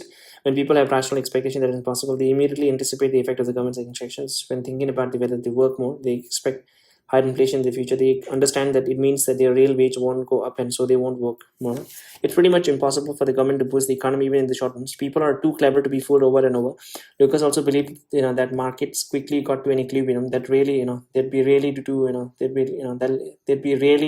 little demand for supply of a goods price just to make sure of it. Economists call it the market clearing. Lucas said that it applied to the labor market too. The price of the labor wages would adjust so that the supply of the labor, the numbers of the people looking for a job, equal the demand, the number of the people wants to fund. There'd be really be a shortage of labor. There'd really be a shortage of the job. The unemployment couldn't happen, at least not for any significant length of time. Wages could quickly fall and firms hire more workers. Market clearing combined with the rational expectation was a strong attack on the Keynes. He argued that the economies could get stuck in the situation where many people were looking for a job but couldn't find one. Market clearing meant that anyone who wanted a job at the going wage could get most. Workers without job were unemployed out of the choices, and rational expectation meant that the government could do nothing to increase the employment. Lucas' school of thinking was that it's called New Classical Economics. This one, it revived ideas that Keynes had fought against. Those of the classical school which had said the economy would always quickly adjust to eliminate unemployment, and that there was no point in the government trying to boost it further. The new classical economics is controversial. Were the millions of unemployed workers during the Great Depressions in the 1930s, or this recession since out of the work weren't ready to market really adjust so quickly? Many doubted. The efficient market hypothesis too has been questioned. Are people really able to quickly gather and understand vast amount of economic information so that there are no unexploited profit opportunities in the financial markets? Here some refers to the story of the students and the economists, professors, a believer in national expectation theory, who are walking together in class. The student spots a $100 notes on the ground and goes to pick it up. The professor tuts and says, "Don't bother. If there really was €100 that it would already have been picked up." Towards the end of this story, we look at the economic crisis at the start of our century when the financial system stopped working. It turned out that the people weren't fully informed and financial markets were far from being efficient. This too deepened doubts about the theories of rational expectations and efficient markets. Now, chapter number 31, speculators on the attack. The traditional bank managed 1950s was usually as a respected pillars of the community, a cautious, careful sort of a person who probably went to bed early and didn't think too much. You might have found him rather dull and stuffy, but from 1970s, a new kind of a banker appeared. Loud, flashy, and arrogant. These bankers loved taking big risk. They wanted to get rich quick and blow their money on fast cars and expensive champagnes. They made their money through what's called speculation. Normally, people buy things because they wanted to use them, but such as to make breads and petrol to run the cars. But when people speculate, they buy things even when they don't have no interest in using them. So they don't want the underlying assets. They do not want underlying assets. Yeah, that's the main thing. They might buy a loads of wheat simply because they think that its price is going to rise when a drought is predicted in wheat growing areas. If the guess is right, they later sell the wheat for a profit. Speculation has gone on for centuries, but from the 1970s onwards, it really took off. Banks had whole teams of people whose job was to trade in pretty much everything in order to make money. Some speculators and ran their own companies known as hedge funds, which were completely dedicated to the business of speculations. One of these companies, the quantum funds, was set up by the philosophy-loving Hungarian-born banker named George Soros. He was rather different from many of the speculators who were. I've read entire article about like how he bankrupted Bank of the Bank of England. How he, I mean, I wouldn't say destroyed, but how he made fortunes. I think $1 billion in a day by selling the pound, right? George Soros, he was rather different from many of the speculators who were more interested in Rolex watches than books, and he became one of the most famous financiers of the century. Okay, just wait. Okay, I want to see. What book was it? Best book on finance. Okay, no, finance. Okay, speculations. I don't know what is it called, man. My professor, he recommended me that book. No, the man who solved the market. Okay, the man who. Yeah, it's called The Man Who Beat the Market. Yeah, James Simon, the man who solved the market, is the best selling this one. Chronicle. I think I've read the. If I'm not wrong, did I read the book? The Man Who Beat the Market. No, I don't think it's him. No, there was one more person, right? Related, okay. Related books. James Simon, no. The Strategy, Edward this one's no. The Man Who Beat the Market. I think it is this one. The man. It could be this one, right? Beat the Dealer. The Man Who Beat the Market. Is it? It could be this person. I don't know. The Man Who Beat the Market. The Man Who Beat the Market. I don't exactly remember it. Okay, I'll just do it later. I've read it. My professor, he recommended that book, and I've read it properly. So yeah, one way in which speculators like Soros makes money is by trading in currency, dollars, euros, yen, and many others. Today, the currency market is the biggest financial market in the world. A currency price is its exchange rate, how many dollars or euros a Mexican peso is worth. For example, to pay for American jeans, a Mexican shopkeeper uses the pesos to buy dollars. If the jeans cost $100 and a peso is worth 10 cents, then G's cost shopkeeper 100 pesos. If the peso is worth only 5 cents, then G's cost 200 pesos. Like anything that gets bought and sold, currencies are subject to supply and demand. If American jeans become particularly fashionable in Mexico, then Mexicans demand more dollars to pay for them. So they're pushing up the price of the dollars when the supply and demand for the currencies bounce around. So do the exchange rates. When the value of the pesos in dollar move around a lot, it's harder for Mexican shopkeepers to know what price to agree or an orders of American jeans over the next 6 months, because an affordable dollar price today could be unaffordable in the 6 months if the pesos will lose its value. Some countries live with this. They let their exchange rates move up and down. So what's this, what's called a floating exchange rate. Others to try to stop it moving and peg their exchange rates. In other words, fix them at a certain value of the leading currency, like the dollars. The hope is that this will bring more certainty to the consumer and the business people. They know how much they will be able to get for the goods and imports, and much more foreign goods at this one. A peg currency creates an opportunity for speculators to make money. By attacking the peg in 1970s, the American economist Paul Krugman devised a theory about this. To see what it means to attack a peg, first to understand how the government fixes its currency. It does this by buying and selling the currency to maintain its value. The same would be true if the authorities wanted to fix the price of the petrol at 15 pesos a liter. So if at 15 pesos the supply of the petrol exceeds the demand, then the authorities have to spend money buying petrol to buy the price from the falling. If on the other hand the demand exceeds the supply, then the authorities have to supply extra petrol. Otherwise, the prices will rise. The government needs to keep a stock of petrol in reserve to do so. Okay, so you need the reserve for a lot of reserves, right, for that. In the same way, suppose that in May, the Mexican government sets a price for the pesos and dollars. If in June the demand for the pesos is higher than usual, the government can print more pesos to keep the value from rising above the price of itself. But in July, if people buy a lot of dollars and so sell more pesos than usual, then the price of the peso is in danger of falling. To keep it up, the government must buy pesos using it as stock of dollars. The economists call this a stock, a country's foreign currency reserve. They are crucial for regulating the level of exchange rates. In improvements due to speculators, attack pegs when government go on spending sprees. In 1970s, Mexico pegged its currency to the dollars. The government was also spending huge amount of on social security, housing, and transport projects. The government didn't want to put heavy taxes on the people to pay for its spending. Instead, it printed money because more pesos circulated for each dollars than before. The value of the pesos and dollars looked set to fall, but a fall would break the peg. The government had to stop in to buy pesos using dollars reserve to keep constant numbers of the pesos in circulation. It worked for a while until the government ran out of a dollar. It continued to print more money to pay for its spending programs, and because it could no longer buy pesos, the supply of the pesos rose. The value of the peso in a dollar then had to fall. In fact, the Krugman's theory, the fall happens before the dollar runs out because of the action of the currency speculators. They know that the government is printing more money and using its stock of dollars. They know that in 60 days there will be no dollars left. On the day 60, when the currency starts to lose value, speculators have to sell all their pesos, or that's why they would make a loss. This is the attack. In fact, it happened earlier on day 59. Speculators know what's going to happen on day 60, and so we'll get rid of the pesos then, and reason the same way on the day 58. So some time before the government has completely exhausted its dollar reserve, the speculators sell the pesos and buy up the remaining reserve. This pesos peg breaks. Economists call it a currency crisis. The speculators gain because they have shifted their wealth into more valuable currency like the dollars. Mexico reached crisis point in 1976, and the currency crashed. With the currency worth so little, imports cost more. Cost people a lot. That reduces the real value of the income stream. They stopped spending money. Economy fell in recession. Later, the American economist Maurice Ostfeld showed how countries can have a currency crisis even when they are not printing money. It happens to the richest of them. So in the early 1990s, the currency of the numbers of the European countries were pegged to the Deutsche Mark. That is the German currency, Deutsche Mark. The currency of the Europe's leading. I think they might be talking about the euro, right? When they wanted to make one currency for the entire euro. I think I did the entire presentations in the class for how the George Soros make money from that. There was because they wanted to make one single currency, that euro, and later they wanted to do it in phases, but because there are a lot of different countries with different inflation rates, different tax rates and all those things, and which made it infeasible. So that's why people, they like speculators, they exploited the loopholes. Okay.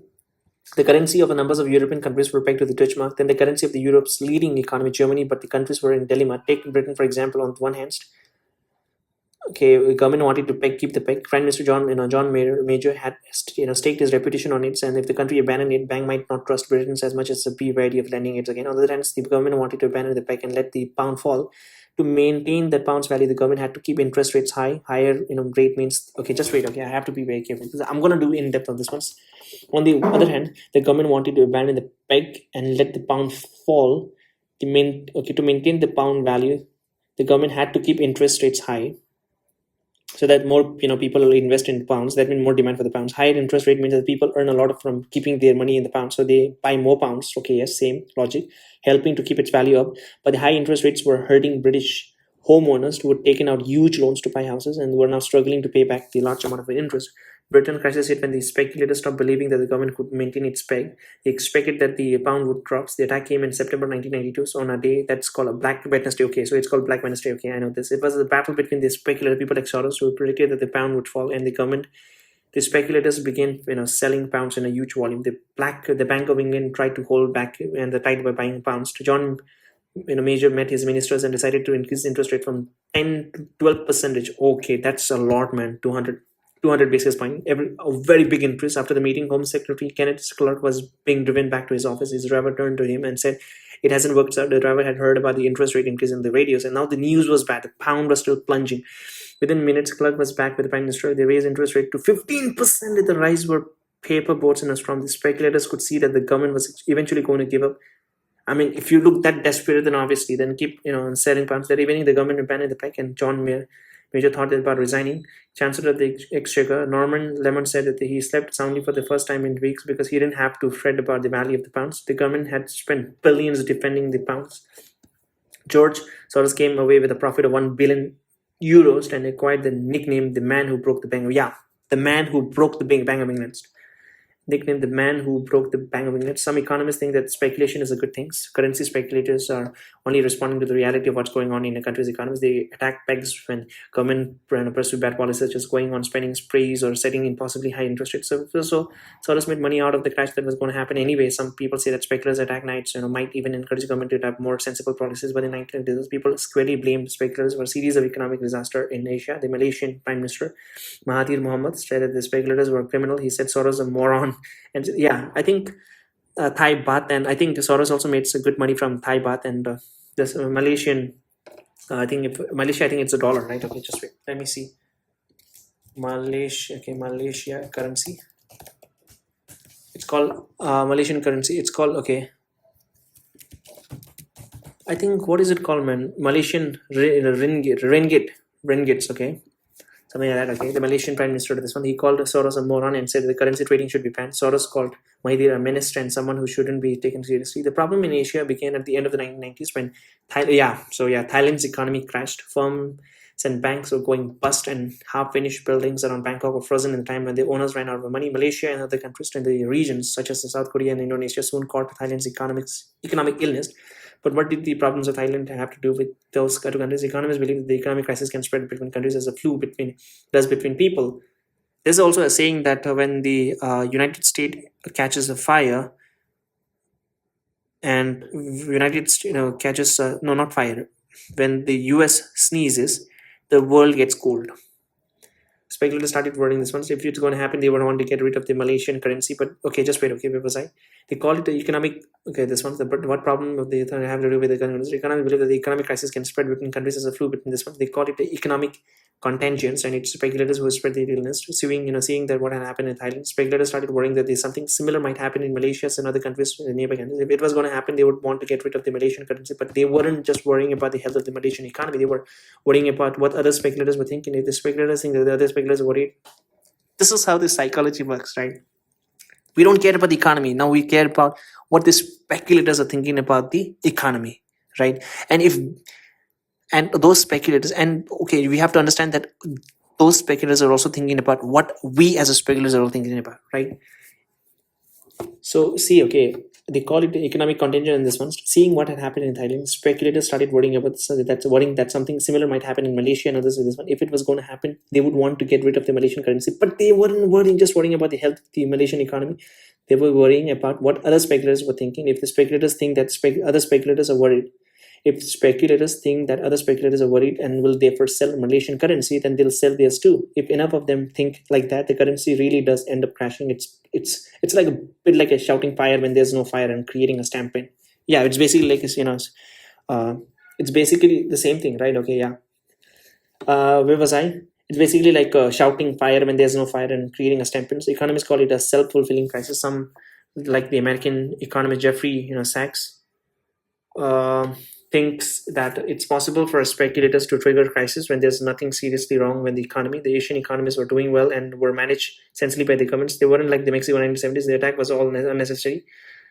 Panic among the speculators. The critics say that's why Mahathir was so furious. We'll come across the speculators again later. Many of them deal in financial products far more complicated than dollars and yens. And as we see in chapter number 38, by the beginning of the 21st century, speculators were trading in the product so hard to understand that the people began to suspect that finance was dangerous, hocus pocus. They said that speculators were wild and reckless and needed to be stopped at any cost.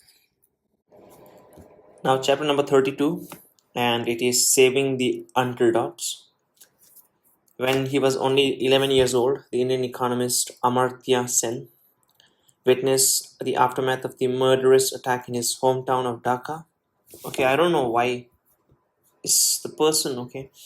When he was only 11 years old, the Indian economist Amartya Sen witnessed the aftermath of a murder attack in his hometown of Dhaka, today the capital of Bangladesh. Riots were going on in the cities, and the Muslims and Hindus were killing each other. So a Muslim laborer called Kadir Mia, who'd been working nearby, rushed into the garden of the Sen family, which was located in the Hindu area of the city. She was covered in blood after having been stabbed in the back by a local gang. Sen gave him water and raised alarm. Located in this one, he was covered in blood after being stabbed in the back by local gangs. Sen gave him water and raised the alarm.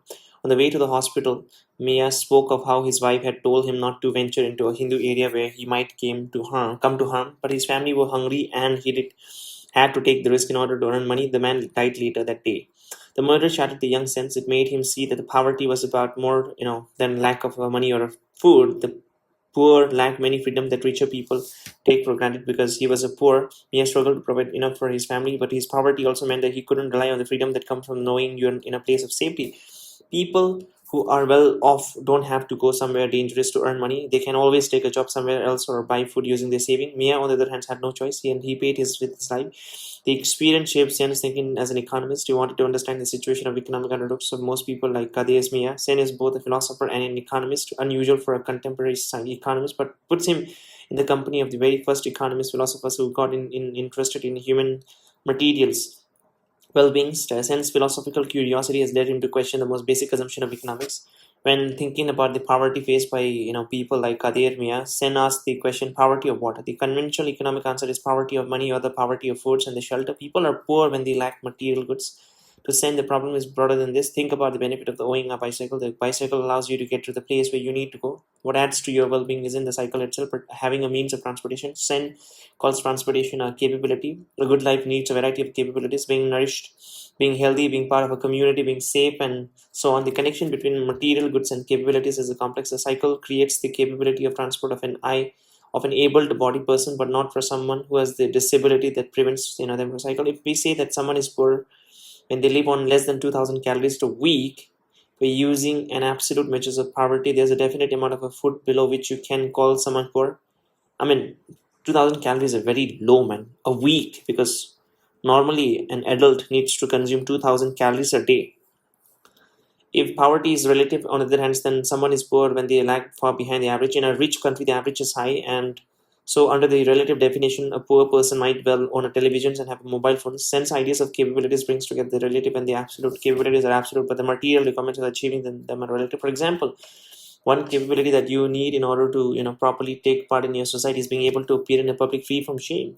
This capability is absolute because the quality of being free from shame is the same for a New Yorker as for Indian villagers. The material requirements for different those. For New Yorkers, they includes having a pair of shoes. It would be shameful for them to go to work barefoot because they don't afford shoes. They couldn't afford shoes. While it might be perfectly fine for Indian villagers to do that, for Indian villagers, being free from shame depends on the other things, such as who their children marry. In Sen's view, the developments of society is the expansion of capabilities. When more people are able to take part in their communities and are safe and healthy, then society advances. Education in particular offers the freedom to turn into the persons you can be when you're able to read, write, and think about things. Democracy too gives people the opportunity to influence how their society is run, and for a sense, it's another freedom that parts of the development itself. Real development is more than economic development measured in the production of goods. It's human and development.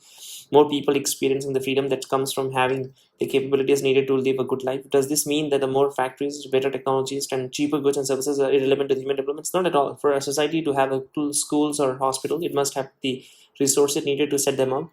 But economic development isn't the same thing as Sen's broader notions of human development. Pakistan, for example, even after decades of economic growth, still has low rates of literacy, particularly among women. So, greater national income doesn't guarantee greater human development. Huh? What do you mean by Pakistan after decades of economic growth? I don't know at what time was this book written. I don't know. So greater national income doesn't guarantee. I mean, how do you know that they haven't? Greater national income doesn't guarantee greater human development. Sen has therefore prepared for new measures of economic progress. He was able to put his ideas into practice in the 1990s when he helped the United Nations improve on the traditional measures of development. Gross domestic product. Gross domestic product measures a country's national income. Is calculated by earning what? Okay, just wait. Okay, who developed the gross national? GDP was developed by. The modern concept of GDP was invented by American economist Simon Kuznets, and this one he developed the metric and report Congress. Okay, the purpose. Okay, global adoptions. Okay, so it was not by some Indians. Okay, not for society to have a schools or hospital. It must have the resource needed to set them up. But economic development isn't the same thing as Sen's brothers' notions. Okay. He was able to put his ideas into practice. This one when he helped the United Nations improve the traditional measures of development. So gross domestic products. The gross domestic product measures a country's national income and is calculated by adding up what it produces each year. Sense came up with an alternative that includes life expectancy and literacy along with the income. It was called the Human Development Index. Okay, was it developed by so HDI. Okay, who developed HDI? The Human Development Index was developed in 1990 by Pakistani economist, this one's an Indian Nobel laureate Amartya Sen. Okay, Human Development Index. Okay, and okay, so income, it was called Human Development Index, and it highlighted the differences between human and economic developments. Sri Lanka was ranked higher than Saudi Arabia in human development, even though Saudi Arabia was much richer. Now, most economists agree with saying that development isn't just about a country's income, but about the health and education of its people. The most basic of all capabilities is that of nourishment. It means having enough to eat, and the most extreme deprivations is a lack of food. Okay, I'm very curious to know what is the per capita. Okay, what is the per capita income of Saudi Arabia? Per capita. Oh, the per capita income of Saudi Arabia is approximately 37,000. This one nominal, or roughly this one adjusting for parity. Okay. Saudi. I've not even seen a single Saudi Arabia women. Honestly, Arabia women in the market. In that respective market. Okay, so their entire face is covered. Okay, so I don't know how do they look also. Okay. Okay. The most basic of all capabilities is that of nourishment. It means having enough to eat, and the most extreme deprivation is a lack of food, leading to malnutrition and death. Here, since expert experience comes once back to his boyhood in 1943, just a year or so before the murder of a Qadir Mia, he helped give out rise to victims of the Great Bengal famine, in which nearly 3 million people died. The memories of the widespread starvation came back to sense when he was developing his theory of famine decades later. At the same time, in 1970s and 1980s, there were terrible famines in Africa and Asia. The most obvious causes seem to be the lack of food. People starved when the rain fails and crops die, or perhaps there were simply too many mouths to feed as a result of a rapid population growth. The conclusion of a Thomas Malthus in the 18th century. Since our defects in the common explanations, droughts happens in America from time to time, but no one ever starves there. And while Malthus warned of the consequence of too many people, famine have happened in Ethiopia, Sudan, places where the population lived thinly scattered over vast areas of land. Since said that people not having enough to eat isn't the same as there's not enough being food available at overall. Food isn't just food; it's a commodity that people obtain through the market, and so there are all sorts of reasons why people might not be able to get enough for all, and so go hungry. Sen argued that the famine happened when the people's entitlements to food collapsed to a level too low to feed them adequately. People's entitlements are how much food they can afford to buy given their income and price of the foods. Entitlements also includes the food they grow at homes and then any that they are given by the governments. Food entitlements can collapse even when there's no overall food shortage of food. Droughts or explosions in population numbers. None of these are necessary, but famine take place. Sometimes the poor are simply priced out of the market. These help to make sense of the questions being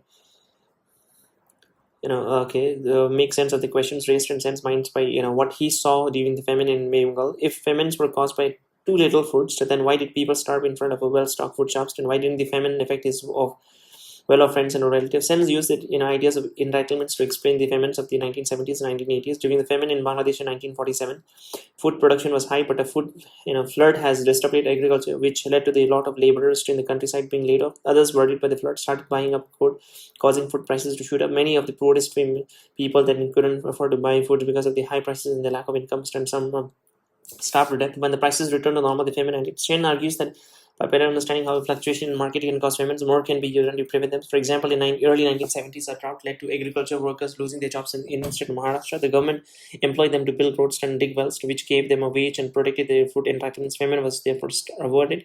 Chen says that democracy and a free press are essential to preventing famines. When journalists can write about the hardship faced by the poor, the government has an incentive to do something about it. Otherwise, it risks getting voted out of the power at the next elections. Sen believes that this is why there's been no famine in India since its independence. On the other hand, the biggest famine of the 20th century, that in China in late 1950s, in which 30 million people died, went on for so long and killed so many people. The journalists weren't free to write what they wanted. The Chinese government had launched its Great Leap Forwards to program that aimed to modernize the economy, part of which was disastrous reorganizations of agriculture. Without anyone reporting what it was doing, the government was able to go on with its policies at the cost of so many lives. A more recent famine was then in Ethiopia in 1984. Television reports about it they shocked the world and became the trend of the rock star making records and holding back big concerts to raise money for Africa. But although it was horrendous, the Ethiopian famine was small compared to China's mid-century famine or the one in Soviet Union in 1930s, which killed 8 million people. Thankfully, famines on the larger scale now seems to be in the past. Nowadays, famine tends to be confined to regions in Africa where there is a fighting on Often in these famines, people die less of starvation than of a deadly disease that are spread amidst the chaos of war. Yeah.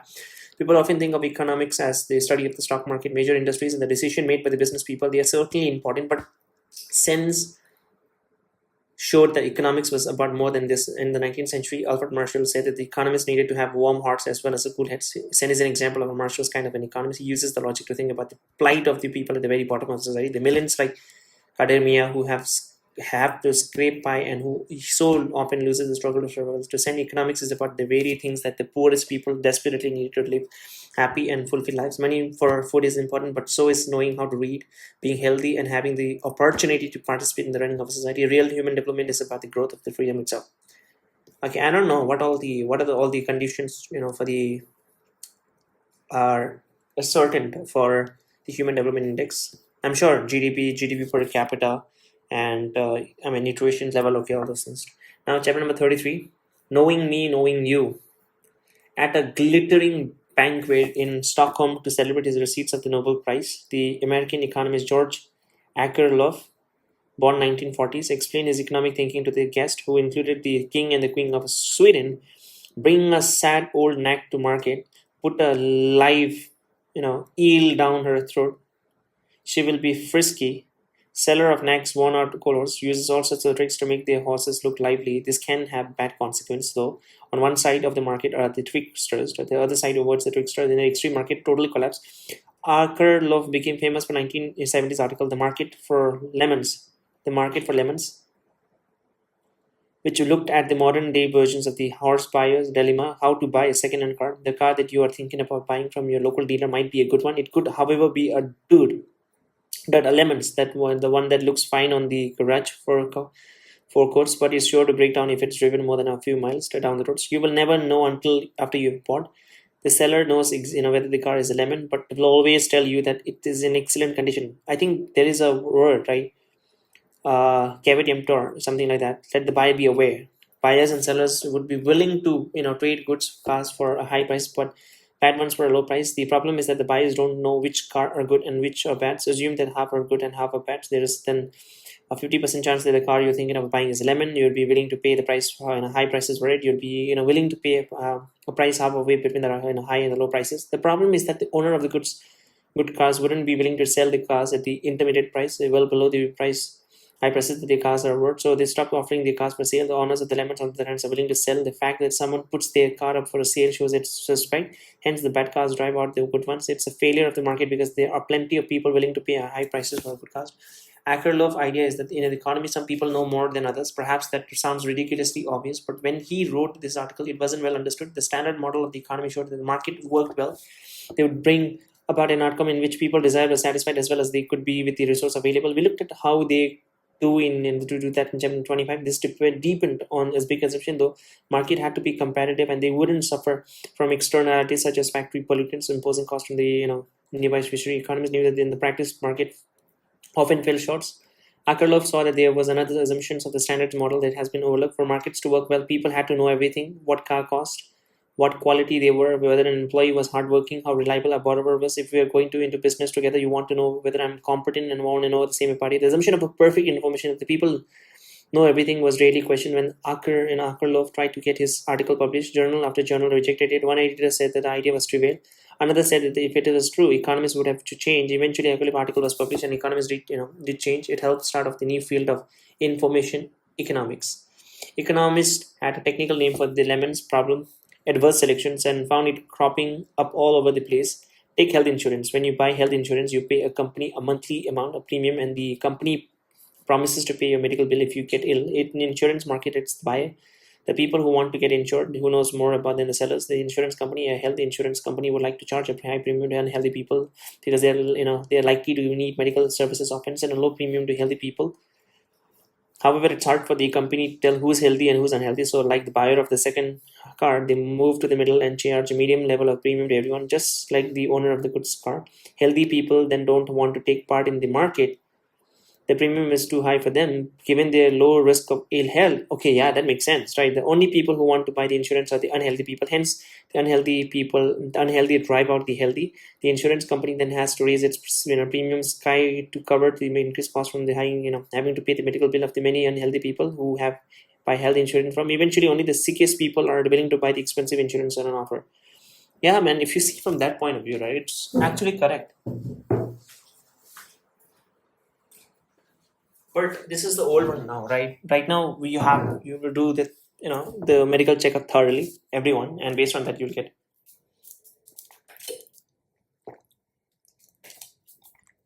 a certificate, and then based on that, you have to pay your premium also. Now,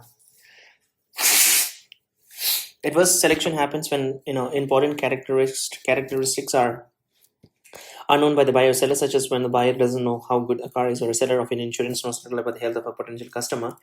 Markets also get disrupted when people's actions are on. Economists call it a moral hazard. After you have bought insurance against the loss of your mobile phones, you might get careless when it because you know that you will get a new one if you leave it on the bus. Insurance companies know this but can't check up on you.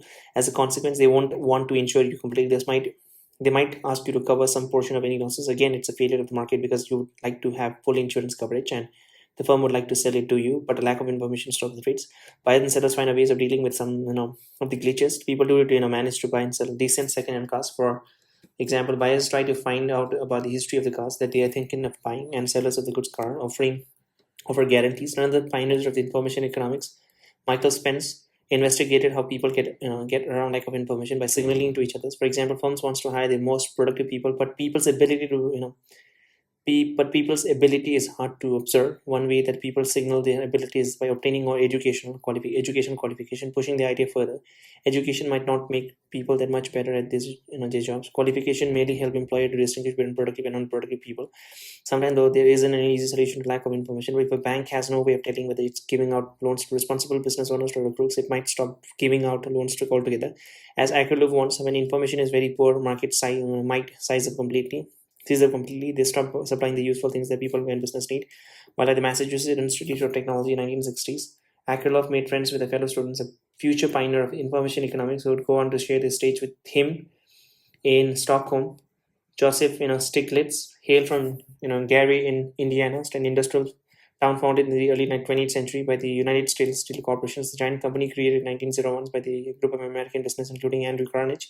The poverty, discriminations, and unemployment that Stiglitz witnessed in great influences his thinking as an economist. Having seen the upside and downside of the market economy, it would be hard to be euphoric about his marvels. He said conventional economics, to the extent that it championed free market above all, was simply wrong. To Stiglitz, information economics is relevant to the biggest question in economics. For example, how poor countries get richer.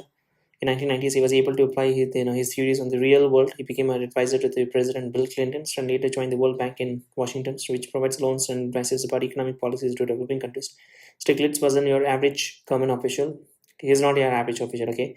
He often, walked around with a wonky tie and didn't care about offending powerful people. In Washington, Stiglitz took on the established officials and economists who clung to the notion that free market was the answer to the poor countries.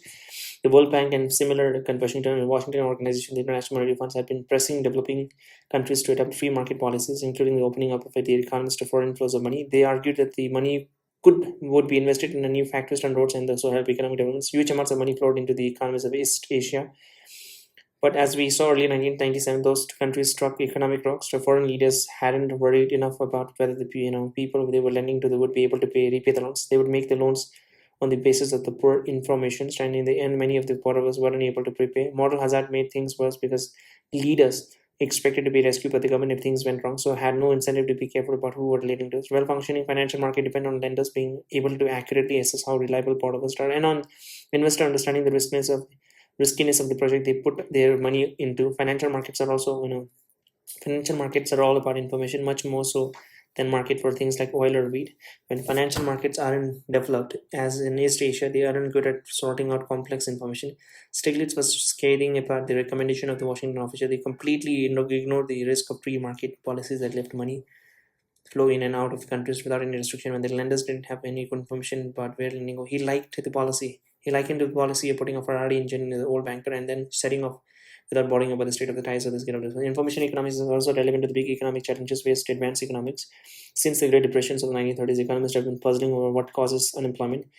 George Akerlof had been wondering about it since the age of 11 when his father lost his job. He reasoned that when one father lost his job, so stopped spending another one would be out of a job, and so on. The resulting chain reaction turning into downward economic spiral. Without knowing it, the schoolboy had discovered one of the Keynes' main principle of economic post-war economics that was based on the work of the Keynes said that the wages tend not to fall easily during recession, and by staying high discourage. Okay, by staying high discourage firms from taking more on workers. Why didn't they fall? Information economy provided new answers. An employee can't watch its worker all the time, all the time, and so doesn't know how hard they are working. To encourage them to work harder, the employee increases the wages it pays. When all the employees do the same, the overall wage level increases. At a high wage level, the firms hire fewer. Okay, at a high wages levels, to farm hire fewer workers, and unemployment rises. The threat of unemployment then encourages the already employed workers to work hard. This way of thinking about unemployment became part of new interpretation of Keynes, followed by many of the today's Keynesian economists. When Akerlof and Stiglitz began the new field of information economics, many economists thought that the market worked pretty well most of the time. They believed in the invisible hand attempts with ideas that buying and selling in the market leads to the best use of society resources. Breakdown in the market because of the information problems don't necessarily mean that the people are being stupid or irrational. It's perfectly rational for people to stop buying horses because they suspect that they're being offered all next, but the breakdown means that the invisible hand no longer works. On receiving his Nobel Prize, Stiglitz suggested that the reason that the hand is invisible is that it's not there, and if it is, it's paralyzed. Chapter number 34, and it is broken promises. People change their mind when it's better for them not to. People change their mind when it's better for them not to. This unremarkable statement is the basis of an economic theory that says that even with the best of intention, government can't help thwarting their own aims. People change their minds when it's better for them not to. They're like well-meaning school teachers who change their minds about giving lazy students detention even when that would encourage students to work hard and pass their exam. Teacher threatens detention if the student don't do their homework, but then let them off when the student fails to hand it in. Why? Well, if they give detention, teachers have to stay late, and they'd much rather go home on time. The students know that teachers don't follow through on their threats, and so don't they do more homework. So never they shake off their laziness and fail their exams. If the students had believed the teacher's threats, they would have done their homework, and teachers would have been able to go home on time. Because lazy students don't believe teachers' threats, everyone loses. The effect that so that is very interesting. Okay, if I'm speaking later, then I can give this example, right? For example, the government is like, I'll give it an example. I'm just doing an experiment. It is like the teachers and the student, right? When the naughty students, when they don't do homework, teacher can say that if you don't do homework, then tomorrow in class I will check, and if you have not done your homework, then I will detain you after the class for extra classes, and you have to stay back, right? And the students still, they will not do it because they will know that the teacher will not follow through it, and teacher also doesn't have any other option because even they will be like, I mean, why do I have to waste this time? I'll just go back home, right? Just imagine, okay, if the teacher actually did that, if the teacher actually did that, and if the student knows that the teacher might make them stay extra, then they will do the homework, and teacher doesn't have to do also. So it's a win-win, but that's not the case. So everyone's losses. The effect that the teachers are trying to create, the threat of the detention leading the student doing their homework, unfolds over time. So on Monday, the best thing for a teacher to do is to threaten detention if the homework isn't delivered with the best. Once Wednesday comes, though, the best thing to do is to let the students off. The teacher made to say to himself, the homework hasn't been done, so what's point in giving out a detentions and having to stay late? The problem of trying to achieve an aim over time was studied by two economists in the late 1917s. Finn Kylund grew up on a farm in Norway, the only pupil in his area to go beyond elementary school. When studying for a PhD at Carnegie Mellon University in Pittsburgh, he met an American, Edward Prescott, and his return to Norway persuaded Prescott to just wait. I'm applying a Vaseline. Okay. Persuaded Prescott to spend a year with him at the Norwegian School of Economics in Bergen, in the quiet of the building. Long after everyone else had gone home, Kylund and Prescott worked out their new theory in quite a new terms. Lenient teachers faced a problem of time inconsistency. What's best today is no longer what's best tomorrow. They say that what is best today, what what's best today is no longer what's best tomorrow. Scientists trying to control the flight of the rocket don't come up against the problem time problems of time consistent. When they launch rocket on Monday, they give instruction to the rocket computer to get the rocket to the moon by Wednesday while burning as little fuel as possible. They could preload a batch of instructions into the computer on Monday to recover the entire flight, or they could give some instructions on Monday, some more on Tuesday, and a final few on Wednesday. It doesn't matter how they do it. What's best on Monday is best on Wednesday. The rocket's computer always keeps its promises. When you're dealing with the people, it does matter. On Monday, teacher sets a batch of instructions for themselves for the coming week. Detention if no homework. On Wednesday, they do something different. People are different from rockets because they anticipate the future. They know what's likely tomorrow, and so they alter their behavior to it. The students know that teachers won't carry out their threats, and so they won't bother to do their homework. Kylan and Prescott were among a group of economists in the 1970s who argued that the principle of Keynesian economics, which said that the government could easily control the economy, was wrong because it assumed that the economy was like the rocket. This was true only if the people weren't fully rational themselves. The new approach to economics examined how the economy worked. If the people had rational expectation, an idea we came across in chapter number 30, when the people have rational expectation, they make predictions about what's going to happen using all the information available, including about the government's economic policies. They don't make mistakes by forgetting to take accounts of the important informations. Kyland and Precost discovered that rational expectation led to the time inconsistency. The teacher's problem arises because the student factors into Monday's actions when the anticipate teachers will do on Wednesday. Rocket scientist plays a game against natures, but the teachers and government play a trickier game on against practical people. Just wait, okay. I'm actually not able to recall a book name. I'll just go and search. Who got a Nobel Prize in finance recently? I mean, not recently, but yeah.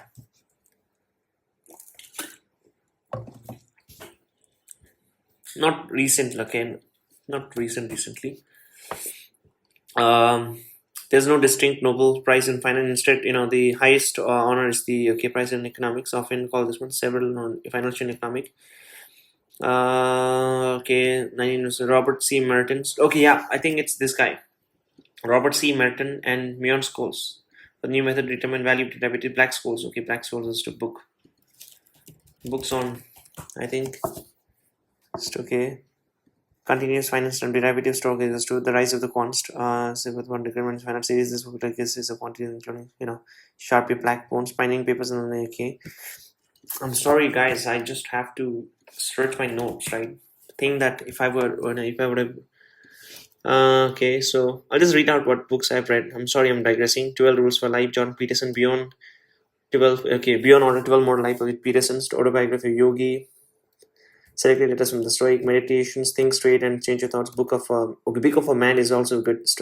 Osho, and Rachamani, Ankurvariku, Almanik Novel, Sapiens, Rich Dad Poor Guide to Investing, 7 Habits, 1 Psychology of Money, okay, Personal Intelligence, in this one, Stress Smart.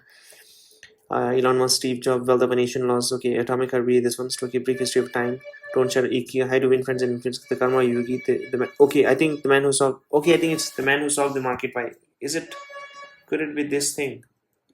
The man who solved the market. I think it could be this, okay. Just wait, okay, I'll just full PDF. I'll just read the summary and just try to look at it if I've read it or not. 709, okay, part 1, okay. The man who solved the markets. I do feel like I've read the book.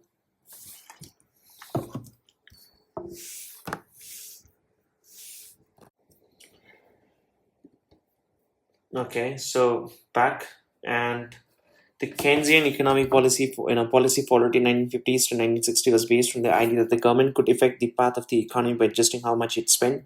An alternative policy less favored by the Keynesians was for the government to adjust how much money it put into circulation. So according to the Phillips curve, which showed that the low unemployment went with high inflations, governments could use these policies to reduce unemployment at the cost of a bit more inflation. The rational expectation theory said that this was impossible. If the government boosts the economy, rational people normally foresee that higher wages will get eaten up by higher prices. They said the people's real wages, the actual goods they can buy, won't change, and knowing it, they won't take on more employments. The only effect of the government's policy is to push up inflation. So under this view of the economy, the best thing that the government can do is to keep inflation low by not printing too much of money or spending a lot.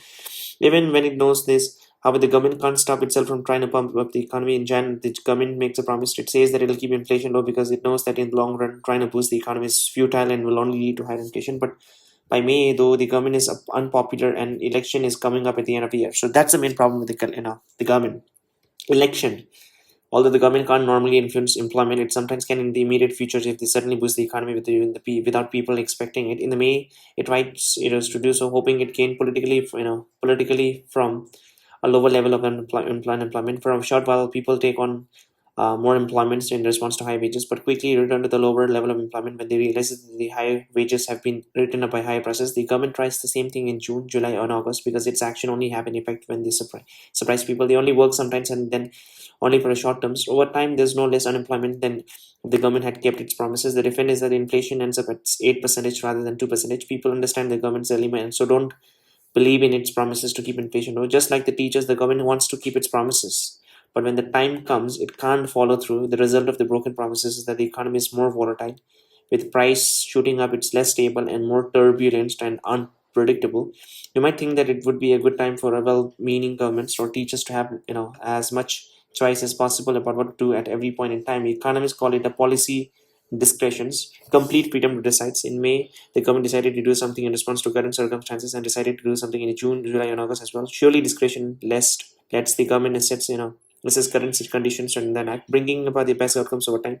Callan and Prescott theory shows why discretion actually reduces the powers of the governments to carry out the best policy. The government doesn't fail because it's crooked or stupid. Rather, its freedom to decide at every point in time leads to on to self-defeating actions. Kylanst and Prescott said that instead of using a discretion making separate decisions in May, June, and this one, the government should follow a rule, decide in advance, such as keep inflation low at all times. But how can the government enforce it? It holds the levers of power and so will always break its own rule.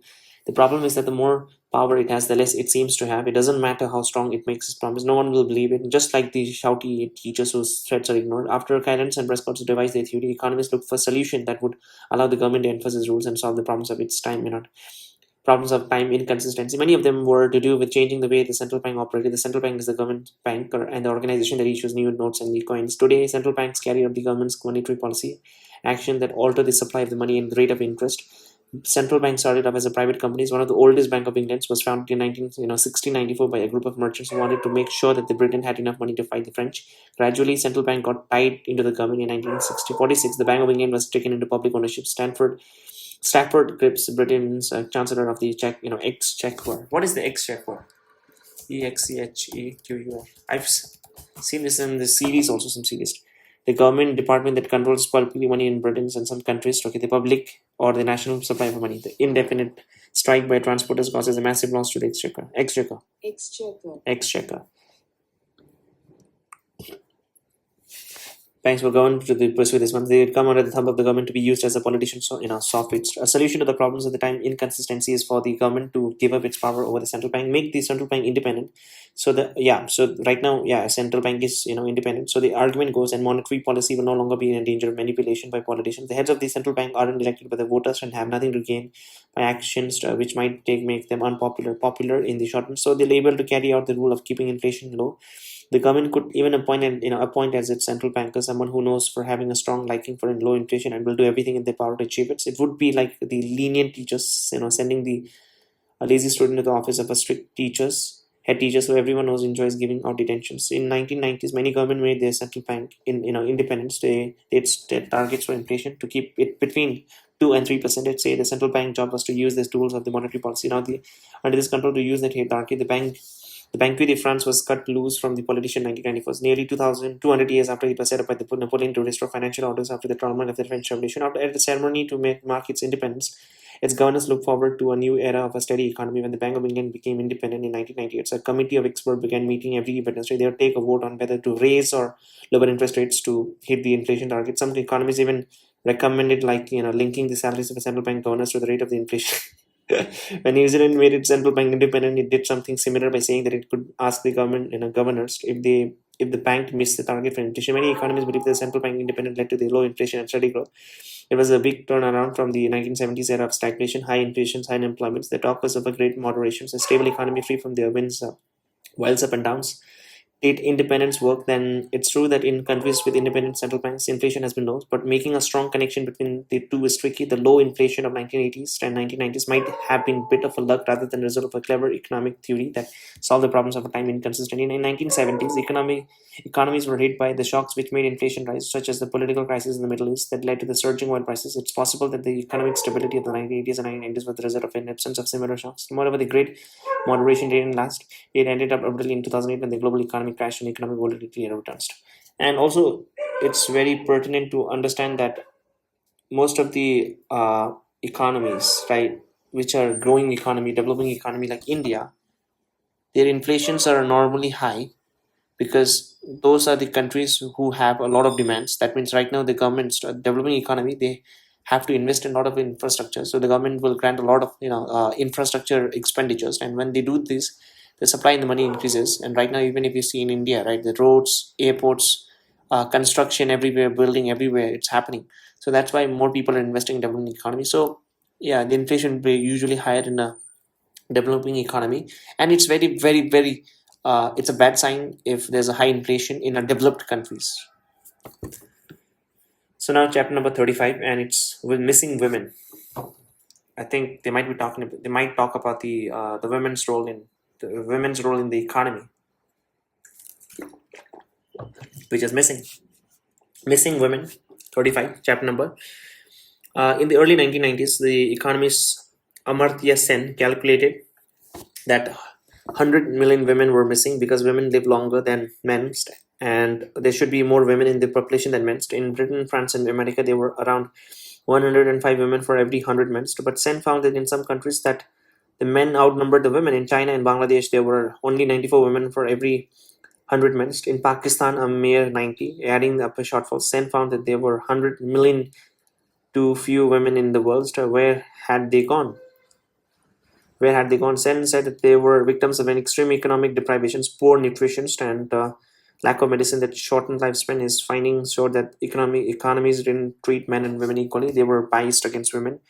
In the 1990s, a group of economists tried to explain the biases. They combined economics with the feminism, social and political ideas based on a belief in a women's equality rights and women equal rights with the men. The feminist economists said that the bias meant that the women didn't get a fair share of society's resources. The bias also existed in a way economists think about the world. This is the important because how we think about the economy can influence how it actually treats different people. In a sense, the economic theories that we've looked at, in this book, perfect competitions, the law of demands, and so on, are stories that economists tells over and over again. So this is a classical economy. This is a neoclassical, okay. And Keynesian is okay, just one. Of course, a famous one is Adam Smith, Invisible Hand. Of course, there isn't really an invisible hand, just lots of people buying and selling things in an ordered way. It's a story, although a useful one. Diana Strassman, a pioneer of the feminist economics, points out that most of the economic stories were first told by men, often in the 19th century. Many of the male economists who told them share their society's misgiving about women and having an active role in the economy. Nowadays, attitudes have changed, but economics is still a profession dominated by men. Strassman argue that even if we don't know it, the stories we tell reflect the biases that we've inherited from the past. Economists have come to see the world through a male point of view. Women don't play a big part in our economic stories and suffer from a disadvantage in distribution of real resources. To be truthful, economics must be aware of its own biases. Feminist economists try to shine a light on them. So a favorite story in a conventional economic is, is what Strom has called the benevolent patriarch, the kind male leader. Society consists not of an isolated individual but of a household, usually a group of adults and children living together. The economic treats the women as a single unit. However, the head of the household, assumed to be a man, earns a wage and is responsible for a wife and children who don't earn money and are dependent on him. The household is a place of harmony. There are no arguments about the food or money. The man gives his wife and children what they need. So economists can then concentrate on the behavior of the male wage earners without worrying too much about the people who depend on them. After all, with such a fair and wise man ruling over them, the women and the children always be looked after. In this way, wives and children become invisible to economists. Strassman says that the story is a distortion, since missing women shows that resources aren't distributed fairly. Not all women are fair, and sometimes they end up quarreling with their wives, often about money. Often the arguments leave the girls at the bottom of the family pecking orders. And okay, I'm just digressing, but so what happened is that in most of the family, the women's are housewife and the men's are the mostly the people who earn the money in the family, right? So that's why the power dynamics in the even in a family there's a power dynamic, right? It changes because if you're not earning, then obviously sometimes you do have to listen to other people. For example, if a wife, if she's not earning anything, if she's not earning, and if she's a, if she's a housewife and the husband is earning, and if the husband is a little patriarch in a sense that a little dominating a person, then sometimes even if his wife wants to raise some point, then she might not be able to raise because of the fact that if he gets upset, then she doesn't have a leg to stand, right? I mean, you have to either divorce or something like that. So that's why the women, they don't speak up. So I think, yeah, so that's why I think even right now some women are um, I mean, most of the people, even the governments, are encouraging women to work. So it's very important, I think, for even the women to work independently, so that they can earn, and so that they don't have to listen. Or I mean, listening is good; it's fine, as long as they're not. I mean, as long as the women are being heard, right? So yeah, I think the power dynamic plays a very important role also. Okay, I'm back. By overlooking women, economic misses important ways in which your resources are distributed inside the family. Another old economic story is that of women as a leisure. So if women stay in the house rather than getting a job, they're seen as not working. If they're not working for the money, they must be doing the only other activity the economic recognizes, taking pleasure, like going out for lunch, having the nail done. Perhaps the economist Nancy Fall challenged the story in her book who pays for the kids. To fall, Fulbright says that it's a women who bear most of the cost of raising the future labor forces. Standard economic ignores the cost because mothers looking after the children's pay aren't paid in money. When a man pays the privilege to his housekeeper for cleaning, cooking, and looking after his children, her labor is counted as a part of the national income of the country. If he marries her, she becomes a part of the household. She continues to clean and cook, but as a wife, she isn't paid a wage. Her labor is no longer counted in the national income. Under the conventional view, she becomes an unproductive workforce housewife. Think of all the labor that is invisible because it's not paid for: shopping, cooking, cleaning, caring for children. In poor countries, women collect woods to have heave water, plug lands, grind corn, repair herds. To calculations by the United States show that unpaid work could be equivalent to 70% of the world's economic productive productions. Most of the unpaid work is done by women. If unpaid work is so significant, isn't it important for economists to try to capture it while when measuring the economy? The New Zealand feminist economist Marion Waring argued the case in which in her book If Women Counted. The book did influence the way the economists calculate the income of the countries, but the calculations still leave out a lot of important unpaid works. Other feminist economists emphasize the need to make it easier for women to get jobs. One of the biggest economic changes over the last century, particularly in Europe and the United States, was the entry of the women into the paid work. In America, only 20% of the women earned wages 1890s.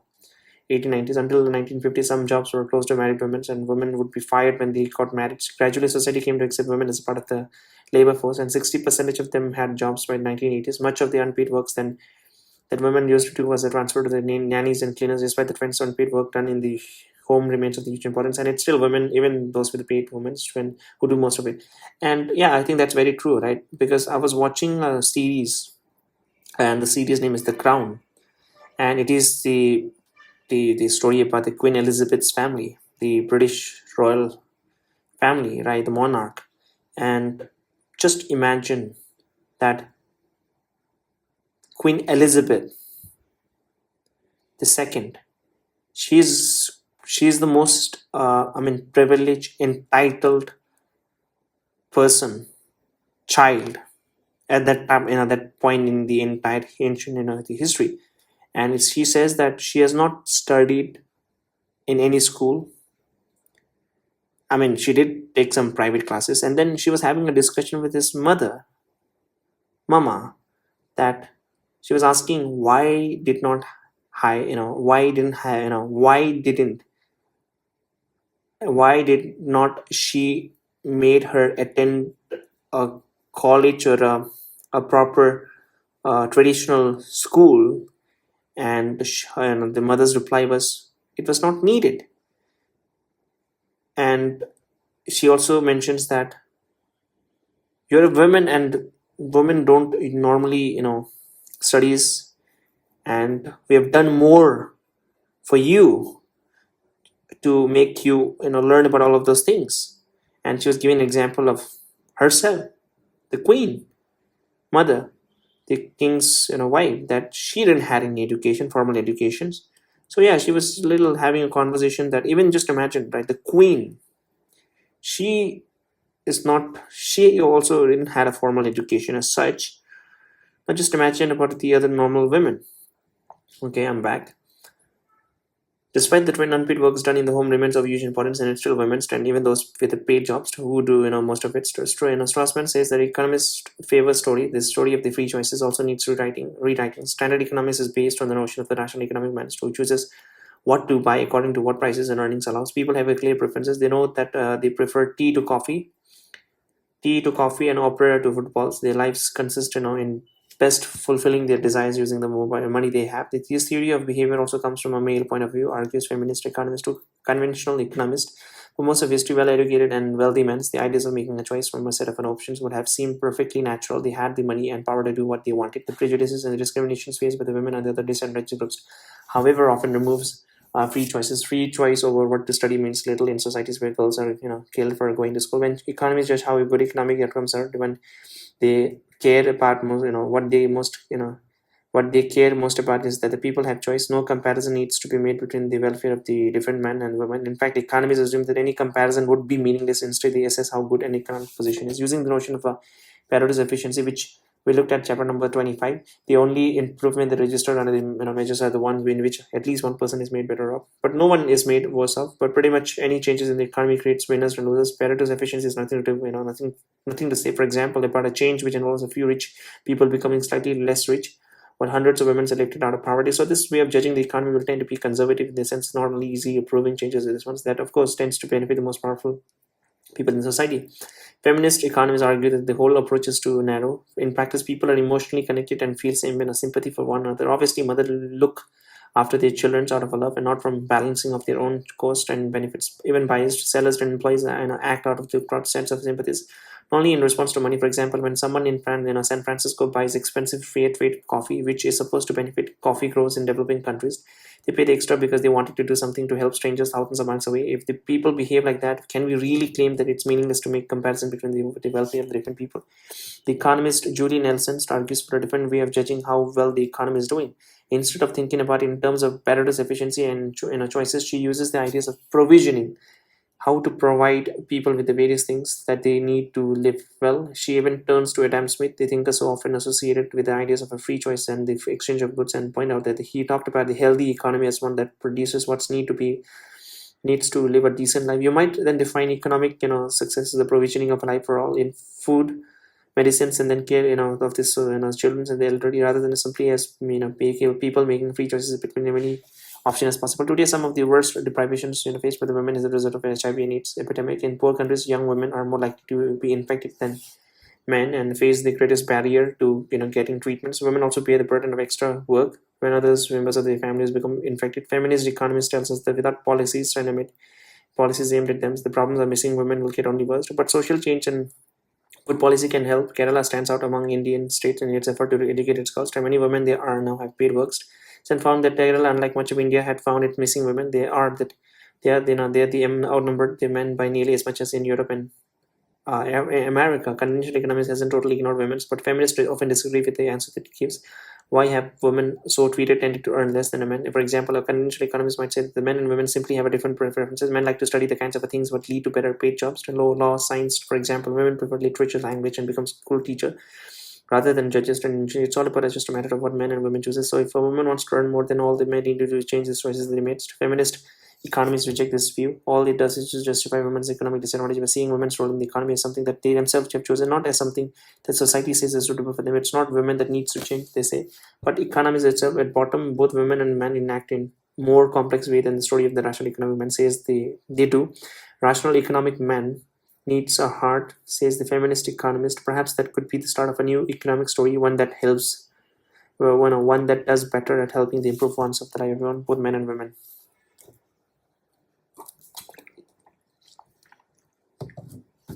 And chapter number 36, and it is Mines in Fog.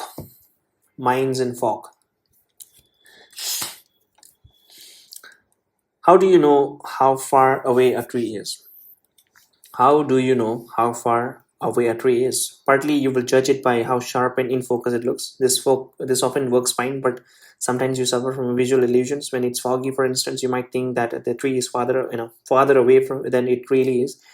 Daniel Kahneman. Okay, I think I know this person is an Israeli psychologist who studied the psychology of visual perceptions and later turned to economics. Okay, just wait. Okay, why do I feel like I've heard Daniel Kahneman's Thinking Fast? Okay, something. Why do I feel like I've read one of his books? Yeah, exactly. Thinking Fast and Slow. I've not read it, but yeah, I've seen it. I've read the summary of it. Yeah, Daniel Kahneman. Okay, have I not read? Okay, it's just one book. Is an Israeli psychologist who studied the psychology of visual perceptions and later turned to economics. With a fellow psychologist, Amos Tversky, he discovered that when people accept a job or buy a cup of coffee, a mental fog stops them from perceiving things logically. Economists have long, believed that people are rational, that they accurately weigh the cost and benefit of the options facing them before acting. Payments and Tversky found that this wasn't so. They spent decades observing people's real-life decisions, making and help create the field of behavioral economics. All economics was about behavior, of course, but behavioral economics was new because it built its theories around the quirks in people. Quirks, okay, Q-U-I-R-S, quirks in people's actual decision making,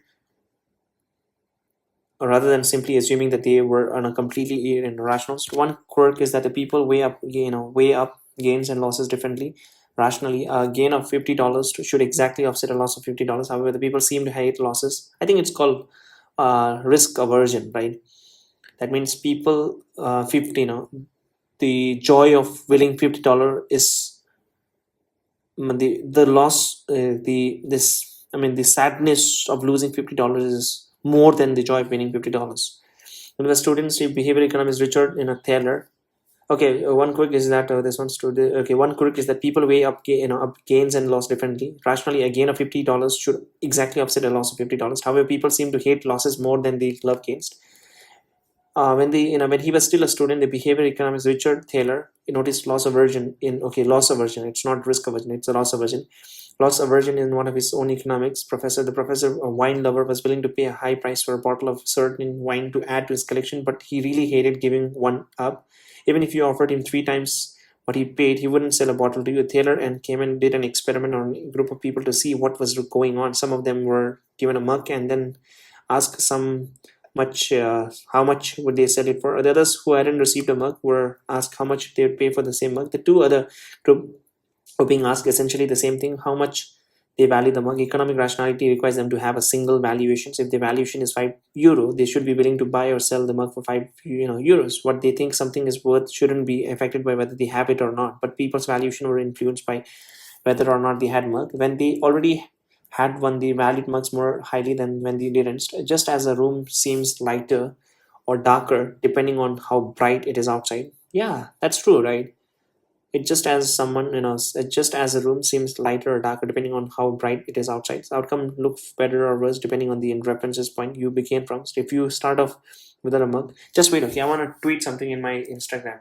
No, not Instagram. In my X. I'm sorry, man. This is exactly what happens with me. Is that my brain works in multiple things. I'm reading this. Okay, I'm gonna do this. I'm gonna do that. Multiple things, right? So if I don't do this, then it becomes difficult for me later because I might forget it. The okay, there's a quote, right? Quote, you cannot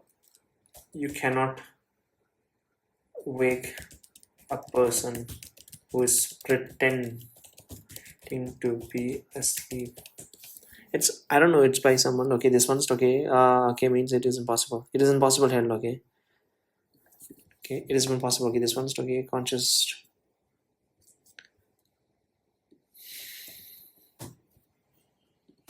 Okay, full quote. The famous saying: you can't wake a person who's just pretending to be asleep. You can't wake a person who is pretending to be asleep. I like collecting those beautiful quotes, and then later I can use it.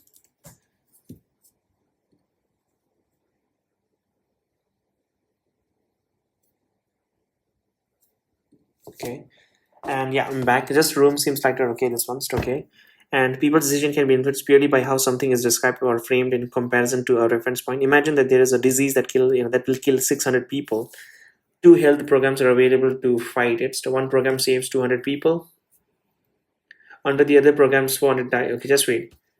Uh, Imagine that there are disease that will kill 600 people. Two health programs are available to fight it. One program saves 200 people. Under the other programs, 400 dies. Which is better? Kamen and Devasi found that people prefer the first, even though the outcomes of the programs are identical. The first is expressed as a gain from a reference point of everyone's being dead. The second is a loss from the references of point everyone's being alive. Reference points stop people making decision rationally on the basis of the absolute money outcomes. If a laptop on a sale for $1,000 looks like a so-so deal, the same one discounted to $1,000 from $1,500 might look like a bargain. Okay, supermarket make use of this, by inflating the prices of a certain good so that they can slash them later. Another, quirk in decision making is to do with how people judge uncertainty. A worker thinking about, taking a job at a local bakery needs to assess how likely it is that the firm will go out of the business next year. A taxi firm wanting to open an office in a new part of the town needs to judge how likely it is that the people they will want to use its services. If the people are rational, then they should be good at assessing the probabilities of future events on the basis of the information they have. Kahneman's and Traversy show that they aren't. Imagine a woman named Carol who is really into music and the arts and spend most of her student years going to gigs. Which of these two statement is more likely? Statement one: Carol is a bank clerk. Statement two: Carol is a bank clerk and plays saxophone in a local band. Think about it for a moment. Cameron and this one, when asked this kind of a question, people tend to think that the statement two was more likely. In fact, statement one is because the probability of the broad events, Carol being a bank clerk, is always higher than the narrow ones. To Carol being a bank clerk and also paying this ones. Compare with this, the probability of rain tomorrow against the probability of rain tomorrow between this one. People thought that statement two better presented the description of the cattle and that they would be in agreement, but the description was a red herring and was led them to the incorrectly judged probabilities. If people get laid astray in alleging these probabilities, then they are more liable to go wrong when they're judging more complex situations, such as how many people in a certain parts of the towns are likely to want to use taxis. Some economists acknowledges these quirks in people's decision making, but say that they are important and that describing the economy as a rational is a useful approximation. Behavioral economists, on the other hand, argue that the special theories are needed to explain major economic events. For example, behavioral economics has been used to explain why in the 1990s the American stock market took off and then in 2000 it crashed, bankrupting companies and wiping out fortunes. Dot-com bubble. The American stock market had been on the rise since the early 1980s. In the 1990s, people rushed to buy shares in a new technology companies that offered exciting products like the web browsers, search engines, and online shopping. When Yahoo was launched on the stock market, share prices rose up by 150% on the first day. So great was the demand for its shares. The two Stanford University student who set up the company from the trailers found themselves $150 million richer, but many of the companies earned tiny profits. Amazon warned investors that it was actually going to lose money, but that didn't stop them from buying its shares. The investor believed that the new technology would earn the firm huge profit in the event futures. Eventually, shopkeepers, cab drivers, and teachers were buying shares in the lunch hours. In the late 1990s, the stock market leapt 20% and 30% a year. This problem was that the income of the economy hasn't risen anything like the past. A few economists warned that the trend couldn't go on. One was Robert Shiller, who had applied behavioral economics to financial market. The market was being lifted by overexcited investors, and soon it would hurt to the ground. So he said, in March 2000, he was embarking on a tour to promote his new book, Irrational Exuberance. Okay, irrational exuberance. Just when, so with the perfect timing, the stock market was about to crash. One day, Shiller took part in a radio talk show. A caller rang, in to tell him that she knew he was wrong. The market simply had to keep on rising. Shiller remembers the tremble of emotion in the moment. So to Shiller's, what was happening in the stock market was more about emotions and psychology than economic logic. Economics says that when a firm makes healthy profit, its shares would be worth a lot. Rational investors use all the information that they have about firms' probability to make their decisions about which shares to buy. When enough people in the market do this, share prices then reflected all the available economic information rationally ensure that the financial markets work efficiently. This is what economists call the efficient market hypothesis, which we came across in chapter 30, and Shiller rejected the idea. He noticed that share prices were more unstable than the hypothesis implied because they went up and down more than firm profits did. The finding of Yemen's and adversely showed what was going on. In a financial market, investors do something similar to the people who wrongly believed that cattle was more likely to be a saxophone playing bank clerk. Instead of looking carefully at a firm's probability, so as to correctly assess the probabilities of a share price rising in the future, people rate across from a situation that looks similar. An obvious one would be that what was happening to the share price in the previous months. It rose for the last 5 months, so surely it'll rise over the next five. Let's buy share. People say what happened 5 months ago, however, might have nothing to do with the current condition, just as the description of the cattle had nothing to do with the true probabilities. Quirks in people's decision making life behind runaways. Stock markets. To Shellers, the stock market in the 1980s were more like the world of fashions than rational economics. One year, big sunglasses are in fashions, and as more people wear them, more want to join the craze. A runaway stock market is fashion. Economic fashion expressed through the share prices. Economists sometimes picture the market as a herd. Thousands of us charging after the people in front of us, so bubbles in a gust of a year with the share price being carried up and up. In 1990s, people saw their neighbors to getting rich and technology shares and brought shares to believing that the price were to keep on rising. This pushed the price still higher, confirming they believe people weren't buying shares because they had made a favorable assessment of the firm's products, and so price had little to do with the true value of the firms. The investors were at risk of pouring money into the unsound companies, not the best use of the economy's resources. It's true that computers and the internet have transformed the economy, but in their excitement about the new technology, investors often cast off all these reasons, and not for the first time. In the 19th century, the Scottish journalist Charles Mackay told of similar bubbles in his book Extraordinary Popular Delusions and the Madness of the Crowds. What happened to the technology shares in America in the late 20th century had happened to the Dutch tulips in the 17th century. In Britain, during the 18th century, there was a mania for buying shares in the companies promising crazy money-making schemes such as the importing of walnut trees from the Virginia, perpetual motions machines, and even a profitable undertaking which was to remain secret. Like the previous one, the American stock bubble popped. When it did, the herd started to run the other direction. People saw others selling shares, so they did too, and soon the market was in a panic. When share price crashed, investor fortunes were wiped out, and many of them technology companies went out of business. Within a week, wealth worth $2 trillion vanished into the thin air. So the next bubble floated in the view. Schiller predicted it. This time it was house. People scrambled to take out loans to buy houses as price went up, and we'll see later when the bubble burst, the whole financial system was nearly destroyed. I don't get this, okay? Within a week of this month, Schiller predicted this time it was a house. People scrambled to take out loans to buy houses as price went up, and okay. Now we'll talk about the chapter number 37, and it is economics in the real world. Should we allow buying and selling of human organs? Oh, economics in the real world. Should we allow buying and selling of human organs? The hearts, the kidneys, the livers needed for a transplant that can save the lives of seriously ill patients. Buying and selling. Many of us would say no. We would be horrified at the thought of poor people dying because they couldn't afford the kidneys that rich people could easily buy. That's why the sale of organ is illegal. Doctors decide which patients will benefit from transplants and then try to find them suitable donors. But patients often have to wait a long times. In the United States in 2006, 70,000 patients were waiting for kidneys, but fewer than 11,000 transplants were carried out, and 5,000 people died or became too sick to have one. The American economist Alvin Roth used economic principles to come up with a way of increasing the numbers of organs available for transplant without people buying and selling them. Roth's solution is based on the fact that humans have two kidneys but can survive on a single one. So if your brother needed a kidney, you might decide to give him one of yours. The problem is that when the doctor do test on you and your brother, they might find that your kidney isn't compatible, that it isn't a match for him.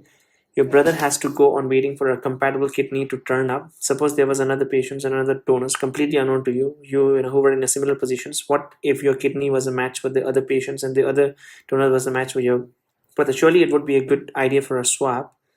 Okay, even in the kidney, I thought like it's just for the heart and the blood. Okay, so you have to do kidney, okay.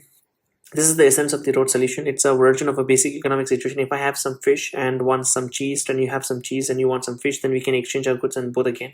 This thing is, it's hard to find each other's, which is why we use money. I sell my fish for €3 and then go and buy some cheese. Roth designed a system that allowed advantageous exchange of kidneys without any money changing hands. The first thing is to keep a database of kidney donors and kidney patients. The database is being used to find matching kidneys and to exchange them. With advanced mathematics and computer programming, Roth was able to calculate complex sequence of exchange between the patients and donors, which found matching kidneys for many more patients than before. His method was used to create the New England program for kidney exchange, which worked across 14 kidney transplant centers in New England. In New England, in the United States, thousands of patients received kidneys who wouldn't otherwise have done. Roth's system, shows what a huge difference economic can make to people's life. It's also an example of a different types of economics. So far, we have thought about the economics as describing how the economy works. Judging how well it works. Economists like the to go further. They use economic theories to create new parts of the economy out there in the real world, even though it doesn't involve buying and selling. Kidney exchange is like the market in the sense that it allows people to swap things with each other. So when Roth set up his database on computer programs, he created something similar to market when none existed before. It's an example of a new field of economics known as a market design. Just wait, okay? I want to know a little more about this author. Is he from Niall? Okay, it was 2017 author. Okay, this is a fellow. Okay, the London School of Economics. This one he did the economics. This one for. We don't have author of the Little History of Economics, which has been translated in 20 languages and writes a golden ups. Okay. Not much information about him. Okay. Most of us will never need to get hold of the kidney. Of course, a really famous example of market design.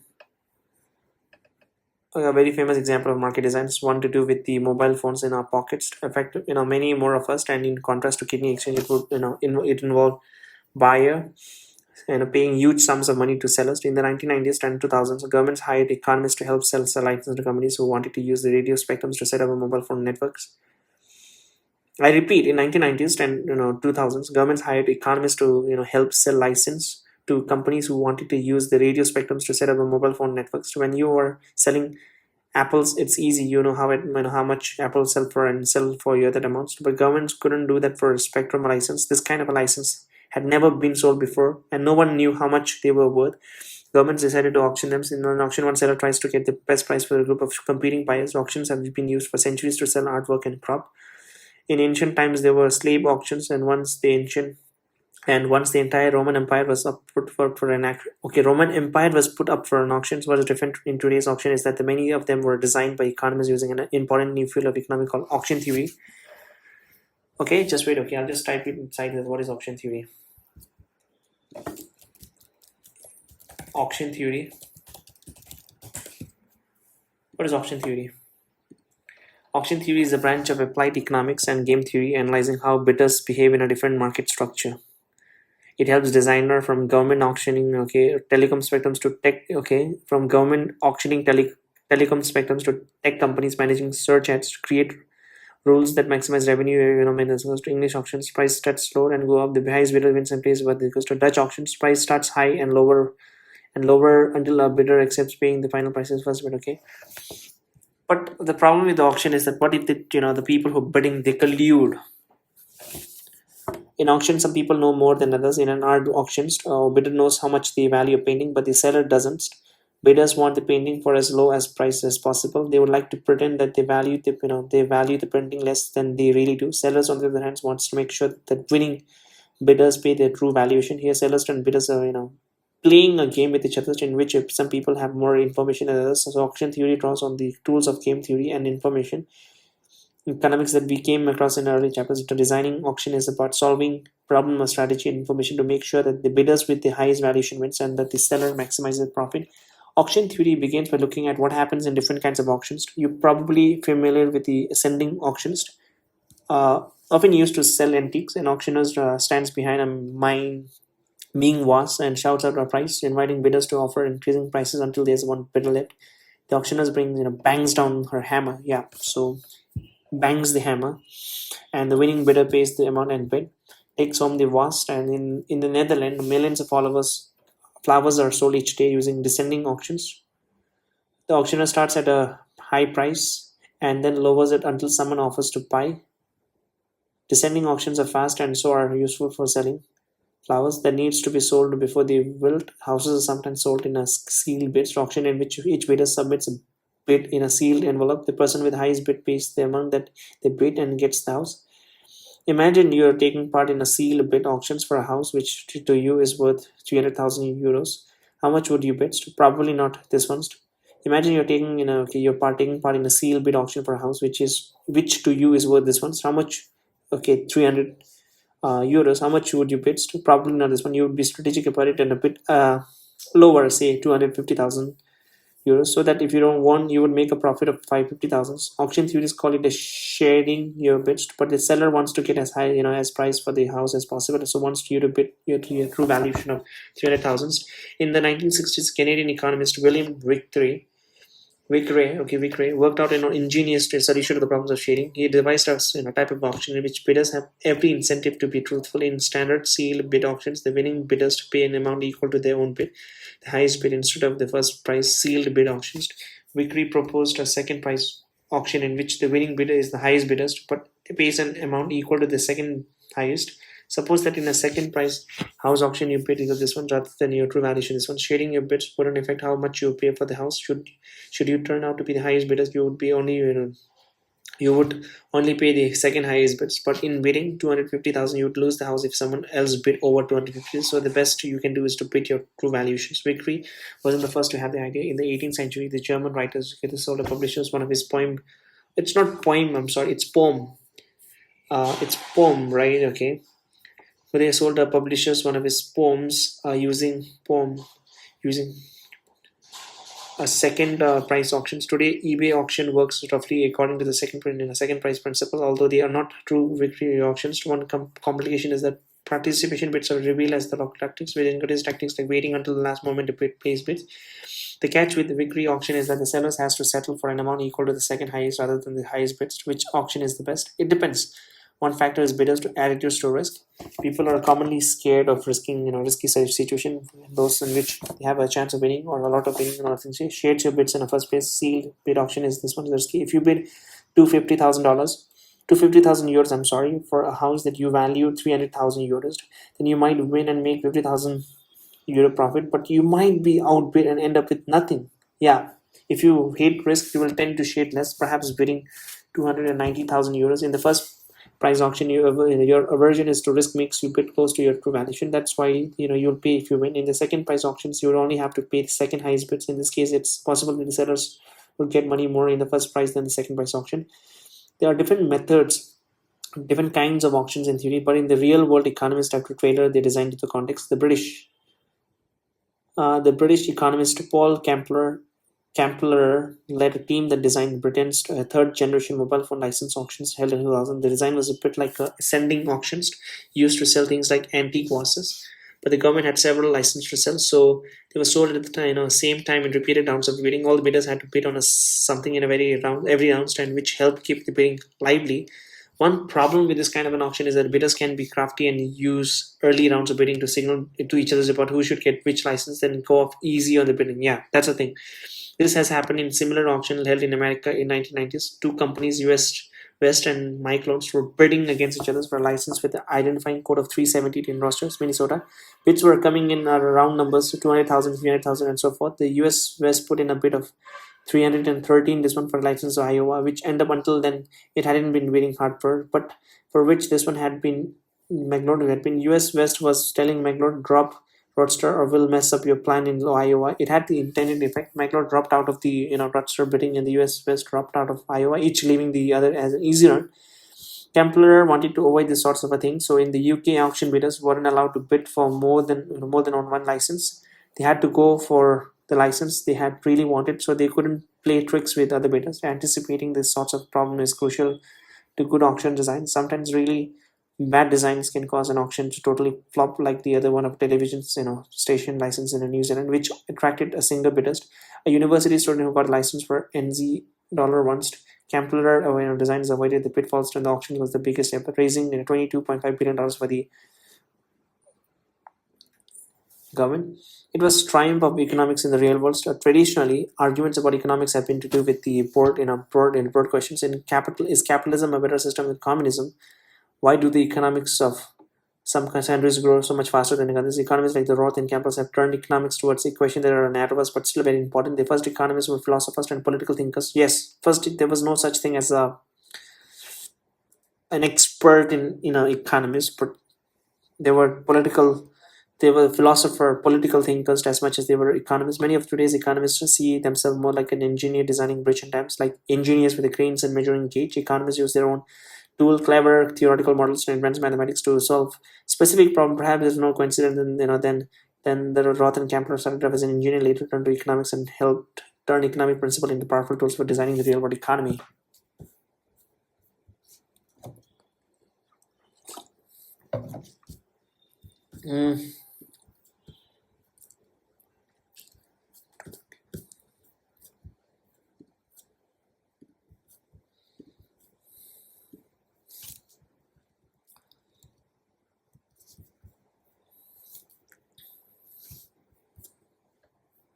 Okay, so the next chapter now is chapter number 38, and it's Bankers Go Wild.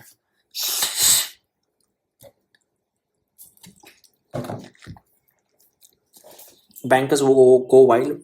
In the late 2000s in San Antonio, Texas, a woman painted big letters onto the side of her house: "Help foreclosures." A bank was about to take ownership of her home, and in other words, to carry out foreclosures because she couldn't repay the loan she took out to buy it. In London, bankers walked out of the shiny office of the investment bank Lehman Brothers. Lehman Brothers are I wouldn't say, one of the main reason for the financial crisis 2008. It is known as a housing crisis. Walked out of the shiny office of the investment bank Lehman Brothers, clutching cardboard boxes containing the belonging from the desk. The bank had just gone bust. The biggest company failure in history. In Athens 2010s, thousands of people stormed Greece parliaments, furious with the governments for cutting wages and pension. 3 people died when some of the protesters set fire to the bank. This events, thousands of miles apart, were connected with the breakdown in the world's financial system, which after 2007 made the entire global economy tumble over. The collapse was given gloomy sounding names: the global financial crisis, the credit crunch, the great recessions. Today we are still recovering and still arguing about how to fix things. I mean, he has written this in 2017, so after 9 years, the crisis was a complete shock even to economists during the 1990s. They had, hailed the great moderations and ended of a steady economic growth with the low inflation. Now it looked as if they would been as if there had been much too cheerful. Occasionally, though, economists step away from the conventional thinkers and are ahead of their times. The American Hyman Minsky was once, although he was no longer alive when the crisis came, he was discovered when it hits. Many people believe that his ideas explain what happens better than a conventional economics code. Second-hand copies of his book started selling for hundreds of pounds. The crisis got yet another name: the Minsky moment. In 1980s, the free market economy said to make it a comeback. Economists believed that when left alone, the economy was fairly stable without wild accelerations and crashes. Minsky, on the other hand, thought that capitalism runs into crisis. This made him a bit of a radical. His attitudes might have had something to do with his upbringing. His parents were socialist, Russian Jewish immigrants who had met a party to celebrate the centenary of the birth of the Karl Marx. However, Minsky was inspired not so much by the Karl Marx but by Keynes, who believed that capitalism economies fall into slums. Even to Keynesians, Minsky was unconventional. He emphasized aspect of the Keynes thoughts that he believed the conventional interpretations had overlooked. One was the investment takes place in the deep uncertainty. If you build a factory today, you won't know how much money you will make in 5 years when it opens. One way to view the position is as a set of probabilities about the outcomes. There's a 50% chance that market will grow and 50% chance that it will shrink. The deep uncertainty is different because you don't know the probabilities or even what the various outcomes might be. Investment therefore depends on people feeling optimistic. Keynes called it their animal spirit, rather than on the favorable mathematical calculation, the probability of the profits in the future. When people's animal spirit dampens down, investment falls and the economy sags. Keynes thought that money is what allows the economic decision to take place over time, especially when the future is so uncertain. A surprising features of a lot of standards economic theory is that it says a little about money in a bank, the very thing that you might expect it to be about. This is because the basic theory of market is to do with buying and selling of real things. You will sell me potatoes so that you can buy yourself a scarf. What matters is how many potatoes you need to sell to get the scarf. Here, money smooths the swapping of potatoes with scarves, but on its own, it doesn't do much. To Minsky, this was the wrong way around. Money and the banks that help create it by making loans are what powers the economy and what eventually lead it into the crisis. Minsky said that as capitalism develops, it becomes unstable. At first, banks are cautious about who they lend to. When you decide to open a business in the hope of a return, you're betting on the future. You pay for the best. You pay for the bet, but you pay for the bet by taking out loan from the bank. The bank tries to find out whether you will, you'll be happy to repay. Are you likely to earn enough to repay? Have you tended to repay the loans in the past? It does the same when you borrow money to buy a house or a car. If you obtain the loans, every month you pay interest to the bank as well as some portion of the original loans. The amount of the outstanding loan gets smaller and eventually you pay off the completely. Minsky says that cautiously optimistic, okay? Minsky says that cautious capitalism gives way to daring capitalism. More people want to borrow and bank wants to lend to them because it makes them a profit. Bank starts to compete for borrowers, and so they invent new kinds of loans to give to borrowers with less ability to repay. They give loans for which borrowers only have to pay interest each month. When the original loan comes up for repayment, the bank extends it. In the years leading up to the financial crisis, bank began giving out housing loans on these terms. Minsky called it a speculative lending. The loans are bet that the house price won't fall and the interest rates won't rise, so borrowers won't get in trouble with the loans. So during daring capitalism then turns into reckless capitalism. The economy is racing ahead and even more people want to borrow. The bank starts giving loan to the people with very little ability to repay. The borrowers on the lowest income only with histories of not repaying. These are the loans for which they don't even have to pay the interest. Each month the bank adds the interest to the original loans and the size of the loan grows. The bank and the borrowers count on the price of the houses continues to rise so fast they'll have to stay larger than the size of the loans. After a few years, when the borrowers sell their houses, they have to make enough on the value of their houses to repay.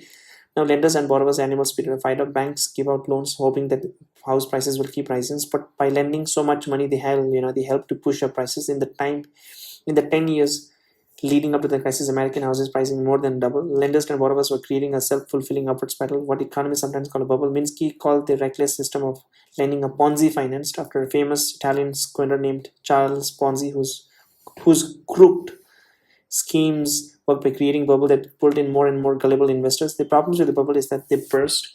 Then comes the Minsky moment when lenders got get cold feet and started asking for their loans to be repaid. They stopped lending to risky borrowers and house price stopped rising.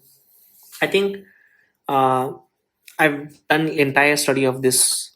It's also known as a subprime mortgage crisis, and so the entire story is that there are people who are categorized as a prime borrowers and subprime. So initially they only started giving loan to the prime borrowers. That means those people who have the ability to pay back. That means those who have the asset backed loans.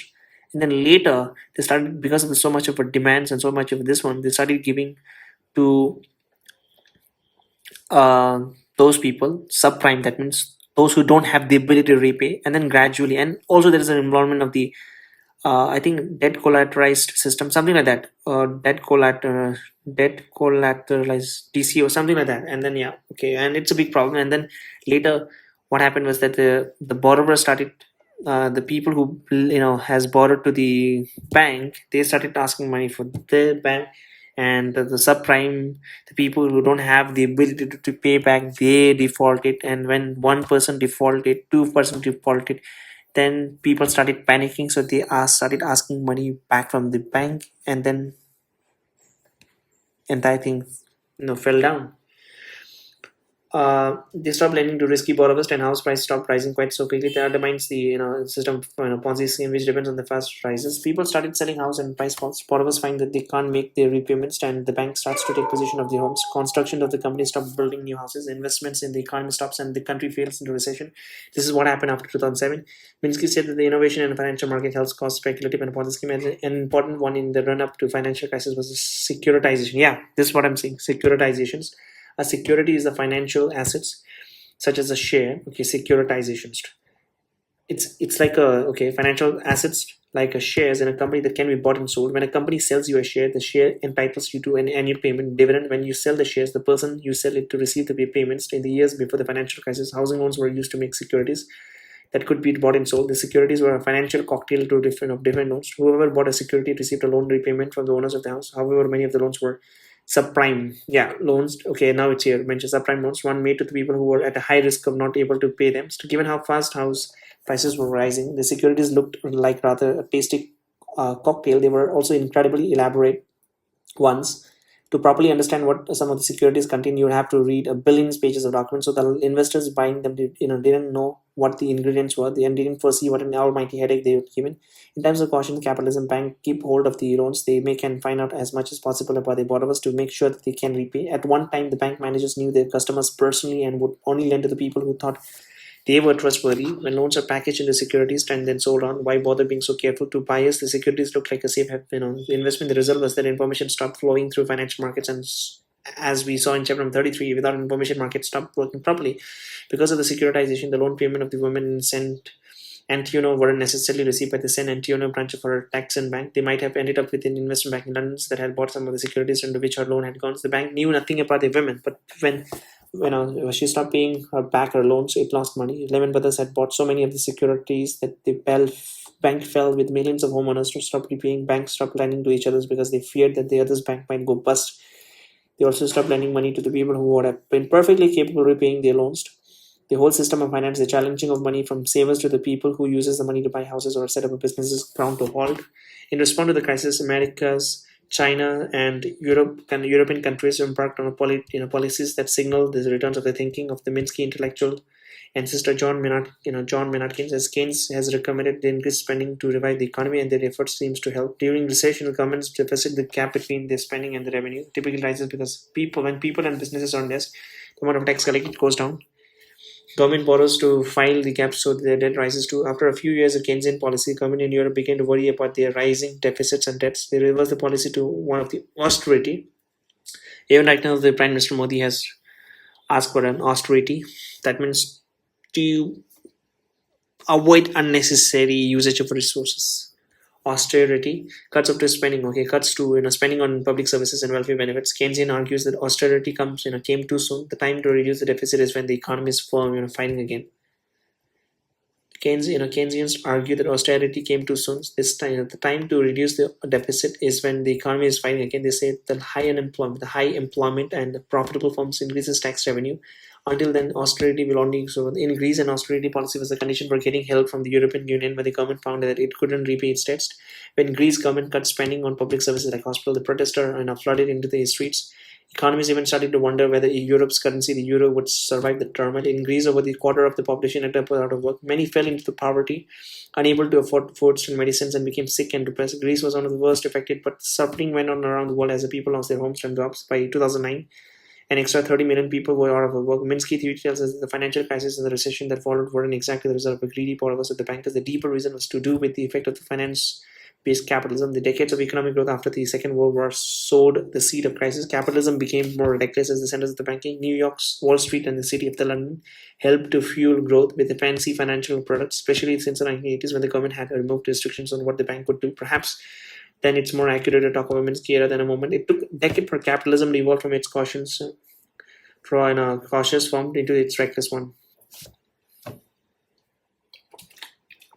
What was the SEC was doing? Security Exchange Commissions, that is the SEBI of United States. It was their sole responsible to ensure that everything is transparent, right?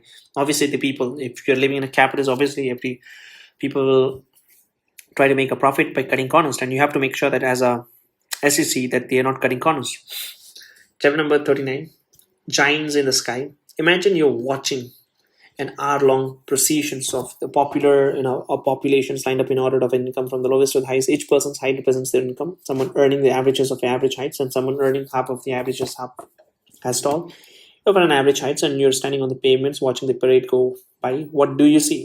You might expect to see some short people first, then about halfway through the parade's people as tall as you are, those on an average income falling halfway along the population, then to gradually see taller figures in the later stages as the higher runners go past. In fact, the parade was of America's population today. You would see something different. First of all, you wouldn't know that the parade had begun because you wouldn't see the people right at the front. So they are people with the loss-making businesses or debts to repay. They have a negative income, so they're borrowing along underneath the ground. So pretty soon,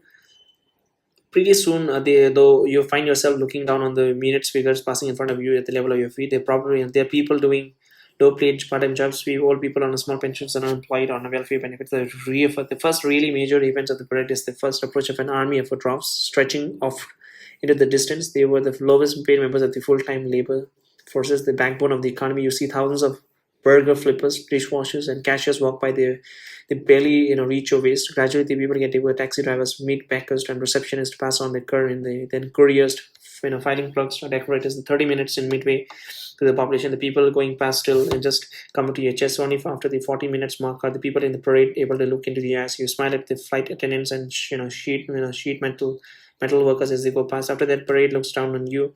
Firefighters are a bit of a taller than you, and you find yourself having to crane your neck to wink at the scientist and web designers. After 50 minutes, immense figures sweep past. Lawyers 5 meters, surgeons 9 meters tall. In the last seconds, giant towering miles into the air, third past summer executives with big companies like Apple and Facebook. You see glimpses of a few gigantium pop stars and sportsmen, like Katy Perry, Katy Perry, and Floyd Mayweather. The sole of their shoes as high as the building, and their heads breaking the clouds ever. This distribution of the income is the amount of the money that goes to the rich, the middle class, and the poor, and it's something pictured as a kind of a parade. The parade illustrates something important. People at the top earns usually more than the rest, pulling up the average level income, which means the most people in this population earn less than average. Statisticians boils down what you saw into the bit of a jargon. They say that society's income distribution is skewed. Economists call it inequality. In 1970, just wait. Okay, I want to see this one also. Gini coefficient, right? Okay, Gini. I want to do research about Gini coefficient.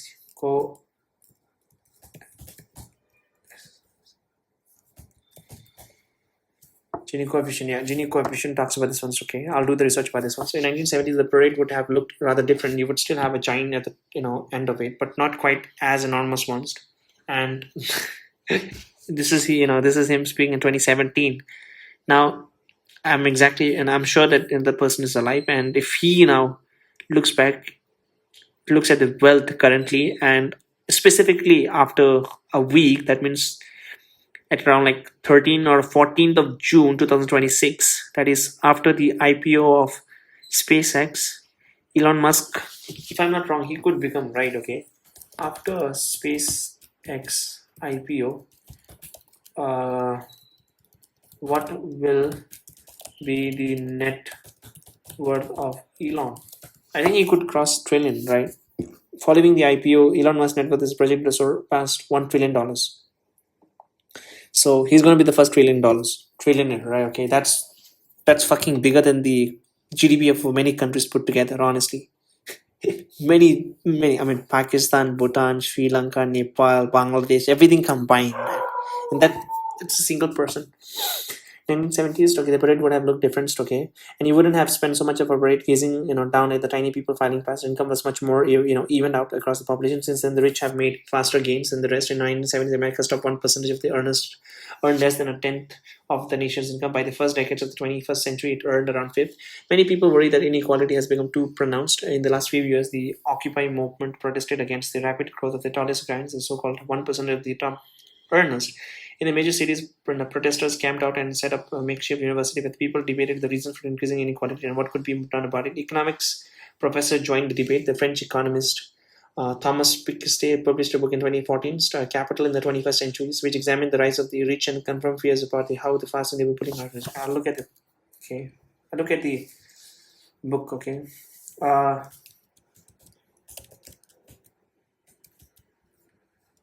Jeffrey Sachs, I want to know his books. Does he have any books? Jeffrey, The End of the Poverty, okay, is an American economist and public policy analyst. He's a professor at the Columbia University, at which he was former director of the Earth Institute, okay. Jeffrey Sachs, The Price of the Civilization, Age of Sustainable, okay. Is there any... Okay, I'm back. How did the giant get so huge? Karl Marx said that they are the capitalists who exploit the workers to make money. Joseph Schumpeter said that, that the bold people who take risk and get rich when they get lucky. Conventional economists has a less colorful story. The question is what determines which most people's source of income. Economics says that workers are paid what they contribute to the production. Educated people have skills that make them more productive, so they earn most. In recent decades, technological advancement intensified the effect. People trained in computer programming and engineers were able to earn well. Unskilled workers, the burger flippers and the cleaners, get left behind. Piketty argues that things aren't as simple as this. He says that extraordinary earnings of the tallest giants aren't the result of the extraordinary productivity. It's easy to calculate the productivity of someone chopping the woods, count how many logs they chop each day. But how do you calculate the contribution of an executive in a huge company like Toyota? The company's income depends on the efforts of thousands around the globe, and the productivity of just one of them is hard to pinpoint. Piketty argues that the top incomes are determined instead of the company's habits and customs and by what they paid their top people in the past. There's another ingredients of inequality. People's wealth, their houses and shares and the businesses and the land they own. Incomes adds to wealth, but they are not the same thing. A retired person on a small pension who owns a valuable house has a little income and a lot of wealth. A person, okay, a small pension who owns a valuable house has a little income and has a lot of wealth. Society's richest amass huge wealth. Bill Gates and Warren Buffett, with their fortunes of tens of billions of dollars, are spectacular examples. Piketty found what he called an historical, law of capitalism that keeps the fortune growing. People earn money from their wealth, profits from businesses and shares and rents on lands. If your businesses, shares, and lands are worth $10 million and earn you $1 million a year, then the rate of returns on your wealth is 10%. Piketty observed that over much of history, the rate of returns on wealth exceeded the growth rate of the economy.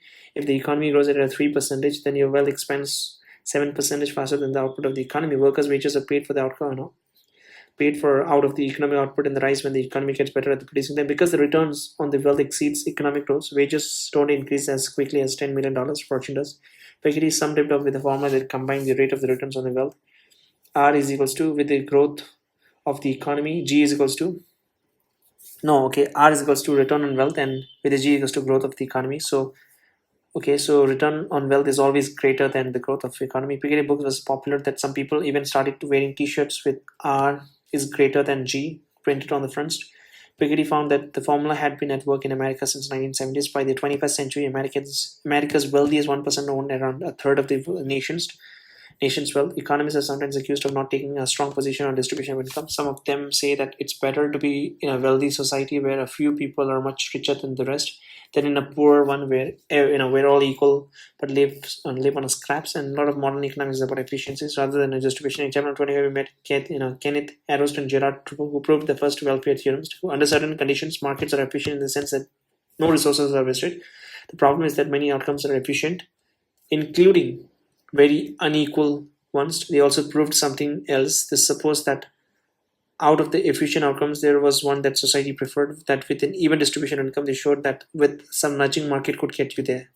To nudge markets, government needs to redistribute by taking resources from the rich and giving them to the poor. But this upsets efficiency, if it affects people's economic decisions, especially about how hard to work. So to reach the ideal points, the government must shift resources around without causing people to change the behavior. Then market guarantees efficiencies and society can pick up unequal distribution. In practice, though, this is pretty much impossible to do. The only way that the government can actually redistribute is to tax the money that rich people earn and give it to the poor. Then economists worry that too much tax will affect people's behavior. Why work hard if you lose some of your earning and taxes? Economists talk of a free trade-off between fairness and efficiency. Markets start off efficiency, and the first welfare theorem shows this. But when the government meddle by redistributing income, they upset efficiency. So redistribution leads to greater equalities, but a slower growing economy. You can picture the problem as using a bucket to carry wealth from the rich to the poor. There will always be some pillage when you have it along. So how should society balance the gain in fairness when the leakage and efficiency? The British economist Anthony Atkinson says that the dilemma is overstated. For one thing, the first welfare theorem doesn't hold in practice. Markets don't begin in a state of efficiency, which is then upset by the distribution. Markets often start off pretty inefficient. The bucket is leaking before you pick it up.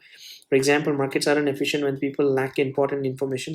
One case is that in which employers can observe how well their staffs are working, but higher wages might encourage people to work hard. Improving efficiencies, a generous minimum wage could reduce inequalities and improve efficiency, says Atkinson.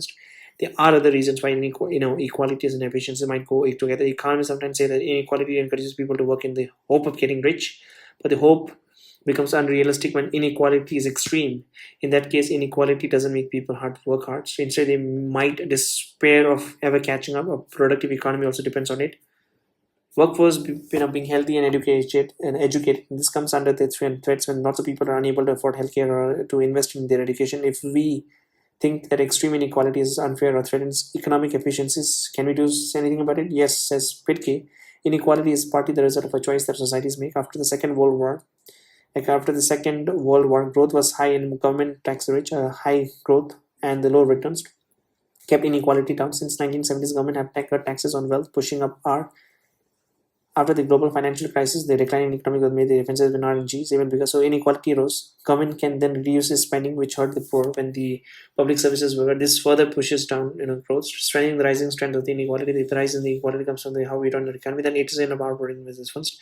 Atkinson agrees. Along with a minimum wage, he recommends the encouragement of technology that promotes inequality. It's easy to think of a new technology as beyond our control, but it too is the result of our choices. If the government introduces a completely automated appointment system in a hospital, receptionists would lose their jobs, while the engineers who design the system would make lots of money. Rather than spend money on developing the new system, the government could decide to train people to be very efficient receptionists. This would lead to more equal outcomes through higher employment and make people happier when they get to talk to human at the hospital. And what about the pet case formula of R is greater than G? Question mark. Would it be possible to bring down inequality by raising economic growth because above the rate of returns to the wealth? Piketty thinks not. He recommends bringing it down by reducing the return on wealth. He proposed a global tax on the fortune of the world's richest people.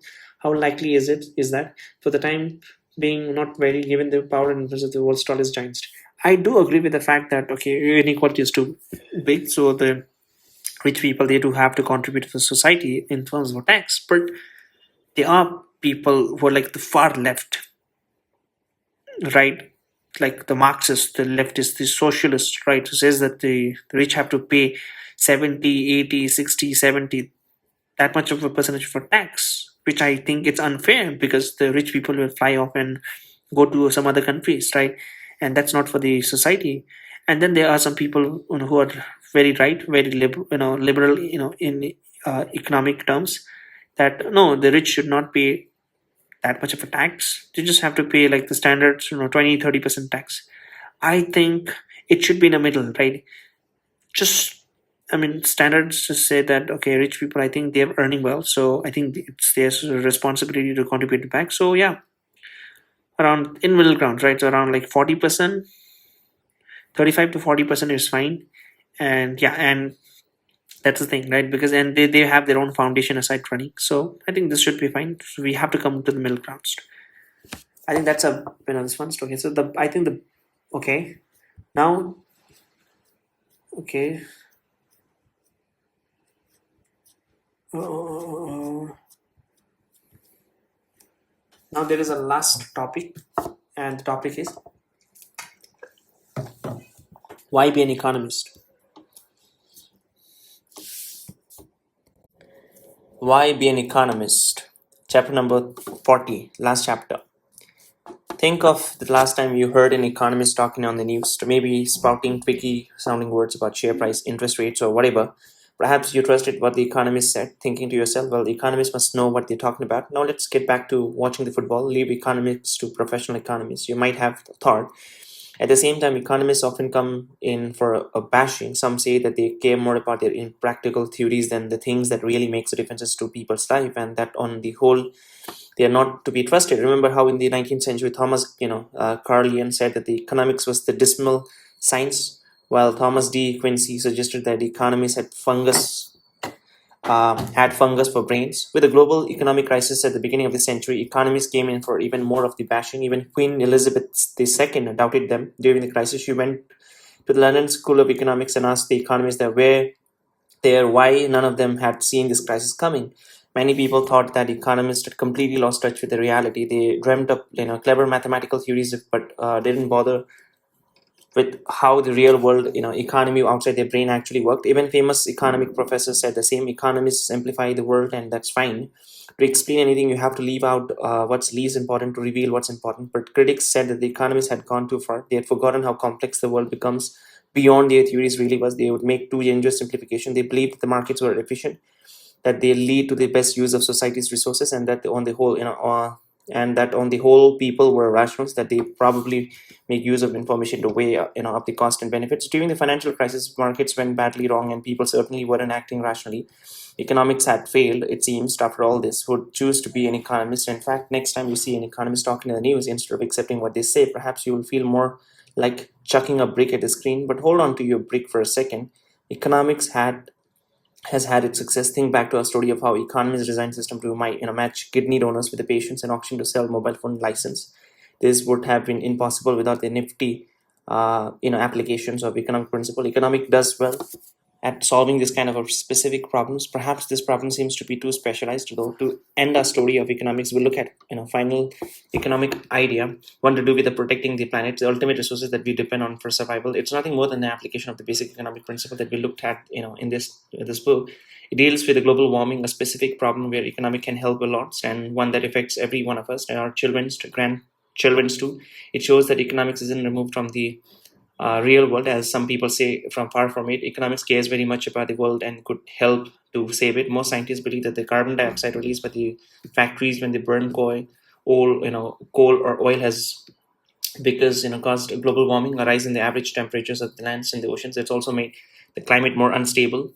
Will have a huge cost. Floods and droughts will disrupt agriculture, particularly in the Africa and Asia. When the ice caps melt, the sea level will rise, and many villages and towns will suffer. Floodings some may become uninhabitable. To stop global warming, it's not enough for us to agree that it's bad. That on its own won't change our behavior. To deal with the problem, we need a dose of economics. Global warming is a version of a problem that economists have studied over and over. Market failure, specifically global warming, is an externality. As we saw earlier, an externality is an unintended side effect of something, such as the fact that your neighbor's loud trumpets playing annoys you. Your neighbors doesn't have to pay the cost, so ends up playing too much.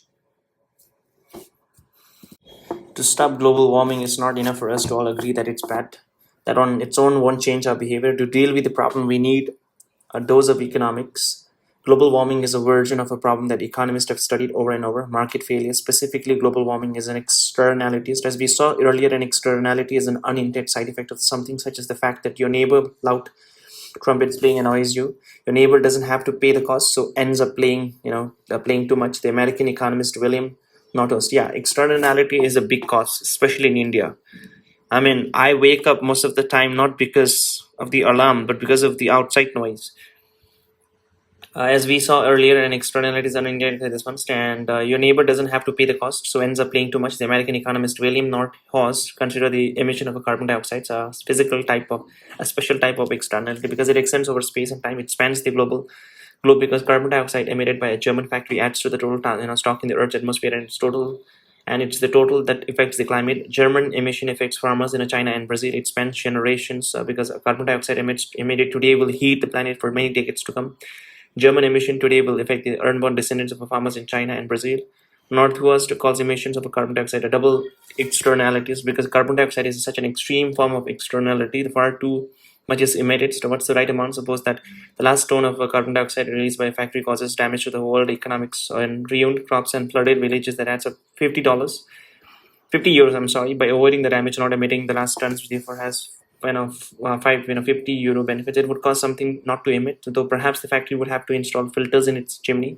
If they cost 400 euro, it would better for society as a whole for the factory to install them and not to emit the extra tons. How far should the factory go in reducing its emission? Economic principle imply that it should reduce them until the benefit from the last tons of the reduction exactly balances the cost. Suppose that an economist adds up all the cost and benefits and says that society must halve its emissions. To achieve the reduction, the government would require everyone to halve their emissions. It could even ban the burning of a coal.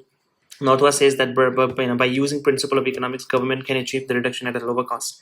They could get people to reduce their emission by putting a tax on carbon. The idea is to make the cost of carbon have a greater influence on people's economic decisions. The government should set the tax at the level that ensures that society produces only half as much pollution as people. The tax-based method is cheaper because some people can reduce their emission more easily than others. Suppose the government puts a tax on petrol.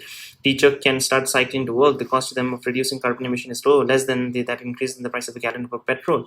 Double bass players, however, can only get to the rehearsal by cars, so the cost to them of reducing the carbon emission is high. They would rather pay for the expensive petrols and continue to drive. Under a tax, people and firms with a lower cost of reducing carbon emission cut their carbon uses more than those with a high cost. The government hits its target for emissions reductions at a lower overall cost to society than if it simply said that every individual and firm had to halve their emissions. Another economic solution is to issue carbon trading permits. There are certificates that allows whoever want to emit tons of carbon dioxide. So without a certificate, you are not allowed to emit at all.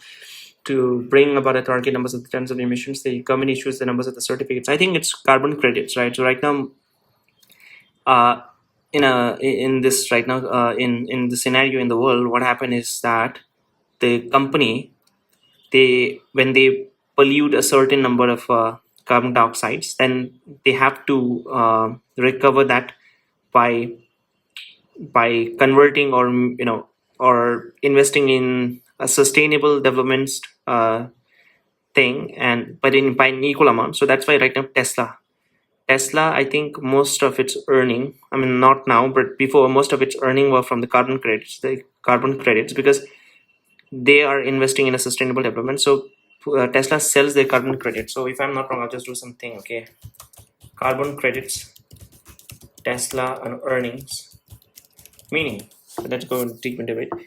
So Tesla earns billions of dollars by selling excess regulatory carbon credits, officially known as a ZEV, or this one, the emission credit, to a traditional automaker. Because Tesla manufactures only 100% electric vehicle, it easily exceeded strict government emission limits and generates more credits than it needs. Tesla sells the surplus credits to legacy automobiles who fail to meet environmental standards and need them to avoid massive. This one, the mandate the government set the limits on the greenhouse gas emissions and requires automakers to produce a certain percentage of zero emission vehicles. Traditional automakers selling primary gas and diesel vehicle often struggle to hit these targets, resulting in a regulatory fines transaction. Tesla, having zero tailpipe emissions and generates a surplus of this valuable government certificates, sells Tesla this golden tickets directly to the struggling car companies, turning 100% profit on the transactions.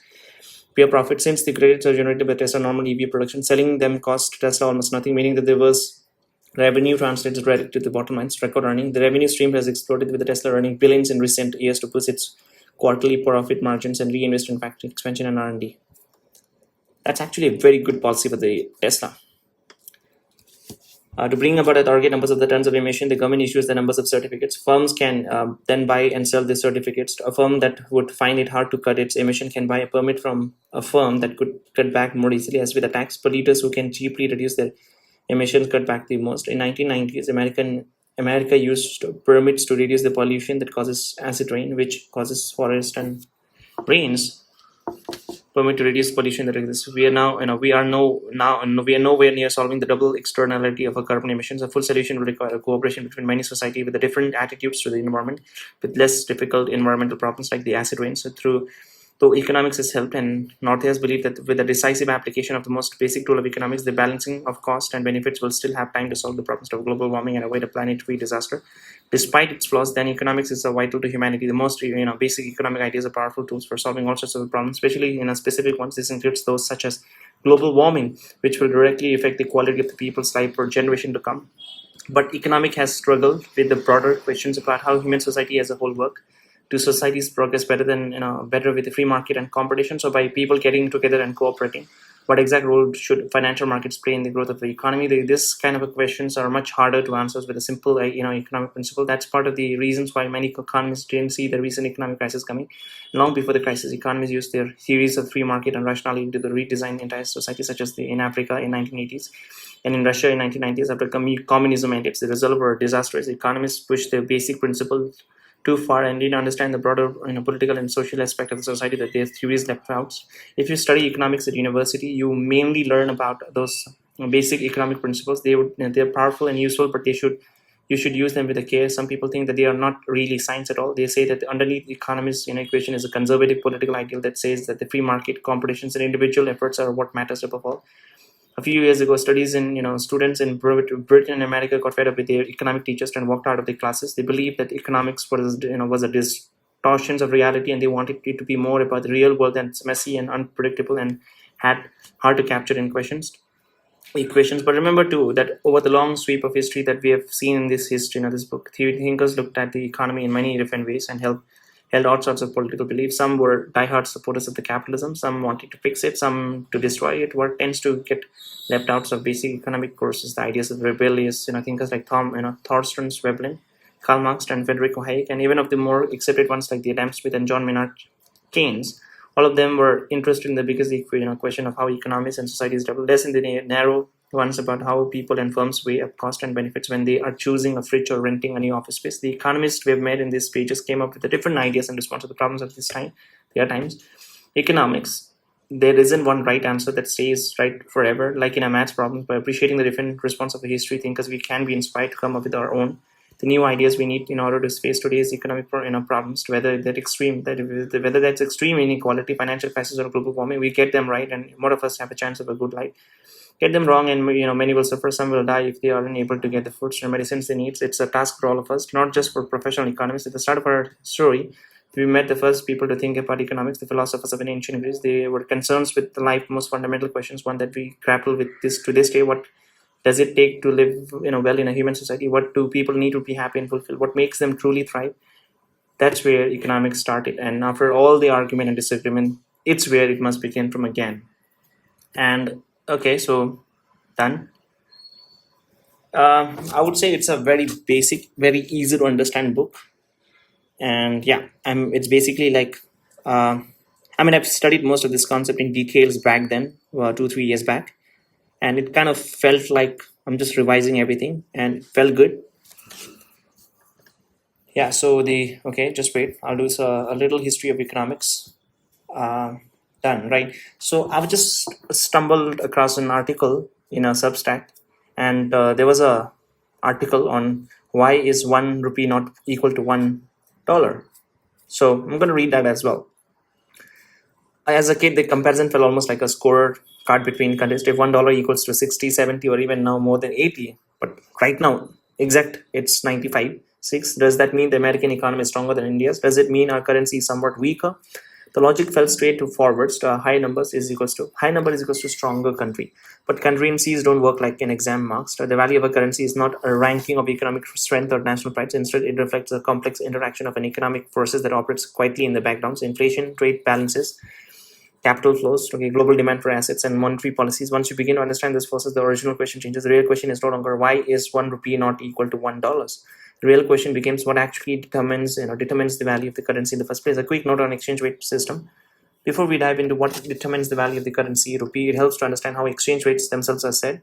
Broadly, there are 3 types of exchange rates. Fixed exchange rates. In this system, a country ties its currency to major currency, usually the US dollar. Central bank activity investment. For example, if a country fixes currency at 10 units per dollar, the central bank must intervene whenever the market tries to move away from that level. So that's fixed rate exchange. That means most of the Middle East, right, the Kuwait dinar, and the currency is stable because there's a pegged to the US dollar. And in that kind of a situation, you need a lot of reserves. I want to know, all the countries with their foreign reserves. Frank, I want to know. India has, I think, $690 something billion.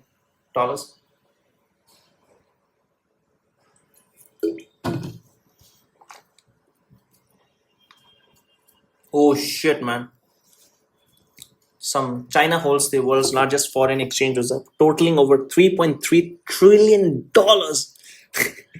India has close to 800, right? 8 to the 16, these are 24, 8, 4. 8 one's 8, 8 is 24, 8 was, 8 one's 8, 8 to 16, 8 is 24, 8 was a 32, 8 5 is a 40, close to 5x. Global foreign exchange reserves, serve as a crucial financial buffer to national economies. They primarily consist of foreign exchange like US dollar, euro, gold, international, IMF assets. The following goes to China. China sits at the first. Top 15 countries by foreign reserves.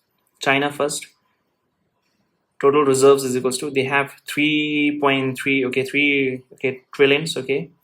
Primary driver, economic context, export driven economy, actively used for currencies, currency stability. First is equals to China. They have close to 4 trillion, around like 3.5. That is that is 70 to 80% of the India's GDP. Second is Japan. Japan also has like 1.1 or 1.2 trillion dollars. Holds massive allocation of US treasuries to manage the yen. And then comes Switzerland, right? Switzerland, they have 864 to 927 billion dollars. Switzerland is very, very small. It's a small. It has a less population than currently. Right, I'm staying in a Bangalore, and specific street. It's in the Whitefield area. Right. I think Swiss has a less population than the entire Whitefield. I'm just a little exaggerating, but yeah, you get the point, right? And fourth is equals to United States. They have close to 800 to 900 billion dollars, primarily backed by the world's largest physical gold holdings. And India comes 682, close to 700 billion, and rapidly expanding reserve and depending as a result of hedge volatility. Russia, they have close to 600. heavily focused on physical gold to shield, against transaction. Taiwan's 500 to 600. Saudi Arabia 400 to 400. So okay, this one built entirely by crude oil revenue managed by SAMA. Okay, Hong Kong 400 to. Why Hong Kong is separately given here? Used to defend defend the strict US dollar, for instance. Singapore around 500. Brazil 400. Germany 400. Thailand 300. Okay, France 300. Mexico, this one's reserves of other global economies. A smaller or developing market keep varied reserve based on regional trade. Saudi, okay, South Korea, they have Pakistan 21 billion reserves. I mean, that's pathetic, man. That's very low, man. South Korea 400s, okay. UAE 300s, Poland around 250, Israel 214s, United Kingdom also, it's very low, man. 174, Turkey 154. Okay, dominant, right? The global reserve currency. Global do not hold the reserve in a local currency if they distribute the allocation and trust to the recognized funds. Okay, so 56 to 77, 56% of the all global reserve, it's in US dollars, and euro is goes to 20 to 25 of global allocation. Japanese yen and pound sterling and the Chinese renminbi. Renminbi 2 point. You have to convert into renminbi. Yuan. Okay, but like, why is it called renminbi, right? Okay, why yuan is called renminbi, right? Okay, renminbi, RMB is the official name of China's currency, while yuan is its base units. The name renminbi translated to the people's currency, which was introduced by the Communist Party in 1948. You can think of it like the British system. RMB is like the sterling, and sterling pound. Okay, so we call it sterling pound. Okay, renminbi is the official currency of the people's renminbi. Okay, it means people's currency. Okay, Mandarin. Okay, so these are the the trade. These are the reserves that the country has.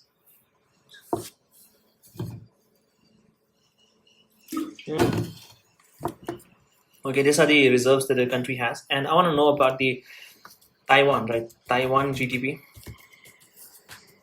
Taiwan's nominal GDP is projected to reach approximately 976 billion. Okay, so they're closely touching 1 trillion. Its economy, so they're a very rich country, man. Its economy is experiencing exceptionally strong growth, driven by surging global demand for artificial intelligence and advanced. Okay, per capita is also 42,000, expected to reach roughly 9.64, marking estimated at nearly 2 trillion when adjusted for purchasing power parity. Right? Okay, so I want to know, okay, which is better for measurement of country, GDP nominal or GDP is equals to PPP.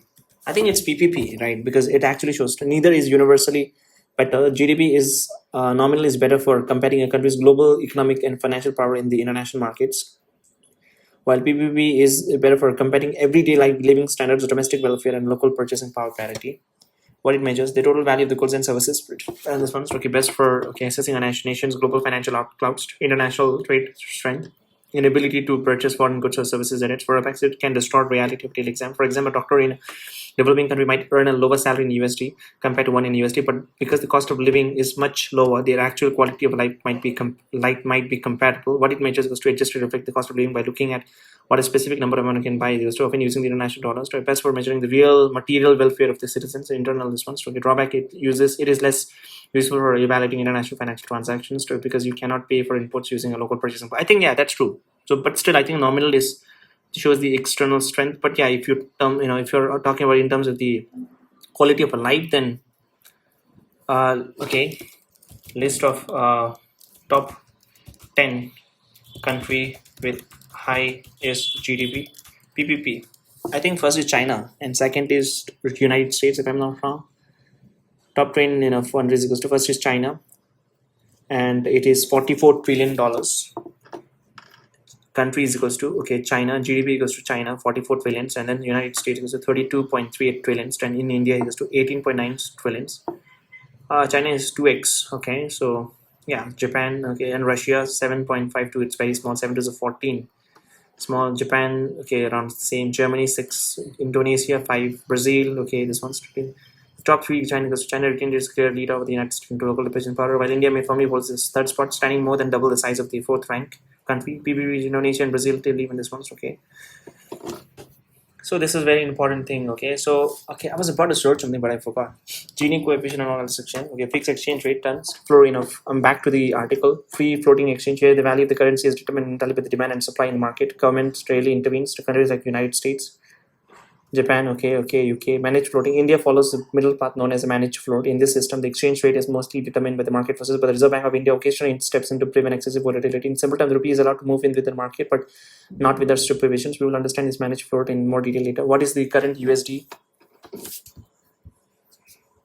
Okay, what is the current USD INR exchange rates? The USD INR exchange rate reports how many Indian rupees are required to buy $1. Currently, the exchange rate is roughly 92 per dollar, though it charges continuously as currencies are traded in a global financial market. Okay, this is the graph.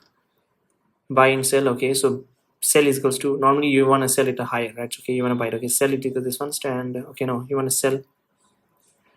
Okay, you want to sell, that means it's lower. Buy is equals to here, this one. So you have to buy this one. So this movement happen every second based on demand and supply in a foreign exchange. This one you can track it through trading views. Okay, the misconception currency value is equals to not equal to economics. So many people assume that the stronger currency automatically means a stronger economy, but the member itself does not tell you the true story. Consider the Japanese yen is equals to 157 per USD.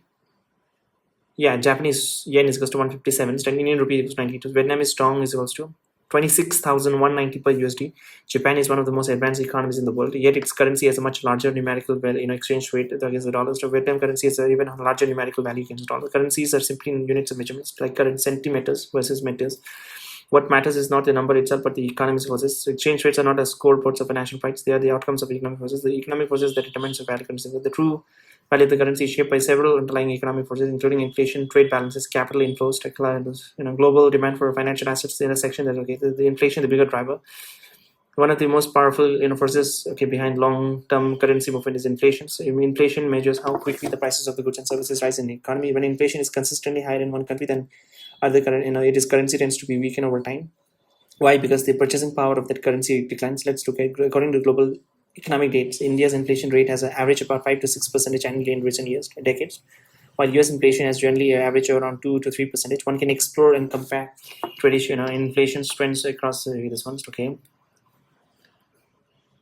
The difference may seem small at first, but over a long period, even a few percentage can be concerned. For example, if price in India rises by 5% per year with the US price, while US price rises by 2% per year, Indian goods become relatively more expensive over time when measured in dollars. The currency eventually adjusts to reflect the differences. This is an idea known as purchasing power parity. The theory that exchange rates gradually move to equalize the purchasing power of the currency across this one. In simple terms, high inflation slowly weakens the currency, and over decades those small differences accumulates.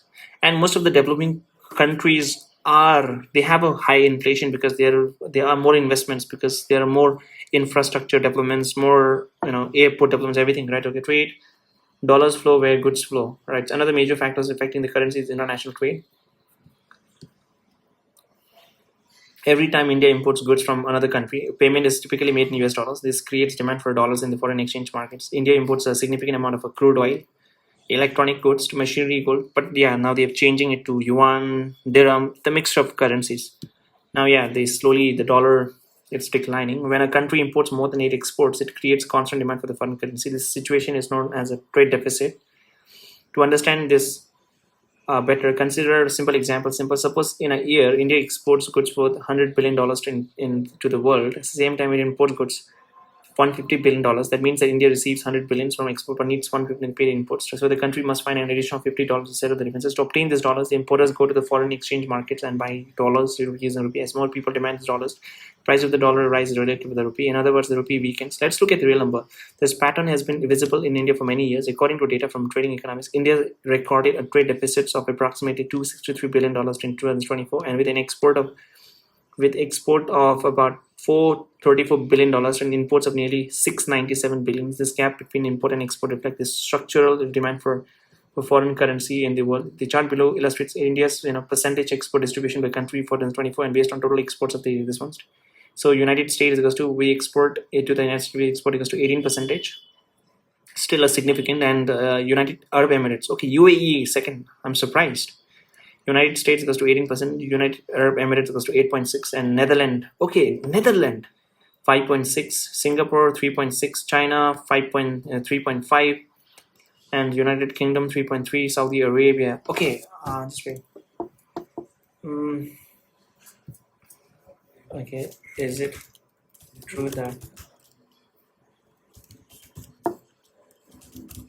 currency would require trade deficit? Okay, so I'm back. Okay. Yeah, so it's Bangladesh 2.6, Germany 2.4, Italy 1.9, South Africa 9.1. I didn't know that the United Arab Emirates is the second. Netherlands, I mean, out of nowhere. Singapore, yeah, China, yeah, United Kingdom, Saudi Arabia, Malaysia, Australia, okay, France 1.8, Nepal 1.6, but Belgium 1.5, Brazil, okay, this one 1.4, Japan 1.3, Mexico 1.3, Turkey, Vietnam, Indonesia, Tanzania, okay, all those are small, okay. Okay, I'm surprised. Russia is 1.1. It's very minuscule, right? Even Israel, it's the percentage is not given also. The chart below is India's import distribution by country for 2024 based on total imports of approximation imports 20%, 1/5 of the entire import that India does is from China. That's ridiculous. And second, it's Russia, obviously, because crude oil mostly, right? So 10%. United Arab Emirates 8.1, United States equals to 5.7. That means, yeah, we are trade surplus with the United States so for about Saudi Arabia, Iraq, Indonesia 3.6, Switzerland 3.1, South Korea 3.1, Japan 2.9, Germany 2.9, 2.4, Qatar, in Kuwait, okay, United Kingdom, Angola, Italy, 0. Currency move with the flows of this one. Capital flows when global money moves. The currencies are not influenced only by trade; they're also affected by the movement of the global investment capital. Every day, billions of dollars move across countries as investors allocate money to different markets. The movement are broadly classified into two categories: foreign direct investment, long-term investment, and business factors or business portfolio investments. Investment in a financial asset like a stock and bonds. These capital flows can have a direct impact on the rupee. To understand this better, let's look at this one example. If a global investment funds decide to invest $1 billion in equities, it must first convert dollars into rupee at an exchange rate of 92 per dollar. This equals roughly to 9,200 crore. Entering the Indian financial system, this conversion increases demand for the rupee and can strengthen it. But the reverse can also happen. If the global investor pulls out the money of the Indian market, they can sell rupee and buy dollars, which puts pressures on the rupee. In short, when foreign capital enters India, the rupee strengthens. When the global money leaves, the rupee weakens. Yeah, this is the trick, right? If you want to debate or just easy to remember, then yeah, when foreign capital enters, if the rupee strengthens and the global money leaves, the rupee weakens. Real world data shows how powerful these flows can be. Let's look at the real numbers. India received about $81 billion in foreign direct investment in the financial year 2024-25. It's foreign direct investment, right, reflecting long-term global investment in the economy. $81 billion. In 2025, foreign portfolio investors pulled out about 1.6 lakh crore. 1.6 lakh is to $18 billion. Just wait, 1.69 equals to, okay. It's around $18 billion, 1.6 lakh crores, right? Okay, so if I do the maths, $1 billion is equals to, okay, $10 billion is equals to 8,000. 1 billion is equals to 9,000 crores, and 10 billion equals to 92,000.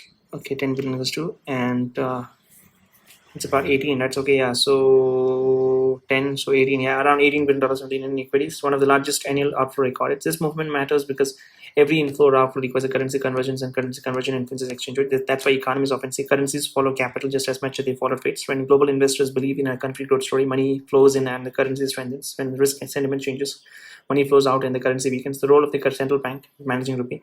Unlike some currencies that are allowed to move completely freely in Indian market, the Indian rupee operates under what economists call a managed float exchange rate systems. Under a managed float system, the Reserve Bank of India generally allows the market to determine the rupee's value, but occasionally intervenes when movement is also too sharp or disorderly. The goal is not to fix the exchange rate as a specific number to prevent excessive volatility that could destabilize the economy. To do this, the RBI relies on several tools: foreign exchange reserves, dollar sales supporting the rupee, dollar purchases, preventing excessive interest rate policy. Why RBI intervenes matters, right? Okay, policy markets can sometimes react. Currency markets can react very quickly to global events such as financial crisis, geopolitics, or sudden shift in environment. Okay, what would strengthen the rupee? Okay, so currencies. What would strengthen the rupee over time?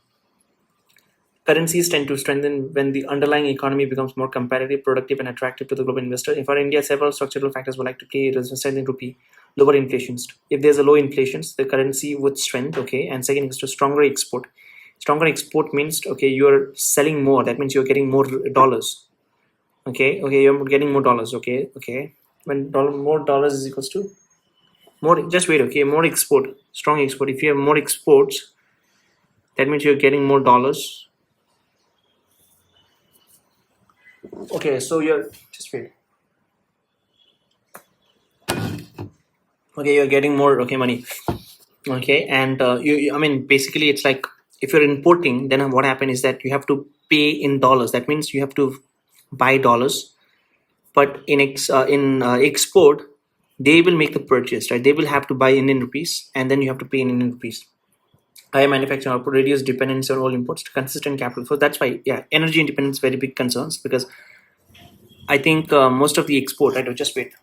What is total export, right? Okay, what is the total export of India in 2025 in $1 billion, right? India's total exports fiscal year reach a record of $863.11 billion, reflecting a growth of approximately this one. Good export equals to contribute to this one. Okay, what is the not export?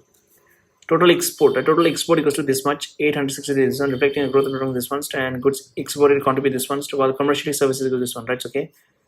Now what is the country's import, right? Okay. Sorry, I was separately searching import. Import is equals to 751 billions. This massive import bill was driven by a strong domestic demand, heavy purchase of precious metals like gold, silver, robust. Okay, total value is equals to. So the import is $751 billion, right? Out of total import, how much is for energy? Energy means oil, crude oil, specific, LPG, gas. And out of the total input bill, energy input accounts for approximately $215 billion. That's huge.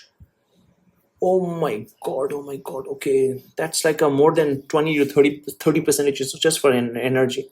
Energy remains the single largest component of India's main basket, making up 28.6% of the country's total inputs. Breakdown of the 22 petroleum, crude oil, refined products, $183 billion. Okay, this makes up the overwhelming bulk of energy bill as important as funds. Okay, coal, coke, briquestes. Okay, I don't know. Despite massive domestic coal, okay, that's crazy, man. A counterintuitive, truth. Why a stronger currency isn't always better. Yeah, that's the thing, right? I mean, most of the developed countries, I agree, they need to have a strong currency, but for a developing economy, they need to have a little weaker, currency, because then only most of the foreign capital will flow and the country will develop. At first glance, many people assume that the country should always want a strong currency. A stronger currency seems to single economic power and stability, but in reality, very strong currency is not always beneficial for an economy, especially for a country that depends heavily on exports. The reason is simple: exchange rates affect the global price of the country's goods and services. When a currency weakens related to others, the country's export becomes cheaper for foreign buyers. This price advantage makes its goods and services more competitive in the international market. For example, if an Indian software company charges 9,20,000 for the services at an exchange rate of 92 per dollar, the foreign client pays about $10,000. But if the rupee strengthens to 70 per dollar, the same services would cost nearly $11,857. The service itself hasn't changed, but for the foreign client, it has certainly become more expensive. This is why moderately weaker currency can actually benefit export-oriented industries such as IT, pharmaceutical, and manufacturing. Many successful export-driven economists have used the advantage. For decades, China maintained a relatively competitive exchange rates to support its manufacturing exports. By keeping Chinese goods affordable for global players, the country was able to build one of the furthest ones. Similarly, Japan's yen has often remained relatively weaker compared with other developing countries, which has helped Japan's automobile and electronic companies remain competitive globally. However, this does not mean a country should aim for a weak currency. If a currency depreciates too much, imports become expensive and inflation rises and economic stability can be impacted. This is why most countries aim for a balanced exchange rate, strong enough to maintain economic stability but competitive enough to support this one. So a strong economy doesn't always have the strongest ones. Why does this one's exchange rate, okay, investments, okay, cost closings inside it? The question was never 1 rupee equals to $1. We begin with a simple curiosity: why isn't $1 is equal to this one? But we export. The answer lies not in a single number and strength of the economy behind inflation, trade flow, capital. This one currency is simple. Okay, is the economy becoming more productive, more competitive, more connected to the world? Okay, so this is actually a very, very, very easy or simple to understand. But larger question for me is that. My larger question is that what I have heard about it in the podcast is that if any currency if any country wants its currency to be a dominant global reserve currency, then it needs to have deficit trade. That means that country is importing more and exporting less. For example, United States, right? Right now, the dollar is the global reserve currency, where more than 58 to 60% of the entire transactions or all the reserves in the world is in a foreign, in a US dollar.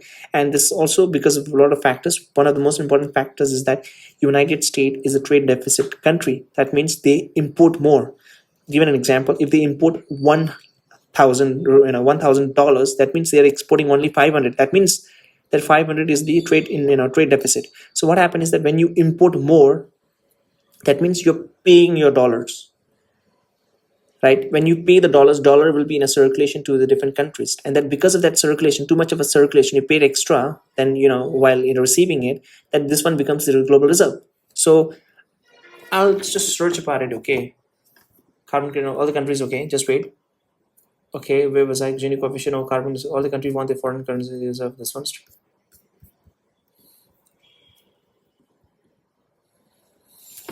Which is better for this one's country. Okay, this one's very important. Triffin dilemma. Yes, it's the answer said yes. It is fundamentally true that a global reserve currency requires the issuing country to run a chronic. It's written chronic trade deficit. This paradox is known as in economics as the Triffin dilemma. As the Triffin dilemma, to serve as the global reserve currency, the issuing country must supply the rest of the world with an abundant and liquid supply of its currency. The mechanics of this requirement operates on two primary ways. Exporting currency. The only way for the international community to accumulate large quantities of a country's reserve is for the issuer to buy more goods and services and investment from other countries, then it to sell them. Global liquidity. So if the issuing country balance its trade or runs at a surplus, it is effectively taking in more of its reserve currency from the world that it sends out. This would cause a global shortage of liquidity, stifling international trade in this one. In global need to fuel global growth, the reserve must subsidize this one to domestic cost. If a country tries to correct its trade deficit, they deprive the global economy. That's okay, just one. And is it because of this that Chinese yuan might not become global reserve currency? Because China would not like trade deficit. I mean, obviously right now they are enjoying their trade. They have like a huge, it's the chronic trade surplus. Yes, China's fear resistant to running a trade deficit is a primary structure reasons why the Chinese yuan renminbi is highly unlikely to replace the US dollar as the dominant global reserve currency. Export paradox and Chinese policy. And China's entire economic model is built on being the factory of the world. In 2025, China posted a record of 1.2 trillion trade surplus. That's not the export, that's a trade surplus. Driven by a state-heavy support for domestic manufacturing and high-tech export, if the yuan were to become the sole global reserve currency, the Triffin dilemma dictates that China would have to flip this model entirely. I think, it's a Triffin dilemma. TRIFF and a Triffin dilemma. Forced yuan appreciation. Global demand, to hold the yuan would drive its value up sharply. A strong yuan makes Chinese export much more expensive. Okay. So now what will happen is it's the complete. Right now, the China is enjoying because the currency yuan is relatively less valuable as compared to the other, euro and US dollars. So that's why it's very competitive for United States and this ones to import from them. And if the Chinese, right, what happened is that if yuan were to become a sole global reserve currency, the Triffin dilemma dictates that they will fit this one. Force yuan is global demand to the yuan. The yuan will, there will be, if the yuan would have to become a global currency, reserve currency, then the demand would be increased. That when the demand for the currency yuan increases, that means its value up. A strong yuan makes Chinese export much more expensive because it's not competitive anymore for the other countries to buy it from the Chinas, right? Crippling their factories and killing domestic jobs. The deficit obligation to supply the world with trillions of yuans for a global trade liquidity, China would have to transition into a net consumer, buying more from the world than it sells, resulting in a persistent trade deficits. And Beijing's intent, hegemony versus insulation. Chinese leadership under the President Xi Jinping is highly aware of this trap. Beijing explicitly does not want to shoulder the systematic burdens of underwriting global liquidity if it means giving up the control over its domestic economy. Instead of trying to replace the US dollar, China is pursuing strategies of unconventional internationalizations, controlled diversification. China is aggressively expanding yuan-denominated trade settlements, that is, buying oil in yuan and cross-border payment networks to bypass the dollars and insulate themselves. Structural ones. Crucially, Beijing refuses to open its financial borders. Global investors can freely move money in and out of China, a strict dynamic that ultimately prevents yuan from acting as a true trusted response. Ultimately, China is aiming for a multipolar financial world where the yuan handles regional trades and for battle. So China is aiming for a multipolar financial world where the yuan handles regional trade and bilateral partnerships, while leaving the US dollars to bear the painful burden of the Triffin dilemma. If you like to chapter, how China's capital control specifically blocked, this one's what a multipolar currency. Dollar, euro, this one would like to look like how the US economy manages to survive running the massive trade deficit. So that is Triffin dilemma, right? I want to know about TRIFF and Triffin dilemma. Triffin dilemma, testifying before the US Congress in 1960, economist Robert Triffin exposed a fundamental problem in the international monetary system. The United States, Triffin dilemma, testifying before the US Congress in 1960s, economist Robert Triffin exposed a fundamental problem in the international monetary system. If the United States stopped running balance of payments deficit, the international community would lose its largest source of additions to the reserve. This resulting in shortage of liquidity pulled the world economy into a contradictory spiral, leading this one. Triffin solutions. If the US deficit continued, a steady stream of dollars would continue to fuel world economic growth. However, the excessive US dollar deficit would erode the confidence in the value of this one. The Triffin solution. Triffin proposed the creation of a new reserve units. This unit does not depend on the gold currency, but would add to the world's total liquidity. Creating such a new reserves will allow the United States to reduce its balance of payments deficit. So while this one's a fundamental reforms of the international monetary system has long been overdue, it's massive. What is the Mundell-Fleming dilemma, right? The Mundell-Fleming dilemma is also known as the impossible trinity or trilemma, posed that an open economy cannot simultaneously achieve three macroeconomic goals, that is free capital mobility and a fixed exchange rates and independent monetary. What is a Triffin dilemma? Explained simply. What is a trilemma theory? There's a trilemma also, the impossibility of a country fully and simultaneously achieving three political objectives: monetary policy independence, exchange rate stability, and financial openness. So that is the entire thing about now Gini coefficient, right? I want to know. The Gini coefficient is a statistical measures that evaluates the distribution of income or wealth across the population. It used to quantify economic inequality within the nation. How to read the Gini coefficient? How to read the coefficient is expressed as the numbers between 0 to 1 or 0 to 100 when written as an index. So either 0 to 1 or 0 to 100. So 0 to 1 is equals to the coefficient expresses the numbers between 0 to 1 or 0 to 100 when written as an index. 0 is equals to represent a perfect equality where every single individual or household has the exact same income or wealth. So 0 to 1, and if it's a 0, that means everything is perfectly equal. And 1 is equals to, it represents a perfect inequality where a single individual or household receive all the income or household and all the wealth, while everyone receives or holds nothing. A rising Gini coefficient indicates that the society is becoming more unequal, while a falling coefficient indicates a trend towards a greater inequality. How it works? The Lorentz curve. I've studied this, Lorentz curve. The Lorentz curve. Gini coefficient is commonly visualized using the Lorentz curve, a graph that shows the cumulative percentage of the total income of this one, plotted this one, the line of line of equality. A perfectly straight diagonal line represents 1-to-1 ratios. The curve, the formula. The coefficient is calculated by measuring the area between this straight line of equality or corporate averages. In highly equitable societies, often Nordic welfare states like the I find it a little difficult that Nordic states, right? They have a good equality, and also they are considered as a socialist or a welfare states like Slovakia, Slovenia. Gini indices can fall below 25. Conversely, countries with highly concentrated wealth or poverty, such as Africa and South Africa, Namibia, present Gini 80% income. But Gini coefficient ranking. Top 5 most equal countries: Slovak Republic, Slovenia, Belarus. Oh, India. Is it? I'm shocked. I'm actually shocked.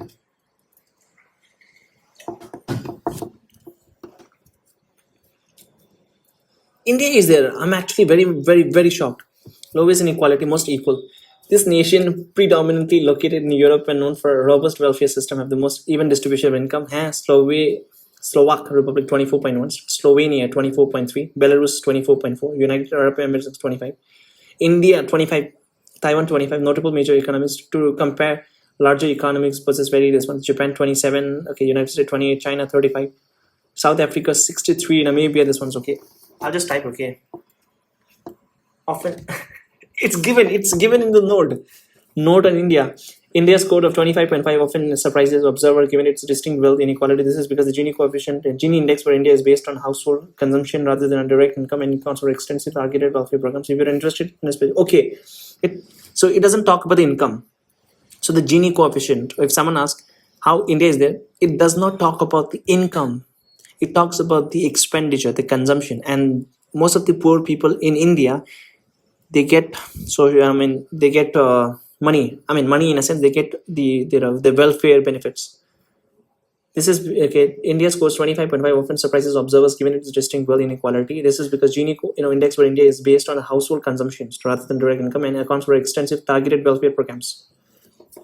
Okay, so how to interpret the meaning when it says that India's Gini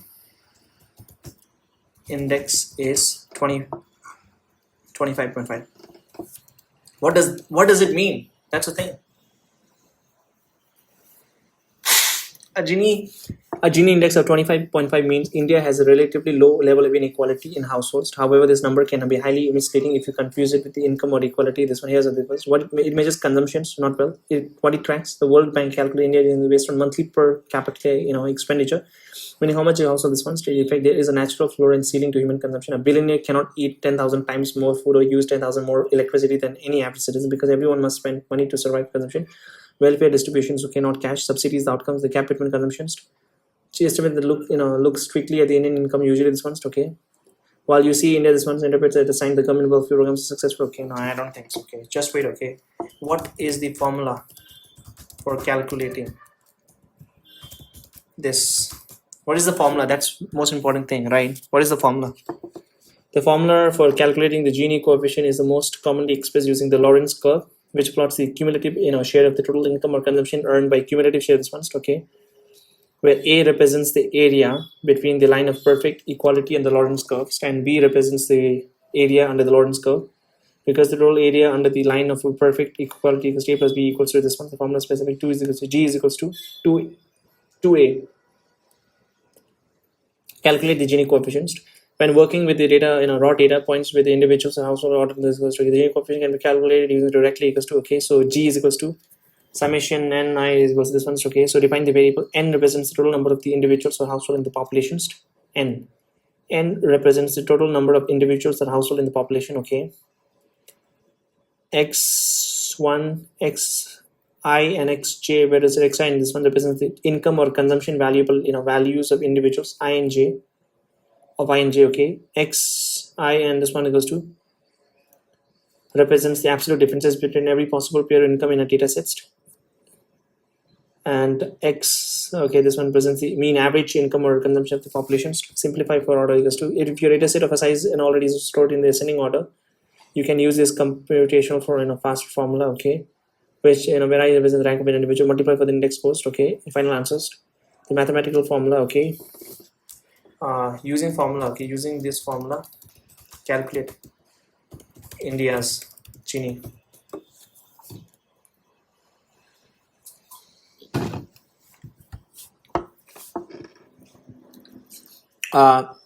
There's a code which says that there's a lies, there's a damn lies, and then there's a statistics. Okay, I got it. To calculate India's exact Gini coefficient of 25.5, economists apply the ordered formula to micro data of the national sample surveys, household consumption expenditures, which evaluates over 260,000 households. Because calculating 1.4 billion per head is impossible, we can demonstrate the maths by grouping India's population into 5 representative households. Okay, so it's sample, is it? Please don't tell me it's a sample. If it's a sample, then I'm sorry, it's not accurate. India, because calculating 1.4 billion people by hand is impossible, we can demonstrate the math by grouping India's population into 5 representative households, quintals, that perfectly mirror India's real world consumption in respect, where the lowest group consumes about 10% and the highest consumes about 38%. Data in order for, okay, order poor equals to, poorest equals to 20% equals to 10,000, second is equals to 14,000, and middle is equals to 17,000, fourth 20% equals to 21,000. So this one's population size is equals to, okay, n is equals to 5. Total consumptions, so 10 plus 14 plus 17, 21, 38 is equals to, it's going to be 100,000. Okay, step-by-step calculation using the ordered formula. We use the faster and sorted formula for an ordered problem. Okay, so this one's okay. As I calculate the weighted sum of the rank is equals to, multiply each person's consumption by their ascending rank positions, right? 1 into 10,000.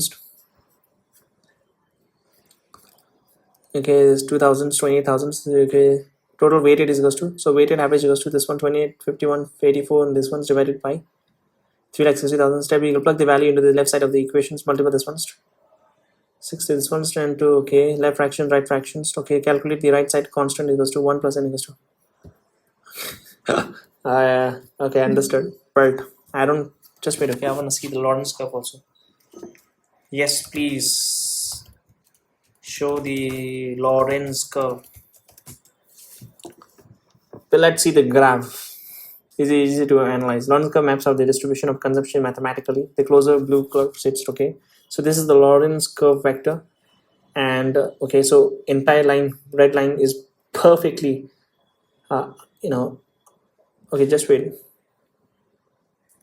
Perfect, line of perfect equality. Okay, this is 0, and area A is equals to inequality gap, and area B equals to actual equality, and this is inequality gap, right? So this equals to India sample curve equals to Gini coefficient 25.2. 25.2.